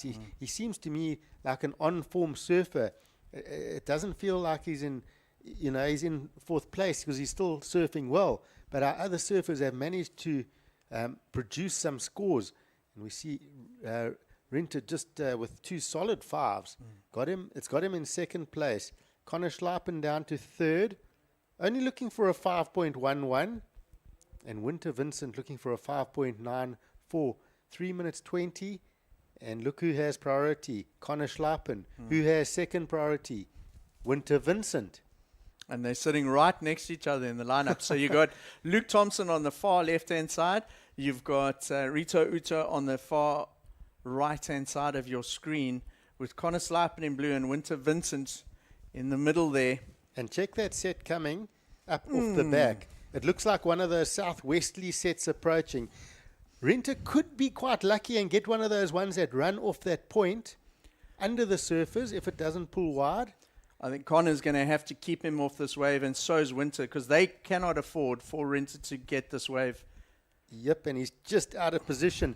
But Winter up and riding. He's going to jump that section, speeding up, covering distance, goes for the air rotation, loses his footing. So he manages to keep Rito Uto off that wave, but he doesn't capitalize on the opportunity. Falls in the critical section and the real money section. But Greg, it definitely seems a bit more consistent now on the lower tide and the swell pulsing as a result of the extra swell period. And 2 minutes we could see a bit of a situation changer if another set comes through, because on the low tide, unlike earlier, it's definitely not as lully out there. Well, mistakes from third and fourth. Connor Schleipen, Winter Vincent going down on those waves. Opportunity blown. I'm surprised Rinter's sitting still. Okay, he's starting to move now. He'll figure out that he needs to start backpacking these guys, making sure that they don't have any opportunities. Sitting in second, Luke Thompson doesn't have to worry about anybody. He's through. And he's having a look. Second priority. Big paddle for Thompson. Here we go. So the man originally from Durban, he's been dominating the South African scene for a while. He's the champion at the moment on this series and leading this heat with just over a minute to go. Greg, yeah, he's got 1 foot in their final already. Definitely, and I don't know if there'll be any more opportunities, but Rinter Uto with Surfer in White holds that priority. He's in second. He's just going to have to be smart here in the final minute. And he's got to keep his eye on 2 surfers. I don't know which one he's gonna pick, but he's going to have to make the call. I think if he had 2 leads on either one of them, he'll pull them towards him and say, "You guys are going nowhere." But yeah, it's if opportunity comes for either of those surfers, they're gonna fire away. But into that last minute, and just see. Luke Thompson's surfed a smart heat here, and I just think back to a couple of years ago. Luke actually won the Pro Junior here a few years ago, and I think he was only like 15 back then. Yeah. And he has a good track record here in Ballito, and he has had a fantastic run in events this year so far. He didn't do great in the Challenger Series, but he gained great experience there. So Luke Thompson on his way in as this heat winds down. Looks like Luke Thompson's going to take the win. That 7.6 and a 6-point ride. Rinter Uta, the surfer from Japan, will get second into the finals. So well done, surfers, looking really good. And unfortunately, Connor Schleipen on form gets third. And Winter Vincent, who's really been a standout, in fourth. So a bit of an upset, you would say, from what you've seen through competition. But Luke Thompson's gathered momentum, and Rinter Uta has been a standout. He's sort of using this platform to maybe make a name for himself. And we are going to change up here in the commentary. And Tash and Johan are going to come and talk you through the women's final. Enjoy.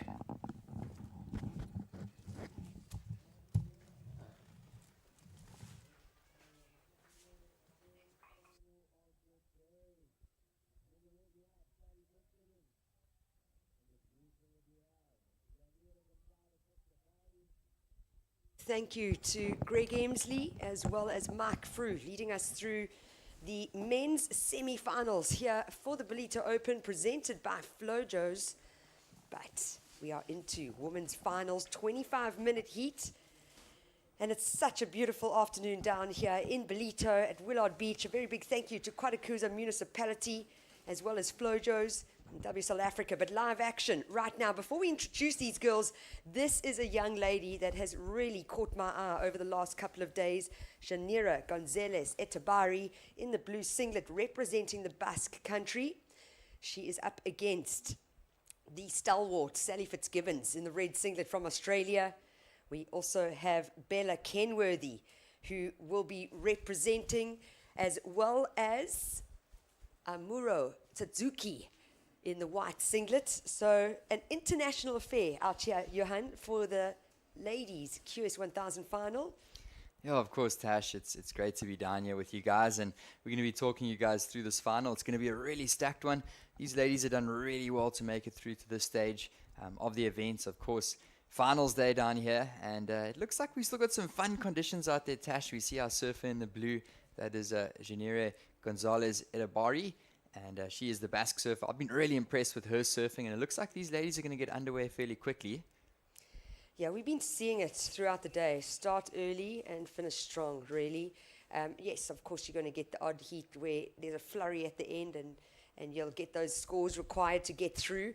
But just based on conditions that we've been dealing with throughout the day, very small swell. We were really lucky with minimal wind today, which has made conditions contestable. But we did see some heats where you saw a lot of average scores, and it kind of could have been anyone's game to take the win or second place. So some big upsets, as well as some exciting finishes and certain performances by athletes. But we are here into the finals, and we will be crowning a champion at the Ballito Open presented by Flojos.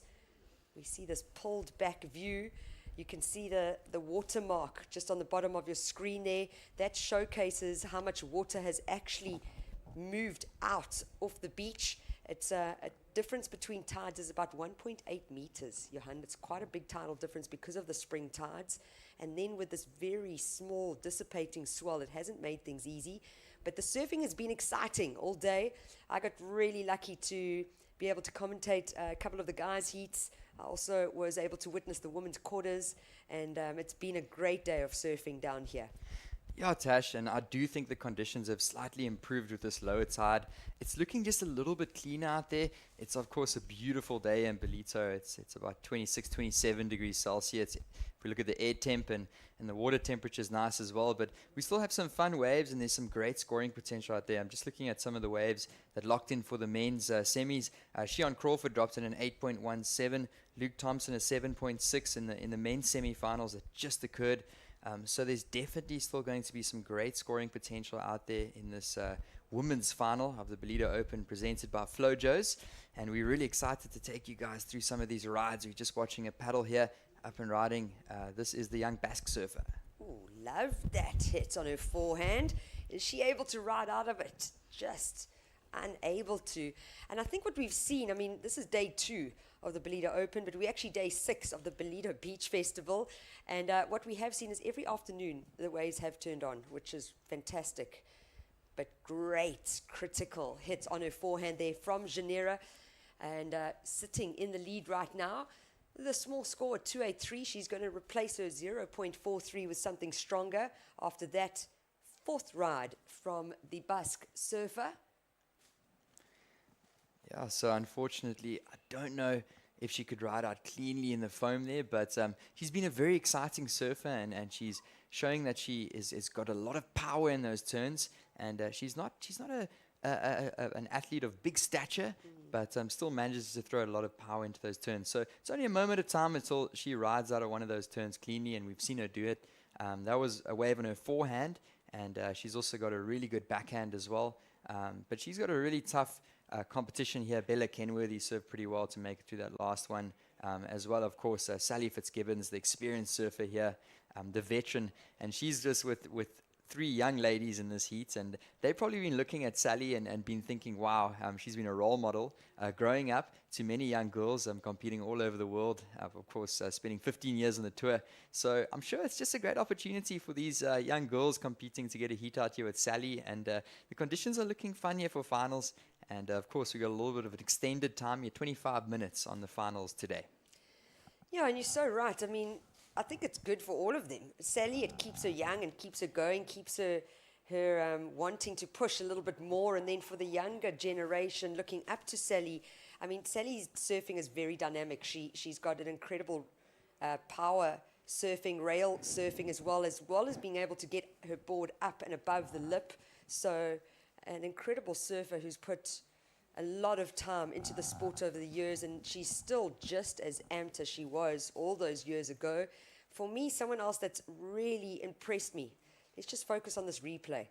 Unfortunately, going down Janeiro. So she's had two turns now, or two waves now, where she has been unable to complete that maneuver, and the judges are being critical. We saw that forehand re-entry only scoring 1 point because they did deem it that it was incomplete. But somebody else that has really caught my eye in this event is Amura Tsuzuki, really accomplished surfer from Japan, and strong forehand and backhand.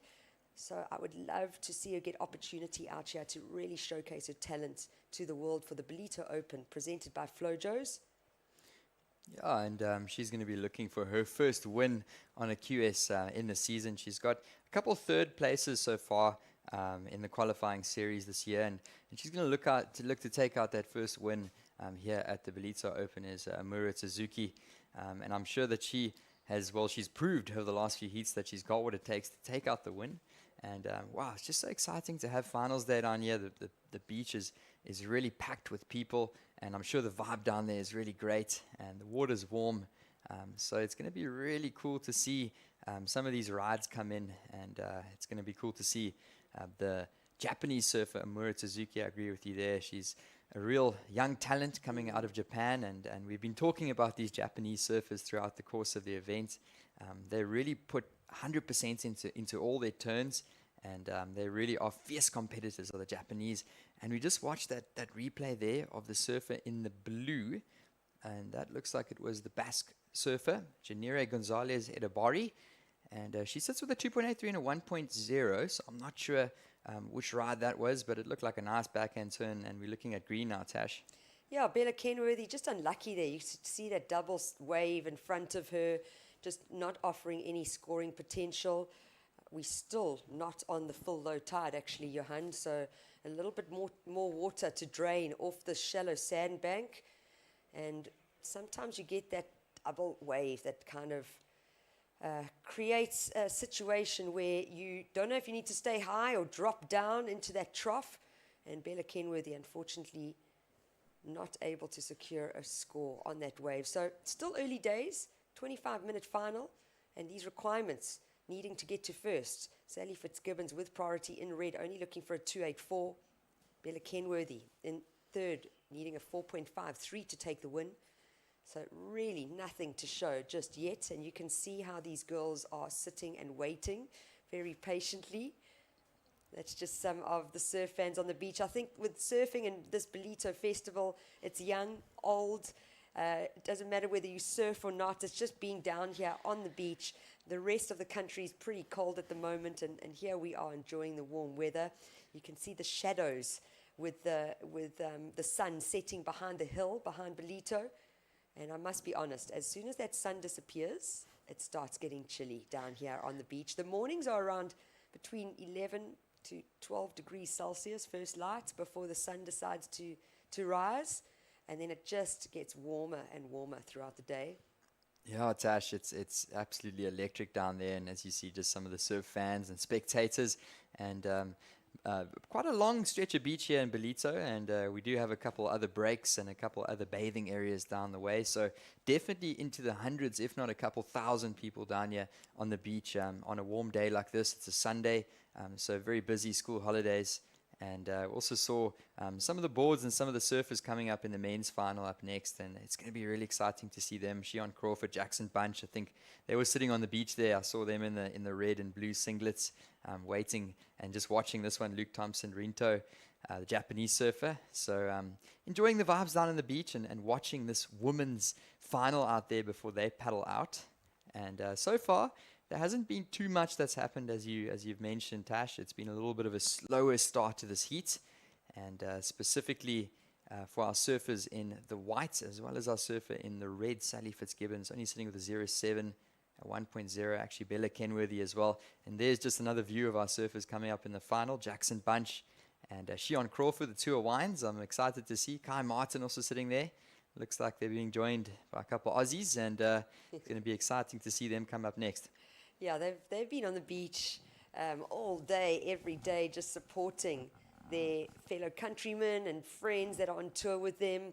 It's just so wonderful to be able to spend an entire day on the beach, connect with familiar faces, connect with people you haven't seen for a year. I know all the local surf groms have been so stoked to be able to see some of their heroes and be able to witness some fantastic performances from these athletes in the Ballito Open presented by Flojos.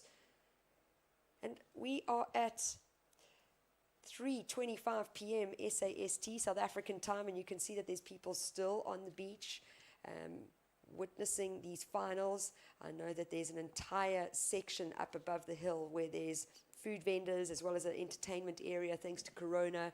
So there's a lot to do once the surfing action concludes. But our focus here is the ladies' finals. Yeah, Tash, and plenty on offer as we see. Just a wave up and riding. That's Mura Tsuzuki, the young Japanese surfer, and she just gets one hit off the top, so she's going to lock in a score and improve upon her situation. And we had so much on the go. Yesterday I went to the Monster Skate Jam, and that was pretty cool. There was a punk rock band playing there. Of course, we got the Corona bar just up the way. So the locals here in Ballito, as well as all the spectators, are enjoying their time here, and there's plenty on offer. It feels like it should be summertime with this beautiful weather. And we did see that last little wave there, Mura Suzuki. It's not going to be a massive score, but she's going to lock it in nonetheless, and just getting a nice little snap off the top. And it just settles the nerve just a little bit as we're about halfway through this heat now. Yeah, can you believe it? Already halfway through this final. We've seen a lot of waves from Janira, the Basque surfer. This is the young lady in your picture right now. She has caught 5 waves already, her highest being the 283, and that's the highest of this final so far. We saw in the second men's semis, there were a lot more waves on offer, and I must be honest, sometimes I really do find that it's one heat on, one heat off, and it seems like this is what is happening right now. These girls are hunting though. You can watch, they're looking, paddling across, and hopefully there is some opportunity for them to really showcase their skills out here during this women's final. Very, very small surf. I mean, I'm looking at the screen right now, and this is not Ballito at all. The swell that's currently showing is under 1 meter. It's a 6-second period, and that is just nothing on this north coast of KZN. For us that are able to surf down this beautiful coast called the Dolphin Coast, if we had to see a chart like a forecast like that, we probably would go play a game of golf or do something else other than go for a surf. It's just because we're so blessed and spoiled with quality waves all along this coastline. This is known as the heartbeat of the north coast of KZN. It's also known to have some incredible waves. Oh, definitely, Tash, and we see surfer in the whites up and riding. She's going to go down and surf in the green. Bella Kenworthy gets a nice turn off the top. So that's definitely going to be a scoring ride for Bella, and I really liked how she threw all of her weights up into the lip there and the fins as well, and looking to do the same on this one, squeezing in another turn. She's going to go down, Sally Fitzgibbons. So she was looking to squeeze in a couple turns there. I don't know, it could have been a better option, maybe just getting one big turn, but opting to go for the second turn and squeeze it in. But it looked like that wave was just a little bit tricky on this low tide and pretty quick. Yeah, you can almost see it bubbling right in front of those rocks there, so maybe even just in the corner of her eye, a little bit worried about that. I also thought that first turn maybe pushed a little bit too much, so she lost her speed. We're going to watch the replay here of the Japanese, Amura Tsuzuki. So she gets that first and only turn in a little bit late, you could see with the lip. But this is the money for Bella Kenworthy. That's definitely going to be a keeper for now, as we've seen with his current scores. So you see Sally, she gets that quick pivot, but then almost rotates it too much to be able to get it across to that next section. My apologies, that was a different wave. So let's see where these scores come in. We are waiting for some scores to drop in. That was a live wave, so we're waiting for score to drop in for wave number 3 of Sally Fitzgibbons, and wave number 2 coming in at a 2.07. There is still another score to drop in for red, and we are waiting for that score of Bella Kenworthy in the green singlet. A couple scores to come in, and still getting underway. And she locked in a nice right-hander, and she's looking for a left now to back that score up is Bella Kenworthy. And a couple numbers dropping in. Bella knows that she needs to get a couple waves under her belt just to feel confident, because she knows the time is going to tick down really quick, especially in conditions like this. It might go flat for a few minutes, and there might not be an opportunity. As we look at the last wave there for our surfer in the red, well, that was the second to last wave. She fell on that one. Yeah, so that was the 207. This is going to be the counter.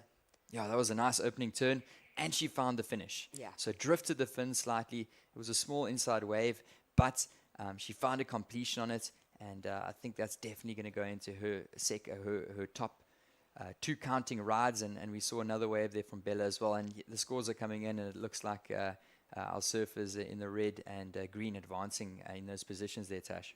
Yeah, well, with that wave of Sally Fitzgibbons, she scored 6 points.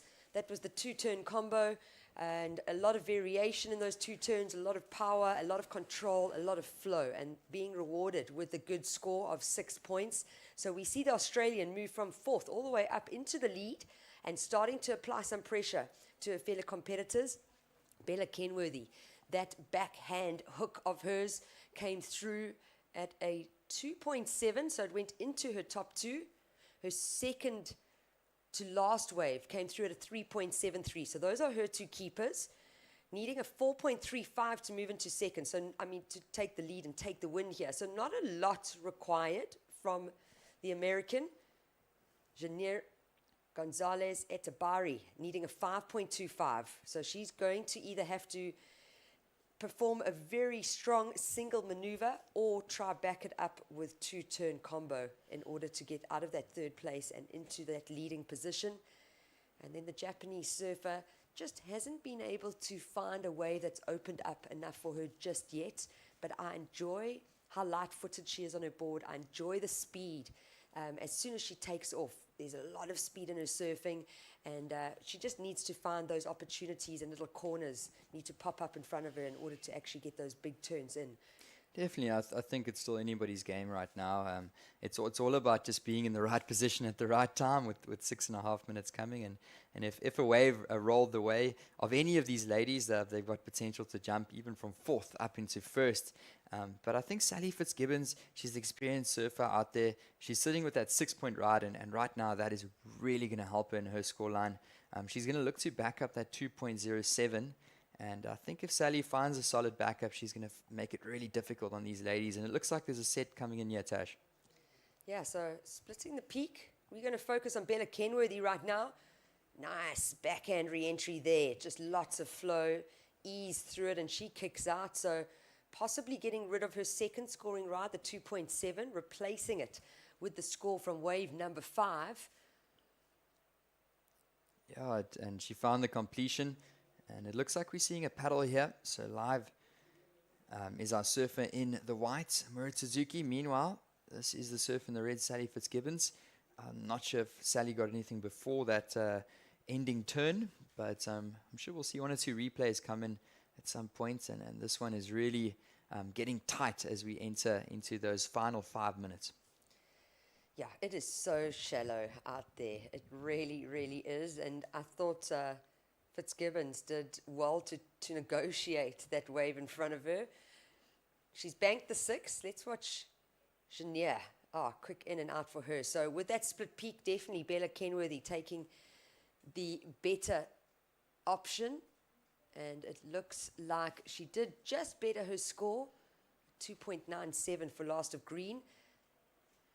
Yeah, Sally just getting that one turn, so I don't think that's going to factor into her top two scores. She's still looking to improve upon that 2.07, and it looks like Bella's still in second. And, well, another score has locked in there for Sally Fitzgibbons. Yeah, 4.5 for Sally Fitzgibbons, applying pressure to her competitors. Bella Kenworthy was sitting in third. She's now moved up to second, but looking for a 6.77. And if you see that the highest single wave score is 6, it is going to be a big ask for the young American. Up and riding now. This is Amura Tsuzuki. Good, strong, single maneuver for her. She's going to throw out that 0.93 that sits in her top two and just minimize the requirement needed to get from fourth to first. Yeah, this is a speedy little section, but you can see she climbed the foam at the perfect time, and she got down really well, and she completed that one. It was a punchy little wave, but she rode out of it clean, and I definitely think that's going to be a score that's going to go into her score line for now. She's only sitting with a 2.3 and a 0.93, so she's going to sit on that score, and she's going to try and find another decent ride out there. Yeah, you've got to hunt for this now. You've got to create your own opportunity almost, you know, especially with just 3 minutes 30 on the clock. Sally sat wide from the pack the whole time, and she just found her little peak, found her rhythm, and found some big closeout bashes right on the rocks. My goodness. Yeah, I think that's the way that we might have missed that 4.5 of Sally Fitzgibbons, and actually very similar, I think, to that wave of Amura Suzuki. Right-handers and progressed down the line. She was in control of that turn, and she got rewarded. And meanwhile, here we go again with our surfer from Japan. That one is just going to fizzle off into the deeper water. So that must have been the 4.5 Tash, and I really like how she concluded that one. A strong finish, and at the moment it's Sally Fitzgibbons in the lead, and she's upped these requirements for these surfers, Tash. Yeah, and I think even for all four of these girls, they all represented on the Challenger Series, so this has been a really good training session for them over the last 2 days. But to walk away with the win, you go into the Challenger feeling very confident. It's an important event for surfers from all around the world. It's stop number 3 of 6, so taking a win out here at the QS 1000 just before the Challenger, which our waiting period starts tomorrow, 1st of July, I think you definitely go in with a lot more confidence. Definitely, Tash. 2 minutes, 10 seconds on the clock. We've seen a massive shift of these colors placed on the board. Originally, it was blue, holding down the lead to start. Janera getting started nice and early. She just hasn't been able to find a wave with a little bit more wall to work with and fit in a 2-turn combo. I think that's the difference right now with a 6-point ride from the Australian, as well as the 4.5. We see Bella Kenworthy. Her 2 scores are single maneuver rides, and that's why she hasn't got into that average scoring range of anything from a 4 to a 5.9. Yeah, she's just taking a look at that one. She's currently in second priority. Sally Fitzgibbons also under priority. And the surfer, the Basque surfer, Janera Gonzalez Edabari in the blue, she got off to a pretty decent start. She got a couple small numbers, but the last 10, 15 minutes of the heat, she's been very quiet. She's been sitting with priority for a while. And she's going to have to utilize that priority within the next minute if she wants to stand a chance to move up the leaderboard. And looks like she might get an opportunity. Just watching our surfer in the whites, Amura Suzuki. This looks like it's just going to be one turn off the top. And Tash, I wonder if the surfer in the blue did get an opportunity. I'm sure we'll see a replay. Yeah, I think what we've got to remember is Janera had 5 waves in the first 7 minutes, and she's sitting on a 6-wave count at the moment. So she has sat for a long time. Maybe once she got into that priority situation, and sometimes it goes your way, sometimes it doesn't. In these small conditions, I feel like you've got to hunt and really find your own opportunity. But with just 30 seconds on the clock, are we going to see a change here? Bella Kenworthy with priority sitting in second, needing a 7.84. Reason being, Sally Fitzgibbons has just replaced her second scoring ride once again, a 5.57. So what that's done is pushed up the requirements to scores that we have yet to see in this women's final. Yeah, that was just a concluding wave there for Bella Kenworthy. She's in second. She's looking for a big score to move through, but time is ticking away in this one, and I'm not sure if any of these scores are going to drop in and help the situation here. Well, the clock has ended, and what that means is the veteran, Sally Fitzgibbons, taking the win here at the Ballito Open, presented by Flojos. Second place going to Bella Kenworthy, the young American. Japan in third, Amura Tsuzuki in the white singlet. And then in fourth place, Shanira Gonzalez Etabari. All four of these ladies have been really exciting over the last 2 days. Congratulations to all of them. And we will actually be seeing these four ladies coming up in the Ballito Pro, presented and owned by Neil, which is our Challenger Series event, whose waiting period starts tomorrow, Monday, the 1st of July. And this was just a big practice session for them.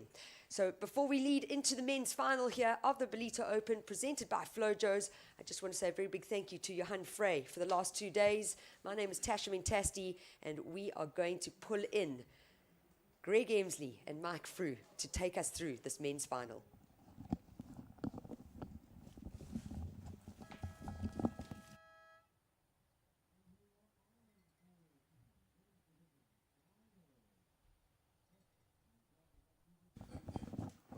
So, straight into the men's final and the business end here. And Mike Frew, we got an absolute stacked final here. Looking so forward to this. Sheehan Crawford is in red. We've got our South African surfer in the white, Luke Thompson. So there's going to be a big support crew down for Luke Thompson. We've got Jackson Bunch wearing blue, been on absolute fire in this competition so far. And then Rinta Uto in the green. So a full international matchup here. And it's going to be a really strong final. And the waves are looking very fun. Just had a quick look through on the beach. Super glassy. It's amazing how this wind's held off all day. It certainly has, and it has improved. And after generally average waves throughout the day, it has improved through the afternoon, Greg, as we see our ladies champion, Sally Fitzgibbons, being carried up the beach. And you were in Jeffreys Bay recently when she was down there at that fantastic event, the speciality event in Jeffreys Bay, which she participated. She said that was such a fun event. And lovely for her to come up to Ballito and take the win in the ladies division of the Ballito Open. QS 1000 presented by Flojos. So awesome. Sally's got unfinished business. She is focused, surfing so well. I mentioned at the J Bay Classic that I honestly feel she's doing the best surfing she's ever done. And she did end up second to Sarah Baum in that event, taking the win in this one. So she's keeping some momentum. She's building to, of course, our Ballito Pro tomorrow, the Challenger Series starting. And she's just so focused. Equipment's looking good. And she seems to be in a very good space of mind, like talking a lot, chatting. I obviously know from the tour days, but like really taking everything in, a lot of time chatting. And just she just says she just wants to be around good people and get good information and utilize that and be in a good headspace. And it's really good to see her probably at the peak of her surfing, and she's definitely looking to get back on the championship tour. She's staying in the same complex as us here in Ballito, and I've seen her a couple of times. And Greg, she was so complimentary of the job that everyone had done down in Jeffreys Bay and had put on the event down there. And she said it was just such a sense of community and just basically celebrating the sport of surfing down there. And what she said is when she comes to Ballito, she gets the same sort of sense. It's very community orientated. And everyone's so friendly here in the Quarterfinals municipality area of KZN. And she, as you said, she looked very comfortable. For me, she was one of the real standouts in all the free surfs. When there was a bit of swell earlier in the week, I watched her surfing a lot. She was surfing incredibly well. And I thought she really had some good form. And she's carried that through. So that'll be fantastic to take into the Challenger Series. Yep, and looking, you can just see she's in a good space. Looking really happy. Sitting third on the Women's Challenger Series ranking. So this momentum's going to help her, and we'll obviously talk about her as we get into the Challenger Series. The Ballito Pro. Of course, now we are into the men's final of the Ballito Open, and this is presented by Flojos. So this is a stacked final, and obviously now the final of the men's. These are the form surfers up and riding. That is the opening wave of our surfer in red. It's Sheehan Crawford, surfer from Hawaii, traveling all the way across the world for the Ballito Pro. Sheehan got here on Monday this week and surfed in the junior events. He was part of the JQS and got some good heat practice. Obviously paid off because he's here in the final of the QS 1000. Then we got young Luke Thompson in the heats as well. Luke has great pedigree out here in Ballito. He won the Pro Juniors here a couple of years ago. Luke won the last event on the South African series, the Africa QS series, which was the eThekwini Surf Pro. So Luke will now be in the lead, well out in the lead in terms of qualification for the Challenger Series for 2025, because this is the second of a series of events to qualify for that in the Africa region. And then I'm also excited to see, hope some waves come, because I love Jackson Bunch's surfing. He's in the blue singlet, another Hawaiian, and good friends with Sheehan Crawford. And then we got the Japanese competitor rounding off the 4 surfers in the final. And it's a 25-minute final, Greg, so they've added an extra 5 minutes for the surfers in the finals. And we do talk about Luke Thompson, our local surfer. He's also one of the Flojos sponsored riders. So great for the brand that has presented this event for us. And Flojos is the original sandals brand. It was established in Mexico in 1972, and it's synonymous with iconic surfers through the 80s. Dino and Dino, Matt Archibald, real legends. Yeah, so we're stoked to have them back here in South Africa, men's and ladies range. As we see up and riding, this is the Flojos rider. Luke Thompson rips off the top on that first turn. Slashes. Look at the spray. How's the start for Tomo? That's classic.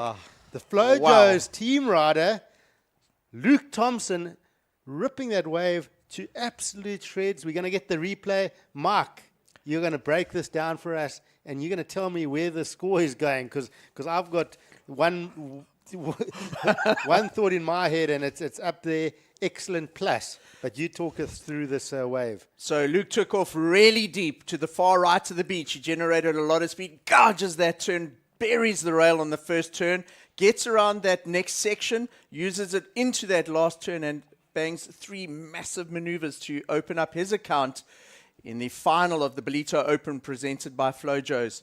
And man, you can't ask for a better start than that for our South African competitor, the only South African in the final of the Ballito Open here, Greg. For me, Greg, I've got to be honest, it was one of the most pleasurable waves to watch today. However, look at this one. It's standing up on the bank as well. And Rito Oroto really going to work, maybe getting a little bit hung up on that end section, but the beginning part of that wave had a lot of quality to it, and his first 2 turns he took full advantage. Maybe if there was a negative on that wave, it was probably just the finish. But it came very quickly after we watched that replay of Luke's. Can I stick my neck out and say that's, for me, it's the best wave I've seen of the whole competition. To me, it's the highest score. Luke Thompson's wave, that first turn alone, and look at that replay of Rinter. That was also a really major turn. We're suddenly seeing a little bit of a point break style on those couple of waves, but Luke Thompson, that first turn alone for me was excellent. He still had 2 more hammers. I personally feel it's the best score I've seen all competition. It really was, Greg. And I loved how he generated speed across that wave. That was a massive power gouge. And he managed to do that power gouge without losing any momentum or speed. And it took him over into that next section. So what happened on that wave is that came from the main peak here in Ballito. I think we've only seen one other wave like that this afternoon. Yep. It was from our Japanese competitor in the quarter or possibly the semi-final. And that speed connected Luke into this section, which is the second section on the beach. And what a great start for our South African Luke Thompson. He's And feeling it, I'll tell you that much. He knows. And he, you know, we spoke about surfing across the judges. He would have surfed the entire way across the judges. That first major maneuver would have almost been in line with the judges. It would have been in their face. They would have gone, whoa. They would have just been looking at it. And I think we're going to see something special. I think, you know, I hope I'm not wrong, but it was good surfing to me. And even this, backing it up straight away, you know, a quick rotation. But he probably feels inside, I'm going to get something special. Let me back it up. I can put so much pressure on my competition very early on. And, yeah, it's just, I can't wait to see what the score comes out at. But the beach, with the local support being the only South African in this final, it must have just been so special on the beach. The crowd would have been buying into it as well, I'm sure. yeah, no, absolutely. That really, really was, it was, you know, you couldn't have asked for a better way to start the heat. Absolute firing out the gates came Luke there. Well, there are the scores. And, well, it's not quite what we thought, a 7-point ride to open. So, yeah, the score's keeping low. I thought he ripped into those turns. But still, a massive score, 7. It's a good start. And this is Surfer in red with a couple of good turns on the backhand. Sheehan Crawford. So strong turns as well. And we saw Rinta Utto, who also had a very good wave. 5. You know, you think about that carve, it was strong. Another good turn. I almost feel like they've kept these scores down. And possibly what's been spoken about with the judges, because there's no doubt those were some of the better waves we've seen all competition. They've probably looked at this ocean. There's a new swell filling in. There's much better waves on offer. We maybe need to keep the scale down. Let's reset. And it might be a reset scale. They're not thinking about the earlier heats. They're not going to compare waves to the earlier heat. They're going to do a new scale for this final. And so keeping that wave of Rinta down from Luke Thompson's with 2 points. So, and I think that's fair. So still a solid start. Luke Thompson a 7 and a 4.5. And we see Sheehan Crawford with a 3.67 and a 1.5. But whoa, what a start. I mean, I just loved Luke Thompson's 2 opening turns and, of course, Rinta Utto's opening turn on the rail. Another surfer, Rinta Utto, is, honestly, I haven't really heard much of him, but pretty excited with his surfing and just his attack. Every turn he really attacks into the waves and looks very, very strong. So we saw a couple of those waves, better quality waves come through in the semifinals, Greg.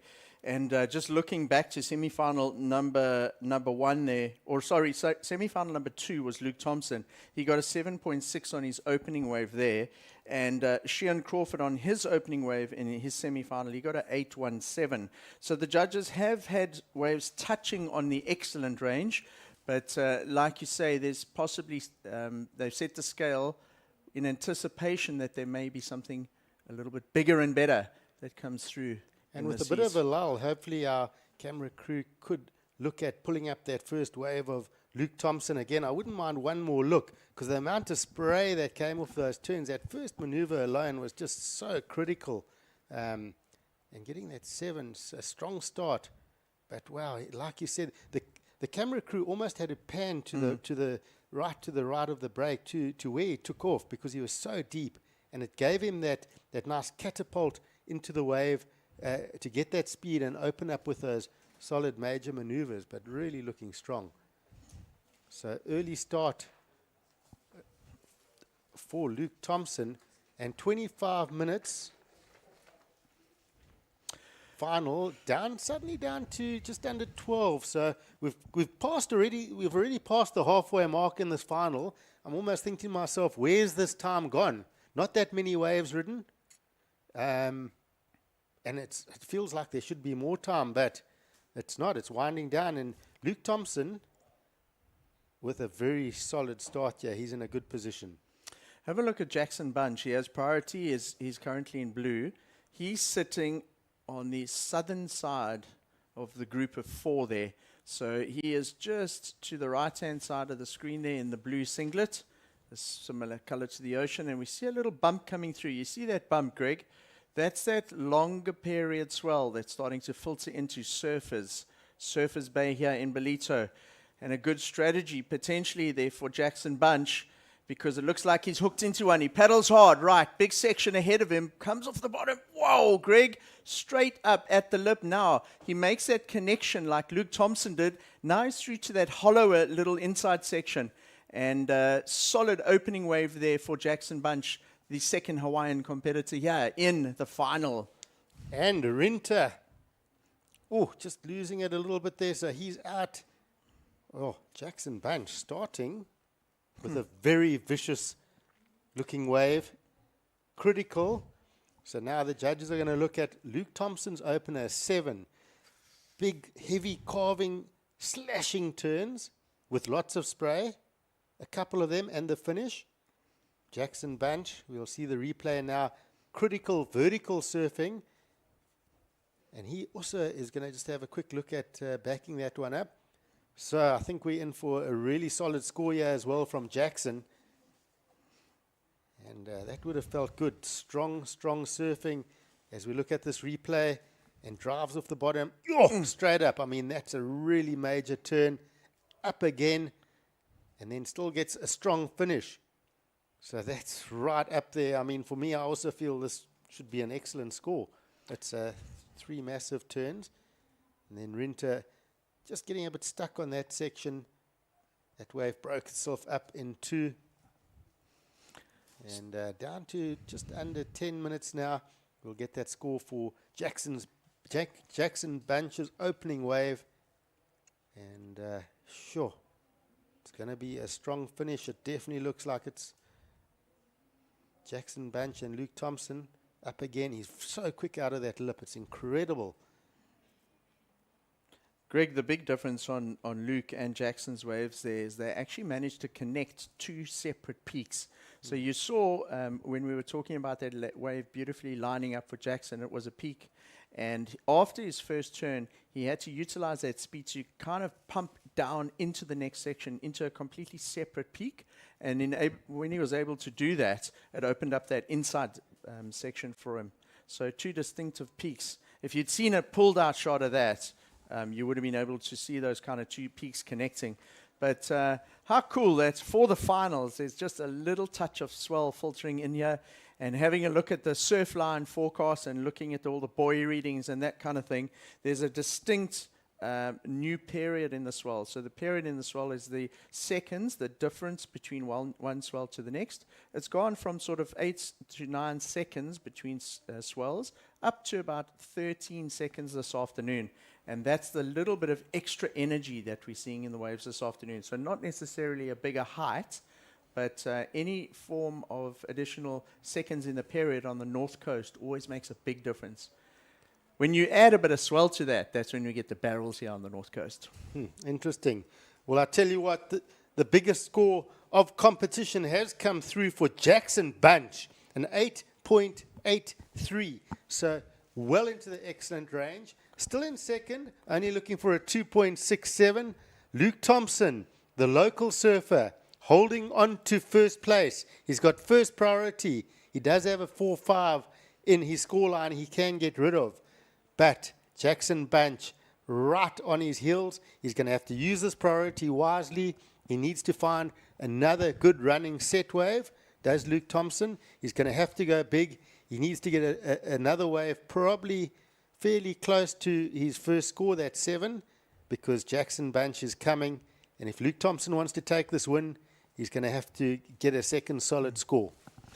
You know, Greg, we were chatting before the final about waves of the day, and I think we've just seen 2 of them. But, you know, the differentiating factor, if you could take those 2 waves and put them side by side, for me, I think the reason Jackson got a higher score is Luke surfing on that wave, it looked really radical, but it was quite lateral in comparison to Jackson's. Jackson really pivoted and got right up in the pocket, where Luke was doing the turns, but laterally, a little bit more lateral, besides his last turn, the third one, which was obviously quite vertical. And for me, I think that might have been the big differentiator. Are you a goofy footer or a natural footer? Okay, wait, does it sound like a bit of favoritism? I have to agree with you, but I was still quite sold on Luke's wave. I was still back at that. I honestly thought it was, I thought it was a bit more. I thought Jackson definitely was up on Luke's, very vertical in that pocket. But I just they were a similar sized wave. Yeah, they were different. They were different waves, and just watching them both were great. I know Luke's was a bit lateral, but I mean he pushed so hard through those turns. He really powered and pushed as hard as he could and made like buckets of spray. You know what would have made a difference on that wave potentially was instead of just going for that closeout turn, if he had aired that end section, I think it would have put it in that bracket above the 7, maybe into the excellent. But nonetheless, he is in the lead and up and riding to try and snatch that lead from our South African is the Hawaiian, Greg. Yep, so Jackson Bunch, he's smart surfing, you would have heard. He only needs a 2.67 to go to first. So with 5 minutes to go, fourth priority, okay, let's go to first and try and put pressure because it will mean that Luke Thompson's going to need a fairly solid score. Just a little bit of something to play on Luke's mind while thinking about the next good wave that comes through. Because, of course, Luke Thompson does have priority, and there it is. A 3.53 does exactly that. So Luke Thompson needs a 5.37 to go to first. 4.5 minutes. We don't want to lose focus on Rinta Utto, but he's looking for a 7.37. He's going to have to go big. And then Shion Crawford looking for an 8.7. So they're needing big scores. So right now we're talking about 1 and 2 because it's close between them. Luke Thompson looking for a 5.37. He has priority, and that's a talking point. He has the choice of the next best wave that comes through. So he's going to select a really good wave. You feel he's going to have an opportunity, and he'll take that opportunity, and we'll see in the meantime if Jackson Bunch can improve, of course, on that 3.53. Luke Thompson seems to have found a good-looking size wave, paddling hard into this one. Sets up off the bottom, snaps off the top, nice strong turn, loads up, a whip off the top, and slams that last turn. So just a solid, well put together wave. I think it's going to be challenging that score, and whoa, really glides through that one behind Shion Crawford, incomplete. Luke Thompson's paddling like mad. He knows this heat's not done, but there's a good chance he can move into first here. Yes, that wave of his really is going to keep him in contention there. I would like to see the beginning of Shion Crawford's wave because he came into frame just after Luke finished his wave. We didn't see this one either from... incomplete on that turn. So he's not going to improve. Luke Thompson, in my opinion, is going to go to first. He's also paddling like mad. You saw Luke Thompson paddling. Why? Because he saw Jackson Bunch on this side of the peak. He wanted to get out ahead of Jackson, get priority ahead of Jackson. And so right now we're going to see a real cat and mouse at the end of the day. That's a big score. I think it's going to be easier 6+. I was wrong the last time, but let's wait and see. And we didn't really see the outside section from Shion's wave. But he fell on the inside, and so it's not going to be one of those top scoring waves that he is. I think, Luke's wave there, it was a similar size wave to his first one. The difference was that it really stood up nicely on the inside. He did the first turn was beautiful. A lot of spray generated speed into that next one. For me, the finish on that wave was much, much better. It was bigger. It illustrated more power as he came out of it. You saw how the tail flared out and the spray went into the setting sun there. And interested to see how this drops in because I really enjoyed the end of Luke's wave. It was nice how he sort of leaned back and put the rail into the foam there, Greg, and he controlled it so smoothly as he rode out. Very, very well done. 90 seconds remain. Scores owed to us, but look at the priority. Jackson Bunch has got priority over Luke Thompson, but they're third and fourth. Shion Crawford, first priority. Rinta Utto, second priority. So whatever these scores come out at, surfers in third and fourth have priority over surfers in first and second, and that could play out. Last minute, are they going to get the scores before this heat is over? So this is going to be a telltale sign. Is there going to be another opportunity? Is there going to be another wave? I've got a feeling in my gut that Luke Thompson's in the lead here. I think the score is going to be enough. I think he's going to go to the lead. But we are waiting for the score, and I'll tell you, they are taking their time. They don't want to get it wrong. The judges will look at the replays. But wow, it's pretty tight, 30 seconds. And there it is. Luke Thompson, 7.33. The South African in the lead. 20 seconds to go. So the slogan for the event is Lena Inkundla Yempi, which means this is the battlefield. It's an oceanic battlefield. And what a battle it's been in the final, Greg. Unbelievable. It's been the heat of the contest, in my opinion. Exciting stuff. 3, 2, 1, game over. Luke Thompson takes the win. So local South African with the win in a massive heat. There it is. He's stoked. Very well done. He's been so mature through this competition. We've spoken about that. He's been precise. He's been choosing the right waves. And wow, that was just really well put together. 2 7+ rides. And of course, Jackson Bunch with that 8.83. Not able to find another good wave to allow him to get those big scores. And Luke Thompson with fantastic wave selection takes the win.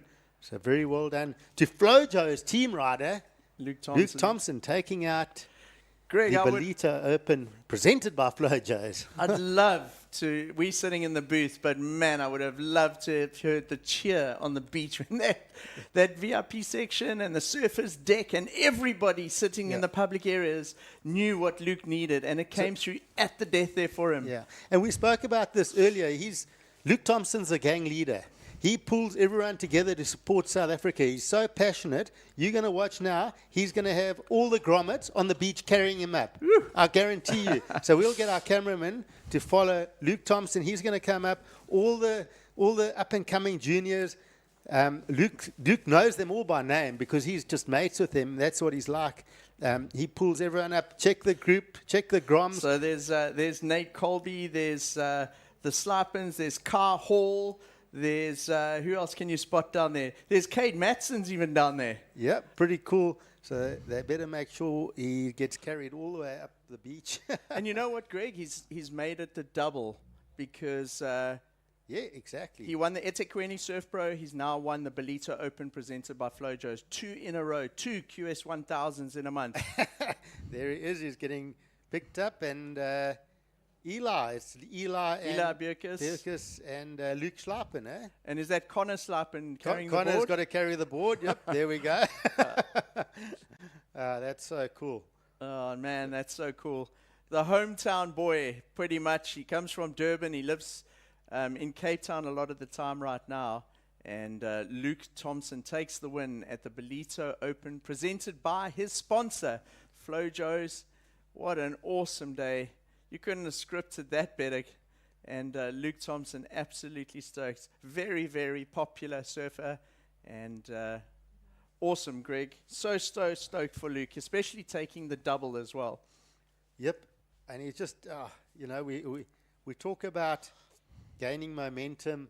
We talk about structuring your heats. And we spoke about, with all the shenanigans going on earlier in the day with...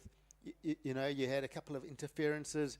There were heat delays. You saw people splashing in the water, putting up their hands, a bit of frustration. We didn't see that from Luke. He kept calm. You saw hustling. Luke had no hustling. He waited for priority. He focused on himself. He wasn't looking around. He wasn't watching his competition. He focused on the ocean the whole time. Every heat, he thought, get priority, wait for 2 good waves, surf them strong, don't throw away opportunities, and he just kept working it, structured. We saw it, we spoke about it, and his road to the win has just been fantastic. And we'll have a quick ad break, and we'll be back after that.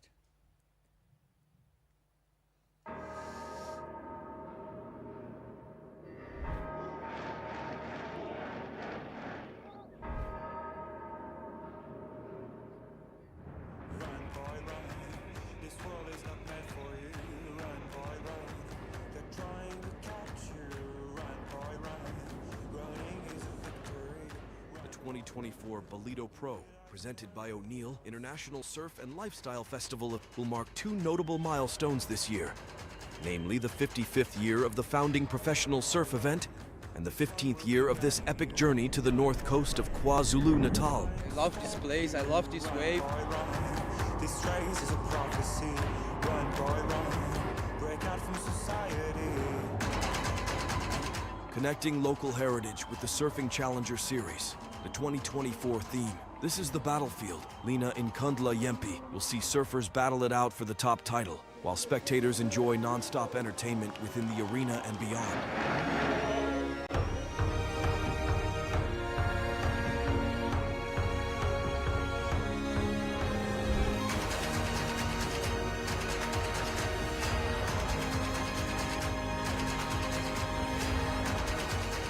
This year's campaign will showcase and celebrate our victorious efforts in the creation of the ultimate battlefield, not only for the top surfing athletes to come together to fight for qualifications to reach the World Surf League Championship Tour, but also the ultimate battlefield for the local South African athletes.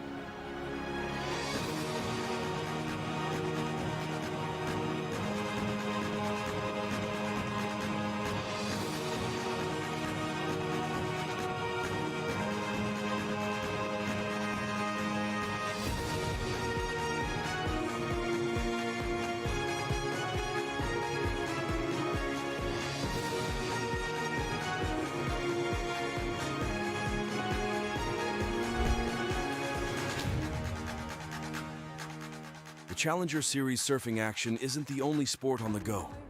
The Ballito Skate Park at Willard Beach hosts the Ballito Pro Skate Jam, presented by Volcom and Etnies, showcasing the best in local and upcoming skate talent. Tomorrow's another day. You won't have to hide away. You'll be a man, boy. For now, it's time to run. It's time. Visitors to the KwaZulu-Natal North Coast shores can enjoy the jam-packed festival program featuring live entertainment, quality retail, extreme sports, art activations, kids activities, and more.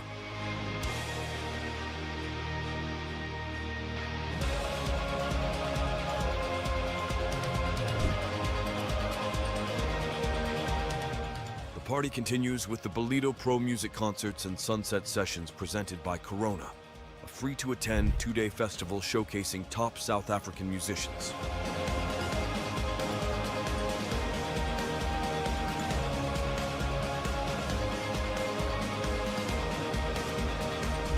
The 2024 Ballito Pro, presented by O'Neill. This is the battlefield.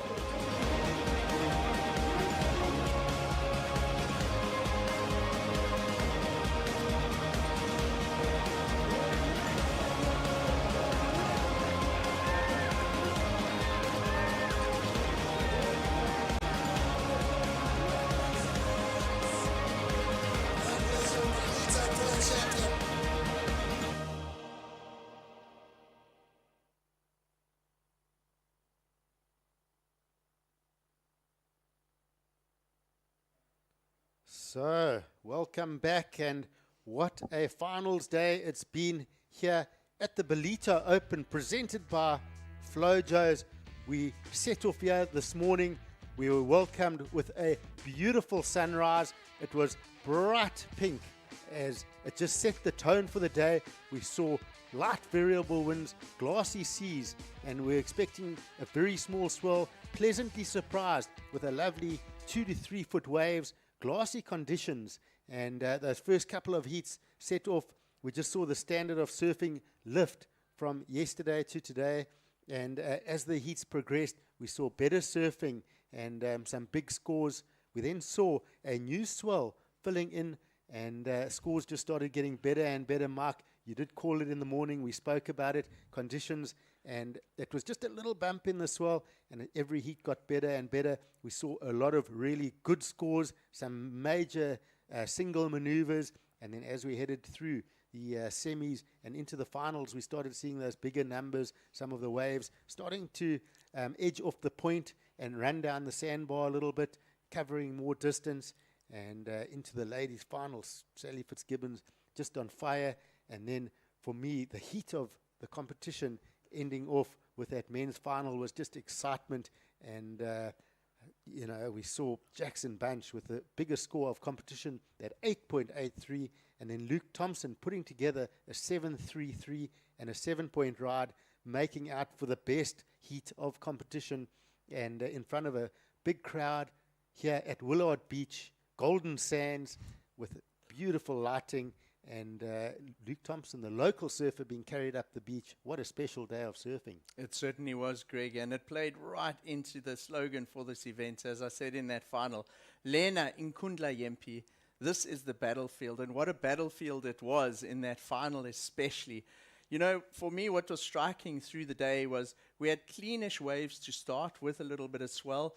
It became quite difficult over that lunchtime period as it hit the full low, and the swell seemed to back off. There were a lot of heats with big lulls, and the surfers that managed to get through their first heat this morning survived that lunchtime and the challenging conditions, got to really showcase their surfing in an amazing final there, in the men's and the ladies, in beautiful conditions, clean water, a little bit of a pulsing swell, and you couldn't have got a better ad for the Quarterfinals region of KZN. So, and the local boy takes a win in the end. You can't script it better than that, and I think everyone will be very stoked in Ballito tonight. Absolutely, it's going to be smiles all over the place, and just really special.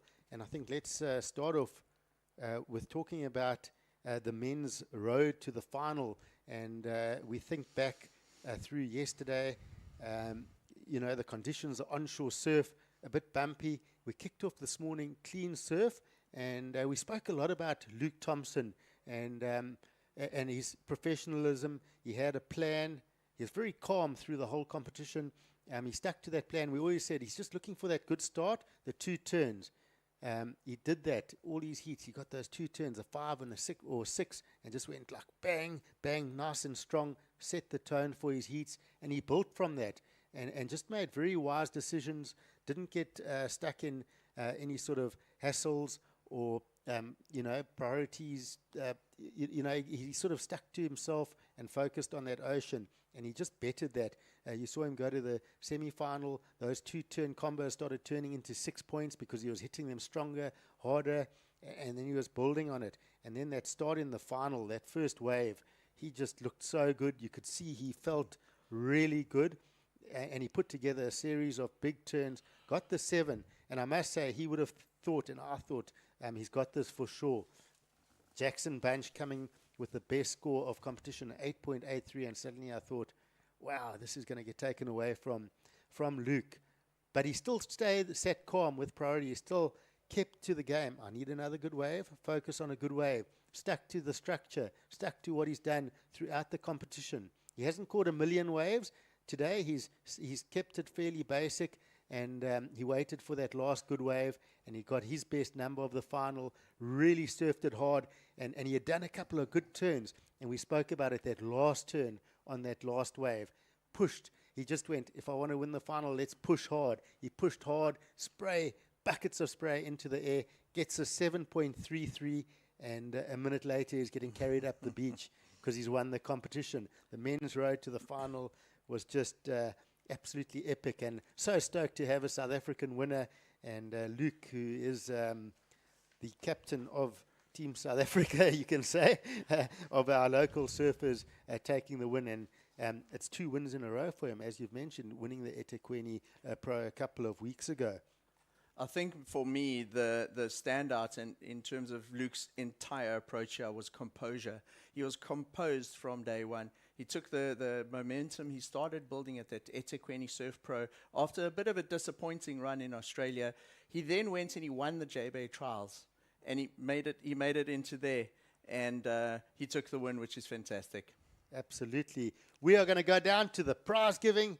Tasha Mentasti is going to talk us through the prize giving. Enjoy the show. It's going to be pretty cool watching Luke Thompson get the trophy.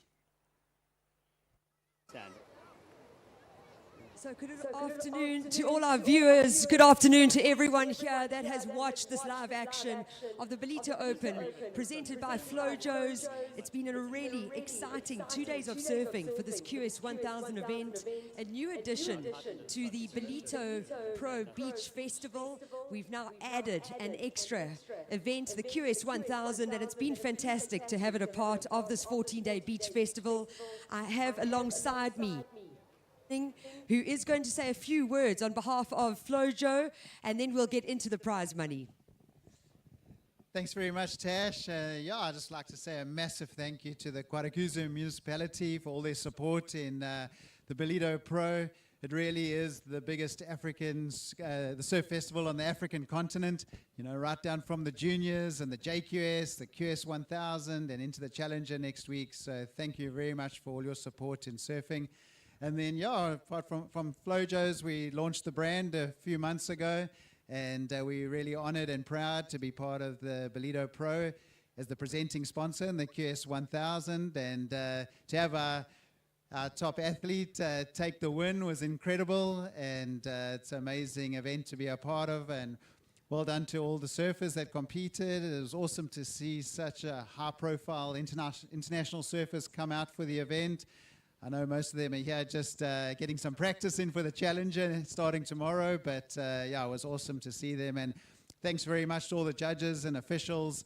I know we're only on day 6 of day 14 of the Ballito Pro Festival, so thanks for all your energy and all your support and effort so far.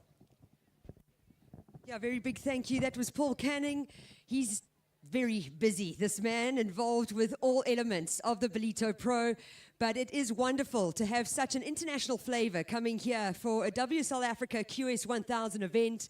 We know that most of these competitors are representing their region in the Challenger Series, but I think it's been a very good practice session for everyone just to spend some time out in the lineup.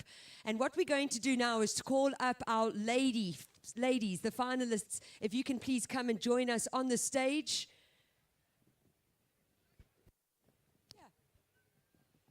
You're a surfer. You're more than welcome. So we had a 4-person heat for these finals. It's an all-international affair here for the women's division. And it was fantastic to witness these ladies advance through the rounds over the last 2 days. There's been some exceptional surfing. We have the veteran coming up against all our future generation surfers.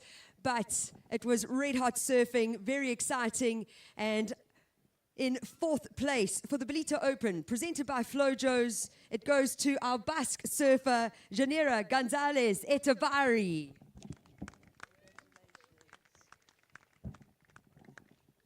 In 3rd place, representing Japan, Amuro Tsuzuki. Congratulations. In 2nd place, representing the USA, Bella Kenworthy. Congratulations, Bella.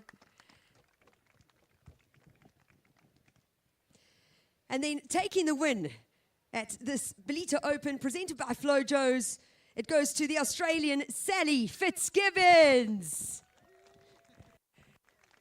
So she takes home an incredible Zulu shield, one of a kind, as well as a fantastic package from one of our partners, Vodacom. And congratulations, Sally. I'm sure that this was a great warm-up for the Challenger Series. And I just want to have you say a few words, please. First of all, it was so cool to be surrounded by such inspiring surfing. I know the waves were small today, but just getting stuck into the strategy and trying to get yourself on waves is really hard when you're against the best in the world. So first of all, I'd like to thank all the finalists for digging deep, and it was a bit of a funky one for the flow of waves, but we did our best, and so enjoyable to have a great beach day with all the families down here at Ballito. So thanks for cheering us on, and we'll hopefully have another great week at the Challenger. So thanks for everyone for setting it up. Cheers. Congratulations, our winner here for the Ballito Open, presented by Flojo, Sally Fitzgibbons. And it really is a family affair. There are so many siblings that have taken part in this event. It's wonderful to see. So congratulations, ladies. And we will be seeing them in the Challenger Series, the waiting period starting tomorrow, the 1st of July. So congratulations.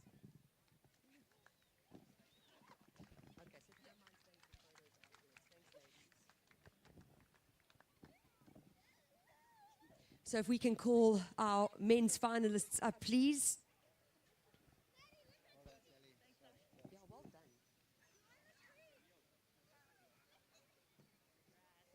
So just to the ladies, if they can just hang around after the men's finalists here, and we will we will get some photos taken thanks to Pierre Tosti on our media team. Okay, so QS 1000 men's division here for the Ballito Open, presented by Flojos. It was exciting to witness a round of 64 in this QS 1000. It's the first time in a long time that we've actually had a big field here on South African shores, a big international field. It definitely elevates the sport of surfing in this country and for all our up-and-coming surfers from South Africa. So a very big thank you to everyone that's flown far and wide to get here and compete ahead of the Challenger Series. It's definitely elevated the sport of surfing, and I want to say a big congratulations to all our finalists. In 4th place, representing Hawaii, it goes to Shion Crawford.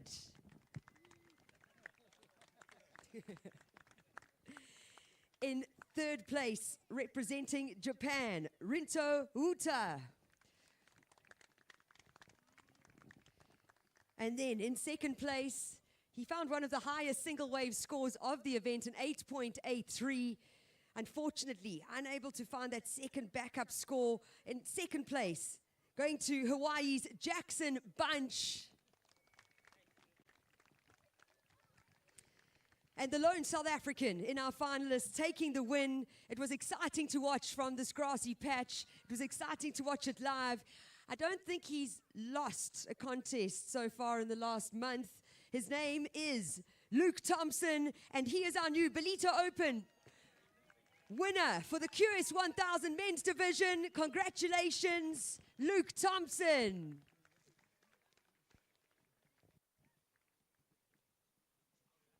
So a very big thank you to Vodacom for that extra special prize. And to Luke, I'm definitely going to give you you got to say a few words to the fans. Yeah, thanks everyone for coming down. It's a pretty sick day at the beach. Yeah, it's been a long day. I'm pretty tired, but it's been a fun day. It's been super hot, like a perfect Sunday. I thought it was going to be like half a foot. To get this was pretty cool. But yeah, thanks to all these guys. Pretty sick final. Jacko dropped a 8, or basically a 9 in like the last 13 minutes and had me stressing. But yeah, it was super cool. It's good friends with all of them, and yeah, thanks everyone. Thanks to Flojos for putting on a super sick event, and yeah, thanks for all the contest directors and just everyone that was a part of it. Thanks so much. Congratulations to everyone. Thank you very much to Quarterfinals Municipality, to Flojos for supporting this QS 1000. We can't do it without you. And congratulations to all our competitors. We look forward to seeing you in the Challenger Series starting next week.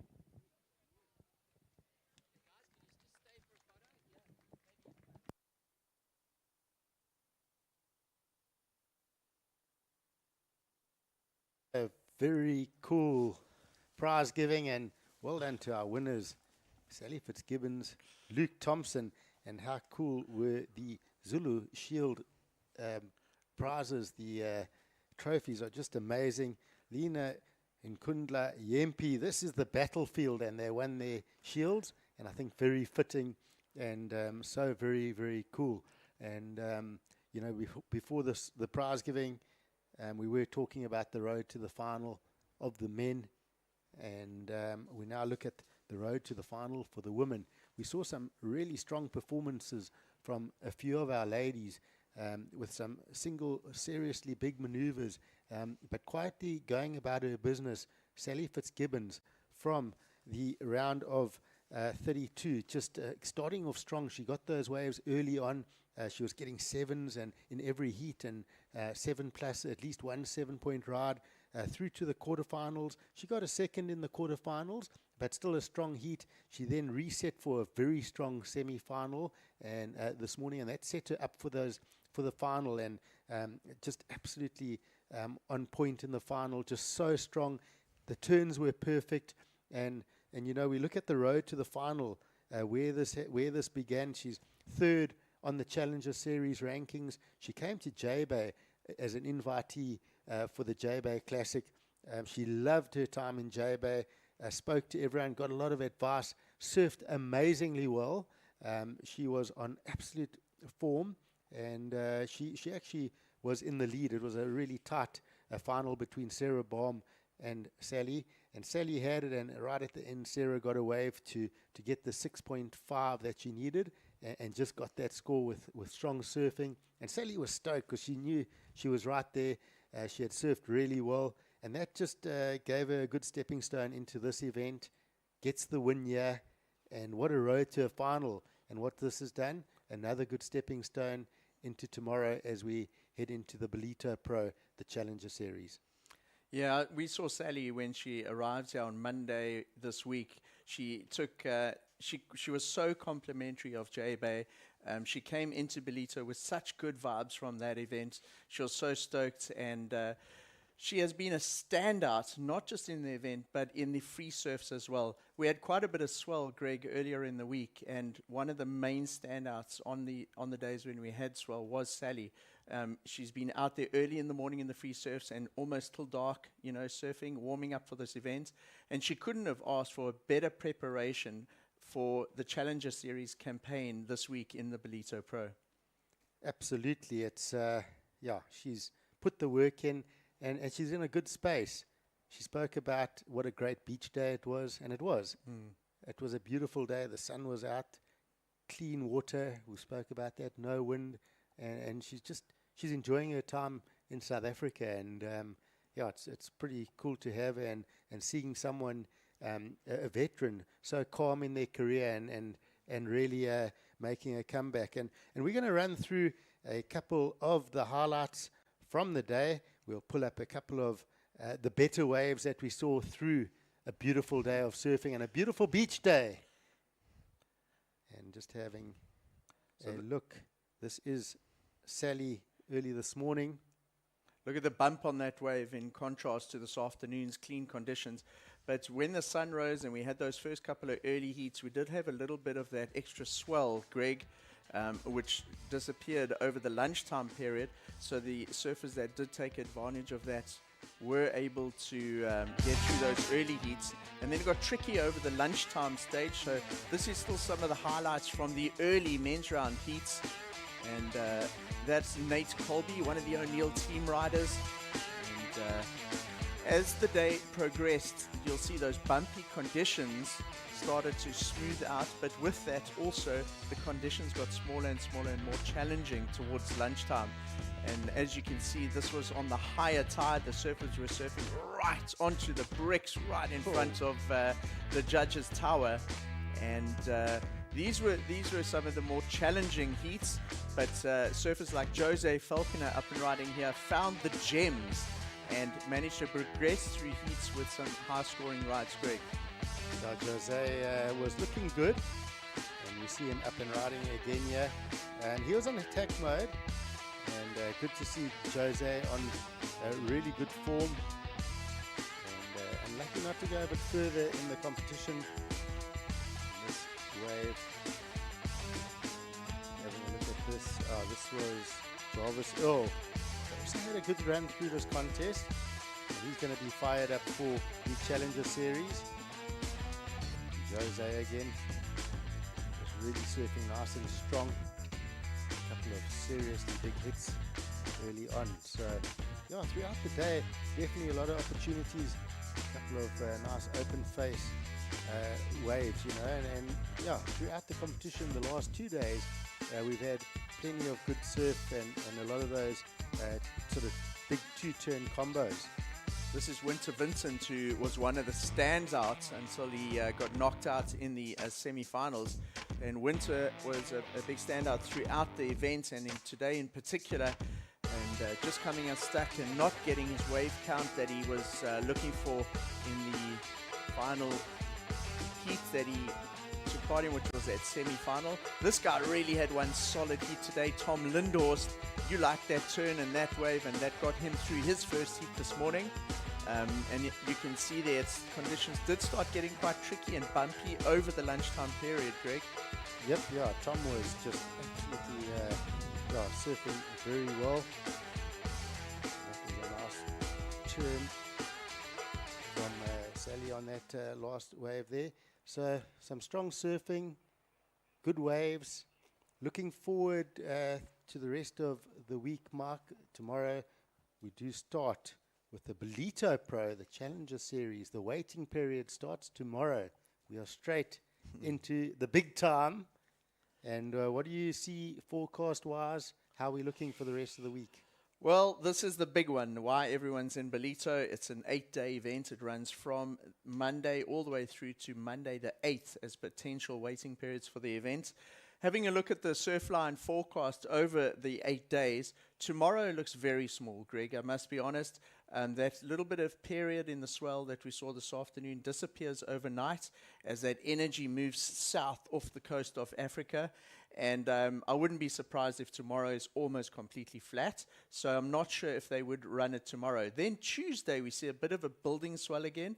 But towards the end of the week, there's a lot of weather. We've got two big southwesterly frontal systems that come through. It doesn't come with any rain or snow on the berg or anything like that. It's just a bit of wind, which could potentially bring some swell.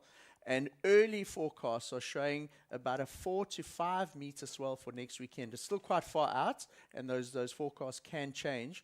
But I would imagine we're going to surf most of this event into the second half of next week. And I wouldn't be surprised if we have at least one day in the maybe 6 to 8 foot range here in Ballito. There is a little bit of wind, and so possibly they're going to have to sort of work around that for optimal conditions. But I think today we could have experienced the smallest day of the Ballito Pro, the whole 14-day surf kind of festival. Tomorrow will be tiny, but then it just really ramps up from there. So a slow start, building into a strong weekend. Sounds good to me. Yeah, it'd be good to see some good, strong surf. So, of course, the Ballito Pro 24, Lina in Kandla Yempi. This is a battlefield, 8 foot out here. Hope we see it. It will be a battlefield for sure. And we're going to kick off tomorrow. We'll check back at around 7:30 for the call. And we'll see what contest organizers decide tomorrow. And then we will dive into the rest of the week. Of course, surfing will need to be done in those early stages somewhere. And then hopefully the back end fires. So we are going to sign off. Thank you for watching the Ballito Open presented by Flojos. It's been a great day of surfing. And we'll check you back tomorrow. Thanks for spending time with us, watching some great surfing. Well done to our winners. Cheers, Mark, and thank you.